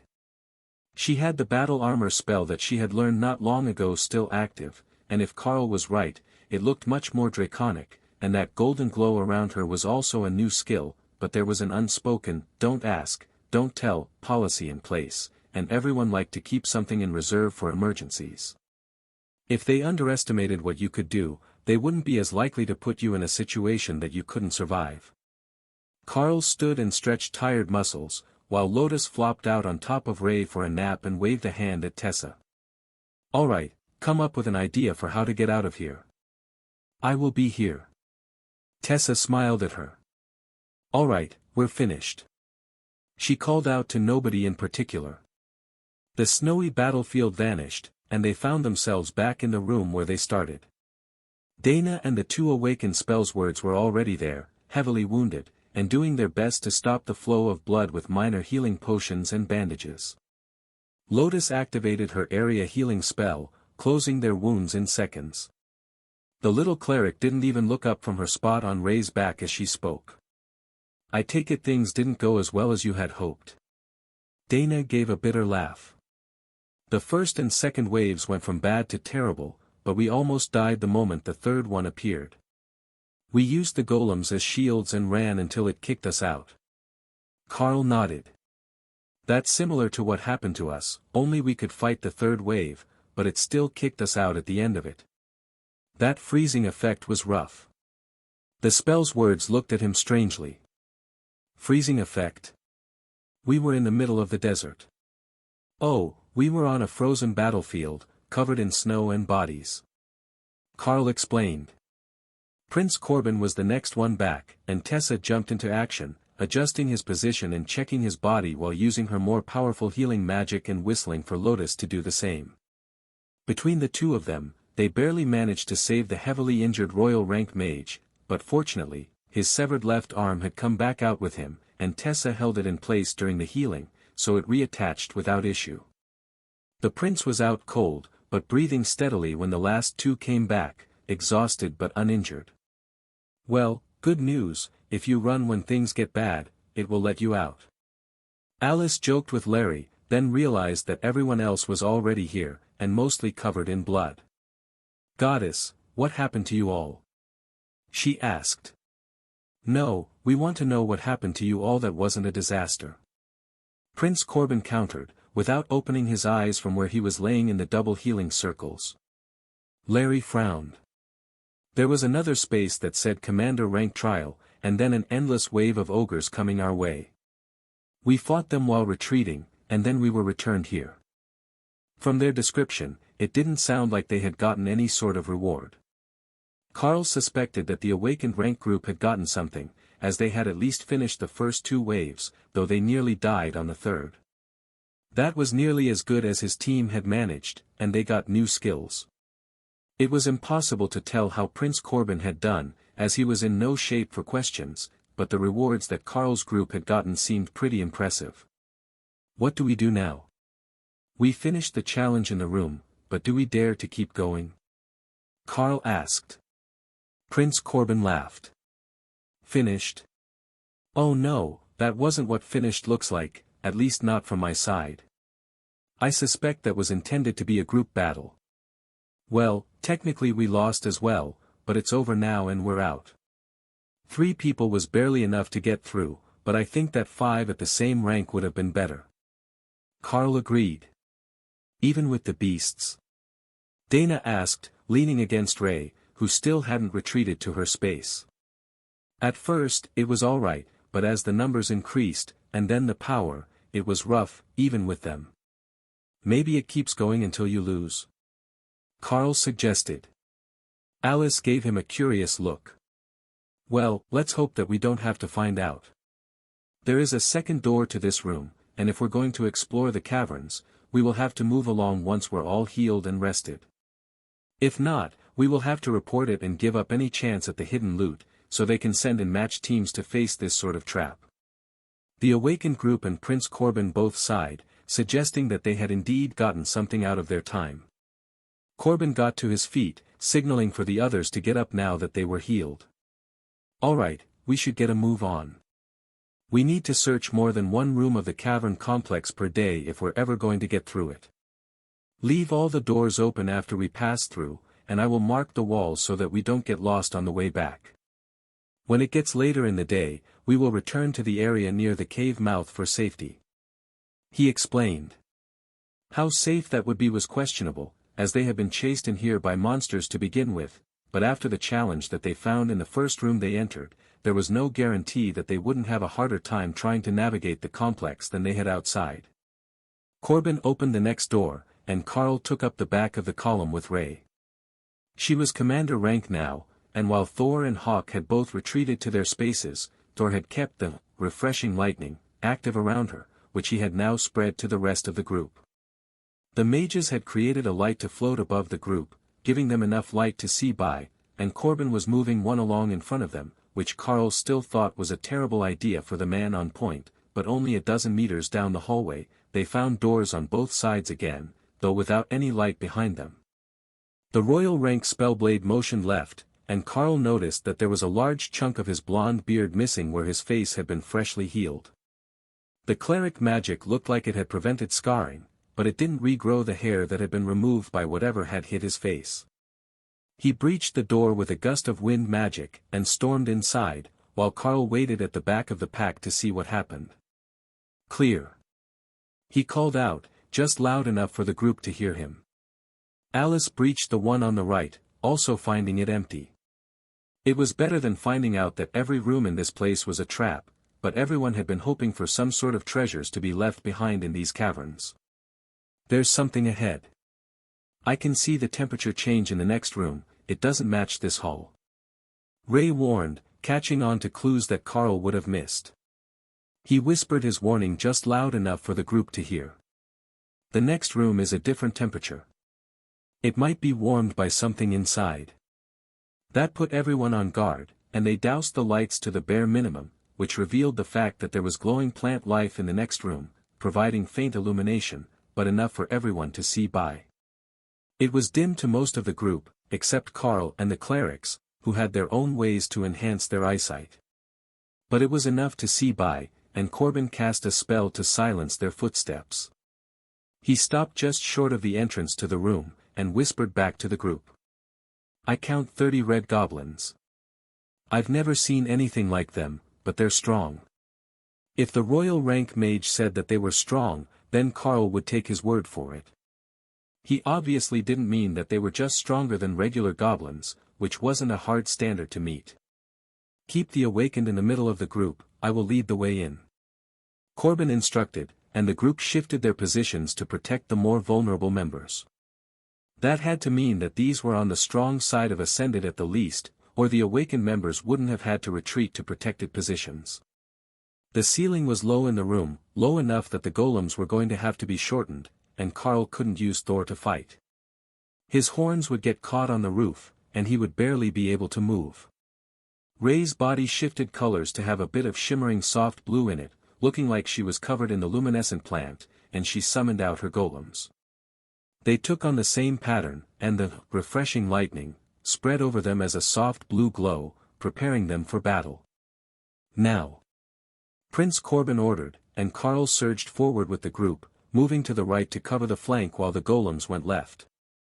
As he passed her, Carl could see the furious look on Rose's face, mad that she had to stand back from the battle against what looked like regular goblins in a new color. But when the first of Dana's golem blades hit one, and it only left a deep cut and didn't eviscerate the creature, it made much more sense. 30 wasn't many regular goblins.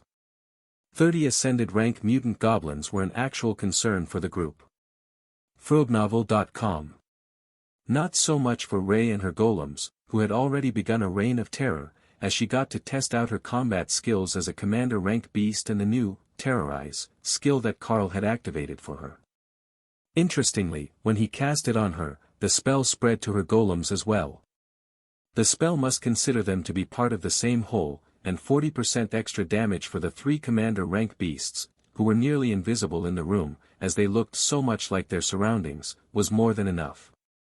To distract the goblins from the presence of Rey and her minions, Carl activated Flaming Body, filling the room with faint red light that caught the attention of all the goblins at the same time.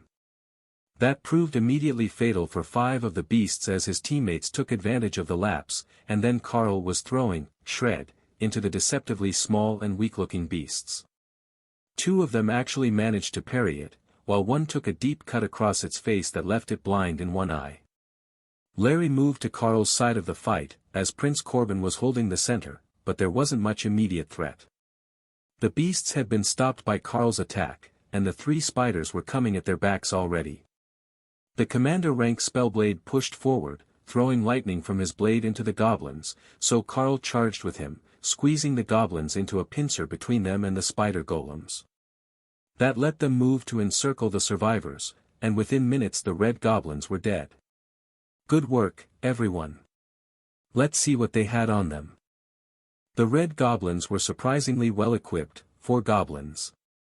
Each of them had an enchanted crystal dagger, and Rey noticed quickly that the magic on them was the same as the glowing moss in the room. I think we need to gather some of this moss. It has the same aura as the enchantment on their weapons. Carl informed the others. Lotus nodded, already inspecting the moss to see what was special about it. You're right. There is something special, and it's not a moss I know, either. This place is strange, there are so many things that I don't know, when I should know almost all plants and animals. She complained. Her voice held a pouting tone, but her face was hidden by her hood as she kneeled on the moss to inspect it more closely. Then she began to gather it, carefully pulling it up by the roots and holding it up in the air. Carl laughed and took it from her to place in Thor's space, where it would be safely stored until it was needed. While it was there, Carl decided to take a good look at it using his identification skill.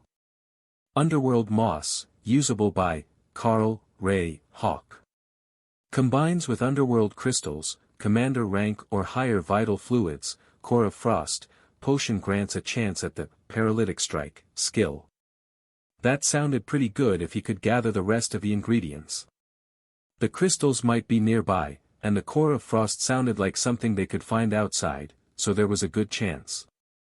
Carl looked around the cave and realized that the crystals were closer than he had thought. They were what the daggers were made from, and there were dozens of them along the walls, embedded in the moss. Rey took that as her cue to go gather a few dozen of them, just in case the potion didn't work the first time. Then she realized that they were also good for weapons, and stuffed even more of them into her area. The glow was actually quite pretty, sparkling like a field of stars, so she added even more, until all the ones she could conveniently reach were picked and half her space's floor was filled with a layer of crystals and moss. If I hang the bodies upside down, it will look like the night sky is above them once again. Rey declared proudly as she began to plan how to rearrange her trophies. I'm glad you like them. Is Rey planning to clear the entire room? Lotus asked as the bloodbath spider finished her work. She's got all that she wanted. She is making an art installation in her space, and it needed something to sparkle like the night sky. Carl explained. The spellblades looked a bit confused, but Dana reached over to brush moss off Rey's back, where it had fallen while she was gathering crystals. I'm certain that it is lovely. You'll have to show us sometime. The mage joked. Rey considered that for a while.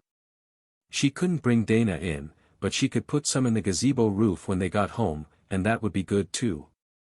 Hopefully, someone was taking care of their plants while they were away. There were plenty of pretty ones that should have fruits and flowers soon. The group got ready to move, and Corbin motioned for Carl and Ray to head to the front. They could see best, and again there was only one exit to the room, headed back not far from the direction they had entered. Ray went in front, not as concerned about threats now that she had lightning around her. The spider golems took up the rear of the pack, and they walked down the hallway, careful not to make any excessive noise that would echo in the tunnels. Carl could still hear them moving, so any beast with sensitive ears would as well, but it was better not to advertise their presence.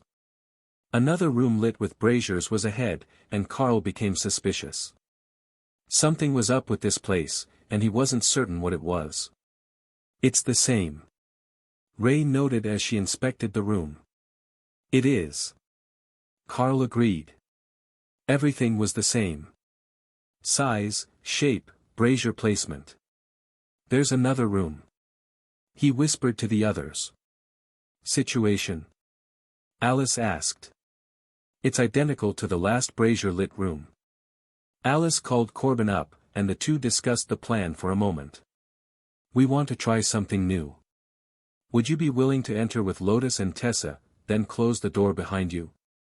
Go with the group that's the strongest at their level and see if it triggers the same sort of trap?" Carl asked. Alice nodded gravely, and Carl turned to the clerics. Lotus shrugged. "I think it's for the best. If it works, we get loot. If it doesn't, we just open the far door and have you stand in the doorway while everyone else passes through. Last time it didn't do anything until we were all fully inside. I would appreciate it if you could leave one of the healers here." Rose muttered, as she realized what the plan was. Corbin sighed. "She has a point. If we're attacked while they're gone, it would be best if we had a healer with us." The two clerics turned to face each other, and then began playing rock paper scissors. The first to win was Tessa, who smirked at Lotus. "I will go with Carl, Lotus will stay with the rest of the group in case you're attacked. We will call for you if nothing happens." Carl called Ray into her space, in case there was some issue with her being commander rank to his ascended. The previous trial instances had recognized the beasts as individuals, so these traps might as well. Carl led the way, with Tessa right behind him. She closed the door once they were through, and they waited for most of a minute before she sighed and opened the door again, only to find that there was nobody there. "I guess that means it worked. Now, where is the writing? Let's see what is going on," she announced. The letters appeared only a few seconds later. "Welcome to the Mixed Group Challenge." Tessa read, then laughed. "This one, we could have all entered together, and fought together, but now they're going to either be short the two of us, or they'll be waiting for us to return." Carl suspected that the stress might have cracked the war priestess, but she actually looked overjoyed. "It's a mixed group event, you can enter together." Carl tried calling out to the group, in case they could still hear him, though he couldn't see them. Then he found himself standing on the front lines of a massive defensive battle, with Tessa right beside him. There were thousands of soldiers around them in the formation, humans, beastkin, and even ogres. Charging toward them was a tide of elves, trolls, fairies, dryads and creatures Carl had no name for. "Mixed group battle," he muttered. "It seems so." Tessa agreed. The surrounding soldiers gave them strange looks, and someone shouted as they moved forward to set a shield wall. Frobuvel.cm. "Crap, they don't speak our language." Tessa just shrugged. "War is war, we don't need words. Bring out the beasts, so the others have time to get used to them, and prepare to fight." Carl called everyone, and the soldiers smiled. It looked like beasts in battle wasn't that uncommon to them, and even when Ray called her golems, the soldiers didn't panic. The leader of this force called something, and the rank behind the shield-bearers hefted spears, setting them on top of the shields as a brace against the impact of the incoming trolls that made up the front rank of the Fey force. The front lines were about to crash together when suddenly Carl realized they had reinforcements. The rest of the group had entered, standing behind him and Tessa. The sound of snapping wooden spears filled the air an instant before the sound of trolls hitting shields, and a battle cry that sent the humans' allied forces forward. Rey sent her golems, while Hawk took to the sky, but Thor stayed back, waiting for the first of the trolls to breach the line, so he could plug the hole. "What is going on? We heard you call for us to come in." Prince Corbin called out. "Humans and allies against Fey group battle." Tessa yelled back, trying to be heard over the din of the battle, as Carl began to hurl attacks at the taller Fey. "I guess we're doing this then." Prince Corbin sighed. 3 hours later, Carl sat with his back against Thor in the ruins of the battlefield. The humans had won a Pyrrhic victory at best, and with the losses that they had suffered, if there had been any Fey left alive, it might have been counted as a loss. The town that the humans and their allies were defending had been half razed, and most of the civilians were presumed dead. Less than 1 in 50 of the original 1,000 or so warriors were still alive, and all of them were currently catching their breath. The battlefield smoldered where Hawk had bombarded it with fireballs to prevent the trolls from regenerating, leaving acrid smoke hanging over the plains, which were now largely devoid of life. After meditating for the last 10 minutes to recover some strength, slowly spreading the energy from the focuses in the beast spaces to improve their quality before rebuilding the focus to improve everyone's strength, Carl opened his eyes and decided it was time to get back on his feet. Carl looked out at the massive number of bodies, and slowly got to his feet, ready to go check them for loot and valuables. With that many, there had to be some good stuff there somewhere. However, as soon as he got up to go check the nearby bodies, those familiar magical words appeared on the ground. Trial successfully completed. Time 2 hours 47 minutes. Tessa read. Then they all waited to see what the next message would be. Would it send them to another round? It hadn't said failed, it did tell them that they were successful, despite the heavy casualties and the damage to the town behind them. Rewards granted. Everyone waited to see what they would get, but there was no sign of prize boxes, no additional notification, and then they were back in the plain room with the braziers again. That was when the prizes appeared. 1 small box in front of each of them. There were 3 silver boxes, 3 gold boxes, 2 platinum boxes, and one that looked like it was made of pure ruby.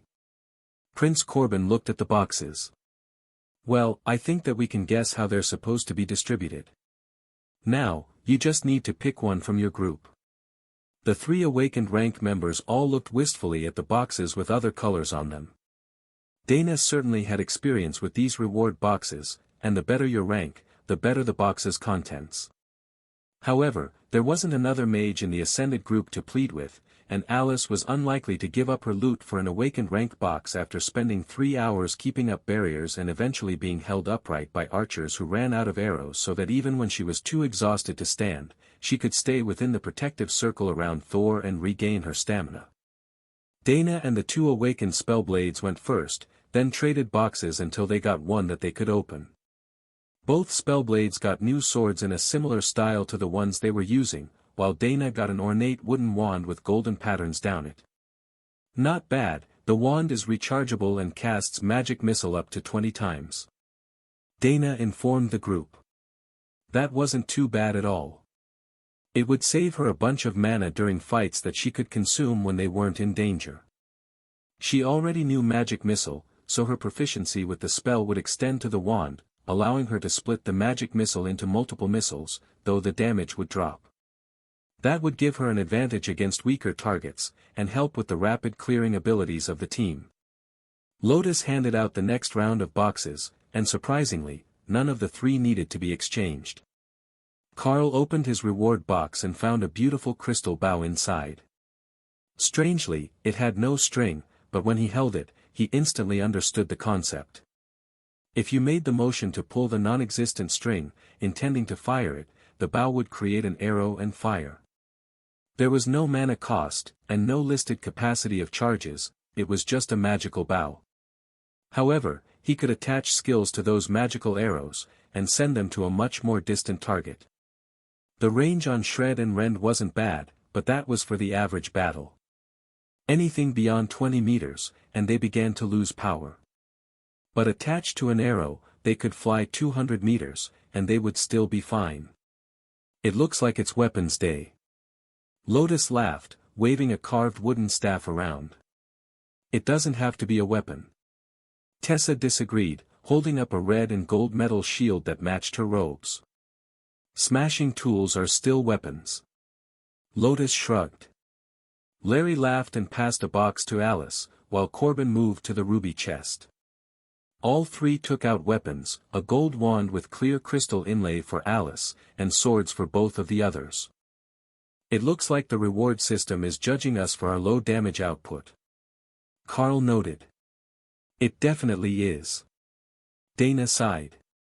She had, destruction, plus 2 heavily upgraded golems and multiple attack spells, and it had still given her a weapon. Though, it was one to save mana, so perhaps that was the issue with her combat skills that it was concerned with. Prince Corbin looked at his watch and frowned. That took longer than I expected. We should head back to the entrance, where we know it's safe to rest. We will call it an early day because none of us will be up for another one of those trials today. There were no objections to that. They had 3 solid hours of combat in that second room, and another long fight would simply be too much for them. It was only when they reached the first room that they realized going back might be as much trouble as going forward. The door leaving the first room, that they had very deliberately left propped open, was closed again, and they were looking at the same scene that had triggered the last 2 trials. Alright, we will set up camp for the night in the last trial room in case the goblins in the larger cave aren't the only ones around. They have a way of finding a way through the smallest cracks, and who knows what's hidden under that moss. If the way back is sealed, we're as safe here as anywhere, but we will keep watch, in case the trials reset and not just the doors to the rooms. What is the watch schedule? Carl asked as he prepared to head back into the second trial room. Freebnovel.cm. Prince Corbin gestured to Carl. We will use a 2-person watch, so one can defend while the other wakes the group. One commander with someone else. Carl, you and I will take first, who wants second? Alice nodded. I will take second with Rose. And that puts me and Daryl third. Larry agreed. Everyone else has the night to rest, and we will cycle partners tomorrow if it's reasonable. Nobody wants the healers to be overtired. Carl couldn't argue with that logic. When things were bad, it paid to have the clerics on your side fresh and ready to work. So, he set down his pack and took out his sleeping bag, wanting to have it ready to crawl into when he finished his watch. Dana sat up next to him while the clerics prepared dinner. The spell's words were about to take out ration packs when they noticed that there was a rather surprising amount of food available. Where did all that come from? Do you carry a whole kitchen? Rose asked. No need for that. We can both use advanced food creation blessings. This is all magic, it didn't exist 2 minutes ago. Just get comfortable and it will be cooked in 15 minutes. Tessa explained. They were making some sort of stew with the ingredients they had conjured, so Carl offered up a large chunk of meat from one of the awakened rank reptiles they had fought that morning. Hawk had claimed the body, but it would take him forever to get through it all. Here, cut this thinly, and it should cook quickly enough. He offered. Prince Corbin looked dubious about the mystery meat from nowhere, but he didn't say anything, and decided to just trust the clerics not to poison them all. Even if they did, they were the ones with the cleansing spells, so it was in their best interests to be safe with the food. But they seemed to trust Carl's food supply, and as soon as he passed it over, Lotus began to cut paper-thin slices that would cook in seconds in the stew pot. After the meal was finished and the supplies were packed away, Carl sat down next to Prince Corbin, but facing the opposite door, so they could start their watch, which Carl honestly didn't expect to be anything but dull. They were inside what appeared to be an enchanted tunnel system, and the only other room down the hall was sealed. If anything happened, it would be this one resetting, and if it happened on his watch, it would be a real pain, as they were still exhausted and mentally drained. At first, neither of them said anything, they just silently watched their doors while everyone fell asleep. They had all zipped their backpacks into the sleeping bags with them, in case the trial activated, so they didn't end up leaving anything they might need on the outside. This one had been a 3-hour-long nightmare, and they had nearly depleted their water and snacks before the clerics had restocked everyone at dinner. Once the others were asleep, Corbin turned his attention to Carl. "You know, you're getting incredibly close to the commander rank, and I'm certain after that last instance that your spider is already there. Are you sure that you want to report that to the church? They're the masters of guilt-tripping people into doing their bidding." The prince whispered, knowing that Carl's hearing was extremely sensitive. "Do you actually think that they won't know? There are 2 clerics with us that are moving through the ascended rank at breakneck pace, and last I heard the high priests were considering having an oracle look in on us." Carl whispered back. "Good point. Just saying, there are other factions to consider other than the church." Carl smiled. "Like the Bureau of Elite Development? Who do you think Alice works for?" Corbin sighed and shook his head. "You grew too fast, and you likely haven't even learned the polite and effective ways to say no to them yet. Commander is a big change, and if you don't stand up and demand the respect that goes with the rank when you get it, you'll find yourself in the suck, on terrible borderline suicide missions until one of them really is a suicide mission." Carl nodded. "I'm bad at saying no to people when I get the puppy eyes from them. I will have to work on it, I guess. I just didn't expect everything to come at me so fast, you know. I'm still in my freshman year, it's only been a few months since the divine injection." Corbin did a double take. "You're a freshman. I thought you were a baby-faced junior, a third-year student." Carl shook his head. "No, both me and Dana started school at the same time." The royal rank mage looked between the two and nodded. Her I could see being the prodigy of the first year. She's at that mid to late awakened rank point that comes with a load of resources at the start of the freshman year. I will talk to her later as well, make sure she doesn't fall for the big push that burns potential for speed. She's got it in her to go far if she just keeps grinding at it. You two are good friends, so you might be able to look out for her after you advance again." Carl nodded. "I will do what I can." The two fell into comfortable silence, and when Corbin's watch blinked a few hours later, he went to wake up the next team. ReadNovel.com. Carl was awoken sometime in the early morning by a gust of warm air on his face that had him instantly opening his eyes and preparing for battle. But it was just a gust of hot air from the morning meal being prepared, and he relaxed again, then summoned his armor to instantly get dressed. The morning meal was oatmeal and diced fruit, which was absently devoured while everyone discussed the plan for the day. "It seems likely that every major room we come across is going to have a challenge in it, so if one of them takes an inordinate amount of time, we will call it a day, no matter where we are. We got through 3 rooms yesterday, and ideally, we would be able to do that again today, but I'm not willing to have anyone overextend themselves and end up dead," Corbin announced. His team, himself included, had taken multiple beatings yesterday, so his cautions made sense, even if it meant that they would be exploring the area at a crawl. "Aren't we going to try the first fight over again and get out of here?" Daryl asked, somewhat sullenly. "With the rewards we got from that last battle? I don't think so.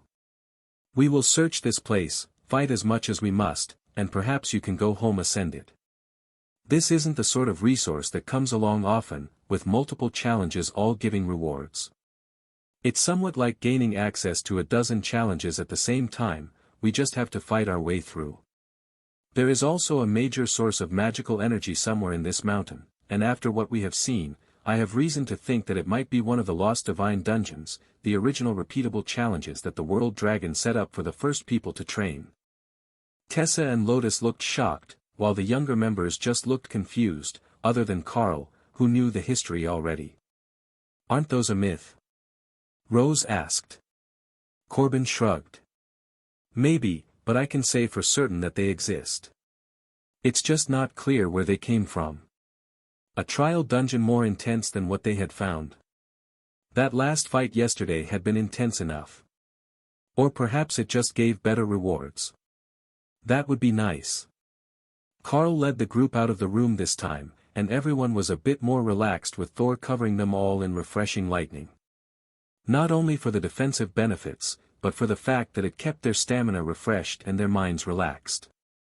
The hallway wound down through the mountain for some time, with no sign of other rooms, until Carl heard an echo below them. There is a cavern beneath us. We're nearly underneath where we started. Somewhere between the first and second trial rooms. If we keep following this tunnel down, we should end up in the cavern soon. He quietly informed the others. All right. Are you certain about the positioning? Alice asked. I grew up in the mines. I have an excellent sense of direction underground. With the curve in the tunnel and the slope, I say 200 more meters. Carl replied. The echo and the sound of something banging became audible to everyone over the next 100 meters, then the faint blue bioluminescence lit up the mouth of the tunnel as it reached the cave. Carl dropped to the ground and crawled to the last corner, with Ray hovering above him. The tunnel opened 15 meters up the wall of a massive cavern, complete with its own biome full of fungi, grasses, and some sort of bipedal creature. Carl focused on them, and did his best to get perfect details. They looked like elves, but with ashy black skin, white hair, and glowing violet eyes. They had a whole city down there, made of the black stones of the cavern, and on the far side from where the tunnel ended, there was a massive glowing portal 20 meters tall. Carl went back and relayed the information to the others, who were even more concerned than he was. They sounded like elves, and the species was known to be temperamental at the best of times, but if they were some sort of mutated monster version of the elves, like the red goblins were to regular goblins, they could be in real trouble. Their group certainly wouldn't be able to take on a whole village, and they didn't want to leave that portal behind. So, what do we do? Is there a chance we can sneak through the less populated areas? Carl asked. They're elves, they will know right away if someone touches their plants. I doubt it will be possible to sneak past them. Lotus sighed. Then what do we do? Alice sighed, looking toward the end of the tunnel. If that really was a dungeon portal, she wanted to go in.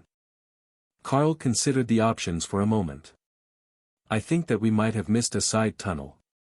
Do you remember how the other one was hidden? There might have been another like it. The city down there has dozens of tunnels leading out into the mountain, so what are the odds that the one that leads outside doesn't have a single branch? Alice smiled as she considered the options. Well, it's worth checking before we try sneaking to another tunnel and hoping that it heads in the direction that we want. The closest tunnel was only 50 meters away, but at ground level, and it had fairly regular traffic through it. That clearly wasn't an optimal choice. But there was one about 70 meters to their left, and that one was halfway up the wall and also looked abandoned. It was also slightly lower, so he could have Ray make them a zip line and everyone could slide over. Prince Corbin looked back down the tunnel. Let's check all the walls back to the last room. If that doesn't show us any missed branches, we will try for another tunnel. I know Daryl and Muffin don't really understand how valuable that portal is, but we absolutely need to find our way to it.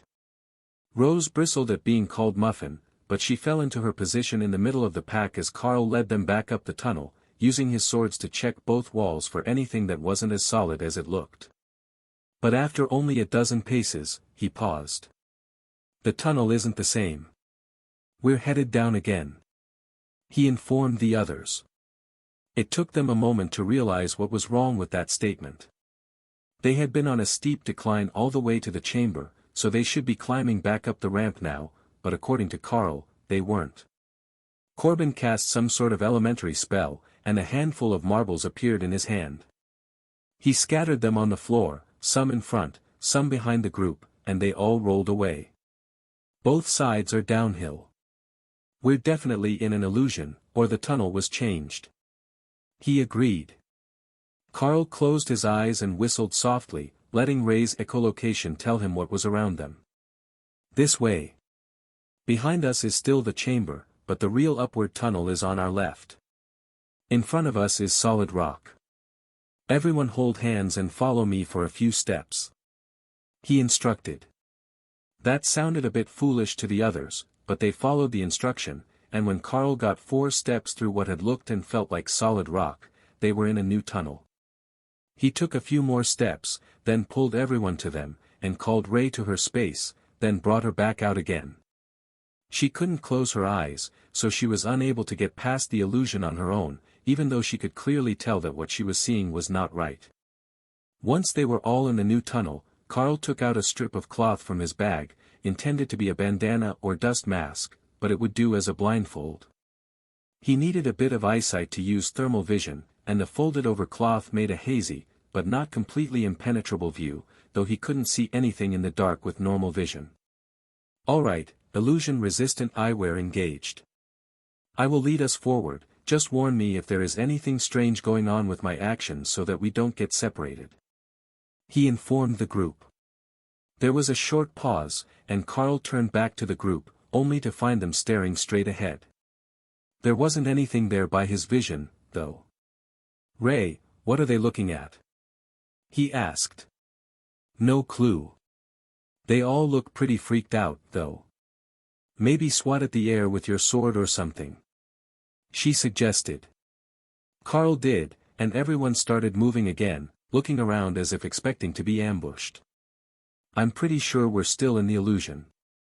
I didn't see what you do, and when I waved my sword around, you all came back to me," Carl explained. "If it even got Corbin in its trap, perhaps we should find another alternate way," Larry suggested. "It does seem as if they put in significant effort to trap this tunnel, doesn't it?" Carl agreed. "And there are elves in the tunnel behind us, I can hear them," Ray added. "Going back is no longer an option, there is someone in the tunnel we came from. Stay close, and ignore anything that you see. Close your eyes and hold on to someone's clothes if you have to, just keep following me," Carl ordered. He led the group down through a set of winding corridors until he sensed a door on the left, then he pulled everyone inside and closed the door behind them. They were in another of the brazier rooms, and everyone was giving him strange looks. "Sorry, the elves were catching up to us, and this was the first door I found," he whispered, motioning for silence. But they continued to wait, and nothing happened. There was no magical writing, and the sound of running footsteps and swearing in the corridors faded after a few minutes. Then it returned, as the patrol retraced their steps, but they didn't stop outside the door, and just kept moving back toward the tunnel mouth that Carl's group had stopped near. "What do we do now? There's no second exit from this room, and there's a whole city of them out there," Dana asked. Prince Corbin sighed, then smiled. "I have either the dumbest or most brilliant idea ever. When the guards passed by the second time, I managed to record them for my disguise spell. I can disguise everyone as the patrol, and we can just walk through to our goal." Alice chuckled. "Definitely one of the dumbest. How are we supposed to get back out once they notice we've gone through the portal? You know they will have it under security, and the disguise spell doesn't last long, so we won't be able to spend time scouting, even if we spoke their language. How about we use the disguise spell to look for a way out? At the least, they wouldn't attack on sight if they mistook us for guards," Larry offered. Corbin raised his hand, and suddenly, everyone looked like the dark-skinned elven guards. They were all the same height, with the same hairstyles as they had before, but it was at least enough to get them through a cursory examination. "Alright, let's go see if we can find a way to the portal," the royal-ranked mage instructed. Carl sent Ray back to her space to help with the disguise, and opened the door, only to find that they were no longer in a hallway, but a large courtyard in the middle of a fantastic city. His first instinct was to close his eyes, and let echolocation tell him the truth, but when he did, it still seemed to be real. He turned back to the group.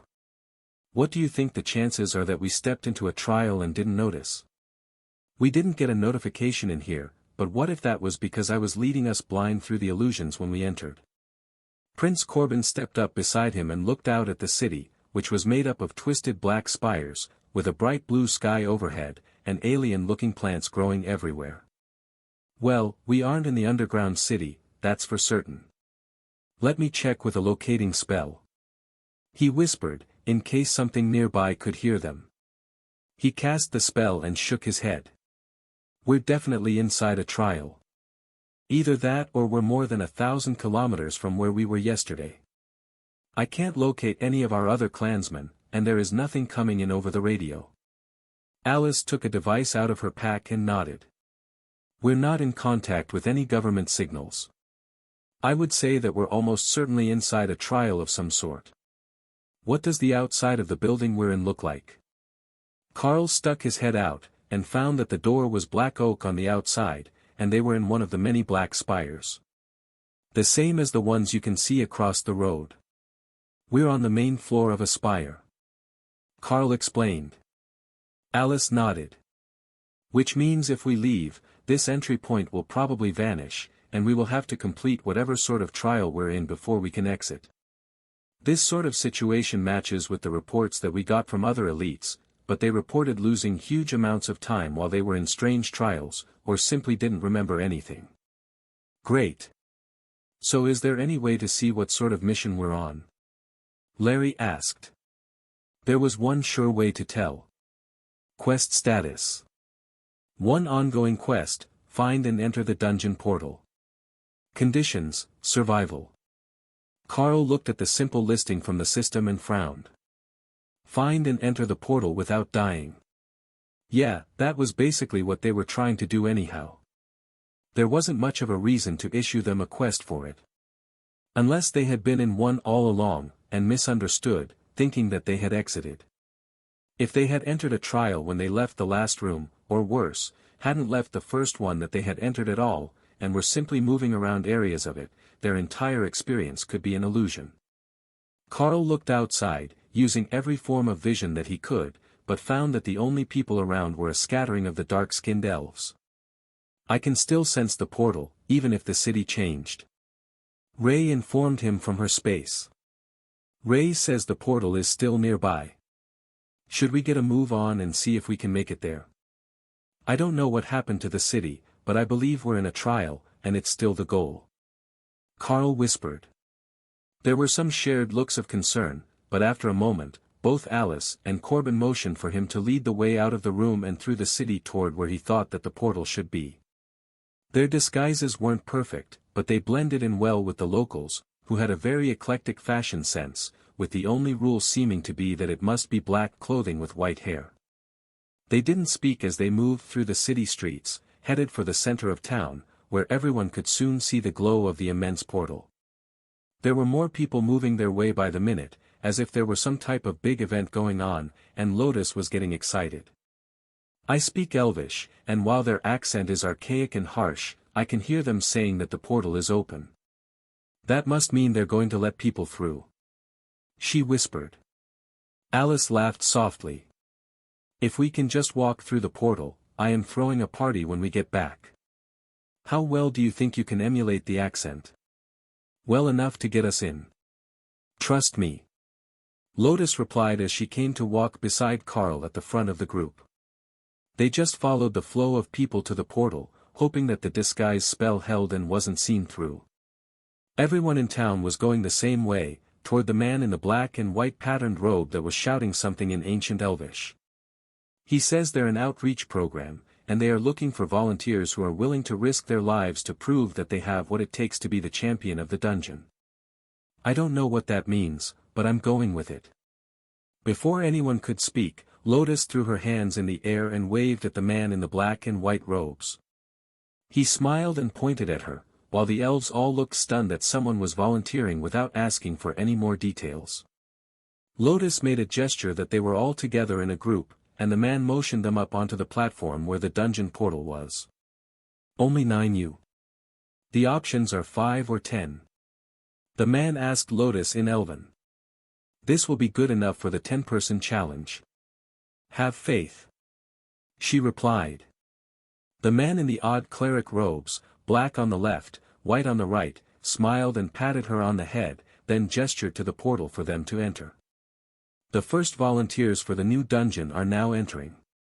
May the blessings of the ancients be upon them. The man announced as they walked inside, and Lotus almost stopped to ask him questions, but didn't want to give herself away with her foreign accent. Lotus and Carl led the group through, and they stepped into a strange swamp with crystalline trees, and groups of snake monsters with vaguely humanoid torsos. Naga. Lotus announced in awe. Are they powerful? Carl asked. They can be. They're semi-intelligent, brutal, and they use magic. Hawk looked out over the surroundings from his space and gave a squawk of pure hatred in Carl's mind. Evil, they're pure evil. Nothing but swamps and water magic. This place should not be allowed to exist. After his close call with the Yeti clans, Hawk's hatred for water magic seemed to have gotten more intense, but as Carl looked out over the swamps, he saw potential. There were leaders at the commander and high commander ranks, countless awakened drones and ascended warriors, as well as lesser subspecies that Carl believed were common grade and may or may not pose a threat. Lotus was the only one of them that knew much about the species, and she hadn't mentioned the others, so Carl assumed that they were most likely common grade creatures, though he could see them using simple water magic, so they weren't completely harmless. The scaled, almost human, shaped upper bodies of the Naga were throwing Carl's sense of scale off. Most of them only had 2 arms, but some had 4, and they all had fully reptilian heads, like a cobra's, with the widened hood. Theirs didn't only flare as a threat, it was held wide all the time, either on purpose or by evolution. They came in a huge variety of sizes, from torsos the size of a child to as large as that of an ogre. The Naga also wore some clothing and jewelry, while carrying weapons as needed, which convinced everyone in the group that they were indeed an advanced species. Carl didn't want to send Hawk up and draw the entire area toward them, but from the entrance, they could see quite a bit of the village. Carl focused on the quest status again, now that they were inside, and found that it had updated. Clear the Naga dungeon and eliminate the Naga King. That would definitely have to be done in order. But there was something strange about this place, other than the fact that it was full of Naga, or that it shouldn't exist in the location where they found it, or the weather in the swamp. Dana was the first to put it together. They can clearly see us standing here. Why haven't they attacked? She asked. Corbin smiled at her. It's a unique feature of the dungeons. I've been in a few before, and as long as none of your group leave the starting platform, nothing will attack. Once we move forward, they will engage as usual, and we will have to remain out of sight of patrols and other groups, while preventing them from calling for assistance. See, this place is evil. Hawk reminded Carl. Actually, I have a great idea. Why don't you stay on the shoulder of one of the mages, which will keep you away from the fighting, and then you can throw fireballs at all the water magic users without attracting too many. Carl suggested. Oh, that's good. I will stay with the Dana mage. If I stand on her head, I will be the same height as everyone else. Maybe just on her shoulder. Your claws are sharp, and she's not wearing a helmet. Hawk agreed to compromise, and went to stand on her backpack to look over her head. Carl called Ray and Thor out, and the group prepared to move forward, to where the first group of Naga were waiting for them. As Corbin had said, the moment that they stepped off the platform, the Naga took action, shifting into an attack formation and preparing to engage the group. The creatures didn't seem to know what they should do with the presence of a lightning Sero. If snake faces could look confused, that was the vibe that Carl was getting from them as Thor charged, then horror as they realized that he didn't have to spear them with his horns to cause damage. The Naga twisted in between the large upper horns on Thor's head, but the Sero just violently shook his head back and forth, whipping the unfortunate warrior from side to side and leaving it unconscious on the ground. The others tried to restrain Thor to rescue their teammate, but they were only awakened rank fighters, and a pair of fireballs from Hawk took them out before they could even get close. Corbin nodded in satisfaction. Everyone stay close, and try not to make any noise. We will grab the groups one at a time. There are no non-combatants in a dungeon trial, they're all here to fight, and the normal standard is to eliminate them all and see what sort of rewards you get. It can be quite extensive, but these instances are rare. Carl touched the first body, intending to roll the creature over to check if it had anything decent. But as soon as he touched it, the body vanished, and a small stack of coins was left on the ground. What the hell was that? He whispered. Oh, it's one of those dungeons. This will be spectacular. Touch every monster that we kill, and try not to kill any of them out of reach. It will give us loot as we go, and we can split it how we want. The reward could be money, items, clothing, nearly anything. I've even heard of them turning into food. So don't miss any. The item is usually based on the power of the monster. Corbin informed them. Dana whistled softly as she followed the prince's instructions, and held up a blue coral ring. Hawk grumbled in discontent, and Carl was almost certain that it was a water elemental buff. Does anyone know how to identify these? Dana asked. Tessa held out her hand, and a golden glow surrounded the ring for a moment before the cleric looked startled. It's a common grade ring of pure water. Like the spell that we use to make water with meals, but anyone wearing it can use it if they have the mana. She explained, then handed it back to Dana. It wasn't like the cleric needed it. Dana took off her glove and slid it on her finger, then replaced the glove as the spell's words gave her envious looks. It's just the first fight, and a common grade item. Just wait, we're bound to get all sorts of good things out of here with the variety of classes in our group. Prince Corbin promised. He threw a spell at a nearby group of Naga, killing one instantly, and making the others run toward them. It was brilliant, and almost as if some of the intelligence of the monsters had been removed to make them respond in a predictably aggressive manner, even when they should have been smart enough to just run when someone was instantly decapitated. The spell blades and Carl were on the group the next second, cutting them down, then tapping the corpses to see what happened. More coins, and a pair of black leather gloves that certainly weren't anything the Naga had been wearing were the results, leaving everyone impressed by the level of magic that it must have taken to create something like this. I believe that these dungeons are a creation of the world dragon, a form of divine magic. The risks might be immense, as the enemy groups will contain opponents that can challenge Corbin because he's with us, but the rewards should be similarly great, as the world dragon took care of the people. Tessa informed the group in a serious tone that reminded them she was a cleric first, and knew all the essentials of church doctrine. Step back into the long grass. Lotus warned quietly, sending everyone scurrying for cover. Fortunately, there were no bodies left to give them away because there was a patrol of larger, four-armed Naga coming, and by Carl's guess there were 4 commanders and either a high commander or prince-rank leader. Corbin gestured that he would take the leader with Alice's golem as his guard, which left Carl and Thor to hold off the others while the ambush worked its magic. Of course, Larry and Alice were going to have to help with the leader, but with Ray and her golems on the team, they weren't completely outmatched by the other 4 guards. The Naga were scaly, but not hard scaly like Thor. They were supple and flexible, meaning hard to hit as they avoided Carl's strikes. These guards also had a water barrier around them that had enraged Hawk, who was furiously hurling fireballs at them as his flaming body surrounded both him and Dana. Carl didn't think that Hawk had even realized he could do that. He was too focused on eliminating the water magic from existence, working through his trauma one charred corpse at a time. At this point, even Ray felt bad for the angry bird, and did her best to let him get the last hit on a failing shield, before having her golems ambush from behind to take out the targets. The golems were also subtly different than he remembered, Carl noticed.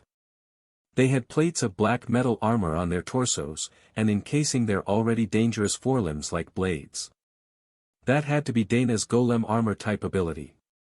Durable constructs, he believed it was called. Combined with the lightning, it was incredibly effective, and the Naga were being decimated by the 2 golems.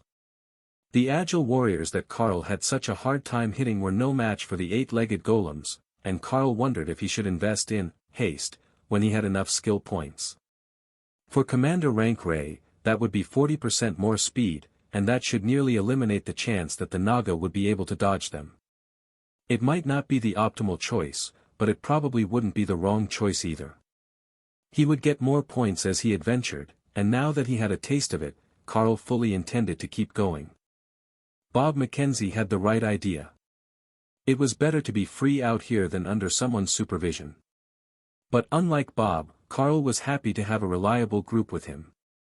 Karl kept the warriors occupied while the spider golems went for their backs, and the two awakened rank spells words hesitated. They couldn't take one of those hits like Karl could. Though Karl was parrying the majority of the flurry of attacks while the beasts took care of business, and Dana's golems did their best every time they were resummoned after taking enough damage to have their combat ability reduced, the two boys didn't dare approach and risk a misstep that would mean instant death. Tessa couldn't even hold out against the Naga patrol, and had been forced to retreat from Thor's back. The spell blades had a commander rank barrier over them, courtesy of Alice, but that wouldn't last long against opponents with blades in all four hands and magic on their side. The mages did throw some spells, but awakened rank magic against commander rank beasts didn't do much. The leader of the patrol fell just before the last of the patrol team, and Karl took a moment to tap the commander rank corpses. "Oh, there are more leather gloves. Tessa, what are those good for?" he asked, tossing them to the cleric.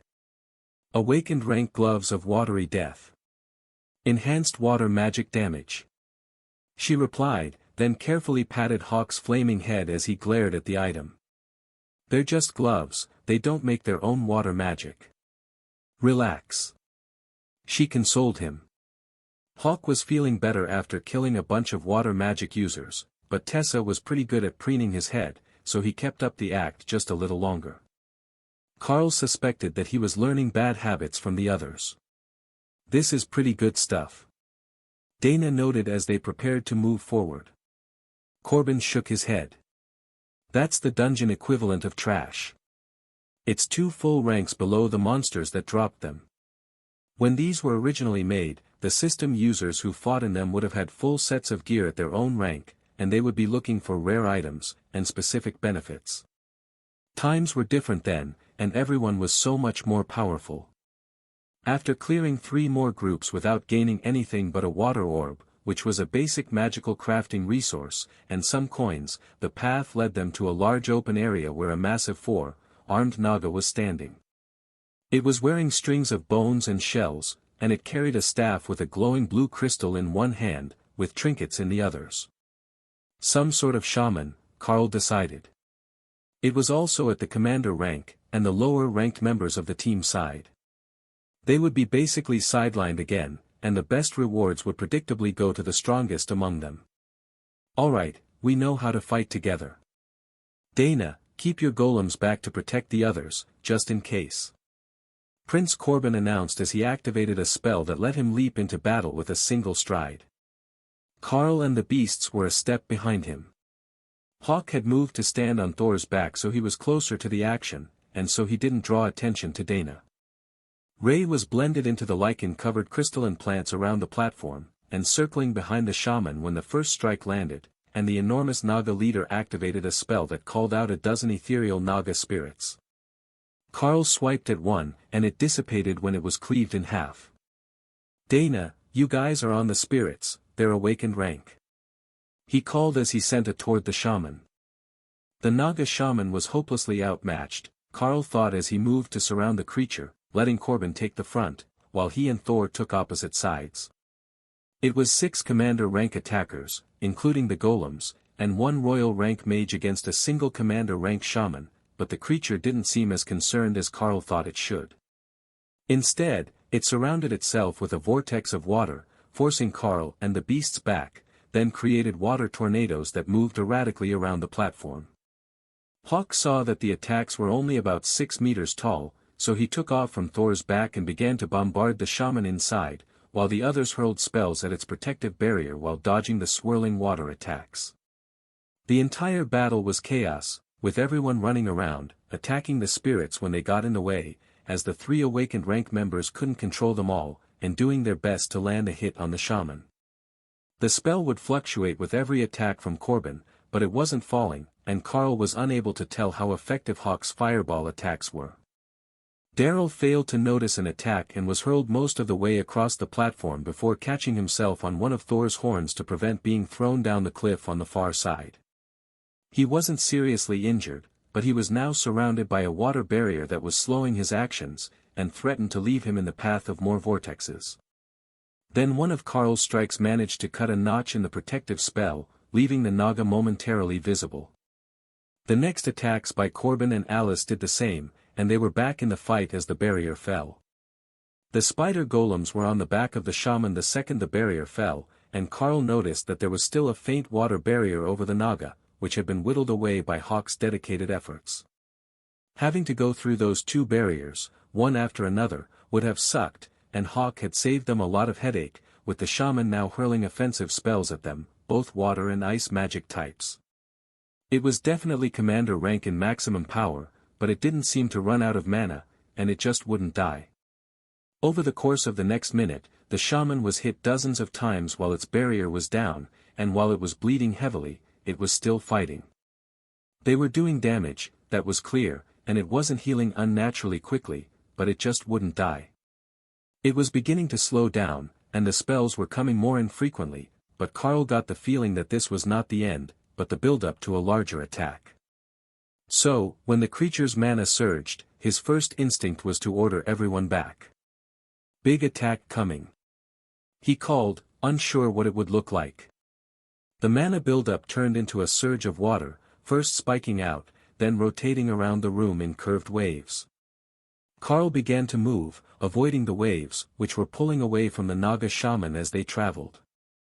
He could see everyone going in, but Hawk and Ray were both thinking the same thing. Trap. Get clear of the waves, then back away. It's a trap. Carl called as the Naga sent out a shotgun blast of ice pellets around itself. Carl tanked it with flame body, while Alice and the other commanders absorbed it with their shields. The awakened rank fighters hit the ground to get under the attack, while Ray used her golems as a shield and Thor turned his head down so it didn't hit his eyes. Then the spider golems were on the shaman's back again, and Carl drove his blade deep into the creature's belly as Corbin leapt over him to go for the creature's throat. The Naga shaman fell into a slumped pile of coiled body, with its arms toward Corbin in one last desperate attempt to grab and strangle him. Well, that went as well as expected. Are there any injuries? Carl asked as he realized the monster was truly dead, and wasn't reacting to the golems continuing to stab it. Ray eventually called them off, and Corbin tapped the body, making it vanish, and a small pile of items appear on the floor. Tessa stepped up to cast her identification magic, but there was one item that caught Carl's attention. Core of ice. It was a small crystal, unassuming among the dozens of other small gems, but it was one of the items Ray needed to make a concoction with the moss and crystals she had gotten earlier in the goblin cave. There were multiple piles of cloth, a staff with a blue orb that looked like the one that the shaman had been using, and an assortment of coins and gems. Alice picked up the staff and frowned at it. That's odd, I can't use it. I can use water magic, though. She muttered. Then she handed it to Dana, who also frowned and shook her head. She passed it to Lotus, whose eyes lit up with excitement. Oh, this is pretty good. I like this stick, she announced. Once she realized that everyone was waiting for a description, she continued. It lets me use the shaman's signature water vortex spell, the wandering tornado things. The other items were all ascended rank cloth armor, but the fashion wasn't bad, and the enchantments on them were strong, so they were split between Dana and Rose, who were the only ones who suited the fashion. It seemed that either because it was a female shaman, or the Naga didn't have legs, the armor was created with a long skirt. When they put the armor, which was a significant status improvement over what they were wearing, which was mostly common and awakened grade cloth, which was all that the mage class could wear, Carl couldn't help but do a double take. The Naga style was somewhat modest and elegant, with full flared sleeves, but covered in gold and jewels for decoration, and the robes gave them both a regal look that made them seem more like fashionable debutantes and less like students on a mission. Rose's was shorter, and slid up one side for mobility with matching cloth pants, while Dana's hung well past her knees, but was folded in the front of the skirt like a kimono, so it would expand as her legs moved. Wait, there's more. Corbin laughed as he held up one last piece of cloth. Dana laughed as she saw it, but Carl didn't realize right away what it was. An ancient-style cloth chest binding, the precursor to the modern sports bra, and it was enchanted. Corbin was holding it out to Rose, so it must be good for her stats, but Tessa was snickering. The spell's word put it on, hanging the cloth over her neck to let the item equip if it was able, and her chest went as flat as a board. The chest binding of smooth movement. Now, isn't that better than having to wear an uncomfortable binding and having your chest in the way of your swing? Corbin teased. Daryl has bigger breasts than I do in this thing. Do you have any idea what that will do to my fragile pride? If it didn't add melee range attack damage, I would trade with you. You're getting a bit spare in your old age, you could use it as much as I can. Rose retorted. Carl walked over and picked up the ice core for Ray, and quickly assembled the ingredients needed into a bowl, being careful not to mess up her art exhibit on the floor when he stole the moss and crystals. It could be used by her, Hawk and Carl, with the chance to grant them a new skill of paralytic strikes, which Carl was eager to find out about. As the 3 ingredients settled into the bowl, they quickly turned to a paste, dissolving the moss and the crystals on contact. So, Carl split it into 3 portions. Each was a large vial, so it should be enough, he hoped. We will take a break here and regain some stamina and mana. I suggest eating some trail mix and getting a drink while we have time. Alice announced once everything from the last fight had been distributed. They were going to need the rest after that strangely durable shaman. Once everyone sat down to rest, the 3 beasts returned to their spaces, where they would recover the fastest, and Carl began to meditate, recovering his energy and mental focus, though his stamina had been recovered by the refreshing lightning. Hawk and Ray both immediately downed their potions, before Hawk began to splutter and curse in Carl's mind as the cold liquid reached his stomach. You fed me ice element, he complained. It has a chance to teach you paralyzing strikes. Carl explained, hoping to mollify the angry bird. The mixture did seem to have some effect on him, and Hawk's claws became a bit more crystalline and his body a bit more powerful, but it seemed he didn't gain any skills from it. Ray didn't complain about the potion, it had the comforting feeling of natural darkness, but she also didn't gain the skill.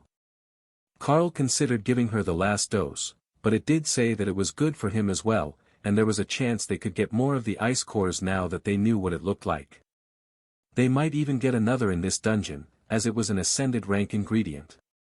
So, he downed the potion, and felt the cold flow through his veins, and then merge with the refreshing lightning that he had gained from Thor.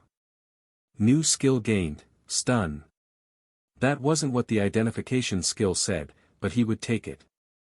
A stunning strike was something that the group lacked, and as he was the one who knew it, he could use skill book to record it and earn himself some brownie points later, when he had gotten himself in trouble and needed a way out.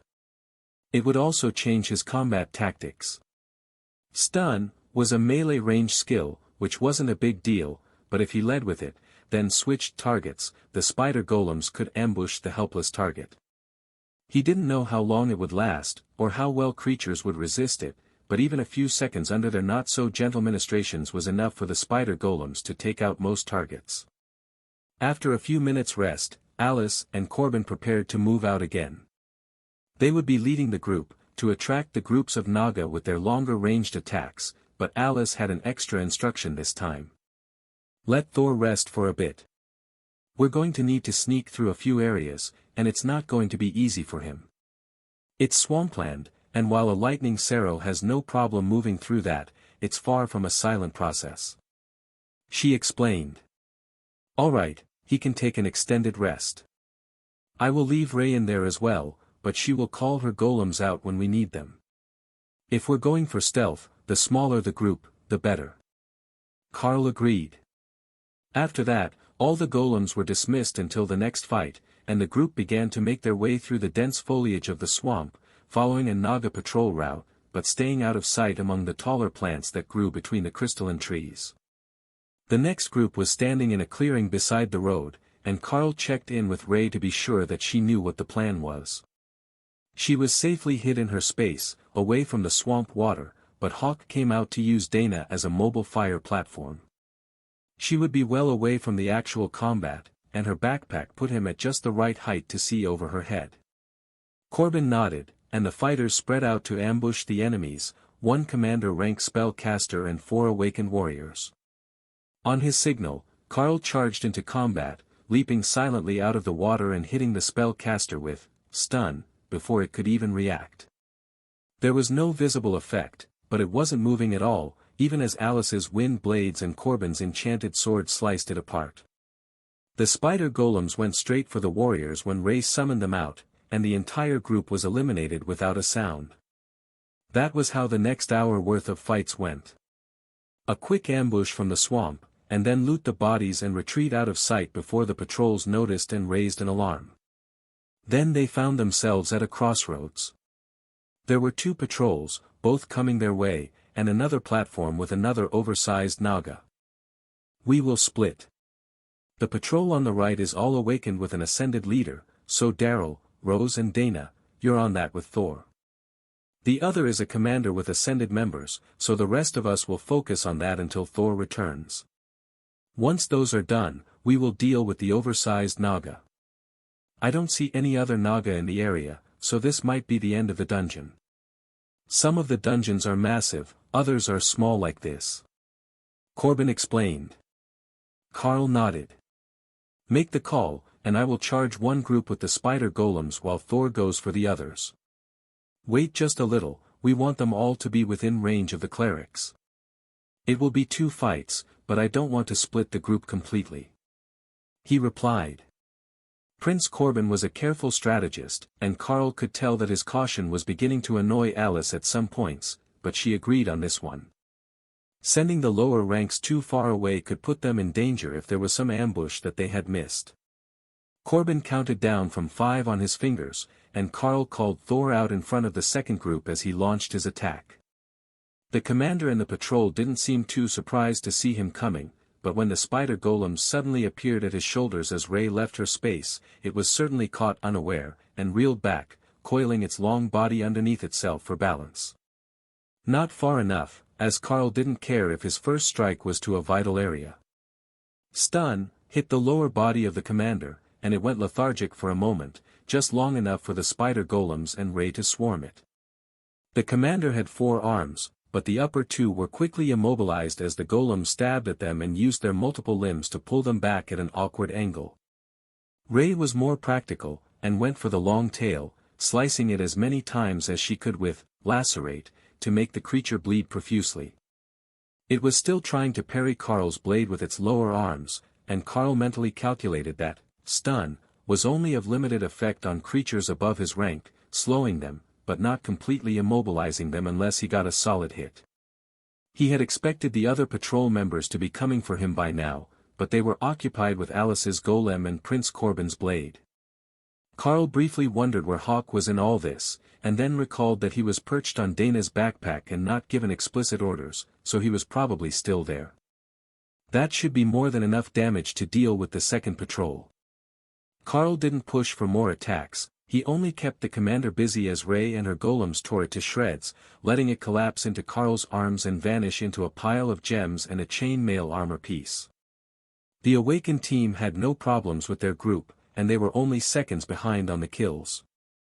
That probably meant that Hawk was slacking, as there was only 1 ascended member with the patrol, but there were no injuries, so all was well that ended well. Everyone turned to where the oversized Naga was standing on the platform. There were tents around the perimeter, which suggested it might not be alone, but their fight hadn't attracted any of them, and only the one was out in the open. "Do we have a plan?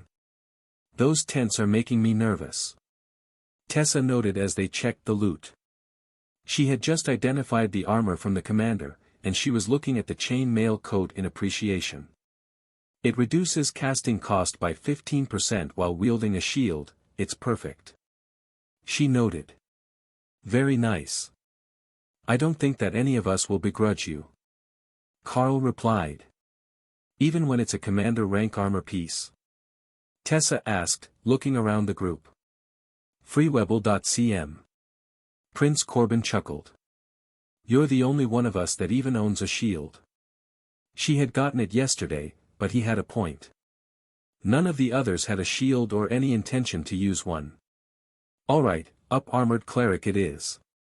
Karl smiled at her enthusiasm. That's probably for the best if you're going to keep riding Thor into combat. Prince Corbin moved forward to scout the area around the final oversized Naga in the dungeon. This was likely to be the hardest fight of all, and it was almost certainly designed for 10 fighters of equal power, but none of them really knew what quality of fighters the black and white-robed man at the dungeon entrance meant. The fact that they didn't recognize those robes or the god that they belonged to concerned Tessa, as they looked like a cleric's robes, but in the middle of a city full of potential enemies, they weren't going to start asking questions. Corbin returned to the group and made a quick diagram in the dirt. There is a Naga of some sort, oversized like the last one, and at a similar power level. The tents around the Naga boss are empty, but I suspect that won't be the case once we attack. Either there will be Naga summoned into them, or portals will open to bring in assistance. The outfits make the oversized Naga look like a royal, and this one seems to have male anatomy, a more muscular upper body, wide pecs instead of rounded breast analogs. So, I would call it a Naga King. I don't know what it will do once we're in combat, but there are weapons all over the platform. Carl nodded along as he took in the information. So, it sounds like it's a melee combat type of opponent. Avoidance will be key in taking it down. With 4 arms, it will be able to fight like multiple opponents, and the tail is likely to be dangerous as well. That shouldn't be anything that we can't deal with if it's near the same level as the last one. But the issue will be when more Naga show up. We should try turning it around so that the mages and less armored combatants can stand near the stairs, away from the tents. Alice drew a mark on the diagram. If we're here, it should be good, provided that the Naga King can be turned around. We just need to worry about the reinforcements coming down the road instead of from the tents. But will the 2 of you be alright at the far side? 3 of us. I will take Thor with me and Corbin. That should be enough to keep it facing us, I hope. If the reinforcements come from behind you, withdraw your golems to hold them off. Carl suggested. Corbin smiled. Good planning skills. I hope that your skills match up to your confidence. Carl chuckled as he looked at his skill points. He had enough for another upgrade, so if things got really bad, he would grant himself another skill to make up for what he was lacking. Alice looked toward the sky. We should send Hawk up to scout the area and make certain that we didn't miss anything. Now that we're almost out of enemies, it should be safe enough. Carl motioned for him to comply, and Hawk took off, circling the swamp searching for opponents. Nothing, just that big one. He confirmed. Stay up high, and you can join the fight after we get him turned. Carl replied. Hawk says we're good. Carl and Corbin rushed past the king, like they were going to attack its back, and Carl summoned Thor from his space once they were in place, getting the fight started with the king facing away from the ramp. The others joined from the steps, with Ray's golems moving forward to engage from the sides, far enough forward that the king wouldn't have to turn around to look at them. That made it look like a 5-on-1 from its point of view until the mages and lower-ranked spellswords began their ranged bombardment. The wounds stacked up at an insane rate as Corbin focused all his energy on parrying all 4 swords and keeping the king from landing a single strike. It was becoming a lopsided battle, and Hawk's fireballs were searing away scales all over the creature's body. As they had expected, the king eventually cast a barrier over itself and let out a battle cry that made dozens of Naga appear on the path toward the platform and from the tents.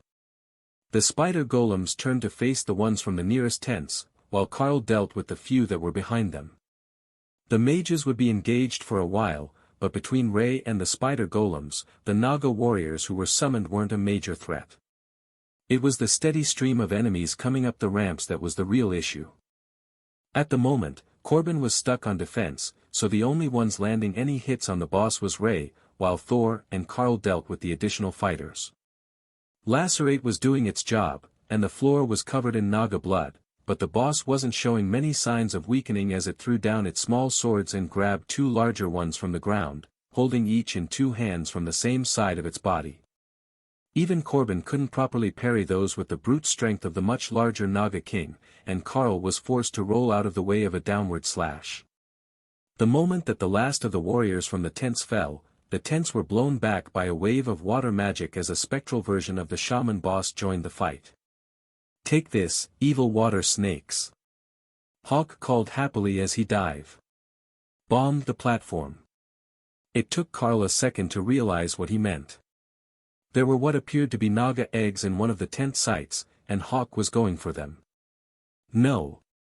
Carl called out an instant too late, as Hawk tossed his prized snack into the mental space.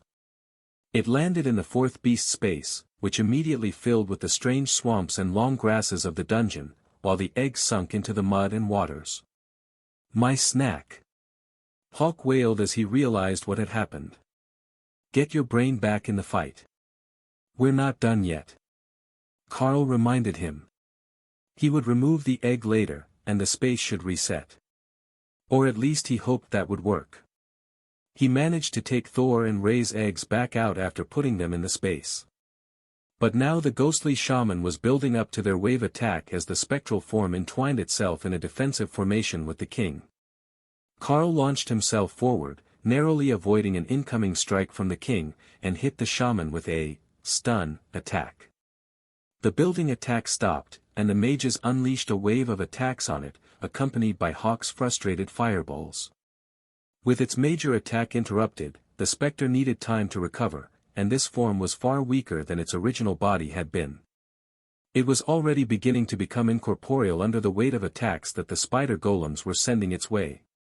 The king slammed the ground with its blades, sending an earthquake in all directions as the spectre was eliminated by the concerted efforts of the group. Carl jumped, and Thor counterattacked with his own earthquake to keep himself stable, but the others were thrown to the ground as the king was surrounded by a red barrier. It was going berserk, and its attacks were increasing in speed, shattering the barriers over Corbin, who was on one knee. Carl attacked from the other side to draw its attention while the spellblade recovered, but even his magically enhanced strength and large blade were no match for the enraged boss, and he was tossed to the ground on the third strike. He threw himself to the side to dodge and continued his defense, keeping the king facing away from the mages, who were slower to recover, and who had taken a fair bit of damage from the earthquake. The bleeding was taking its toll on the boss, and the red barrier was fading, along with the king's attack power, by the time that it turned back to Corbin.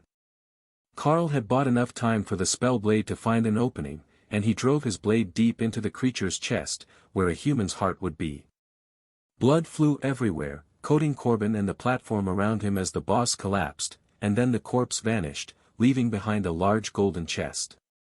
"Dungeon complete," a haunting voice spoke through the area, leaving everyone relieved and panting for breath as they stared at the chest. "Who do we choose to open it?" Tessa asked as she cast a refresh spell on the group. "I say we let Prince Corbin. If it's going to go by who opens it, he's the best choice. He's the highest ranked, plus he's both a melee fighter and a mage," Carl suggested. Freebnoll.com. Corbin shook his head. "They're based on luck. Who here has the most luck, or favor of the world dragon?" The others pointed at Carl. There was no doubt that it was him, the spell that the high priests had cast had proven it. The high priests had him tested. Lotus explained to the confused spell's words. Carl reached out and touched the chest, which swung open.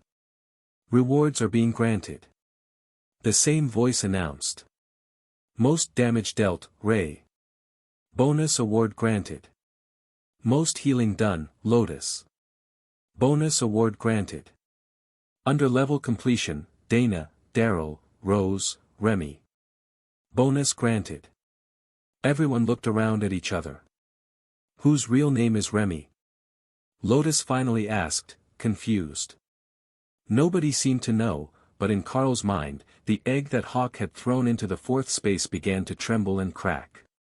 "You've got to be kidding me," Carl muttered as the mottled blue egg began to hatch. "Send it out. Stupid water snake," Hawk demanded. "It's too late, the bonding is complete, and they've gotten an award from the dungeon," Carl informed him. Now, he just had to find out exactly what sort of Naga creature he had gained as his fourth companion. "Remy is a hatchling in my fourth mental space.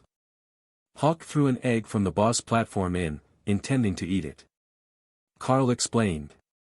Lotus burst into laughter, which only grew in intensity until she was holding her middle and rolling on the ground, tears of mirth running down her face. Hawk picked a Naga as your fourth partner? Oh, that is priceless. She gasped. Hawk hurled a fireball at the laughing cleric, but the refreshing lightning barrier around her stopped it without damage. Sorry, Hawk. But that really is too funny. Lotus finally managed to apologize. They were so distracted by the addition of a team member and Lotus' response that everyone nearly missed when the spider golems began firing spears of wood into the grass. I got a new skill. Spear. Look, I can do it with my silk as well. Ray informed them, then sent out a burst of silk shaped like an arrow that impaled a tree just away from the platform. Well, Ray got a new skill as a bonus. What did Lotus get? Alice asked. The nature cleric did her best to stop laughing before Hawk came down to attack her in person. She cast a spell, and her body was surrounded in water, brushing away all the dirt and wounds from the battle. I got a new healing spell. Revitalizing waters. She explained. Then everyone turned their attention to the other three that the voice had named as getting bonuses. They were still in shock, and hadn't examined themselves, but to the others it was obvious that they were all freshly ascended rank mages, or spells words. A gentle, slightly terrified voice entered Carl's mind. Evil bird can't get to me here, can he? Remy whispered. No, he can't get to you. That's your space. Carl assured her. Remy, as the dungeon had called her, was a small blue snake with shimmering crystalline scales, a black swirling pattern on her back, and golden belly scales. Her head was hooded like a cobra, similar to the Naga, but she was definitely all snake. Yes, safe. She exclaimed, then cast a minor spell that created 4 tiny water tentacles, which she swung wide in the same motion that a baseball umpire used, and Carl wondered where she had learned that. A baby spirit snake, as Remy appeared to be, wasn't a humanoid creature, they were a magical water snake that existed in the Golden Dragon Nation. Carl was only vaguely familiar with them from his research, but they were a strong commander rank threat, and could grow to 10 meters long. But what Lotus knew was that they were considered one of the spiritual beasts, as they were known to develop advanced magic of various sorts, and when they matured after they reached adulthood, they would naturally evolve into one of 3 directions. They would either become Naga warriors, Naga workers, or guardian spirit snakes.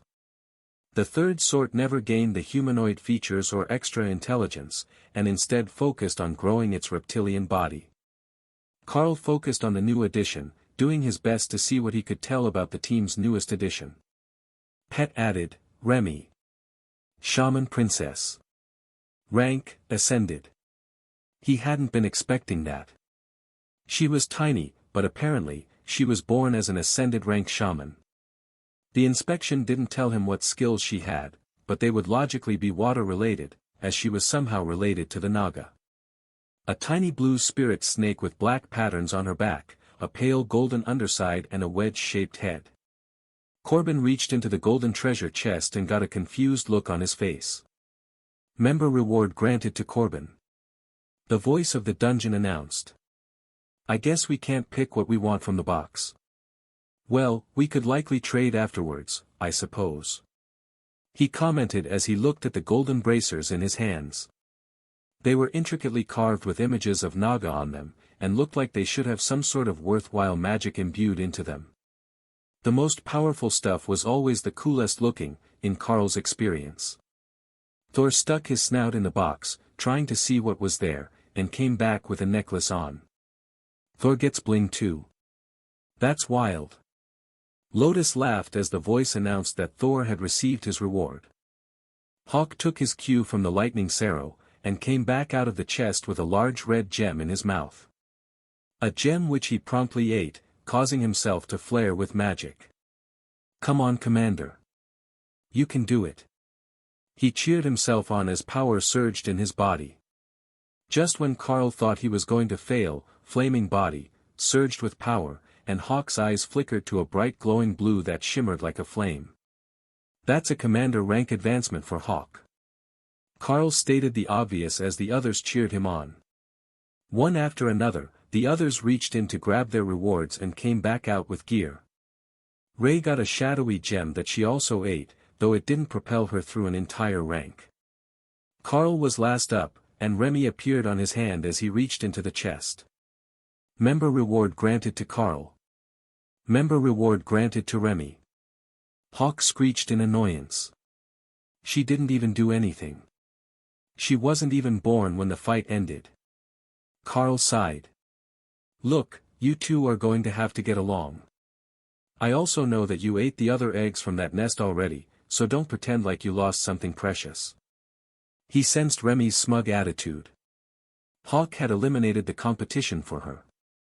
Now, she just had to eliminate the Hawk, and she won. Won what? Carl wasn't certain, but he mentally chastised the baby monster. That means you two. Get along with the others. Carl made it an order and felt the two beasts' wills bending under his order as they reluctantly came up with ways to do the bare minimum to comply. Remy now had a spear in 2 of her 4 water tentacles, while Carl was looking at a simple golden coin. Skill token, grants 1 random skill. What is that? It feels like holy magic. Tessa asked. It grants a skill when used. Carl explained. Wow, so like a skill book. What skill? She replied, eager to see what new power Carl would gain. It, doesn't say. It says it grants a random skill. Corbin whistled in appreciation. That's quite the find. It could either be the most valuable item you'll ever hold, or the most disappointing bonus you'll ever get. I've seen something like that before, and when it says random, it means random. Completely random. In that case, should I hold off? Carl asked. I don't think it matters when you use it. Corbin shrugged. The only problem was that Carl didn't know how to use the coin. He only knew what it did, the magic of the coin told him that much. Flip it. Tessa suggested. If it was random, a coin flip made sense, Carl supposed. He looked at the coin, which had the World Dragon logo on both sides, so there were no heads or tails. He just flipped it, and caught it, then flipped it onto the back of his hand, the way you always did for a coin toss. Skill gained, silent movement, the dungeon voice announced. Not a bad ability for a scout. Alice congratulated him. Agreed. Tessa informed him with a satisfied nod. Prince Corbin looked around at the group, who had long since reverted to their natural human forms. I should cast the spell on us all once we get to the entrance, then we will have to find a way out of that city, and the trial that it was in. We did well here, but there will still be challenges ahead of us. He reminded the others. Carl put all the beasts away in preparation to head out, and Corbin prepared their disguises. Lotus, you're up at the front again. If they have questions, you're the only one likely to understand. Corbin instructed. With a nod from the spell blade, the group made their way through the dungeon, retracing their steps.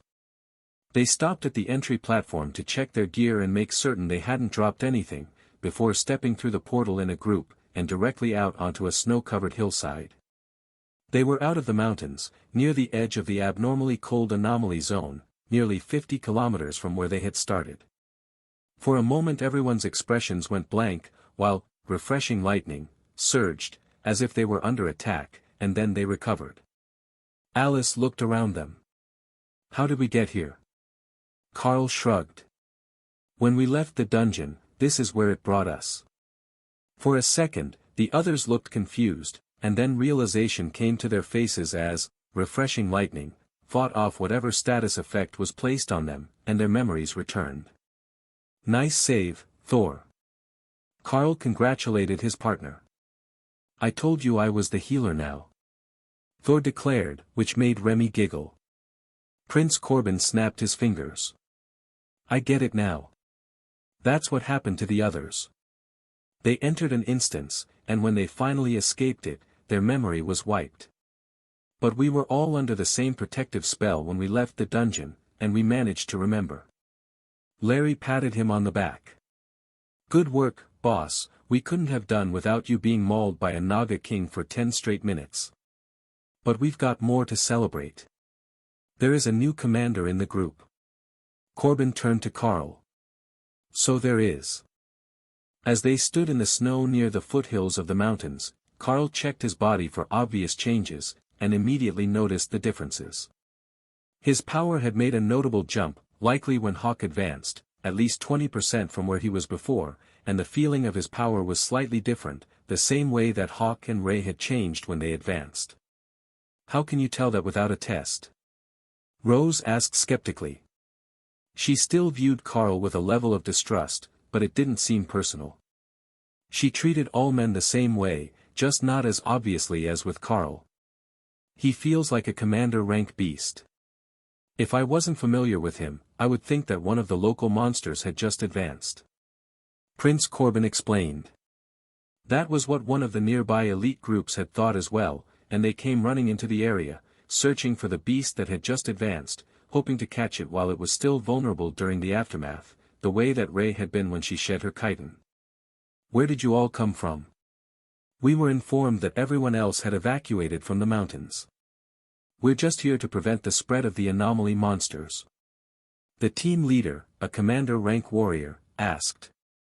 Carl's group was larger than usual, 9 people, and the Spellblade outfit suggested that it was 2 groups mashed together for safety.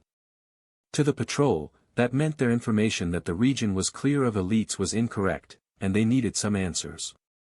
We were on a mission in the mountains. Dispatch code 025678. Prince Corbin replied.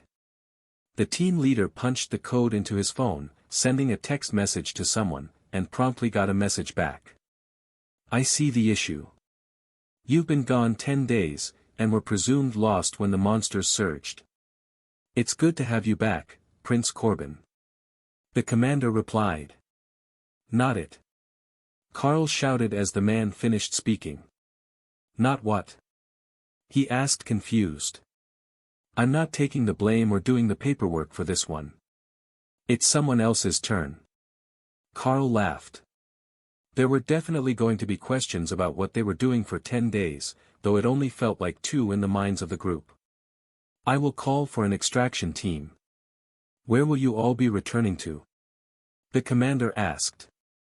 My team will be going to the Golden Divine Academy, and I believe the others will be going to the capital. Alice announced. That would be a change.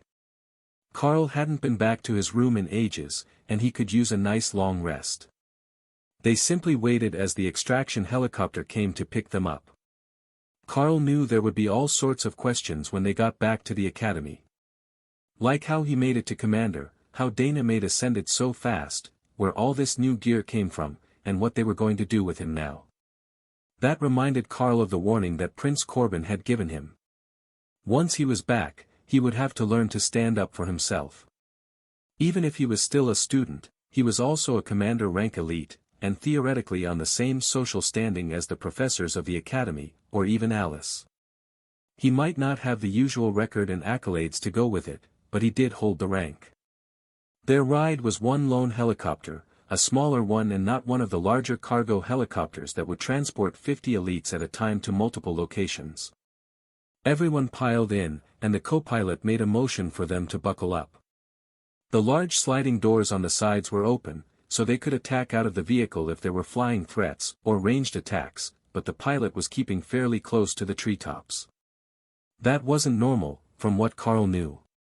It was safer to be way up in the sky, where attacks from the ground couldn't get to you, and this only made sense if you were hiding from a threat in the air. They were unable to hear anything being said over the noise, but the helicopter was headed straight for the academy, if his sense of direction was correct.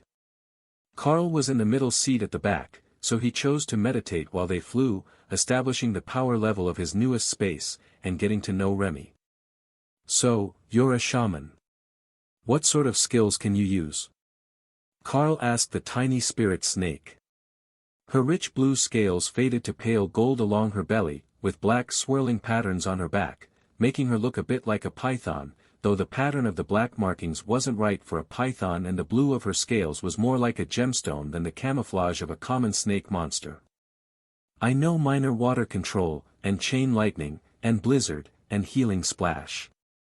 It's not a big healing spell like the cleric's use, but it closes cuts well.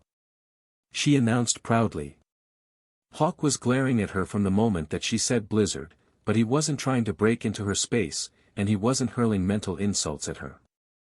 At least, not anymore. Remy was still hiding under the plants in her space, in case he came for her, but Thor had been sneaking her chunks of meat, and Carl had just realized that he had stolen a corpse from Hawk's space to get it from, as his didn't have any. Remy made sure to dip them all in the water and wrap them in leaves from one of the tall grasses before eating them, like she was making sushi rolls out of meat bits that she chopped with her spear. It was adorable, and it didn't interfere with her mental communication. Thor gave her more plants, to see what she liked, and the Naga got very excited, before folding one of them into a simple leafy crown that she tied with vines. Ray donated some bones to the cause, and the little shaman added them to her crown, then made a necklace of them. Even Hawk, though he pretended that he absolutely hated her, donated a few small but shiny stones to her outfit. I will get you a proper hat later so that you don't destroy your leaf crown, Carl informed her. The supply room at the school would have something for her that was rank appropriate and would hold up to combat damage. Thor will give me a lightning barrier and that will protect it for a while. There are lots of the big leaves. They're growing here. Remy dismissed the concern for her decoration, which would likely fall off her head the moment she came out into the open anyhow. She didn't actually care about the coverage, it was the decoration she was after. She was a spirit snake shaman, not a common monster. She needed pretty things, so everyone knew she was impressive. Once she had filled herself with the meat rolls, Remy promptly passed out on a rock with a large leaf bent over herself, so she couldn't be seen from above. You scared her. Thor chastised Hawk. She was supposed to be food, not friend. Hawk retorted. But she's a friend now. Ray countered, ganging up on Hawk, who was still upset about the incident. Fine, fine. I will be nice. At least she's only part water magic. She's got lightning as well, and lightning is warm. Hawk reluctantly agreed.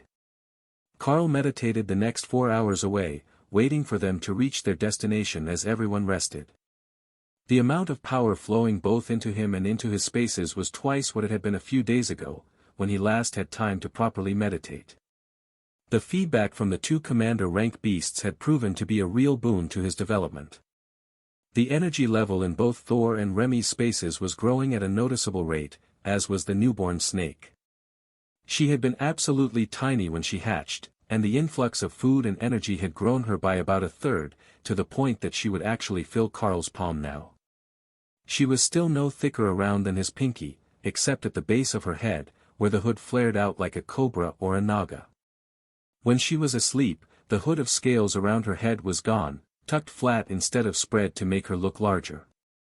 Or perhaps it was more than a threat display and worked like ears for a naga. Carl didn't know much about their biology. Hopefully, Sergeant Rita would be here already, he couldn't wait to tell her about all the things he had seen. But any side quests would have to wait because there was a large group of government vehicles sitting next to the helipad on the academy grounds as they approached. Carl hadn't really had to deal with them before, other than Colonel Valerie and her people from the Bureau, who wouldn't need to assemble a group to greet their team, unless there was some formality to welcoming Prince Corbin and the Spellblades. The helicopter landed, and the co-pilot motioned for them to wait inside until the blades spun down. That gave them time to see who was waiting for them, and it appeared to be a rather illustrious group of dignitaries from every branch of the government. Remember what I told you. You're going to need a backbone here, firm but polite, or they'll walk all over you and treat you like an unruly child. Prince Corbin whispered to Carl. Alice gave him a questioning look, wondering what he was talking to Carl about, but before she could ask, the royal rank mage stepped down from the helicopter and greeted the crowd. Ministers, Chief Researcher Davies, generals, what brings such an illustrious group here today with their assistants? Corbin asked as he walked toward the crowd. Corbin had been seated next to Carl, who followed Alice out of the door, with Larry right beside him. As he turned, Carl could see that the staff were holding the others back, having everyone disembark by rank, so the ascended would be at the back of the group. When they reached the gathering, they held those ranks. Prince Corbin was in front, with Larry and Alice flanking Carl, and the others in behind. Lotus and Tessa didn't stay there long, and went to greet a high priest in the crowd personally. That gave the teachers the opportunity to whisk Dana away along with Rose and Daryl, leaving just the 4 senior members to greet the politicians. "Oh, have you found a promising junior to introduce to us today, Corbin?" one of the men asked. "Who? Commander Carl?" "Yes, he is quite promising, but hardly a junior anymore," assented Minister Gerald. From the look on the young minister's face, you would think that Corbin had slapped him. Carl guessed that bringing up the fact that he was ascended was considered to be an insult, despite his position as a government minister, which was among the highest of appointed positions. "Oh, a young commander, is he? I'm certain that we can find some suitable work for him." The minister simpered in an unsightly display of sucking up that made Carl's skin crawl. "I will see where I can fit you into my schedule, Minister. Thank you for the offer." Carl replied politely, and saw the split second where Corbin's neutral look flickered to a smirk. In his peripheral vision, Alice was doing a much worse job of hiding her amusement, while Larry was stone-faced, simply standing there like a statue, perhaps hoping that they would forget he was present. A man in a general's uniform stepped up and shook Alice's hand. "Agent, good to see you again. Tell me, how is the colonel?" Alice gave him a genuine smile. "The last that I saw her, she was dealing with an incompetent forward operations base manager. She wasn't in a good mood, but her health has been well." A rather fragile-looking person in a vibrant peach-colored suit stepped up, holding a clipboard. "Prince Corbin, would you like to sign up for one of the assistance groups? I have all the paperwork prepared for you, ready for signature." They asked, with a tone of demand in their voice. "No, thank you. I am quite busy with the Spellblade training program, you see." Carl was beginning to see what he meant. If you didn't say no to them, they would monopolize every minute of your day with their pet projects, using your power and reputation to earn themselves bonuses at work. Alice was relatively safe as a member of the Bureau, and Larry had Prince Corbin as a shield, but Carl would have been thrown to the wolves if anyone had known in advance that he had made the commander rank. "Should we proceed to the official commander rank testing, Elite Carl?" a deep voice asked from behind him. The voice was familiar, and Carl turned to find Tank, the Berserker training instructor, standing there with a smile on his face. "That sounds good. It's best to get the little formalities out of the way first." Carl agreed. Tank smiled as Carl made his escape, headed back toward the warrior training grounds. "You don't need a mage area, do you? I don't know what you've been up to since you left here." the big Berserker asked. "No, a warrior training area should be just fine." Carl agreed. He must have called ahead because they were already setting up the energy measuring equipment when the pair arrived. "You know the routine: power up, no summoned creatures. Then activate your skill against the target and we will measure the energy output." The instructor who was manning the station informed them in a dry tone. At first, Carl thought that the man didn't know or care who it was that had made commander, then he realized that there were whole lines of students awaiting tests. It was exam week, and he just happened to be here for it. The examiner didn't even look up as Carl grabbed the two-handed training sword and activated, refreshing lightning, and flame body. "Pass, low commander." The man informed them in the same bored tone. "Respectfully, I haven't even activated an attack skill yet," Carl informed him. That made the man look up and see the energy-coated weapon still tipped down against the ground. He gave an odd look for Carl being in armor, with a backpack on, instead of in school uniform, but didn't comment on it before getting back to business. "Oh, sorry. Please, proceed." Carl focused and added, "Shred," to the ability stack, then realized he had gained new abilities from Remy. He could use her chain lightning, which seemed as if it would go better with refreshing lightning than Shred did. So, he switched and slammed an attack into the armor plate. Pass, still technically low commander energy, but the damage output is mid-commander. Thank you, Examiner. Carl replied, then put the test weapon back. Tank smirked and handed Carl a golden badge.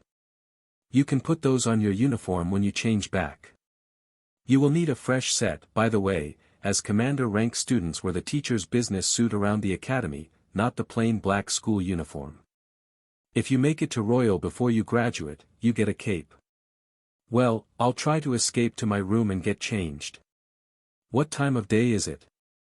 It should be almost dinner, right? Carl asked. It had been daytime since they got out of the portal, so he wasn't entirely certain what time they started their day. It is almost 5 in the afternoon. We got the message that your team members were coming back just after lunch. Carl smiled. Perfect, then I will be done changing just in time to eat.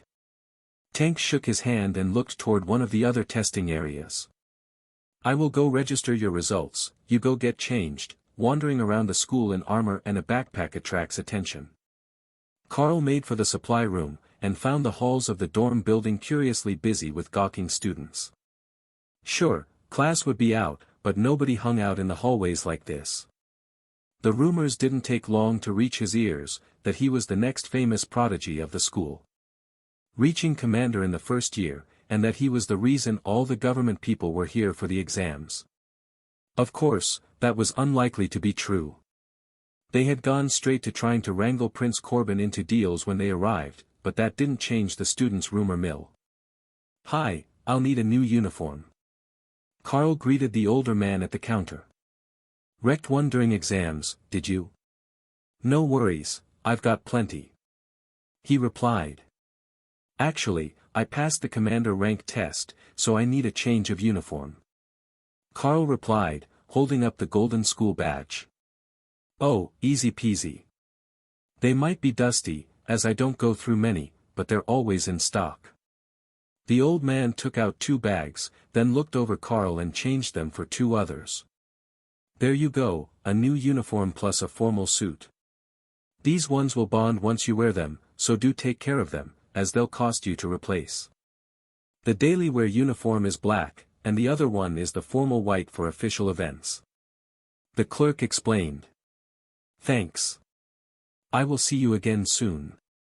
I will need a few equipment pieces when I have a bit more time to talk. Carl replied, with a subtle nod toward the students openly eavesdropping. Of course. See you soon. Carl checked on the plants that filled his balcony and found them freshly watered, then changed and showered quickly, before trying on the 2 new suits.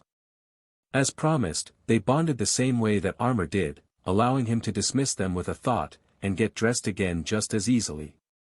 Now, he wouldn't have to worry about the spare clothes in his bag, as he had something to change into other than armor for when they got back to town, but he did notice that there was one oddity about these 2 outfits. The badge, the golden emblem of his commander rank, bonded separately from the suits. He could take it out and show it to people without changing, or put it on whichever outfit he wanted. That was truly convenient. It still marked him as a student of the Golden Divine Academy, which should be no shock to anyone, given his youth. However, the mirror on the wall was showing him a much less childish face than he was used to.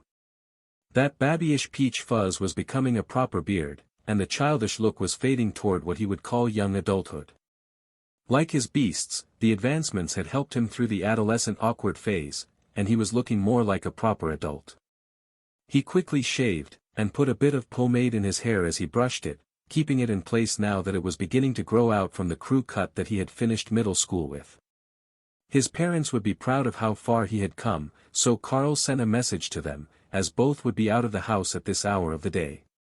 When he went downstairs in his suit, none of the students recognized him right away, they simply nodded politely as he walked by, mistaking him for one of the part-time teacher's assistants that came and went. But the cafeteria ladies weren't nearly as easily fooled. Student Carl, welcome back. We've got some ascended rank bear meat in, if your wee beastie would like to give it a try. Hawk wasn't feeling enthusiastic about the prospect with all the meat he already had, and Remy wasn't sure what a bear was, so Carl shook his head. We were lucky enough to stock up on meat while we were out. But I could use a double serving of your shepherd's pie, and a coffee. The worker nodded happily, and gestured toward the seating area. You can take a seat, we will bring it out. Or are you going to be in the staff lounge? I'll sit here. I must say, I'm getting all the special treatment today. Carl replied. You're all fancy now, you get the privileges. She laughed, then waved him over to the tables. The students were beginning to realize who he was, and the excitement to talk to him was building. To prevent utter chaos in the cafeteria, Carl picked a table in the corner, where he would be able to talk without being surrounded. Having to turn around to answer questions from behind would be a pain, as well as blocking most of the room, so it seemed like the best option. At first, it was the generic congratulations on having made commander from people whose faces he barely recognized, then some of the mages from Hawk's training class came in to have dinner and saw Carl in his suit with the gold badge. What the hell? How is that even fair? I haven't made it to Ascended yet, and he already made commander. One of the water mages complained. Carl felt Hawk's smugness in his mind at the man's comment. The victory over that particular bit of water was complete. What are you going to do now? I mean, once you are as good as the teachers, is there really much that you can learn in the academy? One of the other mages asked. There's always more to learn, and combat isn't the only subject that we need to know. Sure, I could and will likely spend a lot of time doing mercenary hunting jobs because I have beasts to feed, but the other courses, martial arts training and theory classes are all still valuable. Carl replied. The mage laughed. I suppose that's right. They'll expect big things of you now. But did you hear the news while you were away? There's a big thing happening with the Frost Giants nation. Apparently, they've been using some sort of ice magic to attack neighboring countries and spread their borders. I saw it on the news the other day. That got Carl's attention. When they were sent, the thought was that the anomaly was what was causing the cold in the region, but the anomaly ended up being some sort of dark elf village trial, and a Naga dungeon. Neither of those was of the ice element, though there were frozen battlefields in some of the trials that they faced. Finding out that it was most likely the beginning of an attack by the Frost Giants along that border made sense of a number of things. Like the fact that when they came out, the mountains had been evacuated, and the people left behind were feared dead. With an ongoing conflict between them and the Frost Giants, it wouldn't be safe to go train there for the foreseeable future. The staff brought his dinner while Carl answered questions, and after a few minutes, Dana came to join him at the table. So far, nobody else had been brave enough to take a seat, but Dana looked more concerned about the meal on her plate, while her curly hair slowly dried and turned into a giant mass of frizz. We've been in the field too long, it's weird seeing a meal with no rice and beans. She commented as she began to eat. It was, actually. They were such a common staple in Lotus and Tessa's cooking that he didn't even think about it, but they were missing from the academy meals. Carl cut up a bit of roast chicken and wrapped it in lettuce, then brought Remy out of her space to say hello to everyone. The baby spirit snake was growing fast, now over 30 centimeters long, and starting to take on more of a dull sheen, which Carl suspected meant that she would be shedding her skin soon. Is that Remy? The baby Naga spirit snake, or whatever she was? Dana asked. She is. Remy, this is Dana. Would you like to say hi? He asked as Remy grabbed a chicken ball and maneuvered it toward her mouth. Remy flicked her tongue in greeting and used, minor water control, to make a pair of tentacles to wave at the mage before filling her mouth to prevent any more questions. Wow, I didn't think that you could bond a spirit snake. They're technically magical beasts, since they can't speak a language, and they're not much smarter than dogs, but still, when they evolve into Naga, they grow up to look partially humanoid. A mage from the morning training commented. Dana looked up. The ones we saw in the dungeon could communicate well enough. That startled the mage. They were speaking. Like hissing at each other to coordinate attacks. I grew up near the swamps, and there is a theory that in ancient times, Naga were semi-intelligent beings, but now they're basically snakes with arms. They can't even be trained to perform labor tasks. Dana nodded. There was a whole village full of Naga in the dungeon, complete with tents and furniture. That's wild. I wonder if Remy will be that smart or if it was just the magic of the dungeon making a home for them. Remy looked up at Carl. Slap him for calling me a snake with arms, she demanded. Carl chuckled, catching the mage's attention. She is quite insulted to hear the Naga called snakes with arms. But I can communicate with my beasts much more clearly than with regular animals, so being bonded to me most likely brings up their intelligence level. Hawk speaks in my mind, speaks in a human language which his body could never make, so it's hard for me to say how smart the other Naga actually are. But Remy, for certain, knows when people are insulting her. Remy nodded as she ate, and took out her spear to wave it at the mage using the water control tentacles. It should have been menacing, but given her size, it was smaller than a chopstick, and much of the effect was lost in translation. Got it, no insulting the tiny snake girl. Is she a warrior, then? I see that she has a spear already. The warrior beside the mage asked. If Carl was going to be sending his pets to train with the other students again, he wanted to know how long he had before some crazy snake girl with a spear was coming to beat his classmates up. She's actually a shaman. The spear was a birthday gift. Carl replied. Dana hid her laughter with a mouthful of food. Yes, a birthday gift. On the day that she was born, from the dungeon that she was born in. Once dinner was done, Carl took Dana back up to his room to relax, away from all the excitement of the academy on exam day. Ray came out as soon as they opened the door, and went to improve her living space using the new design ideas she had gotten since they left, including the forts they had been sleeping in. She had the space, and she could attach them to the whole wall of the building, since she didn't care about anyone else's windows. Unfortunately for her, Carl caught that line of thought and stopped her before she could web up the entire side of the academy to make herself a mansion. She did upgrade their hammocks, and check on the plants she had been waiting for. Some of them had been picked by whoever was watering the trees, but there was a lot of ripe fruit here for her to stuff in her space for later. That gave Ray a great idea. Hawk threw Remy into the space, and they got to keep her. Ray walked over to Dana, picked her up and then vanished into her space, leaving Dana behind to drop back to the ground. 3 times in a row, she tried before giving up and complaining to Carl. If Thor gets to pick a Naga egg, why can't I pick a Dana? Carl and Thor both laughed, while Hawk rolled his eyes. Thor mumbled a response, half asleep in his pond. Carl is a beast master, not a Dana master. If you find a way to turn Dana into a puppy or a kitten, then you could probably keep her. Carl really wished they would stop giving each other strange ideas. Remy was already wondering if shaman magic could shape-shift people so they could invite friends over to show off their homes, and Ray was making plans to find a way to turn Dana into a tiger. Don't you think you should ask her before turning her into a tiger?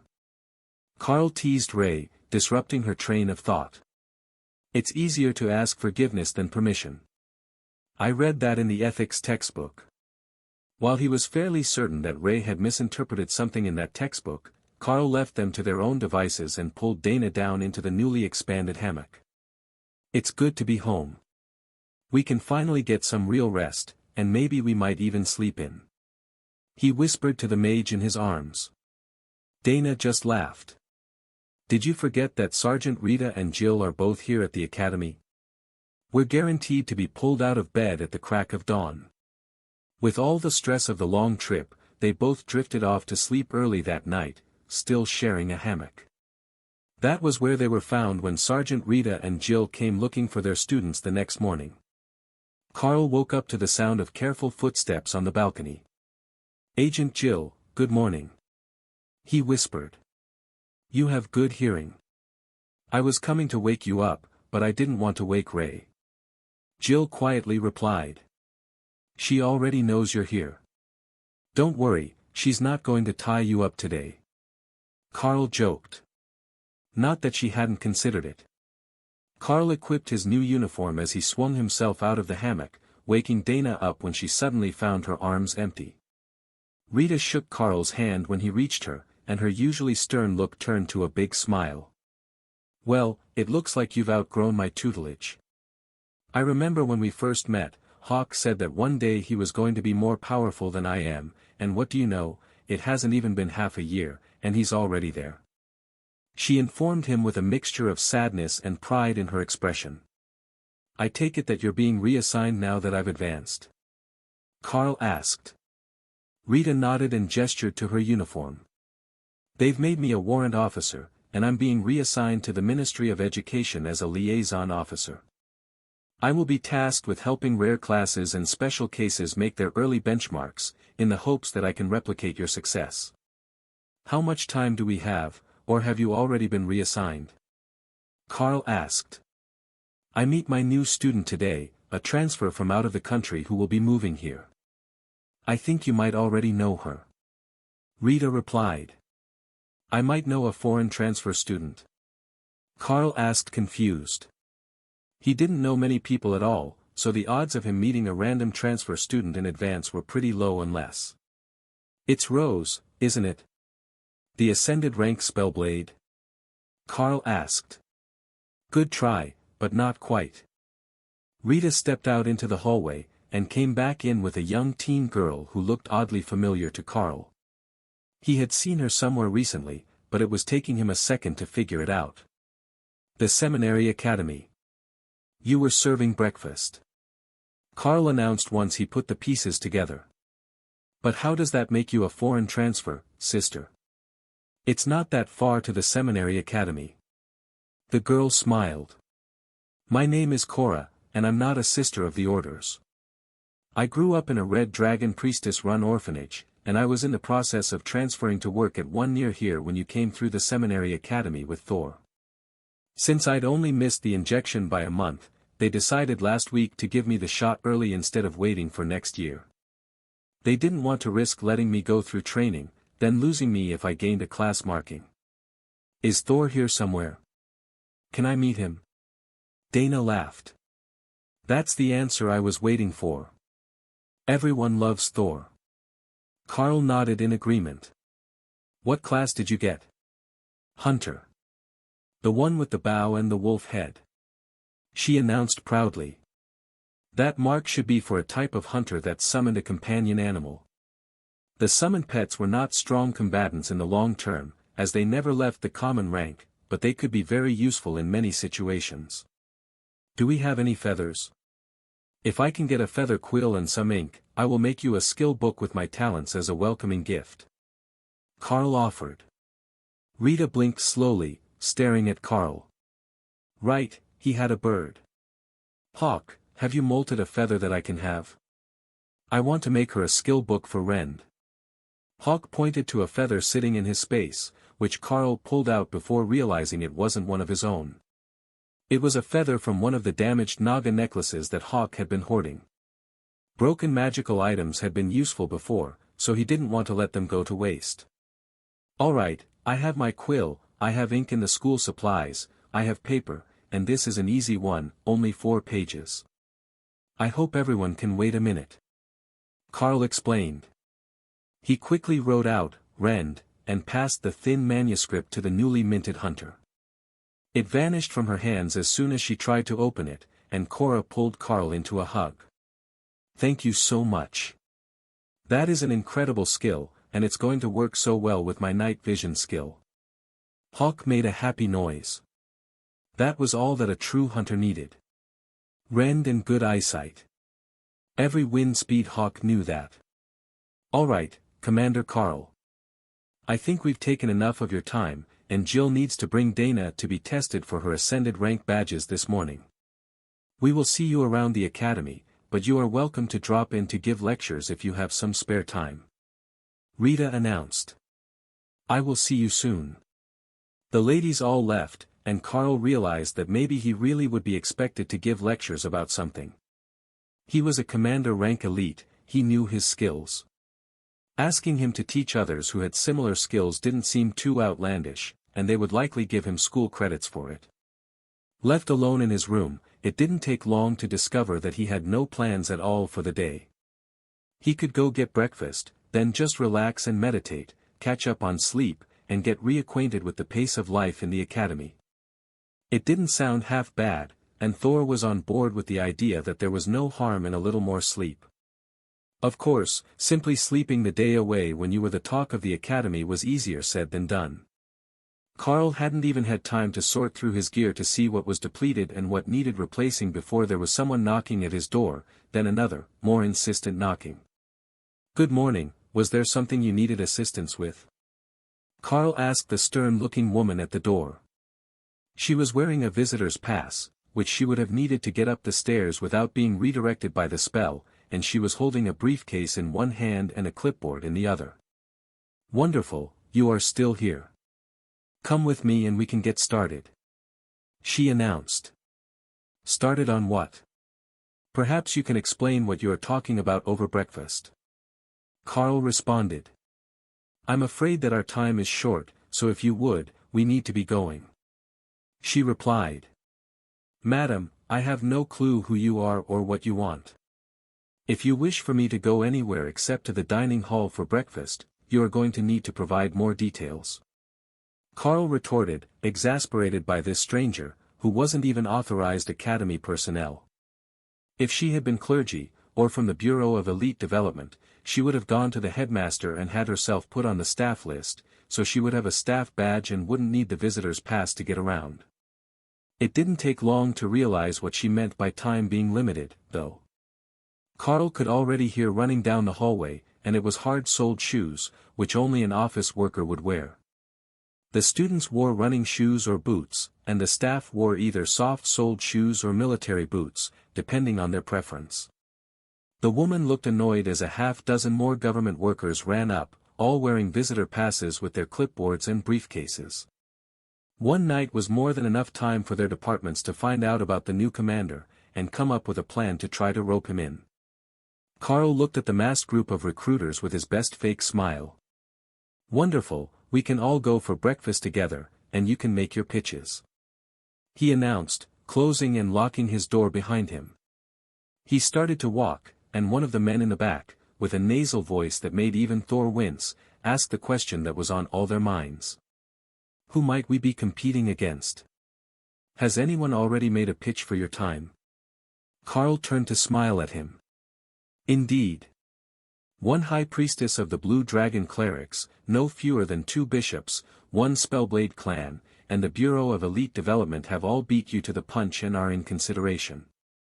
If you don't think that you can compete with what they are likely to have offered, I won't be offended if you choose to withdraw politely." All but one of them looked a bit nervous at that list of names. They were from smaller special interests, they couldn't provide the sort of benefits that the church or the bureau could. The best that they could hope for was that one of their projects caught his interest. They had been counting on the fact that students are generally naive and unprepared to get him to sign on to a time-intensive commitment, but if he was already calling them out, then the bumpkin from the mines wasn't nearly as clueless as they were led to believe by his background report. That had to be that damnable bureau agent's fault. If she had prepped him for this situation before they returned, of course the bureau would have a head start. The fact that they were competing against the church was a given, the clergy used the blanket method. All-inclusive recruitment, everyone welcome.